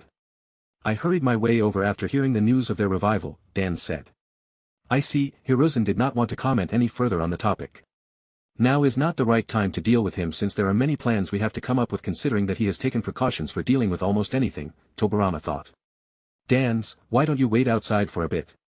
We have an important meeting here, Tobirama said. Okay. I shall be waiting outside then. Dan's turned to face the door and started walking away with his walking stick. Door closes. Everyone in the room continued to stare at the door for a few more moments before they finally looked away. Naruto, you were saying. Tsunade reminded. Oh yeah. About the old man, we should be cautious, since he possesses the Kodoan Tsukami, Naruto warned. You may be right, Naruto, but how long do we wait before we can afford to deal with him? Tobirama asked. I have a certain person in mind, however, I am not sure how he would respond, Naruto said. Uchiha Itachi, right? Hiruzen asked.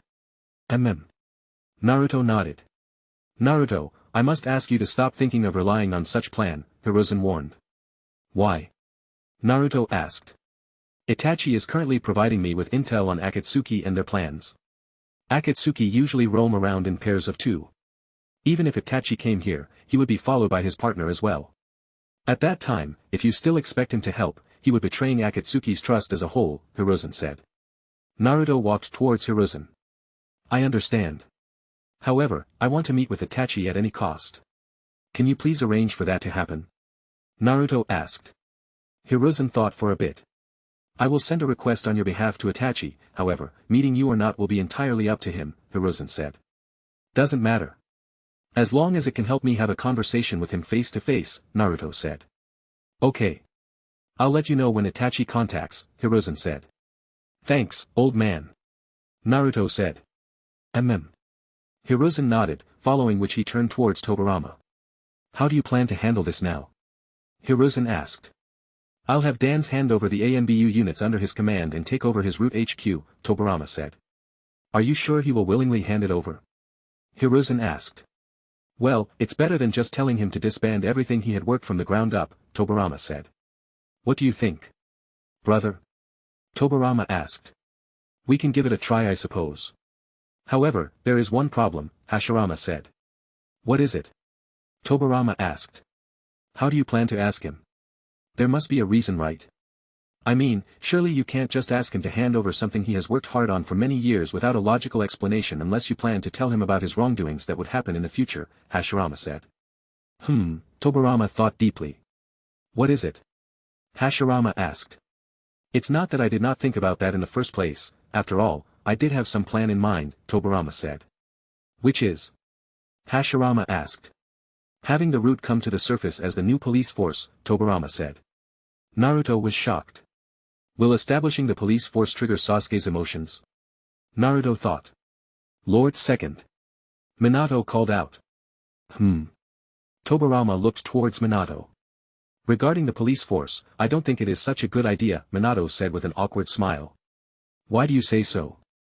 Tobirama asked. Minato's correct, ever since the Uchiha massacre incidents the village has been living without the police force and so far it has been doing well. And there is also that issue from the Nine Tails attack, Hiruzen said. Naruto also nodded in agreement. Then, there's only one option left. Tobirama said. What is that? Hiruzen asked. That is to absorb the remnants of the route into the regular ANBU units while having the younger ones in the route start as genins, Tobirama said. That idea will still bring us back to square one, Naruto said. True. To explain the problem to Dans, Tobirama murmured. Like I said, why don't we leave this matter until I meet up with Itachi? I am sure he can help me out by providing some tips. After all, who better knows about the Izanagi and Shirsue's eyes? Naruto suggested. Hiruzen nodded in agreement. If you are worried about the Izanagi, why not let the first handle it? After all, the Sharingans on his right arm are held together by yourselves, Orochimaru suggested. Naruto wanted to laugh so badly after hearing Orochimaru's line, which reminded him of a terrible joke Shikamaru came up with when they had a late-night drinking party. Everyone wants a piece of the first's wood. However, it was not the time to joke about it now, as they were talking about Dan's. You are right. Hashirama laughed out loud as he complimented Orochimaru's idea.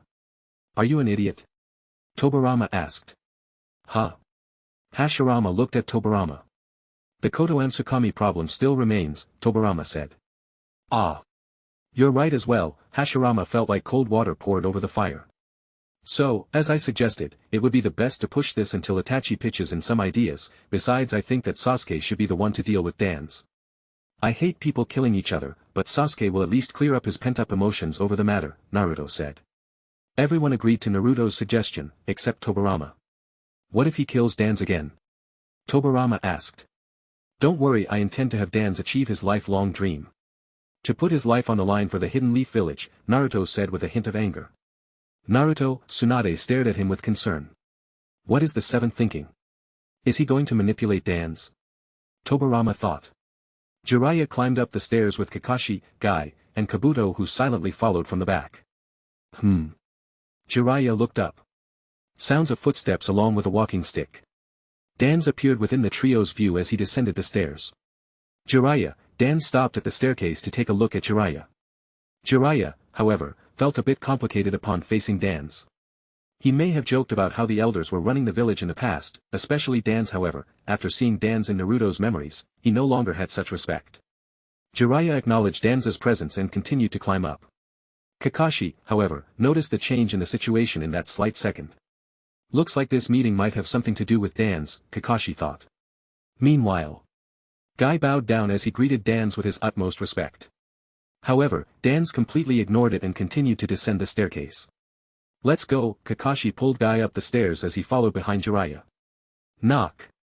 Knock. Knock. Come in. Hiruzen said. Door opens. Jiraiya, Kakashi, Guy, and Kabuto entered the room. Hiruzen looked towards Naruto. Before we continue, should I call Shikaku over? Hiruzen asked. Naruto felt a bit uncomfortable after all. Jiraiya had accepted his death, but he was alone, to begin with, since he had no blood ties. However, Shikaku had his family. Shikamaru his son, Yoshino-san, Shikaku's wife, and not to mention his entire clan which he was currently in charge of. Hiruzen also understood, however, what the future held for them was not something that could be avoided. Naruto, Shikaku is intelligent enough to understand this kind of problem. So don't worry about the little things, Hiruzen said. Naruto thought for a bit. Let's bring Shikaku-san in, Naruto said. Good. Everyone else nodded. Soon Shikaku also arrived, and the next round of meeting began. Chapter 122. Before we continue, should I call Shikaku over? Hiruzen asked. Naruto, Shikaku is intelligent enough to understand this kind of problem. So don't worry about the little things, Hiruzen said. Naruto thought for a bit. Let's bring Shikaku-san in, Naruto said. Good. Everyone else nodded. Hiruzen then quickly asked an ANBU agent to call for Shikaku. Meanwhile, Naruto called out internally. Responded. I'm gonna need your help again, Naruto said. It's alright, I understand, replied. Thanks. Naruto said. Is there anyone else in mind you have that you want to share your memories with? Asked. For now, no one else in particular. In fact, there is a question I wanted to ask you, Naruto said. What is it? Asked. Are your eyes special or something? Naruto asked. Hehe, smirked. What is it? Naruto asked curiously. It's too soon to know right now, replied. So it is special, Naruto thought. Do you want my help in dealing with the Kotoama Tsukumi power of Uchiha Shursui? Asked. Can you help? Naruto asked. I can, but you have to face things of greater difficulty in the future, so I won't help you right now, said. I see, Naruto murmured. What, are you angry at me for not using my powers to help you? Asked. Nope, I am already glad that you have helped me this much, Naruto said with a smile. Looks like I was not wrong in choosing you at all, thought. What is it? Naruto asked. Nothing, replied. Soon Shikaku had arrived, and the next round of meeting began. Shikaku was stunned by the famous personalities that had gathered in the room. Although he had received short reports on the battle that took place, it was entirely another thing to see them right in front of his eyes. However, the odd sight was Naruto in the middle of everything. Shikaku knew Naruto was involved in some matters, however, to see him standing amongst these people made him reconsider his former opinion of Naruto. Kakashi, Guy, and Yakushi Kabuto. Please stand beside Shikaku, Hiruzen ordered. Kabuto looked towards Orochimaru. Orochimaru nodded towards Kabuto, indicating that there was no danger in listening to Hiruzen. The four then stood side by side. Hiruzen looked towards Naruto. Naruto instantly understood that it was his turn. Naruto called out.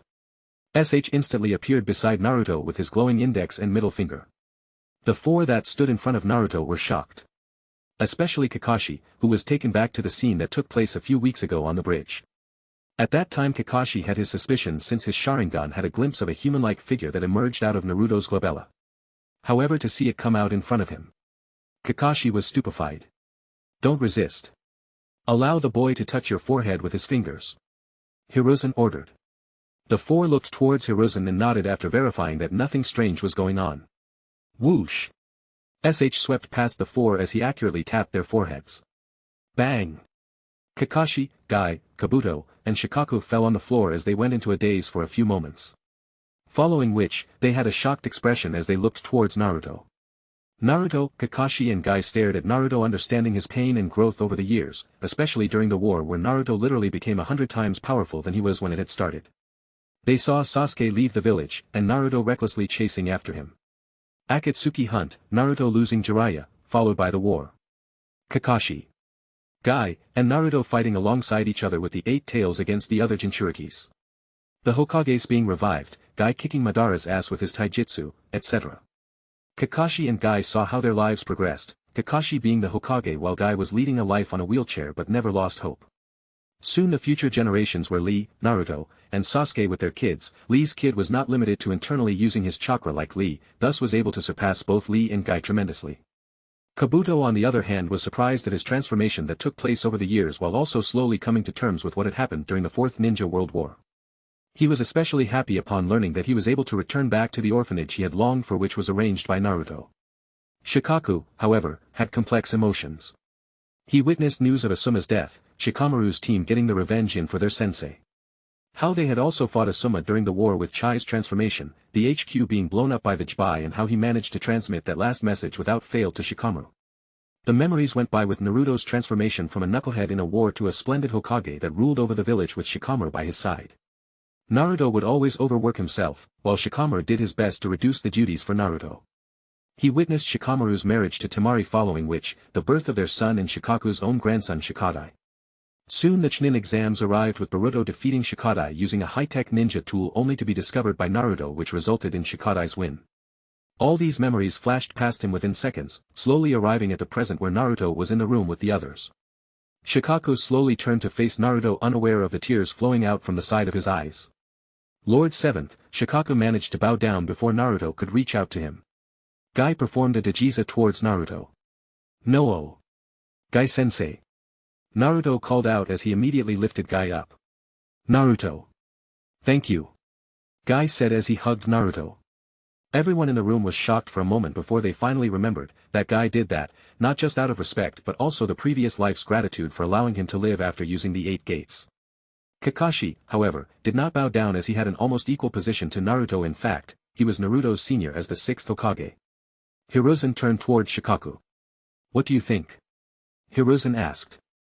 Shikaku took a moment to recollect what had happened earlier in the room, as the memories also included the recent discussion.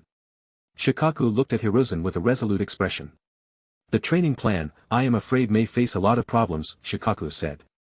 The entire room was silent despite the presence of Hashirama, Tobirama, Hiruzen, Minato, Tsunade, Kakashi, Naruto, Raza, Orochimaru, Jiraiya, Kabuto, Kakashi, and Guy.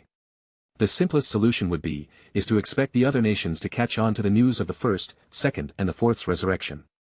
In this method, any great village that feels threatened will join hands with another village to call for the 5 Kage conference, if they plan to do this in front of the other villages, Shikaku explained.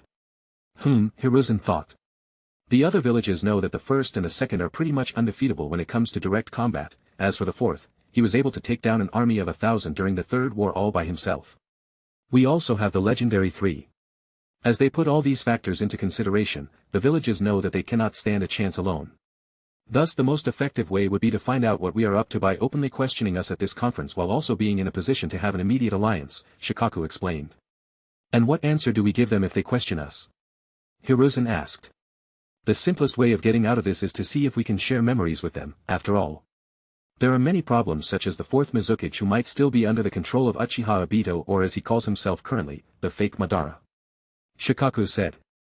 Hiruzen frowned. Reikage-sama might still have a problem with Lord 4th, considering the humiliation he had experienced back in the Third War, Shikaku said. Minato felt a headache, while Naruto nodded silently to Shikaku's explanation. "Is there any other method?" Tobirama asked. Shikaku thought for a moment. "We could claim that the impure world resurrection was undone upon taking Orochimaru-sama as a prisoner," Shikaku suggested, to which Orochimaru frowned. "However, that will still not explain how our ninjas got strong in short time." Shikaku paused. "How about we build a ninja academy?" Hashirama asked. Everyone in the room looked towards Hashirama. "A ninja academy?" Jiraiya asked. "A ninja academy that will be built outside the village, which will focus on training Chunin level and above ninjas. After all, even if we strengthen ourselves, the world would need to fend for itself in the future, for example, say an invasion by one of the other branch members of the Tsutsuki," Shikaku said. "True," Tsunade nodded. "Hokage Dano.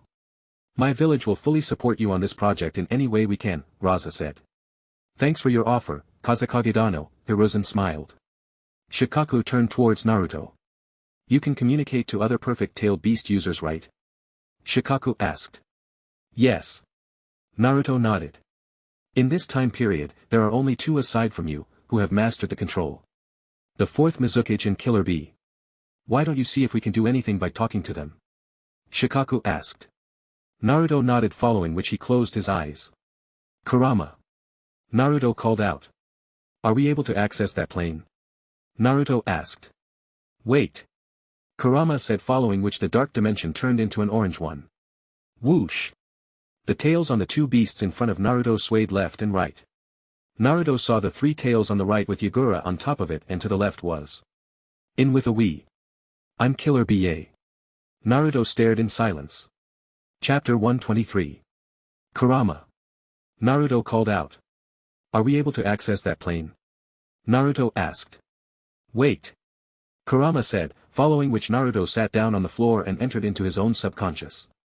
Deeper-tailed beast psyche. The dark-tailed beast dimension within Naruto turned into an orange one. Whoosh! The tails on the two beasts in front of Naruto swayed left and right. Naruto looked up to see two-tailed beasts in front of him. The three-tailed beast on the right with the fourth Mizukage Yagura sitting on top of its head, while the second beast on the left was In with a Wii. I'm Killer BA. Naruto stared in silence at B and Jaiki 8 tails. There you go Naruto, Kurama said. However, Naruto was surprised. It had been a long time since he had seen Killer B, considering that they did not meet much after the war, as Naruto became busy due to being the Hokage at that time. Naruto looked at B staring at him. Crap, I forgot that he does not know me in this timeline. I'd better come up with a rap, Naruto thought. B, stop expecting this kid to rap, Jaiki said. The 8 tails is right, Yagura said as he jumped down. I'm the fourth Mizukage, Karatachi Yagura. Name yourself, brat of the 9 tails, Yagura said. Naruto was stuck in a position where he had to introduce himself to either party. I guess, I can only introduce myself to those two in that way, Naruto thought, following which. I'm like you, a Jinchuriki too. Naruto's the name where the same Naruto rapped. Oh boy, Kurama and Jaiki felt a headache on its way. Yagura's left eye twitched upon seeing Naruto's rap. Ha! B got off from Jaiki's head and landed on the floor. Naruto felt a bit nervous. Sound of footsteps. B walked over to Naruto and stood in front of him. You know something, kid? You've got pretty good style, B said as he formed a fist and brought his right hand forth. Naruto smiled upon seeing this all too familiar gesture of B's. Yeah, that's me, you know. Naruto bumped B's fist with a smile. You know. B thought for a moment, following which he pulled out his book of rap. Going with the flow, I'm B, you know. B wrote down this particular line in his book. How dare you ignore me, brat? Yagura shouted. Lord Fourth, I'm not here on a leisure trip, you know, Naruto said. What do you mean? Yagura asked. Naruto took a deep breath. I'm investigating the Akatsuki, with my teacher, Jiraiya-sensei, Naruto announced. Damn your village and damn the Akatsuki, their leader Uchiha Madara is controlling my body right now. Yagura claimed. I see, Naruto nodded. B stared silently. So, are you here to help a fellow Jinchuriki out? Yagura asked. Sure I can, however, it might take some time, Naruto said. As long as you can help me, I will immediately agree for an alliance with the Hidden Leaf, Yagura said. Kurama turned towards Jaiki. What's wrong? Afraid of a single Akatsuki member? Kurama asked. Humph. Says the one who got controlled in the attack from 13 years ago, Jaiki said. Humph. That time, I was prepared to accept anything to get out of my seal, Kurama said. Doesn't matter. Isabu 3 tails and Yagura by themselves could not retaliate in time, Jaiki said. Yeah, that man was slippery, not to mention he had the Sharingan, Isabu complained. So, how do you plan to help me out? Yagura asked. Naruto thought for a second, following which B also turned towards Naruto for an answer.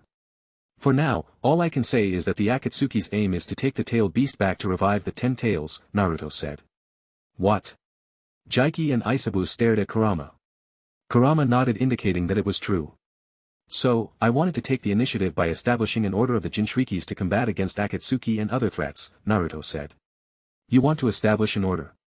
Yagura and the other tailed beasts frowned at Naruto. We are just looking out for each other while keeping our villages safe. Right now, I have become friends with Shikaku's Jinchuriki. However, I still need to help him in coming to terms with Shikaku, Naruto said, following which he looked towards B. Can you help me out? Naruto asked. B thought. Help him out, B. All you do is rap all day anyway, Jaiki said. That's not the problem, B said. Jaiki finally understood. It's the Reikage, huh? Jaiki said. Naruto also overheard the conversation. Looks like it has to be the 5 Kage conference way after all, Naruto thought. You can leave the rakeage to me, Naruto said to be. Huh? Jaiki stared at Naruto, following which he looked towards Kurama.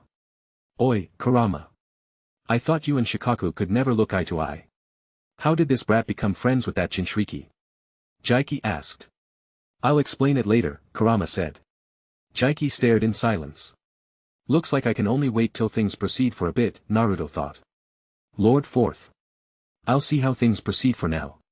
In the meantime, I'll come to rescue you as soon as an opportunity appears, Naruto said. Yagura was silent. For some reason, he felt like he could believe in Naruto's words. Naruto. Do what you can. We'll also try to bring in our remaining pals for this cause, Jaiki said. Thanks, Naruto smiled at Jaiki. B walked towards Naruto. You're pretty cool for a Jinchuriki, yo. B brought his fist up. Hee, you're cool too, Octopops, Naruto bumped his fist. Following which Naruto turned towards Kurama while waving to the other two. Later. What is he doing? Tsunade asked. He's probably trying to contact the other Jinchurikis, Shikaku said. Everyone then recalled how the jutsu worked from Naruto's memories. So, he's going to meet the fourth Mizukage and that eight-tails brat, Tobirama said. I'm not really certain if it is a good thing for him to meet the Mizukage, Hiruzen murmured. He's the leader of the Bloody Mist after all, Orochimaru said, following which everyone in the room frowned. From what we have seen in the memories, he seemed to be an outspoken and a friendly boy, Hiruzen said. We cannot guarantee that he will be the same when being controlled by Obito right now, Shikaku said. Kakashi, Guy called out. Kakashi responded slowly. Were you not surprised to hear that Obito is alive? Guy asked. How do I put this, Kakashi stalled. I wanted for him to survive that from the bottom of my heart, Kakashi said as he thought back to the time where only half of Obito's body got crushed under the rocks. It pained me when Rin told me her feelings, Kakashi said as he thought back to the time he had rejected Rin. Even now, I feel that it was right to give respect to Obito's feelings after all. He loved her with all his heart, Kakashi said. Guy empathized with Kakashi. After everything that had happened, if he were to survive, he would probably go crazy after knowing about Rin's death, which kind of explains his reason for empathizing with Madara's ideal world, Kakashi said. Guy finally understood why Kakashi was not surprised. After all, during that war he forced himself to kill Rin due to which he felt responsible towards the mess that Obito had created. It was pretty much obvious that, Obito who was watching from the sidelines would go crazy, which slowly brought Akatsuki to where it was now. Hiruzen quietly nodded upon hearing Guy and Kakashi's conversation. Minato also felt equally guilty for leaving his subordinates alone for that mission, but during the Fourth Ninja War he had already commented his feelings on the matter and stood by Obito's side as Madara betrayed him. Minato then looked towards Naruto, who was sitting on the floor. Naruto's eyes opened. Naruto, Hiruzen and Shikaku called out. The Mizukage is willing to support us, but first I need to find a way to help him out, Naruto said. Shikaku frowned, following which he turned towards Kakashi. Are you able to activate the Manjikyu Sharingan of yours? Shikaku asked. Kakashi thought for a few moments as he closed his eyes. After about 2 minutes of waiting, Kakashi opened his eyes. How'd it go? Shikaku asked. Kakashi shook his head. Looks like it was too soon for him to reawaken it, Shikaku thought. Naruto looked towards Hiruzen. Please contact Itachi as soon as possible, Naruto said. I will do it, Hiruzen said. So what's the plan for now? Jiraiya asked. We sit and wait as things proceed naturally until it's the right time to act, Hiruzen said as he took a whiff out of his smoke pipe, following which he looked towards Orochimaru. From now on, you will be hiding within this village. You are not allowed to leave unless we require your help, Hiruzen said. Orochimaru smiled. Guess, I cannot complain much about that, Orochimaru sighed, following which he looked at Hiruzen in the eyes. I hope this condition of yours is not permanent. Orochimaru asked. Hiruzen smirked. Soon the discussions were over. Naruto left the room, however. The others remained behind. Hiruzen looked towards the people in front of him, especially at the Hokages, the past and the future. I want to discuss one more thing before you all leave. Chapter 124. Hiruzen looked towards the people in front of him, especially at the Hokages, the past and the future. I want to discuss one more thing before you all leave. What is it? Tsunade asked. It's about Naruto. He's already had a lot weighing down on him ever since he became a Hokage, Hiruzen said. The others nodded in agreement. I want the boy to enjoy his life for as long as possible. The seventh never rested in peace since the day he became a Hokage. Even now the will of fire in him glows much brighter than us all combined as he risks his life to save us all one by one, Hiruzen said, following which everyone nodded again. Tsunade, I will try my best to maintain this position for the next 5 years. By which, I expect you to have developed full-fledged combat medics, Hiruzen said. Tsunade nodded. After 5 years, I want you to take over as the 5th Hokage, Hiruzen said. The people in the room were not surprised, after all from the memories they had seen that Tsunade was more than sufficient to take on the post. Also, there is another thing I plan to do, Hiruzen said. The people in the room looked at Hiruzen with a question mark. I plan to announce an event now that the village has successfully survived, Hiruzen said. An event? Tobirama looked at Hiruzen. Yes. This event has 3 purposes. 1. It is to celebrate the treaty between Hidden Sand and the Hidden Leaf which we have maintained over the years. 2. Is to help Naruto and his group relax for a while as they have fun. 3. It is to help Naruto set up a meeting with Itachi, Hiruzen said. What kind of an event is that? Tsunade asked. It's an event that you came up with, Hiruzen smiled. Tsunade looked at Hiruzen with a puzzled expression. It's the Hidden Leaf Sports Festival. Hiruzen announced. I support this, Raza joined in. This is a great idea. I am sure Naruto will like this one, Jiraiya and Minato nodded. But how does this help Naruto meet that boy Itachi? Hashirama asked. It's simple. Right now, the Akatsuki needs money. This kind of an event also has probabilities of dark horses, which is the best for betting houses, Tobirama explained. Lord Second is right, Hiruzen nodded. The plan has a high possibility of success, Shikaku commented. Hiruzen turned toward Shikaku. I'll leave the details to you, Hiruzen said. Shikaku accepted. Lord Fourth. Hiruzen called out. Yes, Lord Third. Minato stepped forth. Please tell Naruto to come to the office at 9 in the morning. I want to hand him his mission reward and his Jonin certificate, Hiruzen said. Minato nodded with a smile. Hiruzen turned toward Shikaku. I want you to call Shikamaru and Sasuke as well since he will be receiving his Chunin certificate, Hiruzen said. Got it, Shikaku nodded. Hiruzen looked towards Raza. Kazekage Dano. Will you be staying overnight? Hiruzen asked. Hokage Dano. I have planned to leave the village tomorrow afternoon, Raza said. In that case, you can call young Lord Fifth over for tomorrow morning certificate distribution. We would also like to have the distribution in your presence, Hiruzen said. It'll be an honor, Raza bowed a bit. Same here, Hiruzen bowed back to show respect. I would like to conclude this meeting now as I would like to take my time to help Lord First and Second to catch up with the current situation, Hiruzen said. The others nodded. Jiraiya, Hiruzen called out. Yes. Jiraiya stepped forth. I want you to help Orochimaru and Kabuto to settle down in places as you see fit, Hiruzen said. Got it. Jiraiya nodded, following which Hiruzen turned towards Minato. Minato. Follow me. There's something I'd like to give you, Hiruzen said. Minato nodded, following which Minato and Hiruzen walked out of the room. It was around 6 in the evening. Naruto waited at the building entrance until the meeting ended. Sound of footsteps. Naruto turned towards the sound to see Minato, Jiraiya, Orochimaru, and Kabuto walk out. Dad. Pervy Sage. Naruto called out. Naruto, Jiraiya responded. Naruto walked towards Jiraiya. Naruto-kun, Orochimaru called out with a peaceful smile. That smile again, Naruto thought as he looked towards Orochimaru's face, which was the same as the one after he had changed. Lord Seventh, Kabuto bowed down. Thanks for allowing me to return to this village again, Kabuto said. Kabuto. Don't make me disappoint my decision. Last time Itachi taught some sense into you, that's why you had changed. Same applies to you, Naruto said as he stared at Orochimaru. Both of you have not changed due to the war, but only because you understood the consequences of what happens if you both continue down this path. Don't expect anyone to drop their guards against you too until you prove yourselves right. Naruto said. Orochimaru and Kabuto frowned a bit. However, Naruto's words were nothing but the truth. Naruto-kun. I may not have been in the war physically, but I understand myself better than anyone. I am very thankful to you for taking Mitsuki in, Orochimaru said as he bowed a bit. Jiraiya stared at Orochimaru, who was bowing towards Naruto with a surprised expression. Only time will tell, Naruto said as he looked towards Jiraiya. Where are you taking him, Privy Sage? Naruto asked. I am helping him choose a location where he can hide and conduct humane experiments that can help us in the near future, and as for Kabuto, I am going to apply for him to be a part-time caretaker at the Hidden Leaf Orphanage, Jiraiya said. Part-time?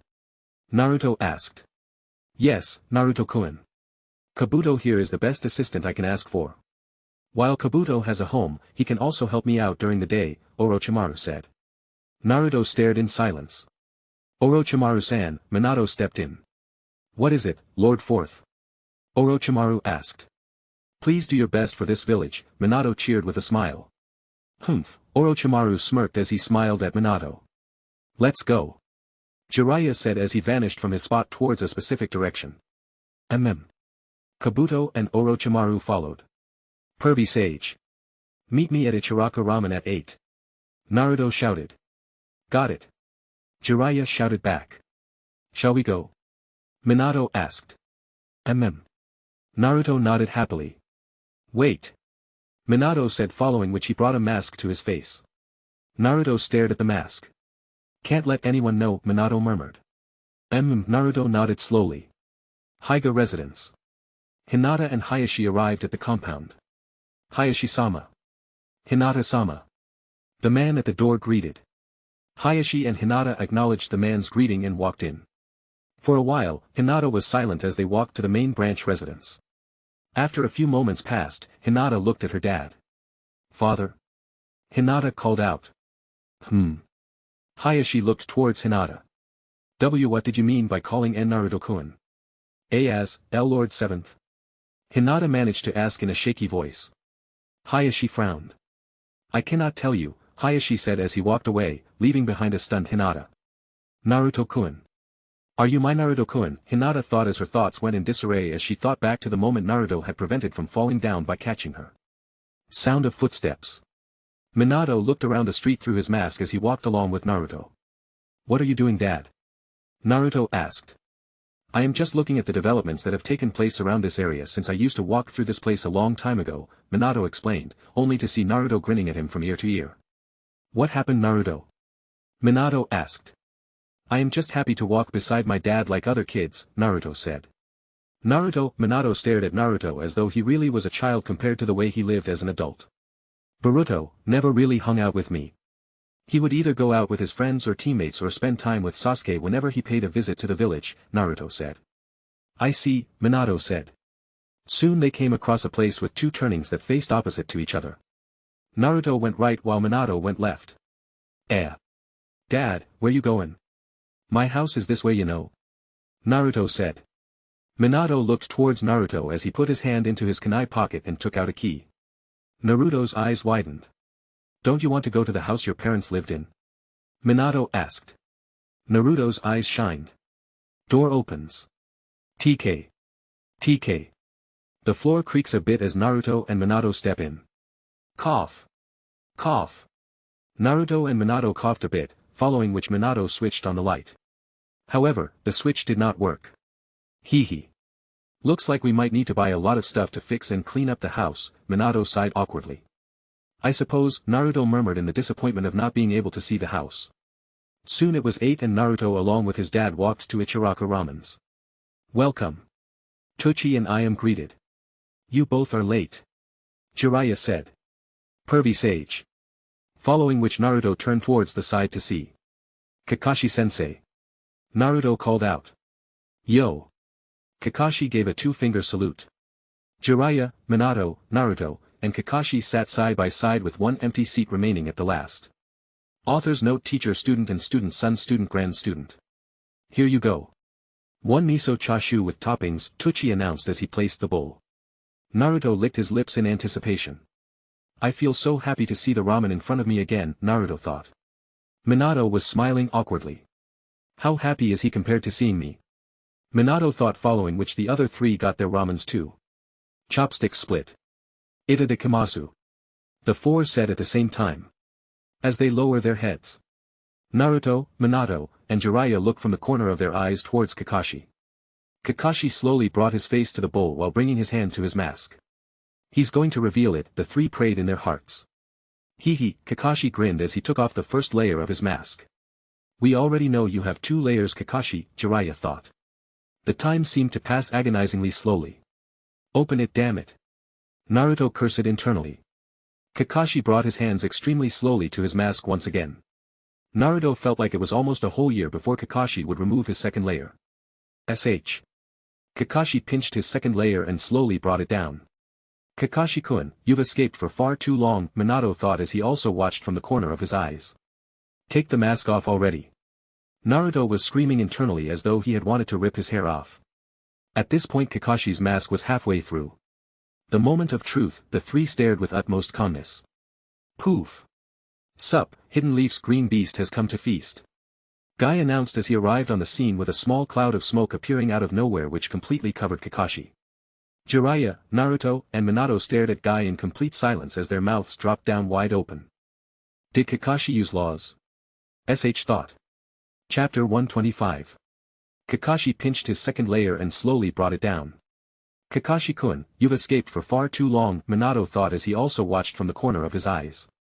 Take the mask off already. Naruto was screaming internally as though he had wanted to rip his hair off. At this point, Kakashi's mask was halfway through. The moment of truth, the three stared with the utmost calmness. Poof! Sup, Hidden Leaf's green beast has come to feast.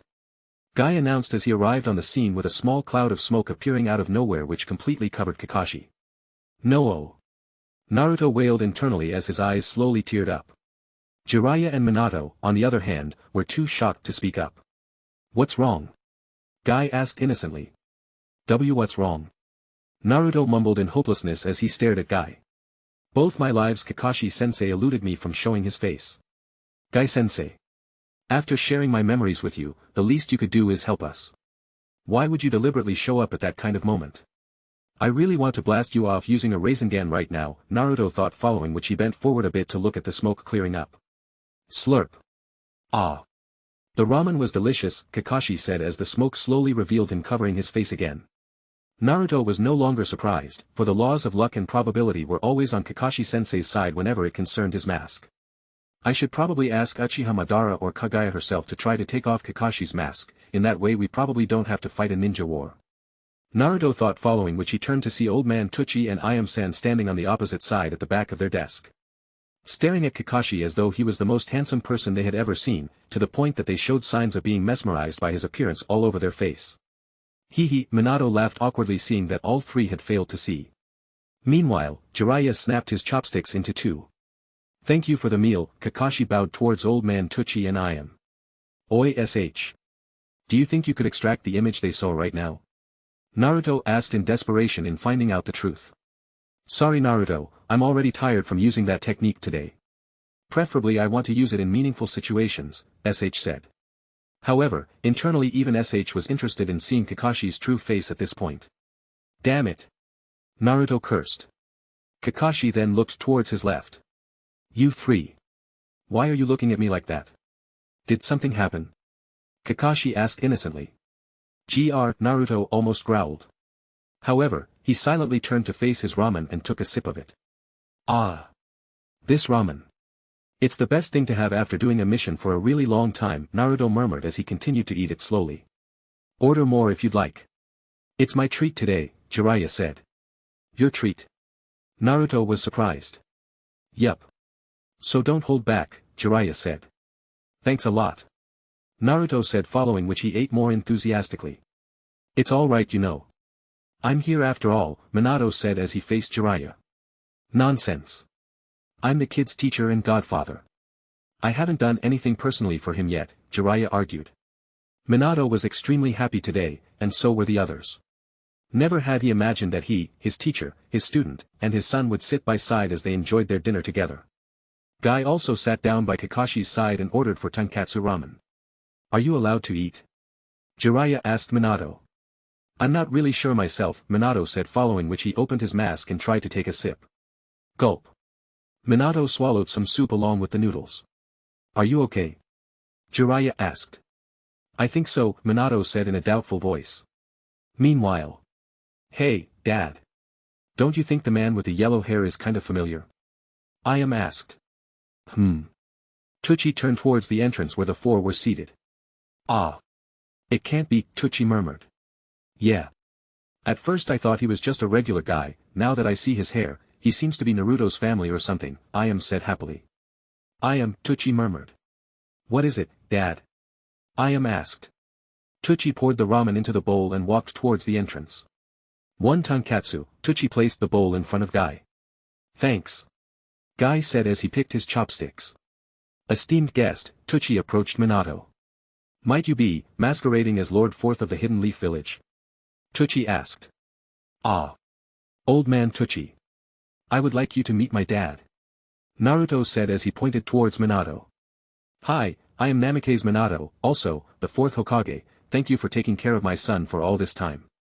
I am grateful, Minato said as he extended his hand. Meanwhile, Tsuchi and were frozen stiff.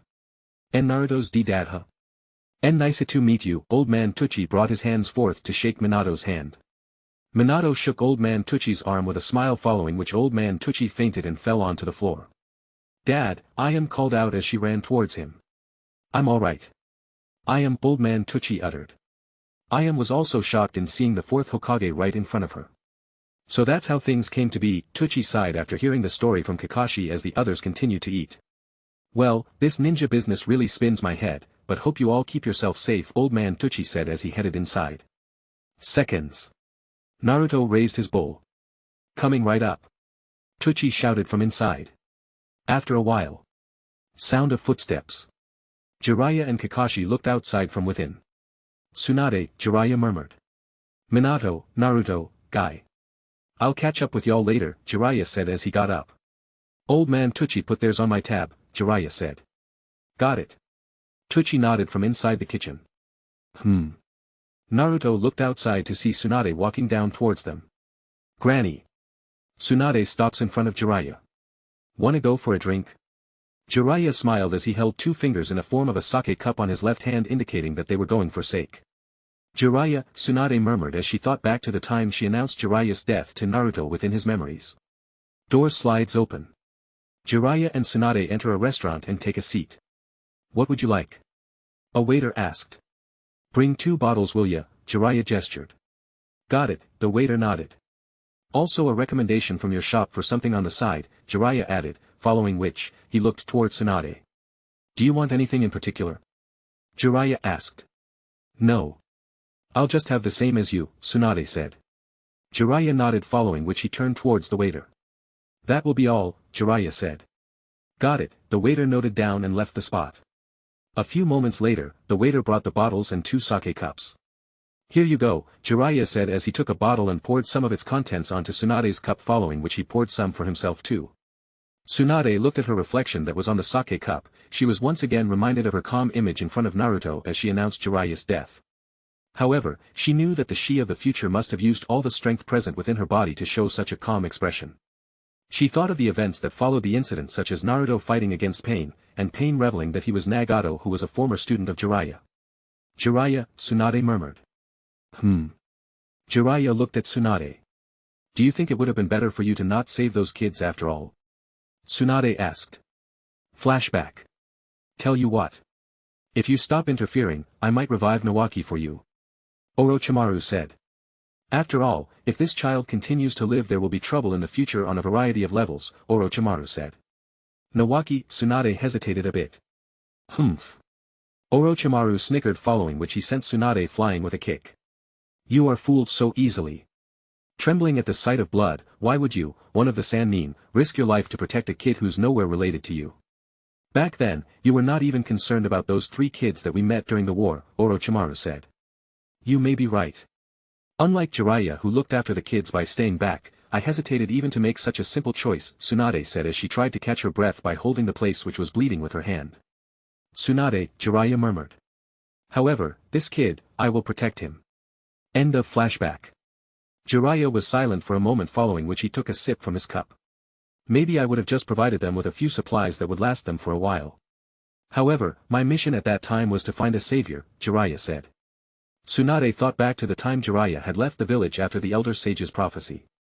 I felt that it was my mission to find a boy who could save the world, Jiraiya said as he poured some sake for himself. And here you thought Minato was the prophesied child, however he died a few years ago. Still, I was surprised you managed to end up taking his kid as your disciple, Tsunade said as she took a sip too. Naruto, eh? He sure was an unexpected one, Jiraiya laughed. I think I like the one who had nothing but guts better. Tsunade thought back to the first timeline in which Naruto stood up for her by taking down Kabuto with a Rasengan. Nah, no matter what you say, they are the same. You lost the bet to the both of them. You always were a terrible gambler, Jiraiya said. I probably must have bet that you will die when you were going to infiltrate the village hidden in the rain, Tsunade said. I guess, that was the first time you won a bet, Jiraiya thought back to the pain that Naruto went through as he shouted at Tsunade for letting Jiraiya go on that suicide mission. Tears slid down Tsunade's cheeks as she cried silently, thinking back to the times Jiraiya always asked her out acting cool, only to be rejected by her. The times how he stayed by her side when she lost those who were close to her. You've grown beautiful over the years, Jiraiya smiled as tears appeared at the corner of his eyes. Jiraiya. I know what you want to ask me. At this point. Even if I were to give you a chance. It's already too late, Tsunade said. Jiraiya stared silently at her. At my age, I am no longer able to bear a child, Tsunade said. Fool. Do you think that's enough to stop me? Jiraiya asked as he glared at Tsunade. Jiraiya, Tsunade murmured. Things like that wouldn't stop me, Jiraiya laughed. What a touching reunion, a voice interfered. Orochimaru. Jiraiya and Tsunade were surprised. Chapter 126. Naruto and others finished their ramen. Thanks a lot for the meal, Naruto said. Anytime. Ayam waved her hand as the four left. Sensei. Kakashi called out. What is it? Minato asked. Do you need help with the house? Kakashi asked. Guy looked at Minato. Nah, it's all right. Naruto is here after all, Minato smiled. Got it. We'll meet tomorrow, Kakashi said. Minato nodded. Naruto, I'll see you at the office tomorrow, Kakashi said. All right. Naruto grinned. Tomorrow I am going to make him reveal what's under his mask at any cost. This mystery has gone on for long enough. Naruto thought as he waved to Kakashi and Guy. Bye, Naruto. Guy also waved back. Shall we go? Minato asked. Yeah. Naruto said enthusiastically. Back in the restaurant. What a touching reunion, Orochimaru smiled. Orochimaru, Tsunade and Jiraiya were surprised. Orochimaru sat at the side between Tsunade and Jiraiya. Orochimaru. You never got along with us for a drink or any normal meeting since the old days, Jiraiya said. It's not too late for one I suppose, Orochimaru laughed. Why are you here? Tsunade asked. Well, considering that I am now locked up in this village by that old geezer with nowhere else to go. I thought why not just join your little baby chit-chat for a change, Orochimaru said. Tisk. Tsunade turned her face away in embarrassment. Don't think for a second we have let down our guard against you, Jiraiya said. I guess, it is hard to swallow the fact that I have changed, Orochimaru sighed, following which he turned towards a waiter nearby and asked for a sake cup. However, I never imagined things would be this complicated in the future, Orochimaru said. The Sage of Six Paths, his brother, his main clan, Jiraiya counted one by one. Naruto overworked himself to keep up with everything, Tsunade pitied Naruto. Tsunade took a sip from her cup. Ha! She breathed a bit of hot air as she looked out from a window that was located at the top of a wall beside her. It's quite the complicated situation we are in right now. The 5 nations will be against us if we train secretly. However, if we do them a favor by setting up an academy, then that will be like handing over free food, Orochimaru said. Jiraiya was silent as he took a sip from his cup. What do you think we should do? Jiraiya asked. Who knows, we should let fate play it out, Orochimaru said, thinking back to the time he watched from the sidelines as Sasuke slowly claimed his honor and strength as he fought in the war alongside Naruto. Maybe it would be for the best if I stopped the impure reincarnation jutsu, Orochimaru said with his usual smile. And what about the bodies which you sacrificed for this jutsu? Wouldn't it be all for vain? Jiraiya asked. Considering that they were my cute subordinates who would listen to anything I said, I don't think it's a waste, Orochimaru said. You. Tsunade and Jiraiya stood up. Calm down you two, I just suggested the idea, Orochimaru said. Humph. Where is that boy Uchiha Shin now? Jiraiya asked. Oh. You mean the boy whose body I used to cultivate those multiple Sharingan eyes and implanted his arm onto Danzo using the first cells? Orochimaru asked innocently. Yes, that boy, Jiraiya said. Who knows? He must be enjoying his freedom right now, Orochimaru said. What? Jiraiya stood up. Calm down. I closed that research facility long ago. As you have already seen from that boy's Naruto's memories. Uchiha Shin wouldn't show up for the next 20 years at the minimum, Orochimaru explained. Jiraiya slowly sat back down in his seat. Sound of footsteps. Here you go, the waiter said as he placed a sake cup on the table. Orochimaru nodded. Jiraiya took a bottle in his hand. Here, Jiraiya said. Orochimaru smiled, following which Jiraiya emptied the contents of the bottle. Orochimaru took a sip. This is what alcohol tastes like, huh? Too bad I am resistant to this and various other drugs, Orochimaru thought as he gulped the drink in one go. How's it? Jiraiya asked. Not appealing to my taste, Orochimaru commented. I am going, Tsunade got up. Tsunade, Orochimaru called out. Tsunade looked at Orochimaru who's sitting next to Jiraiya on the mat next to the table. The first time I started experimenting in forbidden jutsu was when Nawaki died, Orochimaru said. Tsunade continued to stare at Orochimaru without any change in expression. I wanted to see how I could make human body get over its frailty.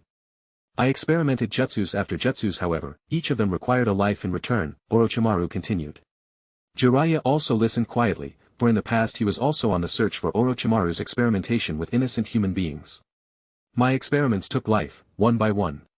However, after seeing that boy's memories, I realized that it was easy to reap life away, but how difficult would it be to create life? Orochimaru asked. Tsunade's expressions quivered for a moment as she thought back to the Orochimaru that appeared in Naruto's memories who patiently attended PDA like a regular parent would for Mitsuki. I want to experience the life that the me from the future was living. One which is peaceful, while also dealing with the toughest of research and experiments, Orochimaru explained. The three remained silent for a few moments to hear Tsunade's thoughts on the matter. Do as you wish, Tsunade replied as she walked away. Looks like she hasn't completely opened up yet, Jiraiya thought as he stared at Tsunade's departing back. Jiraiya and Orochimaru continued drinking for a while. Jiraiya, Orochimaru called out. Jiraiya looked at Orochimaru. Since I am going to create artificial human beings. Should I help? Orochimaru paused as he observed Jiraiya raising an eyebrow at Orochimaru. You both out? Orochimaru asked. Jiraiya spat the sake in his mouth out, following which he stared at Orochimaru with wide eyes.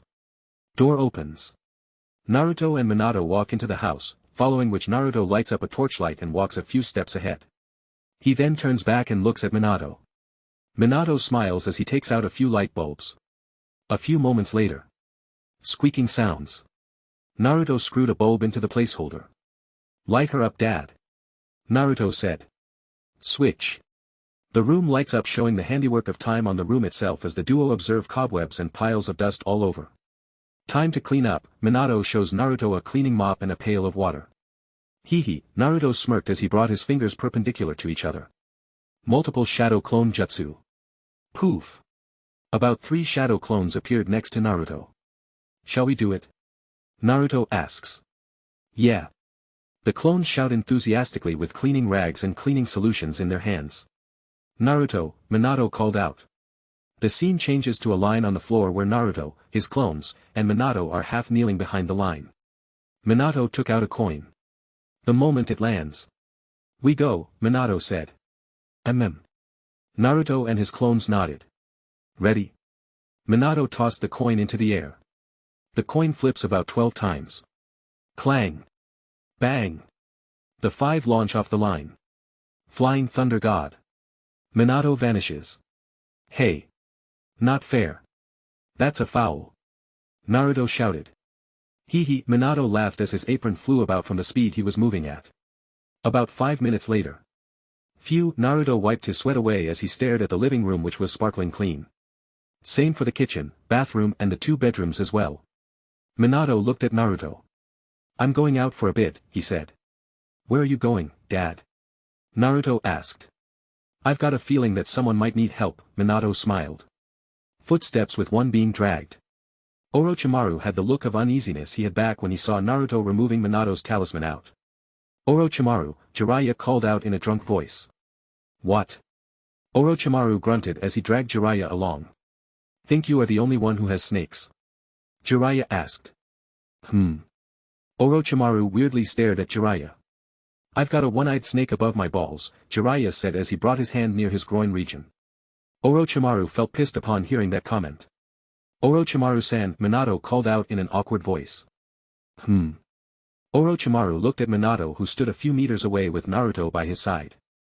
Thank you for coming, Orochimaru said as Minato teleported to appear right in front of him. Orochimaru then handed Jiraiya over and walked away. Naruto. I'll meet you at the house, Minato said. Naruto nodded. Whoosh. The three left at the same time through the Flying Thunder God technique. In a particular house. Shelf opens. A man shifted a few books in the left-hand shelf of his closet to reveal an envelope. What are you doing? The man heard a voice right from behind him. He slowly turned around to see a boy staring at him. Shikamaru, Shikaku sighed in relief. What is Dad hiding? Shikamaru thought. Chapter 127. What are you doing? Shikaku heard a voice right from behind him. He slowly turned around to see his son staring at him. Shikamaru, Shikaku sighed in relief. What is Dad hiding? Shikamaru thought. Looks like I got caught, huh? Shikaku murmured. It's all right, Dad. I'll pretend as if I did not see anything, Shikamaru said as he walked away. Shikamaru, Shikaku called out. Shikamaru turned back to face his dad.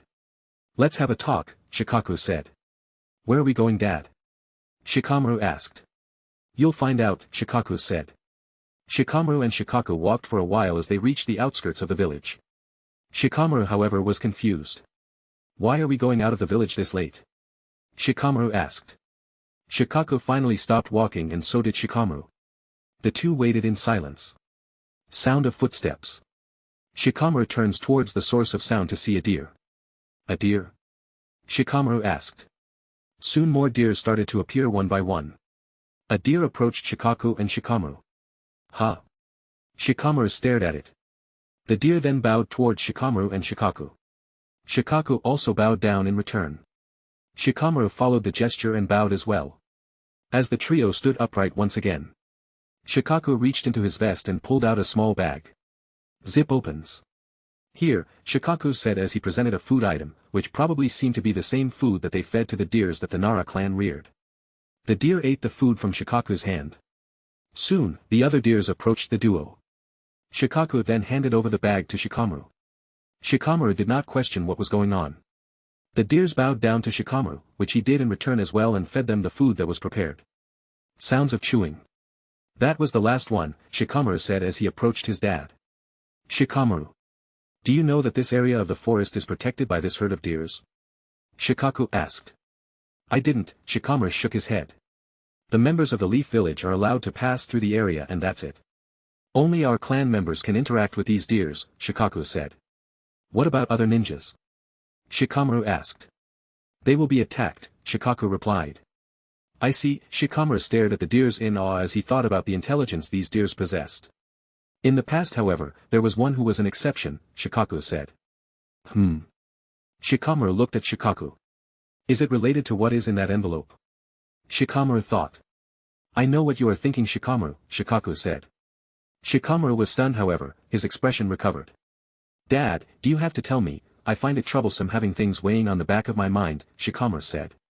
I would have told you this sooner or later, but with things proceeding now, and after you seeing me with that envelope, I guess this might just be the right time, Shikaku said. This is such a drag, Shikamaru thought as he stared at Shikaku helplessly. Shikamaru and Shikaku sat down on the ground. So who is Husha? Shikamaru asked. Let's see.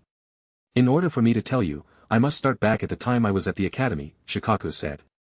Shikamaru stared in silence. Would you believe me if I told you that I was more lazy than you were? Shikaku said. It does run in the family, you know, Shikamaru continued to listen. Back then, I noticed that ninja life would probably be filled with lot of trouble so I quit academy back then, Shikaku said. What? Shikamaru stood up. Flashback. In a living room of a particular house in the Nara clan. Shikaku, are you sure you want to do this? Shikaku's dad asked. For the last time, Dad. I am certain, Shikaku said. Shikaku's dad sighed, following which he stamped a seal on the letter for Shikaku dropping out. Shikaku walked through the hallways as he bid goodbye to the classmates he had hanged out with. Inoichi and Cha approached Shikaku. You are leaving us? Cha asked. Inoichi on the other hand stared in silence. You guys. We will hang out with each other in the evenings just like before, Shikaku said. Inoichi walked towards Shikaku. It's a deal, Inoichi raised a hand towards Shikaku. Yeah, Shikaku shook in return. Bell rings. Shikaku packs up his stuff. He then looks out of the window to see Inoichi and Cha waiting for him on the school grounds. The three met each other on the school grounds and headed out together for lunch. How's school? Inoichi asked.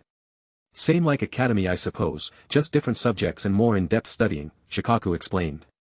Cha kept munching chips as usual, while the three stared at the scene of the everyday busy street in front of the restaurant. Days turned into months as Shikaku studied at school, following which he would hang out in the evening with Cha and Inoichi.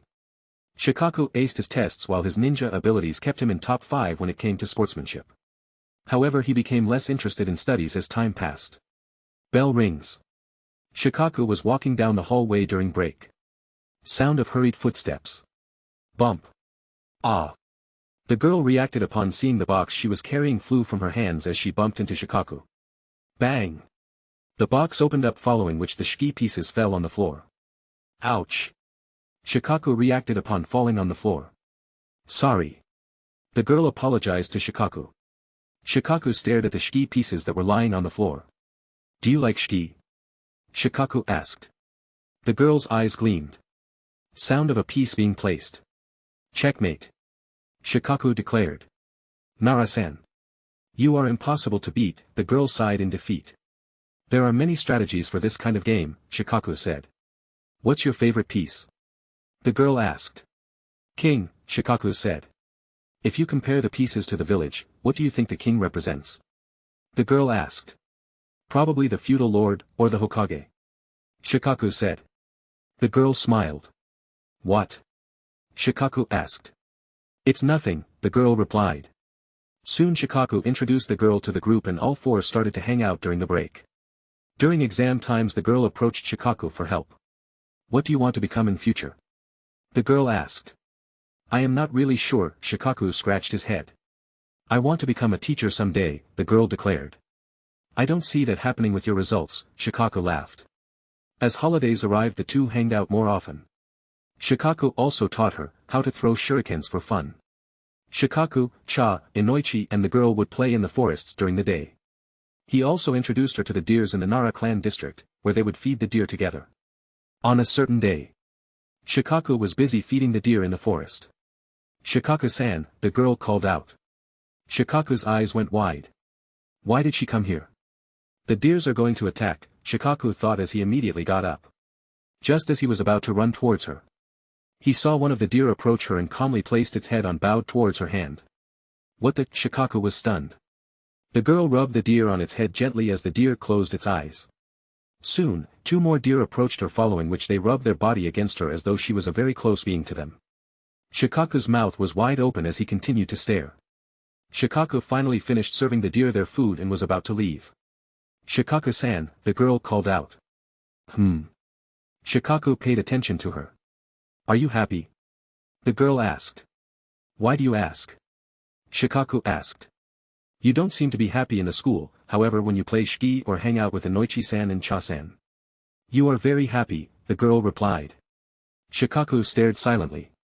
When I asked what your dream was, you said you didn't know, the girl said. Shikaku wanted to speak, but words couldn't deny what she said. Shikaku-san. Are you happy as a non-ninja? The girl asked. Shikaku thought deeply. The girl he hanged out with, though she was not good at studies, she put her efforts for her dreams. Am I doing the right thing? Shikaku thought. The two continued to hang out as usual till the end of the academic year. On the last day, however, the girl did not show up. What happened? Shikaku asked the lecturer in charge. Apparently the girl and her family were forced to relocate under unexplainable circumstances, the lecturer explained. Shikaku shook his head slowly as he left the classroom in disappointment. Cha and Inoichi were sad upon hearing the girl's news. Later that evening, Shikaku approached his dad. Dad. Shikaku's dad looked at him. I shouldn't have shirked my responsibilities, Shikaku said. Shikaku's dad's expression changed to that of a smile. You're lucky you are intelligent. If you start tomorrow, you should be able to catch up on the theory in a week, Shikaku's dad replied. Shikaku lifted his head. You are not going to say anything? Shikaku asked. Now, why would I do that? You understood what you had to do, on your own. Though it took you an entire year, Shikaku's dad sighed. Shikaku stared in silence. Do you want to play shiki? Shikaku's dad asked. Sound of a piece being placed. Tisk. Shikaku cursed, for his dad's intellect was a hard challenge. Good move, Shikaku said. Gotta protect the king, Shikaku's dad replied. Dad? Shikaku called out. Shikaku's dad responded. When the pieces are compared to the village, who's the king? Shikaku asked. Shikaku's dad thought for a moment. Now that you have decided to become a ninja, who do you think the king represents? Shikaku's dad asked. End of flashback. What do you think? Shikaku asked Shikamaru. Shikamaru thought back to everything Naruto told him about the future, though Naruto did not tell him an exact answer, the meaning of the battle itself sufficiently explained everything. Is it the village? Shikamaru asked. Shikaku smiled. It is, Shikaku said as he started to walk back. Hey dad. Shikamaru called out. Shikaku turned back. That envelope. Does it have a picture of her? Shikamaru asked. Oh that, Shikaku paused. It just contained those PRN mags, Shikaku laughed. Shikamaru stared at his dad as he walked away as though nothing happened. The next morning. Naruto felt something stink near his nose. He opened his eyes to see Jiraiya's leg next to his face. Whoa! Naruto got up from his bed which was on the floor. You're up early, Minato smiled as he placed breakfast on the table. Naruto cleaned his eyes a bit. Take a quick bath or you might get late for the promotion ceremony. Damn it! Naruto cursed as he quickly went to take bath. He then had breakfast and left the house with a smile as he headed towards the Hokage office at full speed. Whoosh! Naruto landed at the entrance, following which he ran up the stairs. Shikamaru and Sasuke were waiting outside Hiruzen's room. Naruto, Sasuke called out, following which Shikamaru saw Naruto as well. Hey guys, Naruto greeted following which he approached the two and brought them closer. Listen up. I've got a mission for you guys, Naruto said. Huh? Shikamaru and Sasuke stared at Naruto. Chapter 128. Whoosh! Naruto landed at the entrance, following which he ran up the stairs. Shikamaru and Sasuke were waiting outside Hiruzen's room. Naruto, Sasuke called out, following which Shikamaru saw Naruto as well. Hey guys, Naruto greeted following which he approached the two and brought them closer. Listen up. I've got a mission for you guys, Naruto said. Huh? Shikamaru and Sasuke stared at Naruto. Naruto nodded. This mission is special. It was a mission that I or anyone else could not complete in the future as well, Naruto said. What kind of a mission is that? Sasuke asked. Wait, Sasuke, Shikamaru stopped him. Naruto, if you couldn't complete this mission before then why ask us now? Shikamaru asked. Well, I didn't consider this as a mission, but this mystery was never solved until the end, Naruto explained. And what kind of a mystery is that? Sasuke asked. Naruto snickered. What? Sasuke asked. Ah, come on Sasuke. Don't tell me that you've never thought about it before, Naruto said. Thought about what? Sasuke asked.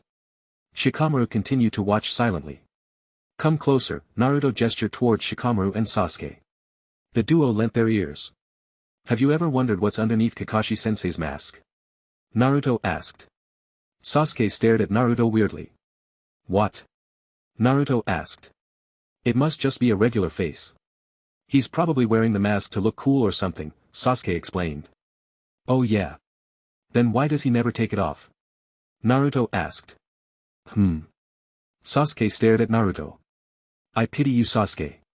In my timeline, you, me, and Sakura spent an entire day trying to find what was underneath his mask, but no matter what we did, something or the other got in the way, Naruto explained. Sasuke. We tried this 2 more times on different occasions, except, when we asked Kakashi-sensei directly, he just pulled out his mask to reveal another mask, Naruto continued. Sasuke and Shikamaru's expression changed. Even before I left that timeline, I had never seen Kakashi-sensei's true face. The truth is, I also had a chance yesterday, except that Guy-sensei showed up in the last moment which once again coincidentally saved Kakashi-sensei from showing his true face, Naruto said. Sasuke's expressions were trembling right now. Naruto laughed internally, following which he closed his eyes and continued. I can also say that solving that mystery is on the same level as fighting me at 80% strength. Naruto opened one eye to observe Sasuke's expression from the corner of his eyes. At this moment, Sasuke brimmed with battle intent. He's in, Naruto confirmed. What do I need to do? Sasuke asked. Naruto looked at Shikamaru. Are you in? Naruto asked. Shikamaru felt that today was just not his day, however, he knew that this was something that was important to Naruto. All right. I'm in, Shikamaru said. Hee, Naruto gave a wicked smile as he stared at the closed door. Achoo. Kakashi sneezed. What is it? Guy asked. Probably someone plotting against me, Kakashi murmured. Kakashi stood in between Guy and Asuma, while Hiruzen sat at his desk waiting for Raza and Gaara to show up. Guy, Asuma, Kakashi called out. Huh? Asuma looked at Kakashi. Kakashi explained his situation from yesterday. Is this really necessary? Asuma asked. Guy and Kakashi nodded. Got it, Asuma said slowly after seeing the duo's expectant faces. Huh? Hiruzen turned to face the trio that stood by the side. What are they talking about? Hiruzen wondered. Sound of footsteps. Naruto turned towards the source of the sound. Kazekage-sama. Gaara, Naruto greeted happily. Oh. Naruto-kun, Raza greeted back, to which Gaara nodded. Kazekage-sama, Shikamaru and Sasuke bowed a bit. Shikamaru, Uchiha Sasuke. Glad to see you all here, Raza nodded. Sasuke looked at Gaara, following which, he thought back to the time Gaara withdrew from the match due to the upcoming battle. Gaara, Sasuke called out. Uchiha Sasuke, Gaara responded. Our battle is not over yet, Sasuke said. Raza looked at Gaara. I'm ready to take you on any time, Gaara said. Humph, Sasuke snorted. Door opens. Kazekage-sama. You four. Please come in, Guy said. Raza nodded. Raza and Gaara entered, followed by Sasuke, Naruto, and Shikamaru. Thanks for coming, Hiruzen got up from his desk. Hokage Dano. Thank you for having me here, Raza replied. With this, I would like to begin the promotion ceremony, Hiruzen said. Naruto, Sasuke, Shikamaru, Gaara, Guy, Asuma, and Kakashi stared at Hiruzen. Knock. Knock. Knock. Come in. Hiruzen said. Door opens. Ah. Hope I am not late or anything, Hashirama laughed. Tisk. Tobirama appeared behind Hashirama. Lord first. Lord second. Lord fourth, Raza greeted while Gaara also bowed simultaneously. Forget the formalities, Kazekage Dano. We are friends after all, Hashirama smiled. Brother, Tobirama tried to stop, but it was already too late. Sorry for coming late, Minato smiled awkwardly. Haha. You're just in time, Hiruzen said. Sasuke looked at Minato yet again. Naruto also noticed this gesture. Crap, I forgot to tell him, Naruto thought. Sasuke, Naruto brought his face near Sasuke's. The fourth Hokage is my father, Naruto said. What? Sasuke stared at Naruto in shock. Shikamaru also noticed this. Looks like Sasuke didn't know, huh? Hope things don't get more complicated than they are right now, Shikamaru thought. Hiruzen took a certificate in hand. Gaara of the Hidden Sand. I present this certificate which will henceforth establish your rank as Chunin, Hiruzen said as he held the certificate in his hands. Please step forth to receive it, Hiruzen added. Gaara then walked towards Hiruzen and collected the certificate with both hands, following which he bowed. Congratulations, Gaara. You are, as of this moment, a Chunin. Hiruzen said. The others in the room clapped for Gaara. Also, as a personal reward for maintaining this treaty, we would like to present you with a Wind Nature Chakra blade, Hiruzen said, following which he took out a blade in a wooden sheath that was present on the desk and handed it to Gaara. The others in the room clapped once again for Gaara. It was my duty to do so, Gaara said as he bowed down. Next. Nara Shikamaru. Hiruzen called out. Shikamaru approached Hiruzen. You may have given up your match. However, due to having met other conditions of the judging criteria, you have been promoted to Chunin by demonstrating creative thinking and problem-solving skills during your battle. I present this certificate which will henceforth establish your rank as Chunin, Hiruzen said as he held the certificate in his hands. Please step forth to receive it, Hiruzen added. Shikamaru then walked towards Hiruzen and collected the certificate with both hands, following which he bowed. Congratulations, Nara Shikamaru. You are, as of this moment, a Chunin. Hiruzen said. The others in the room clapped for Shikamaru. You deserve it, Asuma thought. Next. Uchiha Sasuke, Hiruzen called out. Sasuke approached Hiruzen. Hiruzen took a certificate in hand. Uchiha Sasuke. I present this certificate which will henceforth establish your rank as Chunin, Hiruzen said as he held the certificate in his hands. Please step forth to receive it, Hiruzen added. Sasuke then walked towards Hiruzen and collected the certificate with both hands, following which he bowed. Congratulations, Uchiha Sasuke. You are, as of this moment, a Chunin. Hiruzen said. The others in the room clapped for Sasuke, especially Naruto, who clapped the loudest. Sasuke, you had taken part in the unofficial S-rank mission and helped in protecting the arena by fighting outside. The boy you had brought the other day was supposed to be our concern since we have taken Orochimaru as a prisoner. Hence, in the spirit of protection, you will be rewarded with a defensive treasure, Hiruzen said. Tobirama walked towards Sasuke. Sasuke stared silently at Tobirama. Tobirama took out a scroll from his blue armor and unraveled it. Poof! A huge fan appeared. This here is a weapon that originally belonged to the Uchiha clan. To be honest, it belonged to my subordinate Uchiha Kagami, Tobirama explained. The Uchiha Reflect Blade. Sasuke stared at it in silence. I now hand this over to you, Tobirama said. Sasuke reached out slowly and took the blade. People once again clapped for Sasuke. Hiruzen looked at Raza. Raza nodded, following which he looked at Gaara. Gaara. Go ahead and wait with your siblings for me, Raza said. Gaara looked at Naruto, for a second, after which he looked at Raza again. Gaara nodded, following which he left the room. Hiruzen looked at Naruto. Naruto, however, will not receive a Chunin certificate, Hiruzen announced. Sasuke, Kakashi, Guy, Asuma, Hashirama and Tobirama were surprised. Chapter 129. Uchiha Reflect Blade has been changed to Gun by Uchiwa. Its actual name for the weapon from the anime manga. Hiruzen looked at Naruto. Naruto, however, will not receive a Chunin certificate, Hiruzen announced. Sasuke, Kakashi, Guy, Asuma, Hashirama and Tobirama were surprised. Naruto. No. Since everyone in this room is already aware. Lord 7th, Hiruzen called out. Yes, Naruto responded. Asuma, however, showed no reaction since Hiruzen took the time to explain to Asuma about Naruto's past and also how Asuma should take care of himself if he were to come across any Akatsuki members in future, including Haiden and Kakuzu. Hiruzen also talked about how Mirai Asuma's daughter grew up without him and became a good ninja. Hiruzen continued.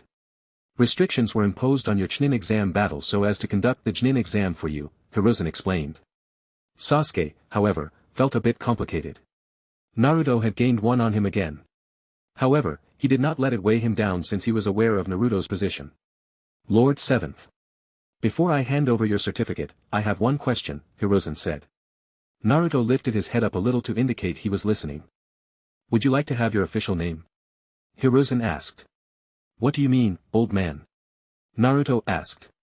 We hid your family name to hide your relation to your father since he had many enemies at that time. So, your name, which was supposed to be Namikaze Naruto, was changed to Uzumaki Naruto, Hiruzen explained. Naruto thought for a bit, while Minato and the others watched silently. I've got the yellow hair from my dad and my mom's clan name. I would like to have my name as it is, Naruto explained. Hiruzen, Minato, Hashirama, Tobirama, Raza and Shikamaru smiled. All right then. Uzumaki Naruto. Naruto responded to his name and took a step to the front. I present this certificate which will henceforth establish your rank as Chunin, Hiruzen said as he held the certificate in his hands. Please step forth to receive it, Hiruzen added. Naruto then walked towards Hiruzen and collected the certificate with both hands, following which he bowed, but before he could do so wholly. Don't, Hiruzen prevented Naruto from bowing. Congratulations, Naruto. You are, as of this moment, a Chunin. Hiruzen said. Everyone in the room clapped for Naruto. Naruto, you were placed in charge of an unofficial S-rank mission, Hiruzen said. The others in the room watched in silence. Not only did you complete the objective successfully, you made sure not to engage in direct combat with Akatsuki, and at the same time managed to bring your team and yourself successfully without major injuries, Hiruzen praised. Everyone including Sasuke also nodded. Thus we would like to reward you with, Hiruzen looked at Minato. Minato then stepped out and summoned 2 huge chests. Naruto stared at the chests. Minato stepped in front of the chest. Chest opens. Minato then stepped away from the chest to reveal about a couple of his custom signature kunai. Hiruzen looked at Naruto. This here is 1,000 customized kunai in these chests, Hiruzen explained. Naruto's eyes shined. The kunais had the same design as his dad's. However, they were exclusively made for Naruto at Hiruzen's orders. Not only that, but they were provided with grips which were blank for Naruto to inscribe his Flying Thunder God mark. That's awesome, you know, Naruto said excitedly. Ha, Hashirama laughed, following which Hashirama and Tobirama walked towards Naruto. After seeing our battle along by your side against the 10 Tails and your memories of being the 7th Hokage, we have decided to bestow a title upon you, Tobirama said. Seeing memories? Sasuke and Shikamaru thought. Naruto, Hashirama called out. Naruto responded. Your dad was known as the Yellow Flash of the Hidden Leaf. So, we have decided to call you, Hashirama paused. The Orange Bolt, Tobirama concluded. The Orange Bolt, Naruto thought back to his conversation with Kushina. Flashback. My dream is to become a Hokage, you know, Naruto laughed. When you combine the Yellow Flash with the red-blooded habanero, Kushina left for Naruto to continue. You get the Orange Hokage of Konoha, you know. Naruto jumped up. That's really cool, you know. Kushina smiled back as she got up. Your dream is the continuation of mine and Minato's dream. Yeah.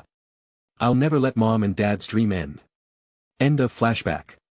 Doesn't sound bad, I guess, Naruto thought. Hiruzen looked at Naruto. If the war takes place in future, let your name spread across the battlefield. The Orange Bolt shall keep the will of fire alive. Hiruzen announced, following which Naruto brimmed with battle intent. I will protect those who are close to me. I will never give up. For that's my ninja way. Naruto declared. Sasuke smiled. The Hokages, the Kazekage, Asuma, Guy, Shikamaru, and Sasuke approved of Naruto's words. Naruto went back and stood beside Sasuke and Shikamaru once again. Aside from the promotion. Here's the cash from the mission, Hiruzen said as he looked at Naruto and Sasuke. Present this check at the office below the building and collect your cash, Hiruzen informed. Naruto and Sasuke collected the check from Hiruzen. You're all dismissed, Hiruzen concluded the meeting. Kakashi, Asuma, Guy, Naruto, Shikamaru, and Sasuke stepped out of the room. Door closes. Naruto. Sasuke. You both did well, Kakashi said. Shikamaru. I am proud of you, Asuma smiled. Naruto grinned at Kakashi. Kakashi-sensei. Naruto called out. Kakashi looked at Naruto. What gift do you have for me? Naruto asked. Your gift. Well, since you are already this powerful. That exam was nothing much, was it? Kakashi asked. Kakashi-sensei, Naruto called out again. Kakashi stared at Naruto with a sweat drop appearing at the side of his head. It's alright if you did not get me a gift. After all, there is one thing you can do instead, Naruto suggested. I knew it. He wouldn't let that go easily, Kakashi thought. What is it, Naruto-kun? Kakashi asked. Naruto looked at Sasuke and Shikamaru. Looks like this is going to be troublesome, Shikamaru kind of regretted his decision from earlier, meanwhile Asuma and Guy had noticed that the other two were on the same page as Naruto. Why don't you show us what's underneath that mask of yours, Kakashi? Sasuke asked. Yup. Don't even think about getting away with that second layer of that mask of yours, Naruto said. Are you sure? A voice interfered. Naruto turned to look at Guy-sensei who stood at the side. Are you sure, Naruto-kun? Guy asked once again. Why do you ask? Naruto asked Guy. Naruto-kun, take this from a long-time rival of Kakashi. You don't want to know. Guy declared. Naruto, Sasuke, and Shikamaru were shocked. Naruto closed his eyes as he took a deep breath. Upon exhaling, he stared at Guy while his battle intent rose up slowly. Naruto laughed slowly as he stared at Kakashi who was now sweating beads. Now I really want to know, Naruto said. Same here, Sasuke said as he held onto his new gun by Uchiwa. Shikamaru also turned towards Kakashi to make his stance clear on the matter. At this moment Naruto's battle intent rose to its peak. Meanwhile, Hiruzen looked at Raza. Kazekage-dano. What time will you be departing today? Hiruzen asked. Oh.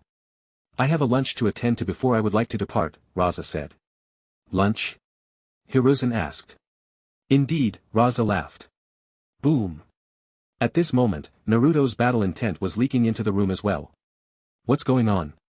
Tobirama was alarmed. Hee, Minato laughed awkwardly. Looks like it's the matter from yesterday, Minato said in an apologetic voice. A matter from yesterday? Hiruzen and Tobirama frowned. It's about Kakashi's mask, to be honest, Minato scratched his head. Hiruzen stared at Minato. What is it? Lord Third? Minato asked. Hiruzen shook his head. Minato was confused however, only Hiruzen knew what he was thinking. Chapter 130. Hidden Leaf General Hospital. Are you ready for your operation? Tsunade asked. Lee nodded. Don't worry. You have not sustained any major injuries. Though the bone fragments are embedded into your spinal cord, we have found a way to work around it, Tsunade said. Lee nodded. After the surgery, you will be healed through the healing ninjutsu which will return you to complete shape by the end of the day, Tsunade added. Is that so? I am glad to hear, Lee said. However, you must not start training until tomorrow, Tsunade advised. I understand, Lee smiled. Tsunade looked towards the doorway that led to the operation room. Outside the theater, 5 girls stood side by side. They were Shizune, Sakura, Hinata, Ino and Karen. Sakura-chan. Hinata-san. Ino-san and Karen-san, Lee managed to say while feeling completely drowsy. Sakura walked to the front and grabbed Lee's hands. Don't worry. You are in good hands, Sakura smiled. At this moment Lee lost his consciousness from the effects of the anesthetic drug he had consumed earlier. Tsunade looked toward Sakura. Your first surgery. Do you feel nervous? Tsunade asked. No, Sakura shook her head. Tsunade then looked towards Hinata. Hinata, I am counting on your eyes, Tsunade said. Hinata nodded. Now I really want to know, Naruto said. Same here, Sasuke said as he held onto his new gun by Uchiwa. Shikamaru also turned towards Kakashi to make his stance clear on the matter. At this moment Naruto's battle intent rose to its peak. Kakashi looked at Naruto as he took a step back. Wait, Naruto. Don't you think that it's the mask that adds to my mysteriousness? Kakashi asked. Hee. Nothing you say will work against me sensei, Naruto said as he walked forward. Kakashi, however, was too stunned to move, following which he felt a hand on both his shoulders. Kakashi looked to the sides to see Naruto's clones holding onto him. When did he, Asuma, Guy, and Kakashi were surprised. Sasuke, on the other hand, was just as much as surprised as well. When did Naruto use that jutsu? Damn it. I didn't even notice, Sasuke thought. Let's see what's underneath that mask shall we, Naruto said as he stood in front of Kakashi and slowly removed the first layer. Ugh. Kakashi struggled to move while the 2 clones held him down. Why are those 2 not making any move? Shikamaru thought, meanwhile Sasuke was busy looking at Naruto unveiling Kakashi's true face. Naruto finally pulled off the first layer. Hee, now for the real thing, Naruto gave a wicked smile as he slowly moved down the second layer. As he continued to remove, Kakashi's face was revealed bit by bit. And Naruto. Why don't we talk this over, Kakashi continued. Too late sensei, I am almost done, Naruto smiled as he continued. Sasuke's eyes were wide open as his breathing rate sped up. As Naruto continued to pull down, some characters came into view. Naruto stared at the character that mocked him. Nice try. Naruto then looked at Kakashi's face as a whole. Damn it. It's a substitution. Naruto cursed. As if revealing it was possible in the first place. You spent 30+ years of your life in that world and thought it would be easy to get a look. Sasuke looked at Naruto as though he were an idiot. I knew there was something wrong, Shikamaru thought as he looked towards Guy and Asuma. Poof. Guy and Asuma vanished. What? Shikamaru was stunned. Hee, Naruto let out a small laugh. Shikamaru looked at Naruto. Who wouldn't be pissed after that, Shikamaru thought.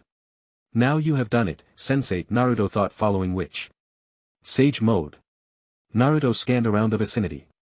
Found you. Naruto opened his eyes. Follow me, Naruto said. Sasuke and Shikamaru nodded. Naruto looked at his 2 clones. You 2 know what to do, Naruto said. Leave it to us. The clones gave a thumbs up. Yes. Naruto responded as he left the corridor. A few meters away from the Hokage building. 3 figures stood beside a tree. Are you going to avoid him after all his years in that timeline? Guy asked.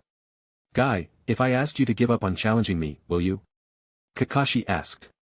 Ha, you must be dreaming, Guy replied. Exactly, Kakashi commented. So, what's the plan? Asuma asked. Kakashi brought his left hand towards his head protector. Sharingan. Whoosh. Kakashi-sensei. Naruto called out his name loudly. He's here, Asuma said. Kakashi nodded upon seeing Naruto along with Shikamaru and Sasuke who were following from the back. He's using Sage Jutsu from the get-go, Guy looked at Kakashi. Guy, don't hold back, Kakashi said. Ha, leave it to me. Guy announced. Asuma took out both his chakra blades. ZZ. Asuma revolved his wind nature chakra on the blades. Whoosh. 5 figures appeared nearby the building. 3 were covered with masks while the remaining 2 were Hiruzen and Raza. 6th gate. Gate of view. Open. Guy announced. Boom. The atmosphere around Guy exploded while a green aura glowed around Guy. The 8 gates technique. Hashirama was surprised. Tobirama was concerned. Why use it when not having a real battle, Tobirama thought. Meanwhile, Minato stood by the side as he watched in silence. 6th gate. Sasuke exclaimed in shock. Damn, they are serious about it, Naruto murmured. Oi, oi, oi. Isn't this overkill? Shikamaru asked. Too late to withdraw, Shikamaru. I want you to handle Asuma-sensei, Naruto said, following which he turned to his other side. Sasuke. I will take on Guy-sensei temporarily. Handle Kakashi-sensei until my clones show up, Naruto said. Humph. I'll handle him myself, Sasuke said, following which Sasuke jumped ahead.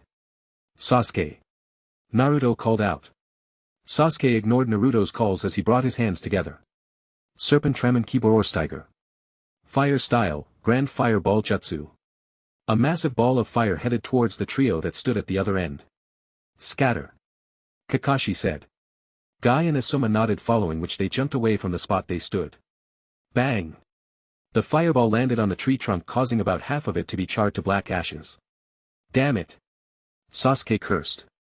Sharingan. Sasuke opened his eyes. Hokage Dano. What's this battle all about? Raza asked. Naruto wants to see Kakashi without his mask, Hiruzen informed.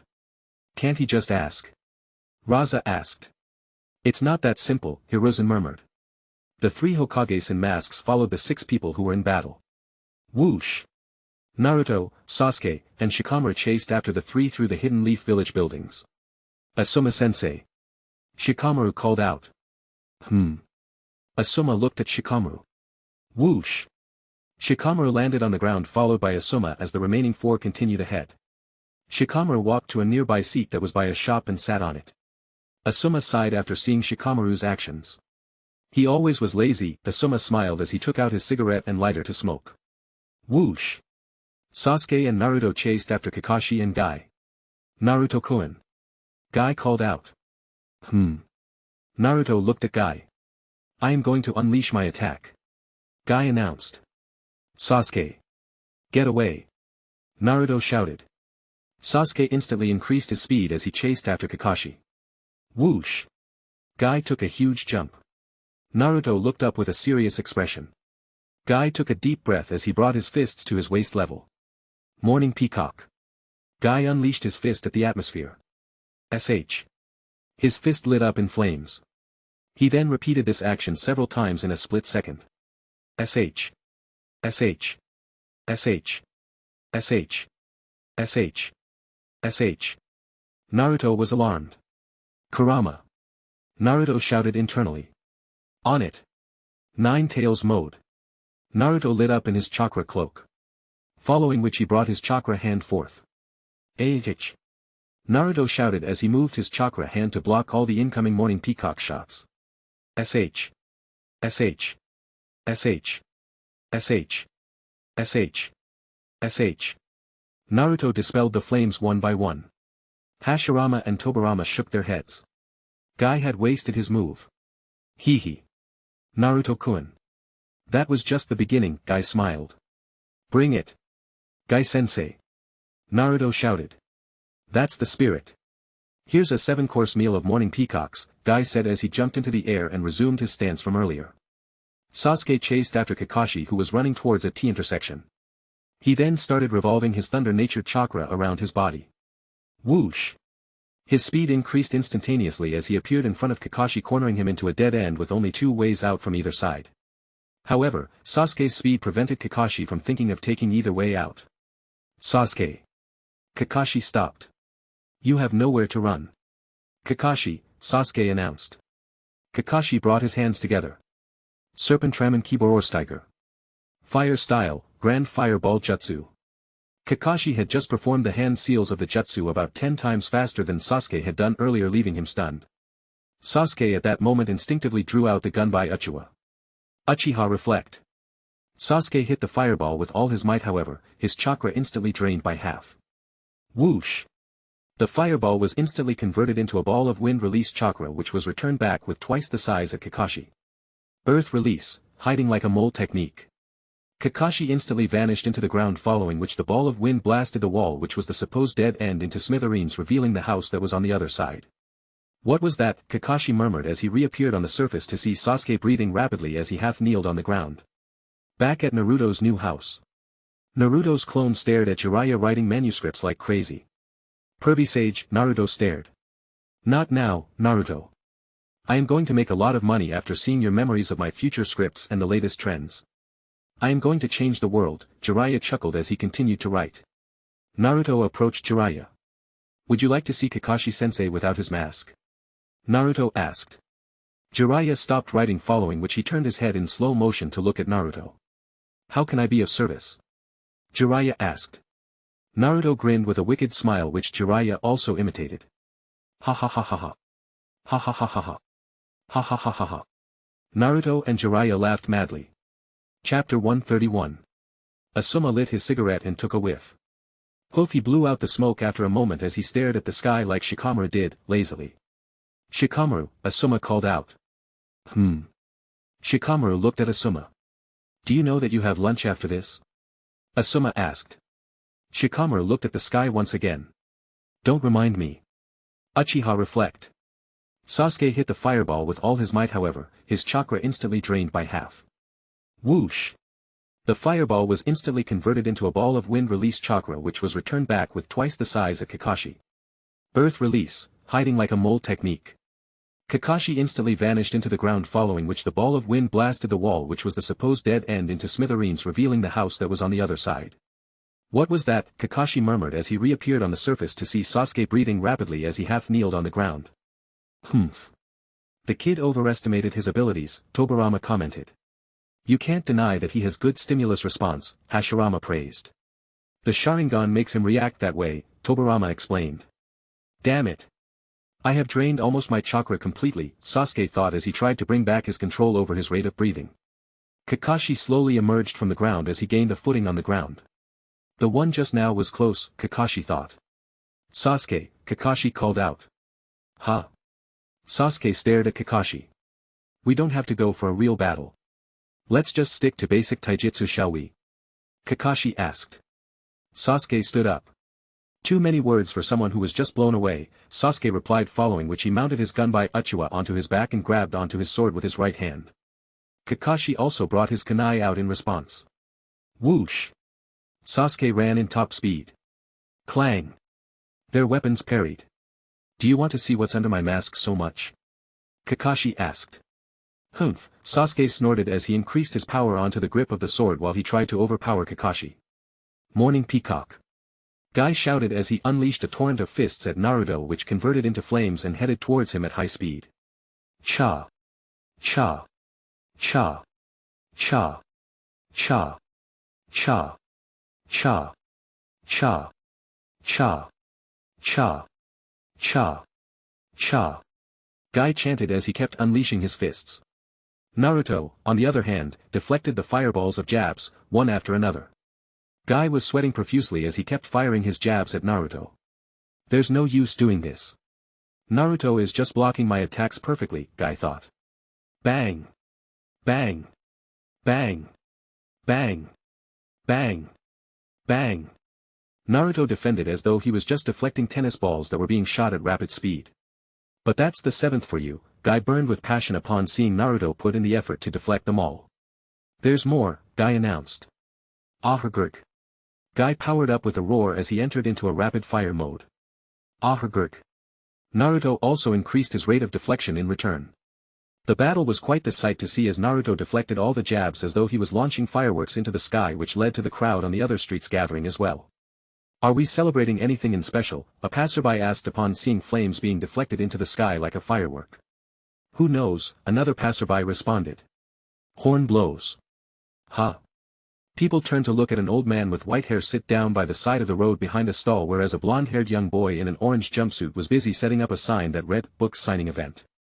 Hey, isn't that? Ah, that's right. The legendary Sannin Jiraiya the Mountain Sage, a man confirmed. Not just that. He also writes the famous Makeout series of books. Yeah, a man with a lewd smile commented. Come one, come all.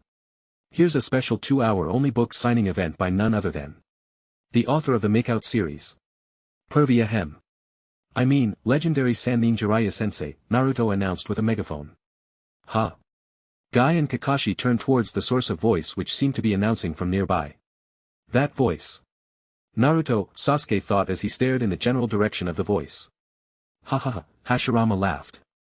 That boy, Tobirama, who observed Sasuke and Kakashi's battle from the top of a building, turned to see Naruto announcing with a megaphone a few meters away from them.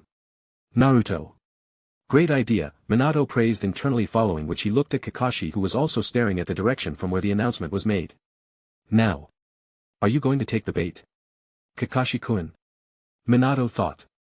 Naruto looked around as a crowd started gathering in front of him and Jiraiya. Naruto looked at Jiraiya, only to see him nodding back to him. As a special offer. We also have a draw for a role in the upcoming Makeout movie. Be warned that this offer is available to the first 20 customers only, Naruto announced through the megaphone.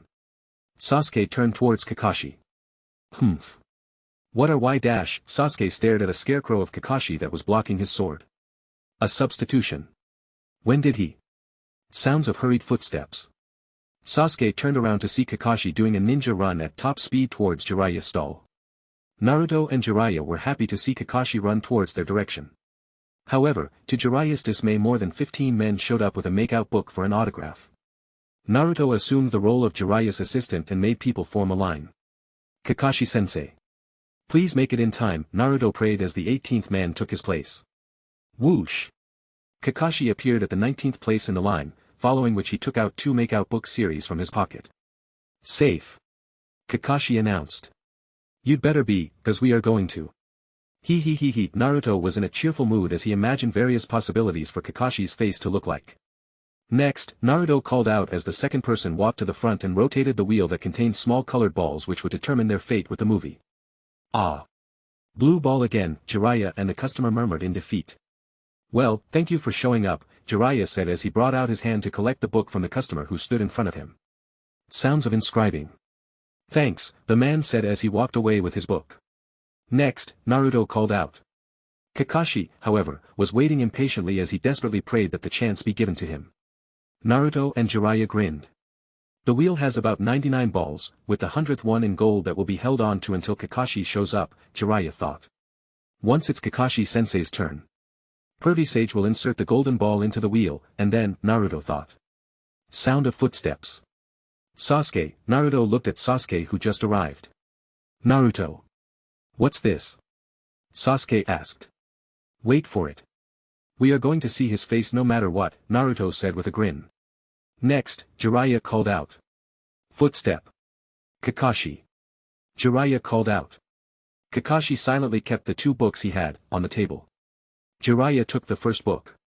Kakashi, you can use your Sharingan if you want, Jiraiya said. What? Kakashi was surprised. Yup. The chance will be given to you. All you have to do is show us that face under the mask. Also no second or third or infinite layer of masks, Jiraiya said. All right, Kakashi nodded. Jiraiya, Naruto and Sasuke stared at Kakashi. All right now. Did you just agree? Naruto asked. Kakashi nodded. Naruto opened his mouth wide open. But Kakashi-sensei, Naruto called out. Kakashi looked at Naruto. That's your mask, you know. It's like a legend, you know. Naruto hesitated. Sharingan. Kakashi walked to the wheel and gave it a spin. Sound of spinning wheel. Jiraiya and Naruto stared eagerly at Kakashi's result. Spinning slows down. SH. A blue ball appeared, Kakashi said.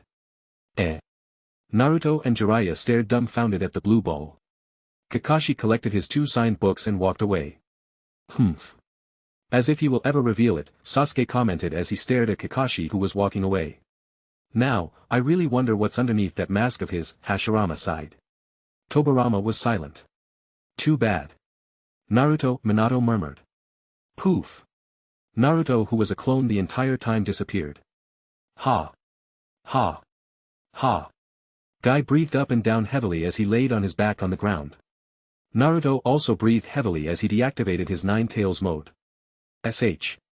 Information flowed into Naruto's mind. Damn it. Naruto cursed upon finding out the operation had failed. What is Shikamaru doing? Naruto sighed. Whoosh. Kakashi appeared. Kakashi, Guy spoke in a weak voice. Got it. Kakashi nodded as he lifted Guy up, who was utterly exhausted to the point that he wouldn't be able to move. Kakashi looked at Naruto, who was thinking about how he had failed today, as he thought back to the time Naruto took an oath in the office after receiving his title. Kakashi pulled his mask down to reveal his hidden face over all the years. Naruto, Kakashi called out. Naruto looked at Kakashi. I was surprised to see you look forward to protecting this village again, considering all the things you had gone through in your previous life, Kakashi said, upon which Naruto's expressions changed. In a way, I am happy that you said those words. Congrats on becoming a Chunin again, Naruto, Kakashi said with a smile. Naruto stared at Kakashi. Who might you be? Naruto asked slowly. Kakashi stared at Naruto in shock. Chapter 132. Knock. Knock. Knock. Come in. Hiruzen said. Door opens. Shikaku, Hiruzen recognized. Hokage-sama. Kazekage-sama, Shikaku bowed. It's all right, Shikaku. You don't need to bow to greet me. We are in-laws after all, Raza said. Sorry. This is the Hokage's office after all. And I am his advisor, Shikaku said. Raza smiled. Where's Shikamaru? Shikaku asked. Hiruzen stared at his globe. He's on his way back with Asuma, Hiruzen said. I see, Shikaku replied. The trio waited outside the building. Sound of footsteps. Asuma and Shikamaru had arrived. There they are, Raza murmured. Hokage-sama. Kazekage-sama, Asuma and Shikamaru greeted. Shikaku looked at Shikamaru. Ready to go? Shikaku asked. Shikamaru nodded. All right then, Hokage-dano, Raza smiled. Take care, Hiruzen said as he waved to the 3 who were on their way. Asuma looked at Hiruzen. Dad. You do realize Shikamaru is not really enthusiastic about it, Asuma said. Haha, Hiruzen laughed a bit. Well, he does take his responsibilities seriously when the time comes, Hiruzen smiled. The 2 stared at the entrance for a while. Asuma, Hiruzen called out. What is it? Asuma asked. You must be there for Mirai this time, Hiruzen reminded. Asuma nodded silently.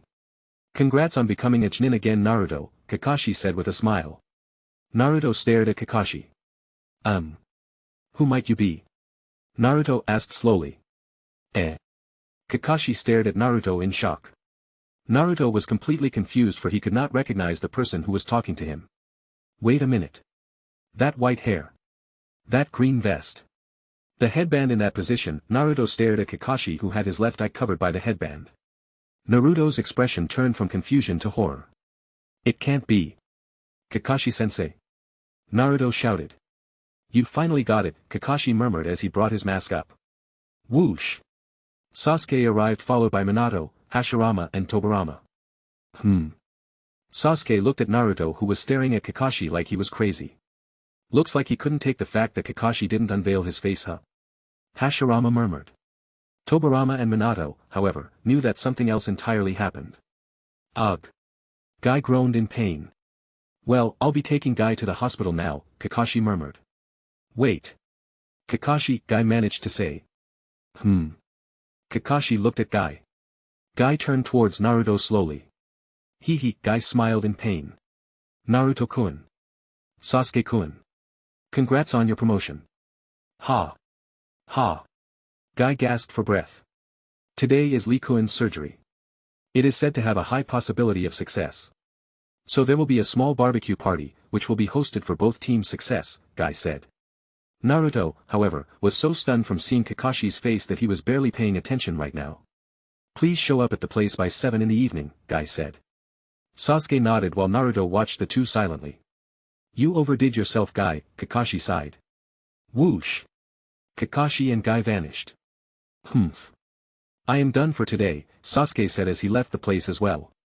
Whoosh. Minato arrived by Naruto's side. What happened? Minato asked. Naruto, however, was in a daze. Minato brought his hand onto Naruto's shoulder. Naruto snapped back to reality. What happened? Minato repeated. Just saw Kakashi-sensei's face, Naruto said. What? Minato, Tobirama, and Hashirama were stunned. Whoosh. Hashirama appeared by Naruto's side. Hey. Hashirama grabbed Naruto by the shoulders. Can you show me how he looks like? Hashirama asked as he shook Naruto. Brother. Tobirama appeared by Hashirama's side. Conduct yourself with dignity, Tobirama said. Hashirama removed his hand from Naruto's shoulders and regained his usual composure. Sorry, Hashirama stared at Naruto. It's okay, Naruto murmured slowly, thinking back to seeing Kakashi's face. He's another person entirely after removing that mask, Naruto thought. Minato looked at Naruto. Naruto. Naruto looked at Minato. Here's your present, Minato said as he handed over a scroll. Naruto looked at the scroll. What's this, Dad? Naruto looked at Minato. It's a new technique I was working on shortly before my death, Minato said. A new technique? Naruto looked at the scroll. Let's go, Naruto, we have to grab your stuff from your house today, Minato said. Sorry, Dad. I want to push it to later until I see Gaara off, Naruto said. I understand, Minato nodded. Back in the operation theater. Sakura-san, Hinata called out. Where next? Sakura asked. L4-L5 region. Between the lumbar disc and the bone there's a small bone fragment about 0.2 mm, Hinata said. Sakura nodded as she brought her hand over Lee's exposed spinal cord. Sakura lowered the tweezer to take out a small broken bone fragment. Where next? Sakura asked. Ino and Karen were busy healing the upper areas of the spinal cord, which was rapidly regenerating the cells to cover up the skin tear, while admiring how Sakura and Hinata were working together hand in hand. I never expected the process to speed up this much with the usage of the Byakugan, Shizen said. Tsunade nodded. Both of them are talented, Tsunade said. Shizen looked at Tsunade. Are you planning on asking them to be your personal disciple? Shizen asked. Sakura and Karen. Yes. However, Ino and Hinata have their own clan inheritance, so I cannot take them to be my disciples completely, Tsunade said. I see, Shizen nodded. But, now that I think about it, we may have our answer for detecting cancer cells after all, Tsunade said as she looked at Hinata. But how do we eradicate those cells? Shizen asked. Collaboration may be difficult, however, if she was to use her gentle fists with utmost precision it just might work, Tsunade murmured. That's the last of it, Hinata said as she deactivated her Byakugan. Thanks, Hinata, Sakura said as she lowered her tweezers. We'll leave the healing to you, Sakura smiled. Ino and Karen nodded. In a certain restaurant. 6 people were seated by a table. Temari, Raza and Gaara were on one side. Shikamaru, Shikaku, and Kankura on the other side. Shikamaru was opposite to Temari. Shikaku opposite to Raza and Gaara opposite to Kankura. Shoo. The meat pieces on the grill were burning. Shikaku flipped some of them, which Raza also did on the other grill. Temari was looking at Shikamaru, who had a hard time trying to avoid Temari's gaze. What's with him? Temari thought. Why don't you guys talk to each other? Raza persuaded Temari. Temari stared at her dad weirdly. Even Kankura was surprised seeing how awkward the mood was, which Gaara tried to analyze despite its increasing difficulty. Looks like it's done, Shikaku said as he took out some pieces and placed it on a small plate which Raza also did. Here, Shikaku handed a plate to Temari while Raza also gave a plate to Shikamaru. Oi, no matter how you look at it, that's strange, Kankura and Temari thought. Thanks, Temari said with a forced grin on her face. What is up with this lunch? Temari thought. Her dad was the Kazekage, while Shikaku was the Hokage's advisor. No matter how much she tried to bridge the gap, she couldn't find her dad being the amicable man he was right now. Here, Shikaku handed a plate to Gaara and Kankura. Thanks, Gaara replied emotionlessly with a hint of respect. Thanks, Kankura also thanked Shikaku in an awkward voice. Shikamaru was sitting on needles. Naruto. How could you forget to mention important matters like my marriage? Shikamaru thought while simultaneously cursing himself for not being vigilant. Shikaku and Raza were also perplexed on how to get the younger generation to interact with each other. As such, the lunch continued with the same awkward atmosphere while Raza and Shikaku got on to discussing current political matters. At the village gates, Raza, Temari, Gaara, Kankura, and Baki were facing Shikamaru and Shikaku with their backs against the exit. Kazekage Dano. Regarding the event, we have decided to hold it 10 days from now, Shikaku said. I see, Raza nodded. Baki looked at Raza. Kazekage-sama. It's time to leave, Baki reminded. Please stay for a longer time after the event. I would like to give you all a personal tour of the village, Shikaku said. Haha. I think you guys should come to the sand village too. What do you say? Raza looked at Temari. I think so too, Temari nodded to Shikaku. Whoosh. Hiruzen and Genma appeared. Hokage Dano, Raza stared at Hiruzen. Just wanted to see you off, Hiruzen said. Ah. You shouldn't have, Raza sighed. Whoosh. Naruto landed next to Hiruzen. Naruto. I came to see you guys off, Naruto said. Raza nodded happily. Naruto, Gaara called out. Gaara, Naruto smiled as he brought his hand up. Gaara stared at the hand. The others also stared at Gaara, who was confused. Naruto thought back to the time when Gaara first made Naruto shake his hand after rescuing him, this time he would be the one to initiate it. Naruto grabbed Gaara's hand and shook it. Let's hang out next time. Naruto smiled. Naruto, Gaara stared at Naruto for a moment, following which he nodded. All right then. We are off, whoosh. Raza, Baki, and his team left. Hiruzen stared at their departing backs as they proceeded down the path that lead out of the village. Genma, Hiruzen called out. Yes, Hokage-sama, Genma responded.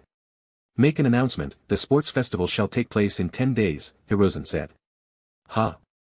Naruto looked at Hiruzen weirdly. Yes, Genma accepted the order and left the place.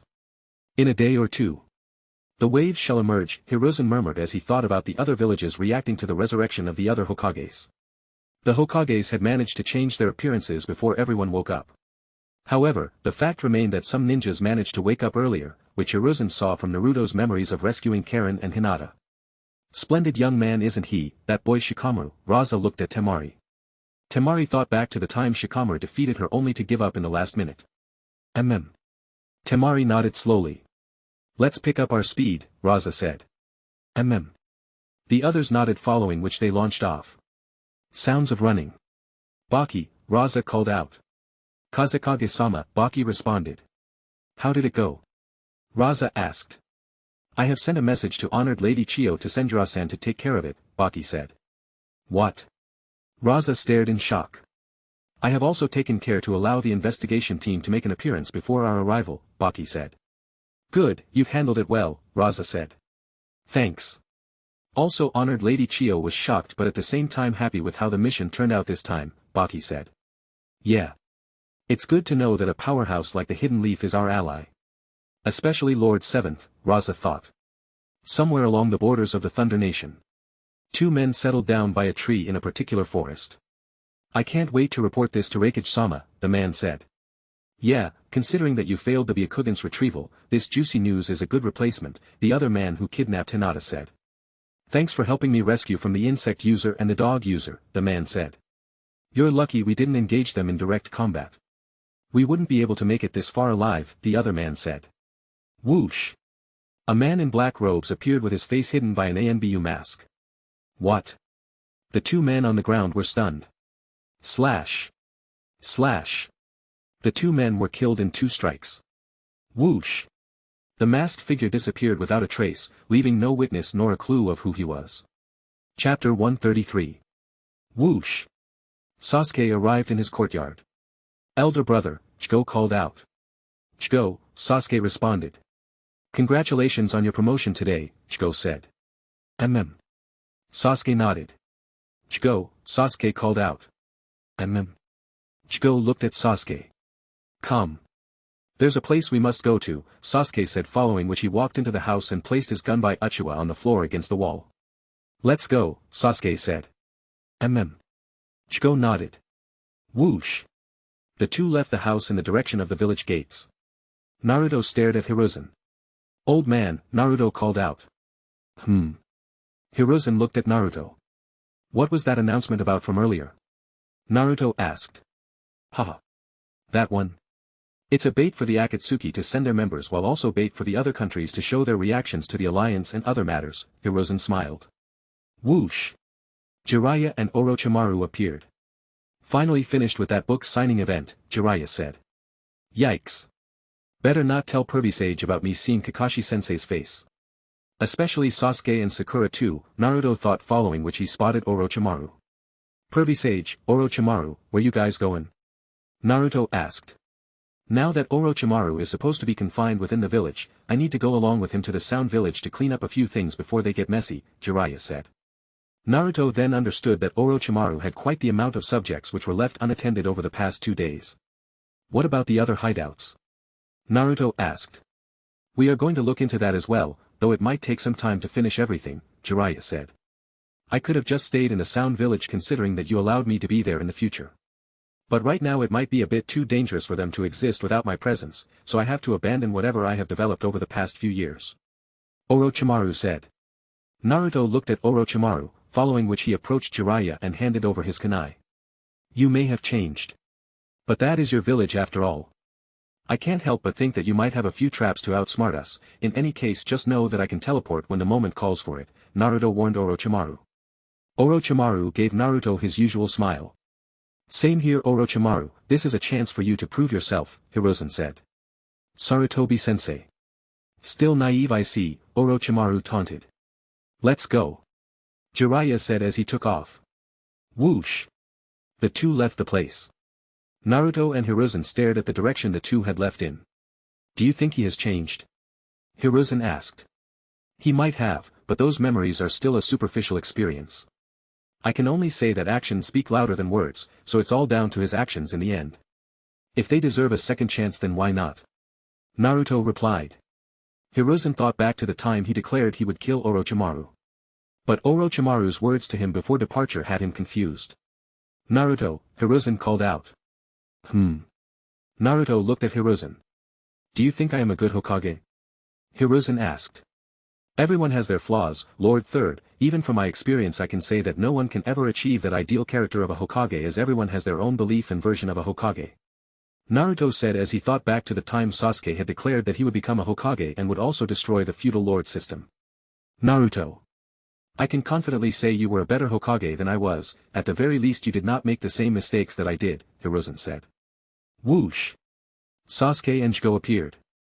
Naruto. Where's Gaara? Sasuke asked. Chigo.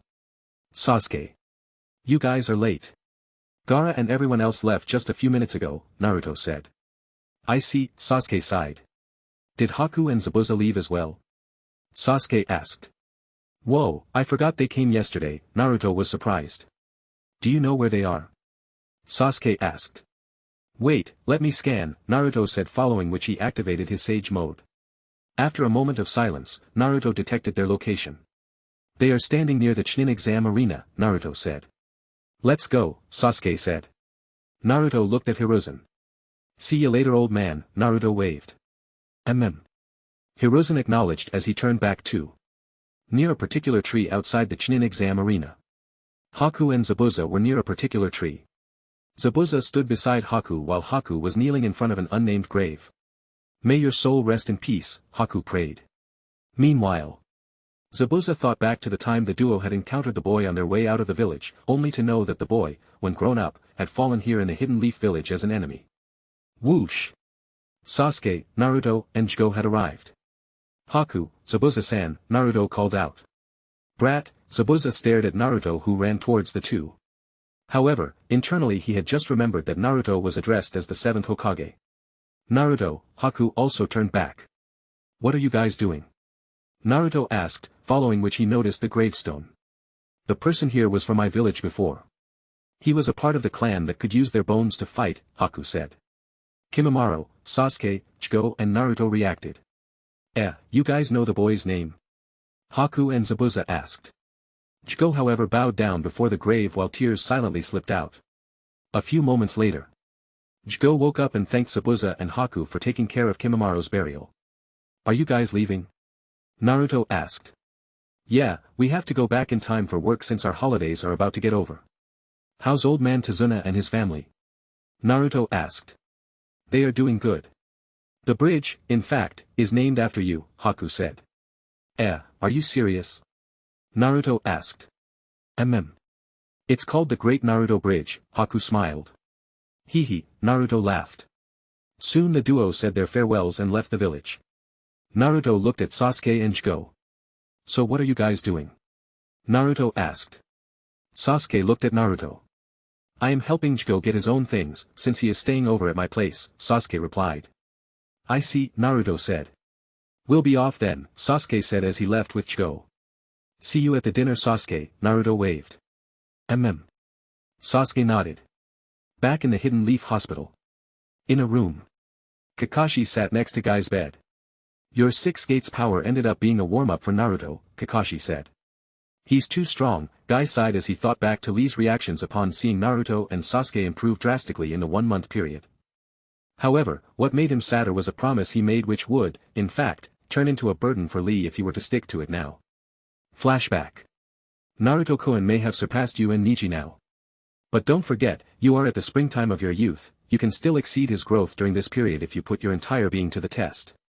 Guy gave a thumbs up accompanied with a huge smile which instantly brightened up Lee's emotions. Guy-sensei, Lee's eyes were almost overflowing with tears. Just leave your training to me and watch the match peacefully, Guy said. End of flashback. Lee. Will you be able to achieve that dreams of yours? Guy sighed. Door opens. Guy-sensei. A voice called out. That voice, Guy turned towards the door. Lee. Guy sprang up from the bed and immediately hugged him. The surgery was a success, Lee said. Thank God. Guy murmured as tears appeared from his eyes. Guy looked at Kakashi. Kakashi. Today's entire treat will be on me. Guy announced. Tsunade-sama told me that I could start training from tomorrow onwards, Lee smiled. Guy nodded happily. The following evening. TK. Naruto placed a box at the entrance of his house's door. That's the last one, Naruto sighed as he wiped his sweat. Naruto then looked at the empty room which he lived for the past few months since he had come back to this timeline. Boss. A voice called out. Huh. Naruto turned to the direction where the voice had originated from. Konohamaru. Naruto looked at the kid in front of him who was almost beaten up. Boss. Please, help me out, Konohamaru said following which he looked at the boxes around. Are you moving out, boss? Konohamaru asked. Yeah. Forget about that, how did you get that beaten up, Naruto asked with concern. It's a long story boss, Konohamaru said with a smile. I see, Naruto sighed. Boss, I want you to train me, Konohamaru said. Sure, Naruto said. Boss, I mean it, Konohamaru said with flames burning in his eyes. In a training field away from the village. Naruto and Konohamaru stood opposite to each other in the evening sun. Is your opponent a boy or a girl? Naruto asked. It's a girl, Konohamaru said. A girl? Naruto thought for a moment. Konohamaru. Yes, boss. Konohamaru responded. I am going to teach you the most powerful move that will give you an opening to take down your enemy, Naruto said. Konohamaru nodded. Remember, this move is so powerful that it can take down even the strongest of ninjas, Naruto said. Konohamaru's eyes shined as he nodded. The jutsu is, Naruto paused. The jutsu is, Konohamaru followed. The jutsu is called reverse sexy jutsu, Naruto said. Huh? Konohamaru looked at Naruto. This is a jutsu that I created through my handwork and sweat, an original jutsu of mine, Naruto said. But boss, I am fighting a girl you know. Konohamaru asked. Konohamaru. Do you remember that I used the sexy jutsu to take down Ebisu-sensei? Naruto asked. Konohamaru nodded. Ebisu-sensei is a man, so his weakness is a woman, but what about a woman? Naruto asked. Woman's weakness will be a man. Haha. You're a genius boss. That's my #1 rival for you, Konohamaru laughed. Now, Konohamaru. You have already perfected the transformation jutsu. All you have to do is to research on handsome naked young men, Naruto said. Konohamaru took out his pocket memo. Research. On. Naked young men, Konohamaru noted. Naruto nodded. And you will need a surprise attack to finish off your opponent immediately, Naruto said. A surprise attack, eh? Got it, Konohamaru said. Now that we are done with the sparring for the day, I will leave the other training to you as homework, Naruto said. Yes, boss. Konohamaru saluted. Work hard Konohamaru, and may the force be with you, Naruto said. Yes boss, Konohamaru replied. Thank you for your hard work, Konohamaru bowed towards Naruto. Later, Naruto waved as he exited the training field. Konohamaru stared at the evening sun as he tried his best to imagine Hanabi's face. He. Let's see how you shall survive this ultra-secret super weapon that the boss has given me, Konohamaru grinned. Now then, it's time to hit the stores for some research work, Konohamaru thought as he left the field as well. Whoosh! Naruto appeared at the barbecue place. You're late. Naruto, Sakura said. Sorry, Naruto scratched his head. It's alright Naruto-kun. Glad you could make it, Guy said. Naruto walked in and sat down between Kakashi and Sasuke. The table had 4 sides with 4 people sitting opposite to each other. Kakashi opposite to Guy. Naruto to Lee. Sasuke to Neji. And Sakura to Tenten. Kakashi stood up. Team Kakashi would like to congratulate Team Guy for Lee's successful surgery and recovery. Congratulations. Kakashi and his team clapped. Guy stood up. Team Guy would like to congratulate Naruto and Sasuke for their promotion and Sakura for her first surgery which was a success. Congratulations. Guy and his team clapped for Kakashi's team. Soon the food arrived, and everyone started to dig in. Lee, in particular, was so happy that he ate a lot. Fro, to MWI, MGNG to TRN, from tomorrow I am going to train. Lee said with a mouth full of food. Naruto laughed. Meanwhile, Guy and Kakashi had some sake along with their food. Lee's face turned red. Lee, what happened? Neji and Tenten asked in concern. I bit something spicy, Lee said with watery eyes. Here, Guy handed a bottle. Thanks. Guy-sensei, Lee said as he grabbed the bottle and started to drink desperately. Guy turned back to drink only to see Kakashi staring at him with his only eye being wide open. What is it Kakashi? Guy asked. Guy, you, Kakashi was speechless. TK. Lee placed the bottle on the table. Thanks, Guy-sensei, Lee came to a stop. Guy looked at the bottle only to see the character for sake. Oh, Lee, it was after seeing Naruto's memories flash at that moment that he had realized that he had unmeasurably fucked up. Chapter 134. Sound of footsteps. Konohamaru walked to a magazine store. Let's start with this place, Konohamaru murmured following which he stepped into the store. In front of him were shelves full of magazines for different things. Where do I go, Konohamaru thought. Considering the young sexy girls magazine were in the restricted section. It must be in the restricted section, Konohamaru thought. Konohamaru then walked in search of the restricted section. As he kept walking. Bump. Konohamaru bumped into the magazine store manager. What's this? The man bent down to look at Konohamaru. If it ain't Lord Third's grandson. What you doin' here little dude? The manager asked. Konohamaru smiled. It's not as if I could say that I am looking for a magazine on naked young men or something, Konohamaru thought. Sound of whistling. A person with a full head protector band and black shades walked towards the manager. Do you have the new issue of? The man paused upon seeing Konohamaru staring at the book which he held in his hand that had a gravure idol on its cover. Ebisu-sensei. Konohamaru froze, following which his eyes turned into that of a predator. As I thought, you really are a closet pervert. Before Konohamaru could complain, Ebisu shut him up by covering his mouth with his own hands. Huh, Ebisu laughed. Sorry about that. This Kitty's Ebisu paused. He is my student who won't stop asking me about training, ha ha ha. Ebisu laughed as he brought his face near Konohamaru. Listen, honorable grandson. I am merely delivering this book for someone else. If you are to judge a book based on its cover, then the best opportunities in the world will be missed. Ebisu gave a short lesson on the spot. Konohamaru looked at Ebisu. You lost to the harem. Konohamaru's mouth was covered again. Listen up, if you are to keep this a secret, I will owe you one, Ebisu said as he stared at Konohamaru through his shades. Konohamaru nodded. Soon Ebisu bought the magazine and kept it in a cover. The duo stood outside the shop. Ebisu turned towards Konohamaru. What are you here for, honorable grandson? Ebisu asked. I am here to research on naked young men, Konohamaru said as he showed his memo to Ebisu. Naked? Ebisu wanted to blast off.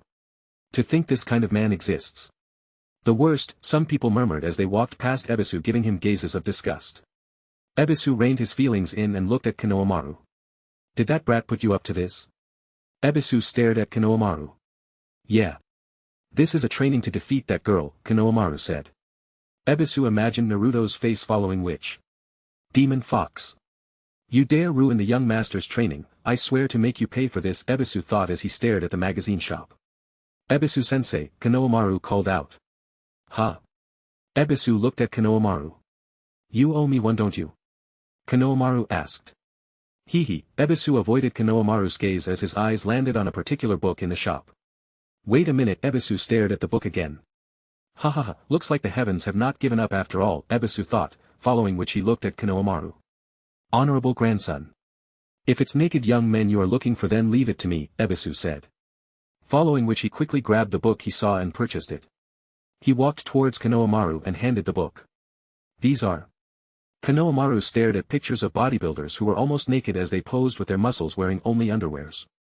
There you go, naked young men. I am sure Naruto-kun wants you to see this. As long as you train, you can become like them if you want, Ebisu said. Thanks.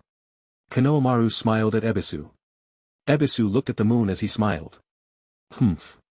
The honorable grandson will not be spoilt by the likes of you. Ebisu declared internally. Lee, what happened? Niji and Tenten asked in concern. I bit something spicy, Lee said with watery eyes. Here, Guy handed a bottle. Thanks. Guy-sensei, Lee said as he grabbed the bottle and started to drink desperately. Guy turned back to drink only to see Kakashi staring at him with his only eye being wide open. What is it, Kakashi? Guy asked. Guy, you, Kakashi was speechless. TK. Lee placed the bottle on the table. Thanks, Guy-sensei, Lee came to a stop. Guy looked at the bottle only to see the character for sake. Oh, Lee, Guy stared at Lee in shock. Naruto stood up after finding out what just happened. Damn it, Naruto cursed. What is it? Niji and Sasuke asked. Naruto got up and appeared next to Lee. No time to explain, Naruto said as he teleported with Lee to the outside of the restaurant. Ha. Tenten, Niji, Sakura, and Sasuke stared at the place where Lee and Naruto had disappeared from. Guy looked at Kakashi. Kakashi, help him out. I am still tired from using the 6 gates, Guy said. Niji, however, was surprised. 6 gates. Niji stared in horror at Guy. Hey, guys, what happened? Tenten asked in concern for Lee. I am going, Niji and Sasuke said. Kakashi stared in silence as the two made their way out. Sensei, Sakura called out. Sakura. Tenten. No matter what happens, don't get in their way, Kakashi warned. Ha. Sakura and Tenten stared at Kakashi. Tenten, please listen to Kakashi, Guy added. Tenten nodded. Why are they treating this so seriously? Tenten thought. Whoosh. Naruto appeared outside the restaurant with Lee. Ugh. Lee opened his eyes. Naruto, Lee tried to see through his lightheadedness. Bushy brows. Are you alright? Naruto asked. Where is Guy-sensei? Where are we? Lee asked slowly. Oh, that, Naruto scratched his head in awkwardness only to see Lee fall down losing his consciousness completely. Bushy brows. Naruto tried to see if he was responding. Whoosh. Niji and Sasuke appeared. Lee. Niji called out. Naruto turned back to see Niji and Sasuke. Naruto. Why did you bring him here? Niji asked. Why did you guys come here? Naruto asked. Huh? Lee is my teammate, of course, I would come. Neji replied as he stood beside Lee. Lee, Neji called out only to see no response. Sasuke was curious. Naruto, what happened? Neji asked. Lee is drunk, Naruto replied. Huh? Neji looked at Naruto weirdly. Don't tell me. Neji thought back to the time guy handed over a bottle to Lee. Was that sake? Neji thought. Sasuke bent down. Lee, Sasuke called out to check his response. However. Whoosh! Sasuke saw a black that instantly grew big as it blacked out his vision. Bang! A leg stuck out into the air. Naruto and Neji were surprised. They turned their heads immediately in the direction of the sound only to see Sasuke fly past right between the two of them. Naruto and Neji's eyes widened. Was that Sasuke who flew past us just now? Naruto and Neji thought. SH. A shadow rose up covering their faces. Naruto and Neji's gaze slowly landed upon Lee, who stood up in a wavy motion as the moonlight shone brightly in the night sky right behind Lee, darkening Lee's front completely. Today hick. I shall win the hick. Chunin hick. Exam. Lee announced. Naruto and Neji stared at him with wide eyes, following which they turned back to see Sasuke embedded into a wall. Ugh. My. Back. Sasuke almost wanted to cry out in pain as he landed on the wall with the sword attached to his back, which impacted him on his spinal cord. Sasuke then fell to the ground as he curled his body in pain. Naruto looked at Neji. Neji. Look after Sasuke. I will hold bushy brows down, Naruto said. Neji was confused. Whoosh! Naruto appeared in front of Lee. Bushy brows. Naruto shouted desperately. Lee looked at Naruto as his vision changed into one of seeing Naruto standing right in front of him in the middle of the Chunin exam stadium. Lee turned back to see the moon shining brightly at him, which changed into an image of Gai-sensei's face with his 32 shining so bright that Lee thought it was the most brightest smile he had received until now. Lee stared at Gai-sensei's face, which started to speak. Lee. All your training over the past year has paid off. Now show them the meaning of your hard work. Let the power of youth explode. Gai shouted, following which at the same time Lee's eyes lit up with flames. Whoosh! Kakashi appeared beside Neji. Arfk! Lee howled as he gathered his strength. Naruto ran towards Lee. Whoosh! Lee launched off like a rocket as he headed towards Naruto. Naruto did not back down. Instead, he had increased his speed to face Lee head-on. Slip! Lee landed head first on the ground as he fell unconscious again. Ha! Screech! Naruto stopped as he arrived by Lee's side. What the hell? Did he fall asleep? Naruto thought. Bang! Naruto was sent flying away by Lee's right kick from the ground. At that moment Naruto was surprised. Usually, a human's entire body would move to support a movement of a particular limb, especially for powerful actions like a kick. However, in Lee's case, his right leg alone extended out to strike Naruto. What? Kakashi and Neji stared at Naruto flying away. Screech! Naruto tried to regain his footing as he slid a few meters away. Ha! Lee got up and entered into a stance. Kakashi looked at Lee's pose. That's the drunken immortal Lee pose, the one with a powerful right leg, Kakashi thought. Lee looked at Naruto. If you think I was sleeping, then you are dead wrong. Lee shouted as he ran in full speed again. Damn it! Naruto cursed as he entered into a defensive stance. Arg! Lee ran again. What's it gonna be this time? Kakashi thought. Naruto appeared next to Lee. Whoosh! Naruto sent a fist right at Lee. Lee swayed his entire upper body back, completely avoiding Naruto's fist. Lee then brought his two hands together as though he was holding a huge barrel in between them. That's the drunken immortal Han's pose of holding a wine pot in his arms, Kakashi thought. Whoosh! Lee's entire upper body sprang up while landing twin back fist strike on Naruto's abdomen squarely. Whoosh! Naruto was sent flying again. Bang! Naruto landed next to Sasuke. This time, Kakashi was scared out of his wits. In the previous timeline, before Lee could recover, he went on a one-day chase to catch up to Naruto and his team only to stand back and fight Kimimaro, and he was able to wreak havoc until Gaara arrived. This time, however, Lee was fully energized. Damn, that was unexpected, Naruto thought as he got up again only to see Lee staring at him in a daze as he stood in his drunk pose. Naruto and Kakashi were sweating bullets while internally they smiled in the face of despair. Ah. Today is a beautiful day. Chapter 135. In the previous timeline, before Lee could recover, he went on a one-day chase to catch up to Naruto and his team only to stand back and fight Kimimaro, and he was able to wreak havoc until Gaara arrived. This time, however, Lee was fully energized. Damn, that was unexpected, Naruto thought as he got up again only to see Lee staring at him in a daze as he stood in his drunk pose. Naruto looked at Lee as though he was a monster. This would be much easier if I changed to Sage mode.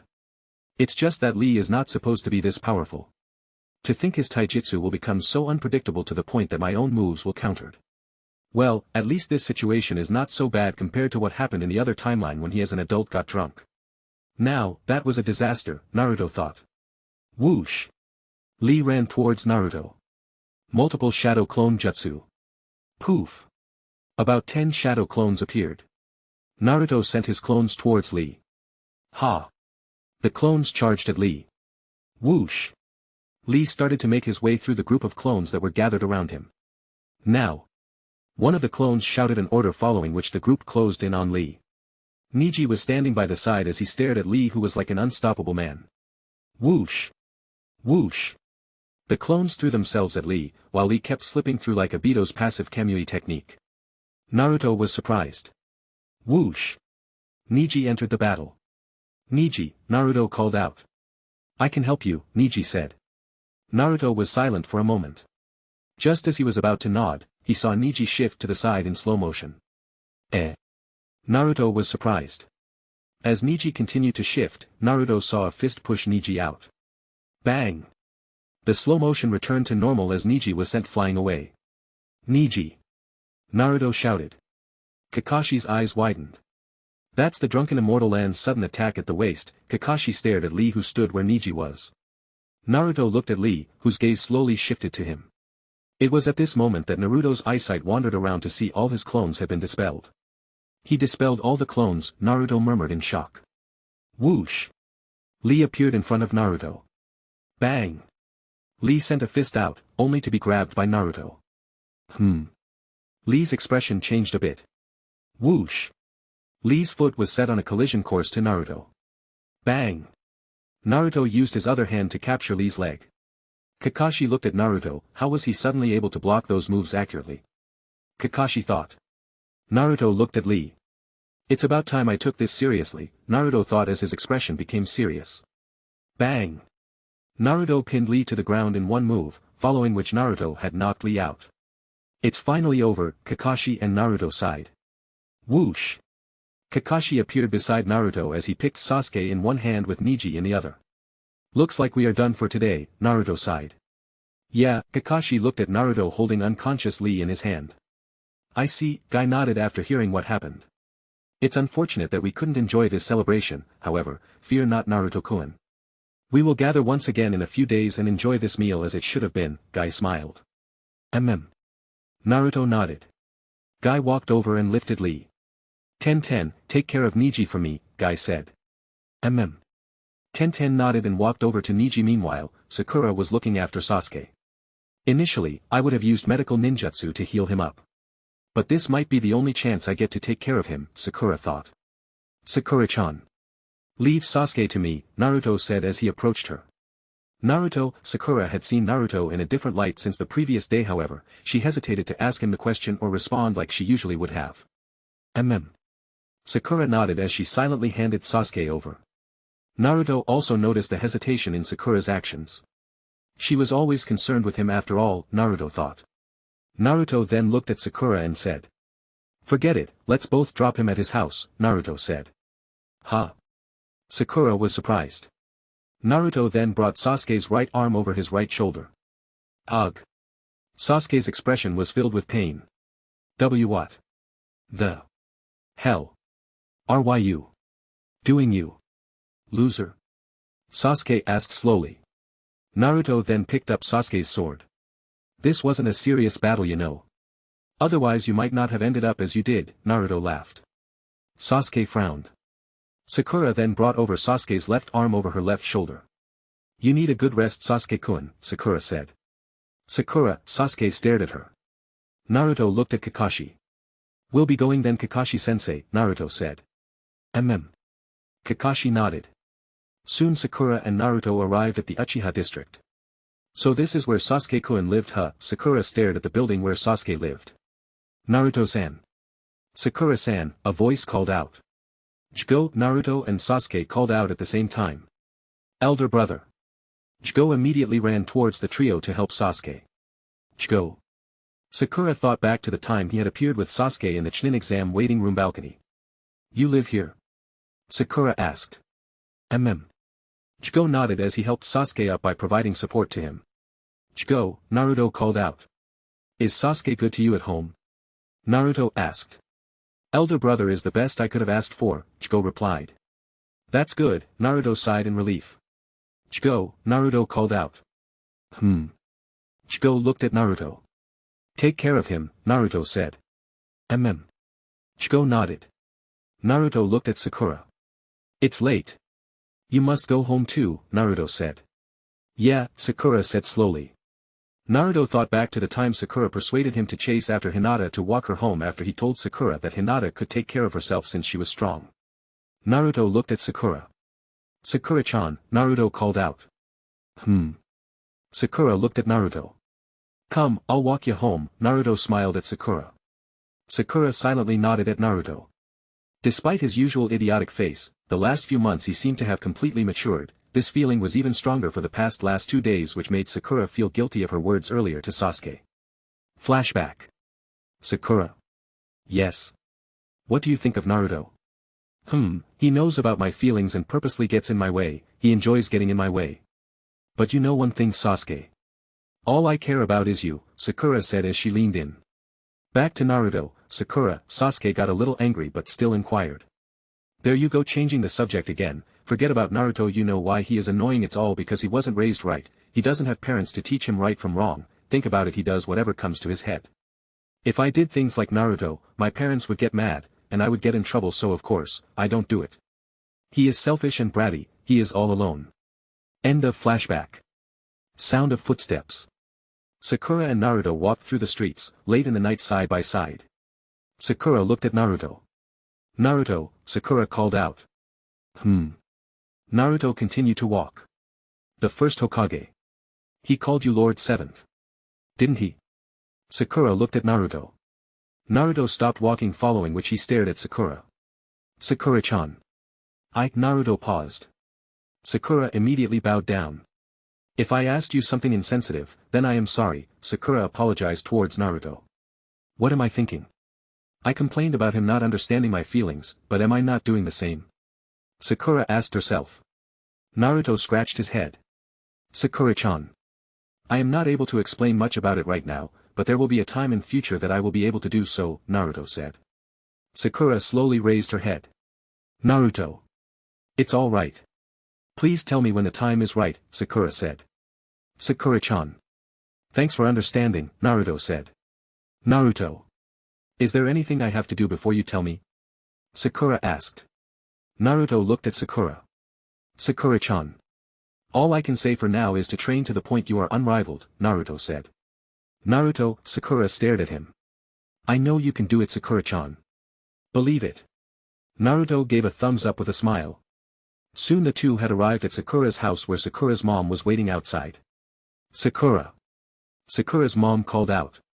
Mama. Sakura looked at her mom only to see her run towards her. Sakura's mom hugged Sakura tightly. She then looked at Naruto. You must be Naruto-kun. Sakura's teammate, right? Sakura's mom asked. Yeah, Naruto smiled awkwardly. Thank you for walking my daughter home, Sakura's mom said. It's nothing much really, Naruto smiled. Do you want to have something before you go? Sakura's mom asked. It's all right really, Naruto said. Naruto was on his way. Sakura's mom went up the stairs while Sakura, however, stood outside staring at Naruto's departing back. Her feelings were conflicted. She realized that she no longer saw the usual Naruto from the academy anymore, but an independent and a capable grown-up young man. At this moment, her blind admiration of Sasuke was now starting to bloom in admiration for Naruto as well, but this time it was one based on a respect towards him which she now had. Naruto looked at his new house from outside, which had their lights on. Somehow he felt that this was all a dream, but now he knew that from the experience of the past few months this was no longer a dream. Whoosh! He appeared by the door. Placed his ninja sandals neatly by the door and entered in. The first thing in the range of his vision was his dad in an apron, cleaning up the dishes in the living room. Minato smiled at Naruto. "Welcome back," Minato said. Naruto's happiness was at its peak. He took a step forward and said, "I'm home." Chapter 136. Door opens. Minato took a look at Naruto, who was sleeping on his bed peacefully. He then thought back to his earlier conversation with Hiruzen. "Lord Third," Minato called out. What is it, Minato?" Hiruzen asked. "I have a question. If you had hidden Naruto's identity as my son, then how did you fail in hiding the fact that he was the Nine-Tails?" Minato asked. Hiruzen was silent. "Lord Third, please don't mistake my question for anger.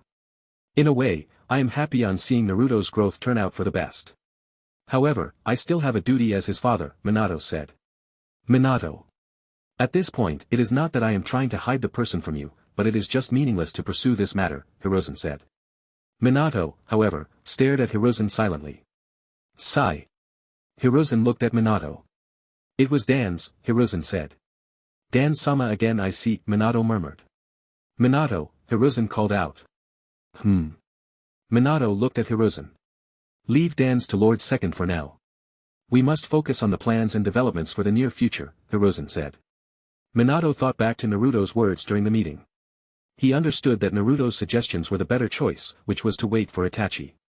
Hiruzen then pulled out a map in front of Minato. "What's this?" Minato asked curiously. "This is the plans for the train around the hidden leaf," Hiruzen smiled. "Aren't we building this too soon?" Minato asked. Hiruzen laughed. "It is only during peace that this kind of development takes place faster," Hiruzen said. Minato nodded. Minato continued to look at Naruto, who was sleeping peacefully on the bed. "In the previous timeline, nothing major happened until you came back from your 2.5 years journey with Jiraiya-sensei. I hope you will be able to enjoy in peace until then," Minato thought, following which he closed the door. Naruto, however, was not asleep like Minato thought. Deep within his psyche, Naruto stood in front of Naruto. "What's your plan for now, other than waiting for that boy named Itachi?" asked. "For now, I plan to train for the next few days," Naruto replied. "Weren't you supposed to go to the Sage Frog for a prediction?" asked. "Oh, you mean the Great Elder. Thanks for reminding, I will visit him tomorrow," Naruto said. "Did you check that jutsu your dad gave you?" asked. I didn't," Naruto exclaimed, following which he immediately got up from the bed. "Lights up the room." Naruto took his ninja pouch and looked within for a particular scroll. There, Naruto took out the scroll. He opened it. The first line of characters on the right read, "Flying Thunder God, Formation 0, Instantaneous Shadow Style Clone Switch Jutsu." Clone Switch. The name sounds cool, but it is too long. How about, Flying Thunder God, Clone Switch, Naruto thought, following which he continued to read.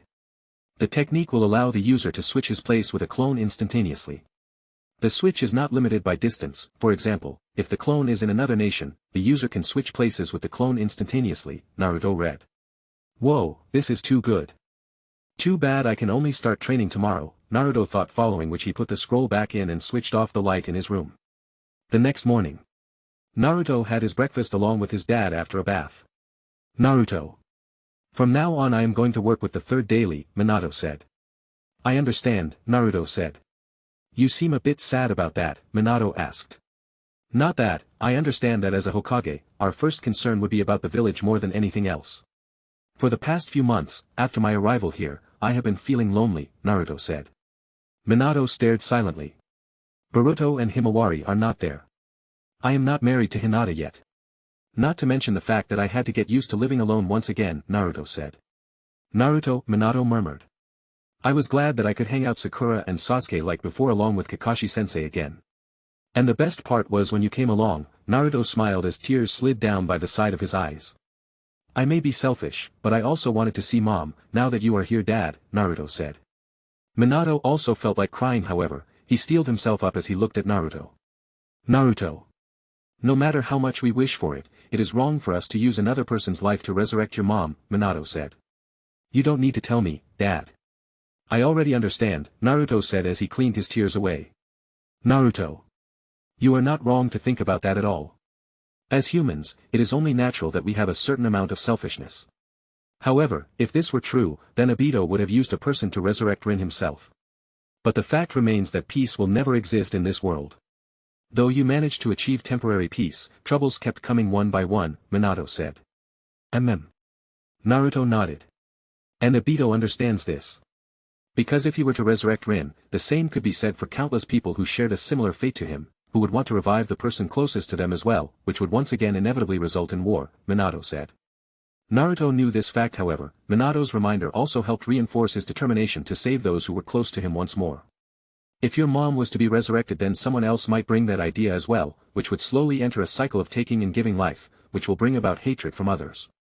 A cycle of hatred which you did a splendid job at keeping at bay by defending against this kind of threat, Minato praised Naruto. Remember, as a Kage, it is our duty to make sure the villagers have a peaceful time while we do our best to protect them from these kinds of threats, Minato explained. Naruto nodded as his expression changed to one that brimmed with determination. A while later, Minato went to the Hokage office while wearing a mask once again while Naruto went to the training field. Whoosh! Naruto landed at the center of the field. Naruto, SH called out. Naruto responded. I am going to transfer a memory about my conversation with the Sage of the Six Paths. Sage of Six Paths? Naruto asked. Yeah. It is important for you to know before you start training, SH said, following which he transferred the memory. Laws? Naruto asked in surprise. Yeah, SH responded. So, are you going to teach me laws? Naruto asked. It's not as easy as you think. For ninja mortals like your kind, it is still a doubt that if you could learn it. It might take more than a few decades to grasp laws, SH said. I see, Naruto thought as he started to do his routine workout, which he had missed out on for the past 10 days. Whoosh! Whoosh! Naruto punched at the space in front of him continuously. Naruto called out. Yeah. SH responded. The laws, what other examples can be found here other than the ones used in the Rinnegan? Naruto asked. You mean, are there other people who have used it in this world? Of course, for example, there's the Nara clan, who manipulate laws of light using their Ein release to control their shadows. There are a few more examples, but they are not so close to laws. However, there's one that's particularly bothered me for a while. In fact, it could be accurate to say there are two such jutsus, SH said. What are they? Naruto asked. The Izanagi and Izanami, SH said. Naruto frowned. Each law has different levels which are profoundly different from each other. These levels take quite a long time to overcome. However, these two jutsus have reached the highest levels in their execution, SH explained. These two jutsus are on par with the highest levels of laws. Naruto felt it was rather reasonable considering the prowess wielded within. Yeah. It is rather justified for a mortal to sacrifice his eyes for using these jutsus because this sacrifice pushes the capability of the jutsu to the highest level possible for a certain time limit, SH explained. So which laws are these two jutsus a part of? Naruto asked. The laws of illusion, SH explained. You have already heard the story of how Madara fooled Hashirama by creating a fake dead body while the real one survived using the demonic statue of the outer path. To put it simply, the highest level of illusion is reality, which is what the Izanagi did in this case, SH explained. Then what about the Izanami? Naruto asked. The Izanami is actually at a lower level compared to the Izanagi, SH said. But the Izanami that Itachi had used was said to have stopped users of Izanagi in the past, Naruto said. That's because no one knew laws at that time. Anyone skilled in illusion laws can easily break the loop upon finding the point of origination and the point of repetition, SH explained. I see. Well, for now, I am going to concentrate on training in this new technique. Later in the afternoon, I will go to Mount Myaboku to hear the Elder Sage's prophecy. After that, I will continue to perfect this technique. Once, I have finished learning this jutsu, I will be ready to learn the laws, Naruto said. Yeah. The laws, unlike others, requires time to perceive while meditating. It's like training the training you did to sense nature energy, but this time there won't be oil to help you sense the laws or anything, SH said. Got it. Naruto nodded as he continued to train. In the village of Hidden Mist. Inside a cave that was located near the village. A masked man stood beside the fourth Mizukage, Yagura, who was in a daze. He stared at the light that entered into the cave from its entrance. SH. Zetsu appeared from the ground. What is it? The masked man asked. A recent news from the Hidden Leaf village, Zetsu said. Oh, the masked man was surprised. They are holding an event in a celebration of their treaty over their past years, Zetsu said. That's funny, the masked man replied. Zetsu was curious. The treaty does not have an anniversary on this date as I recall, the masked man said. Zetsu was silent. Whatever, send your clones a message for all the members to settle down for a meeting, the masked man said. Got it, Zetsu said as he disappeared into the ground. However, Zetsu came out again. What is it? The masked man asked. I forgot to mention that the hidden leaf has taken Orochimaru prisoner, Zetsu said. What? I told Nagato to send Deidara and Sasori to kill him. Well, forget it. I'll see them in the meeting anyway, the masked man said. Soon Zetsu through his clones appeared at the locations where the Akatsuki pairs were and informed them of the meeting. All the pairs soon found a spot and soon prepared to head into the meeting. However, before the meeting began the masked man had communicated his plans to Nagato in advance. ZZ. All the members had appeared virtually in the meeting room. You had called? Kisame asked. Kisame, Pain stared at Kisame who had spoken following which he looked at every member in the room. Conan and himself stood side by side. Itachi, Kisame, Deidara, Sasori, Kakuzu, Zetsu. Kakuzu stared at Pain. I still do not have a partner, Kakuzu said. Be patient, there's one that I have my eyes on who is still in the development stage, Pain explained following which his eyes landed on the Sasori and Deidara pair. Sasori. Deidara. You failed the mission I've given you, Pain said. Sasori looked at Pain. The Sand Village had sent some higher-ups which gave Orochimaru the opportunity to slip, Sasori calmly replied. Orochimaru has now been imprisoned in the Hidden Leaf, Pain informed. What? Deidara, Sasori, Kisame, and Itachi were shocked. Itachi looked at Pain. Who all were involved? Itachi asked. He was captured by the 3rd Hokage and the 4th Kazekage along with some ANBU units, Pain explained. I see, Itachi murmured. Pain looked at the people in front of him. Right now, Akatsuki is working in a small scale thus failures can be forgiven once. However, once we start large-scale operations, there will no longer be an option for failure, Pain said. The people in front of him silently accepted the fact. There's an event announced by the Hidden Leaf Village which will take place in 10 days from now. It's an opportunity for money and trade. Who will take the mission? Pain asked. Itachi looked at Pain. Kisame and I shall take the mission, Itachi said. Hehe, Kisame grinned. Then it's settled, Pain said following which he turned to Deidara. Head over to the Hidden Rain immediately. There's a mission for you, Pain said. Deidara nodded. This meeting is adjourned until our usual monthly, Pain said. The others nodded as they unraveled their visual forms from the place of meeting. In the grasslands elsewhere. Itachi opened his eyes. Kisame looked at Itachi. Looks like we will be going to the place you grew up, Kisame said. Yeah, Itachi murmured as he stared at the open grasslands in front of him. Sasuke, I will get to see you again, Itachi thought. However, his other main purpose was to meet a boy that Hiruzen had mentioned. Chapter 137. Back in Sasuke's house. SH. Sasuke swung his sword up and down, practicing his sword-wielding skills. However, his expression was sour, as he thought back to the previous night's incident where Lee got him in one kick. Damn it. I can't believe I was caught off like that, Sasuke thought back to when Lee kicked him off the ground as he continued to wing his sword. Elder brother, Chigo called out. Sasuke turned towards Chigo to see him holding a cup of tea on a plate as he looked at Sasuke. I've made tea, Chigo said.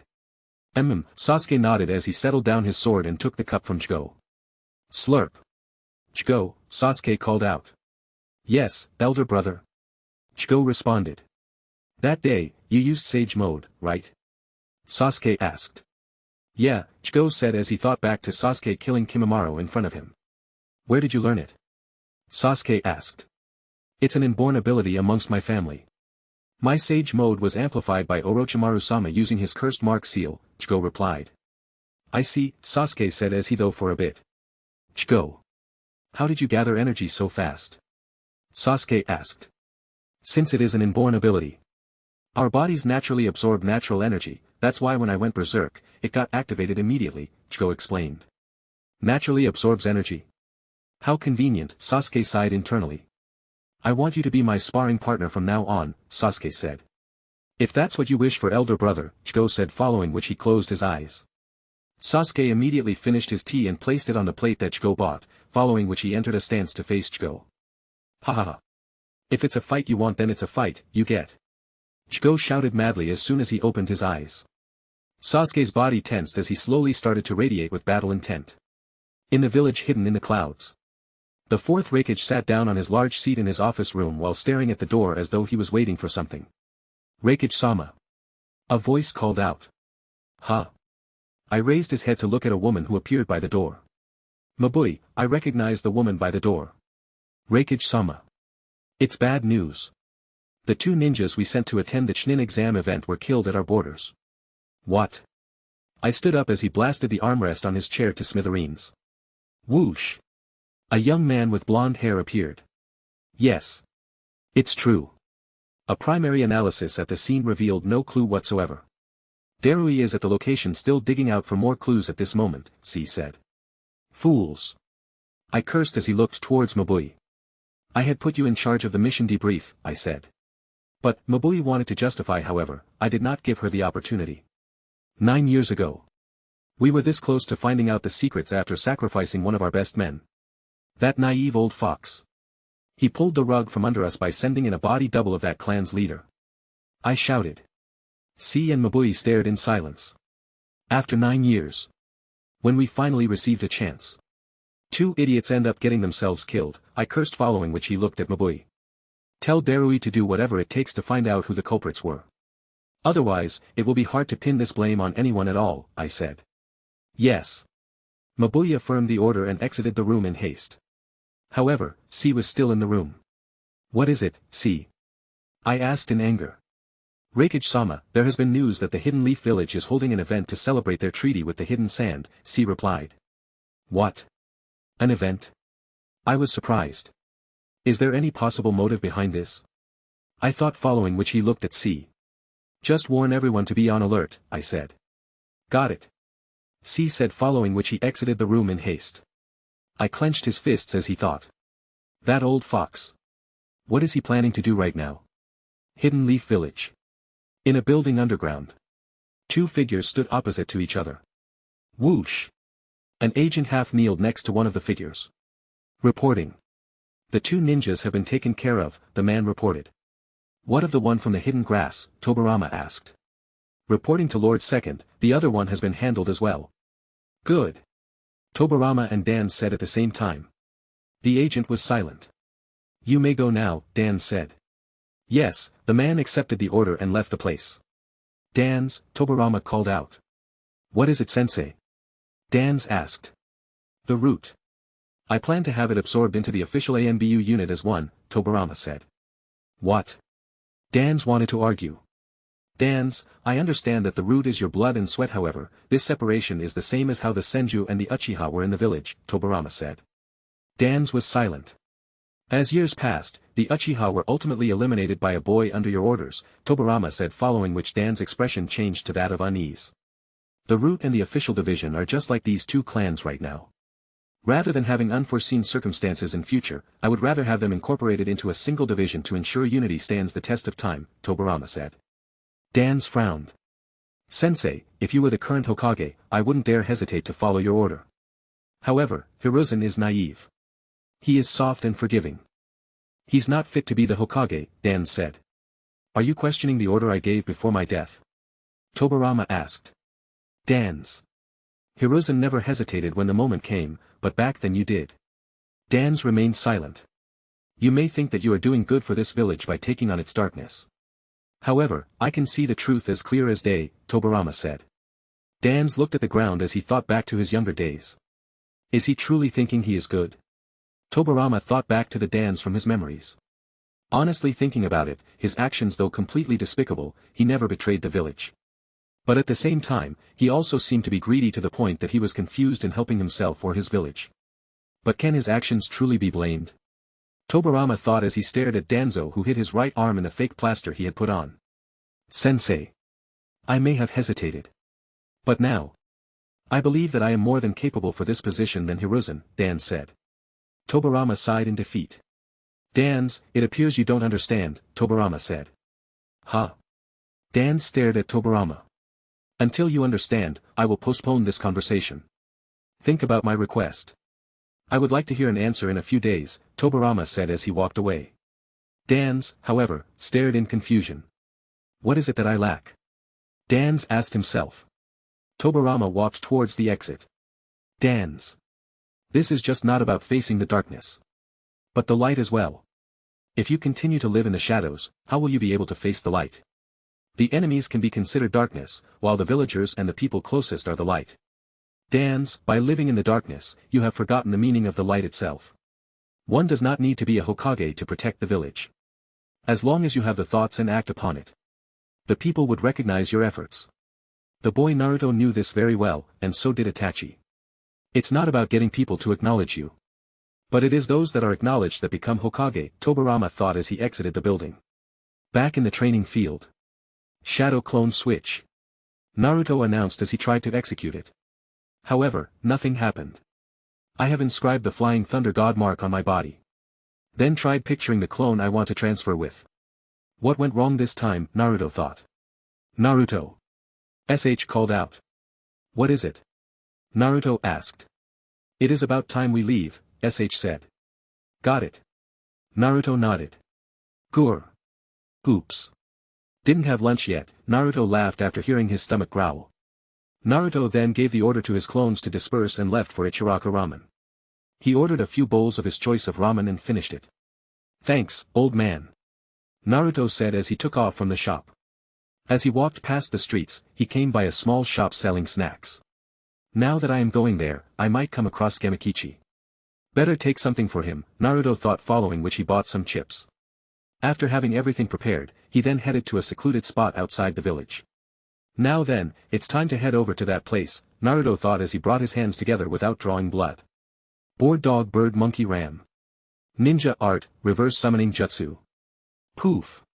Naruto disappeared. Poof. Naruto reappeared in Mount Mayaboku. Ah. Jiraiya Boy's student. Lord Fukasaku called out. Hi, geezer frog. Naruto waved. You're just in time. The elder sage has been expecting your arrival for a while now, Lord Fukasaku said. He knew. Naruto asked. Yeah.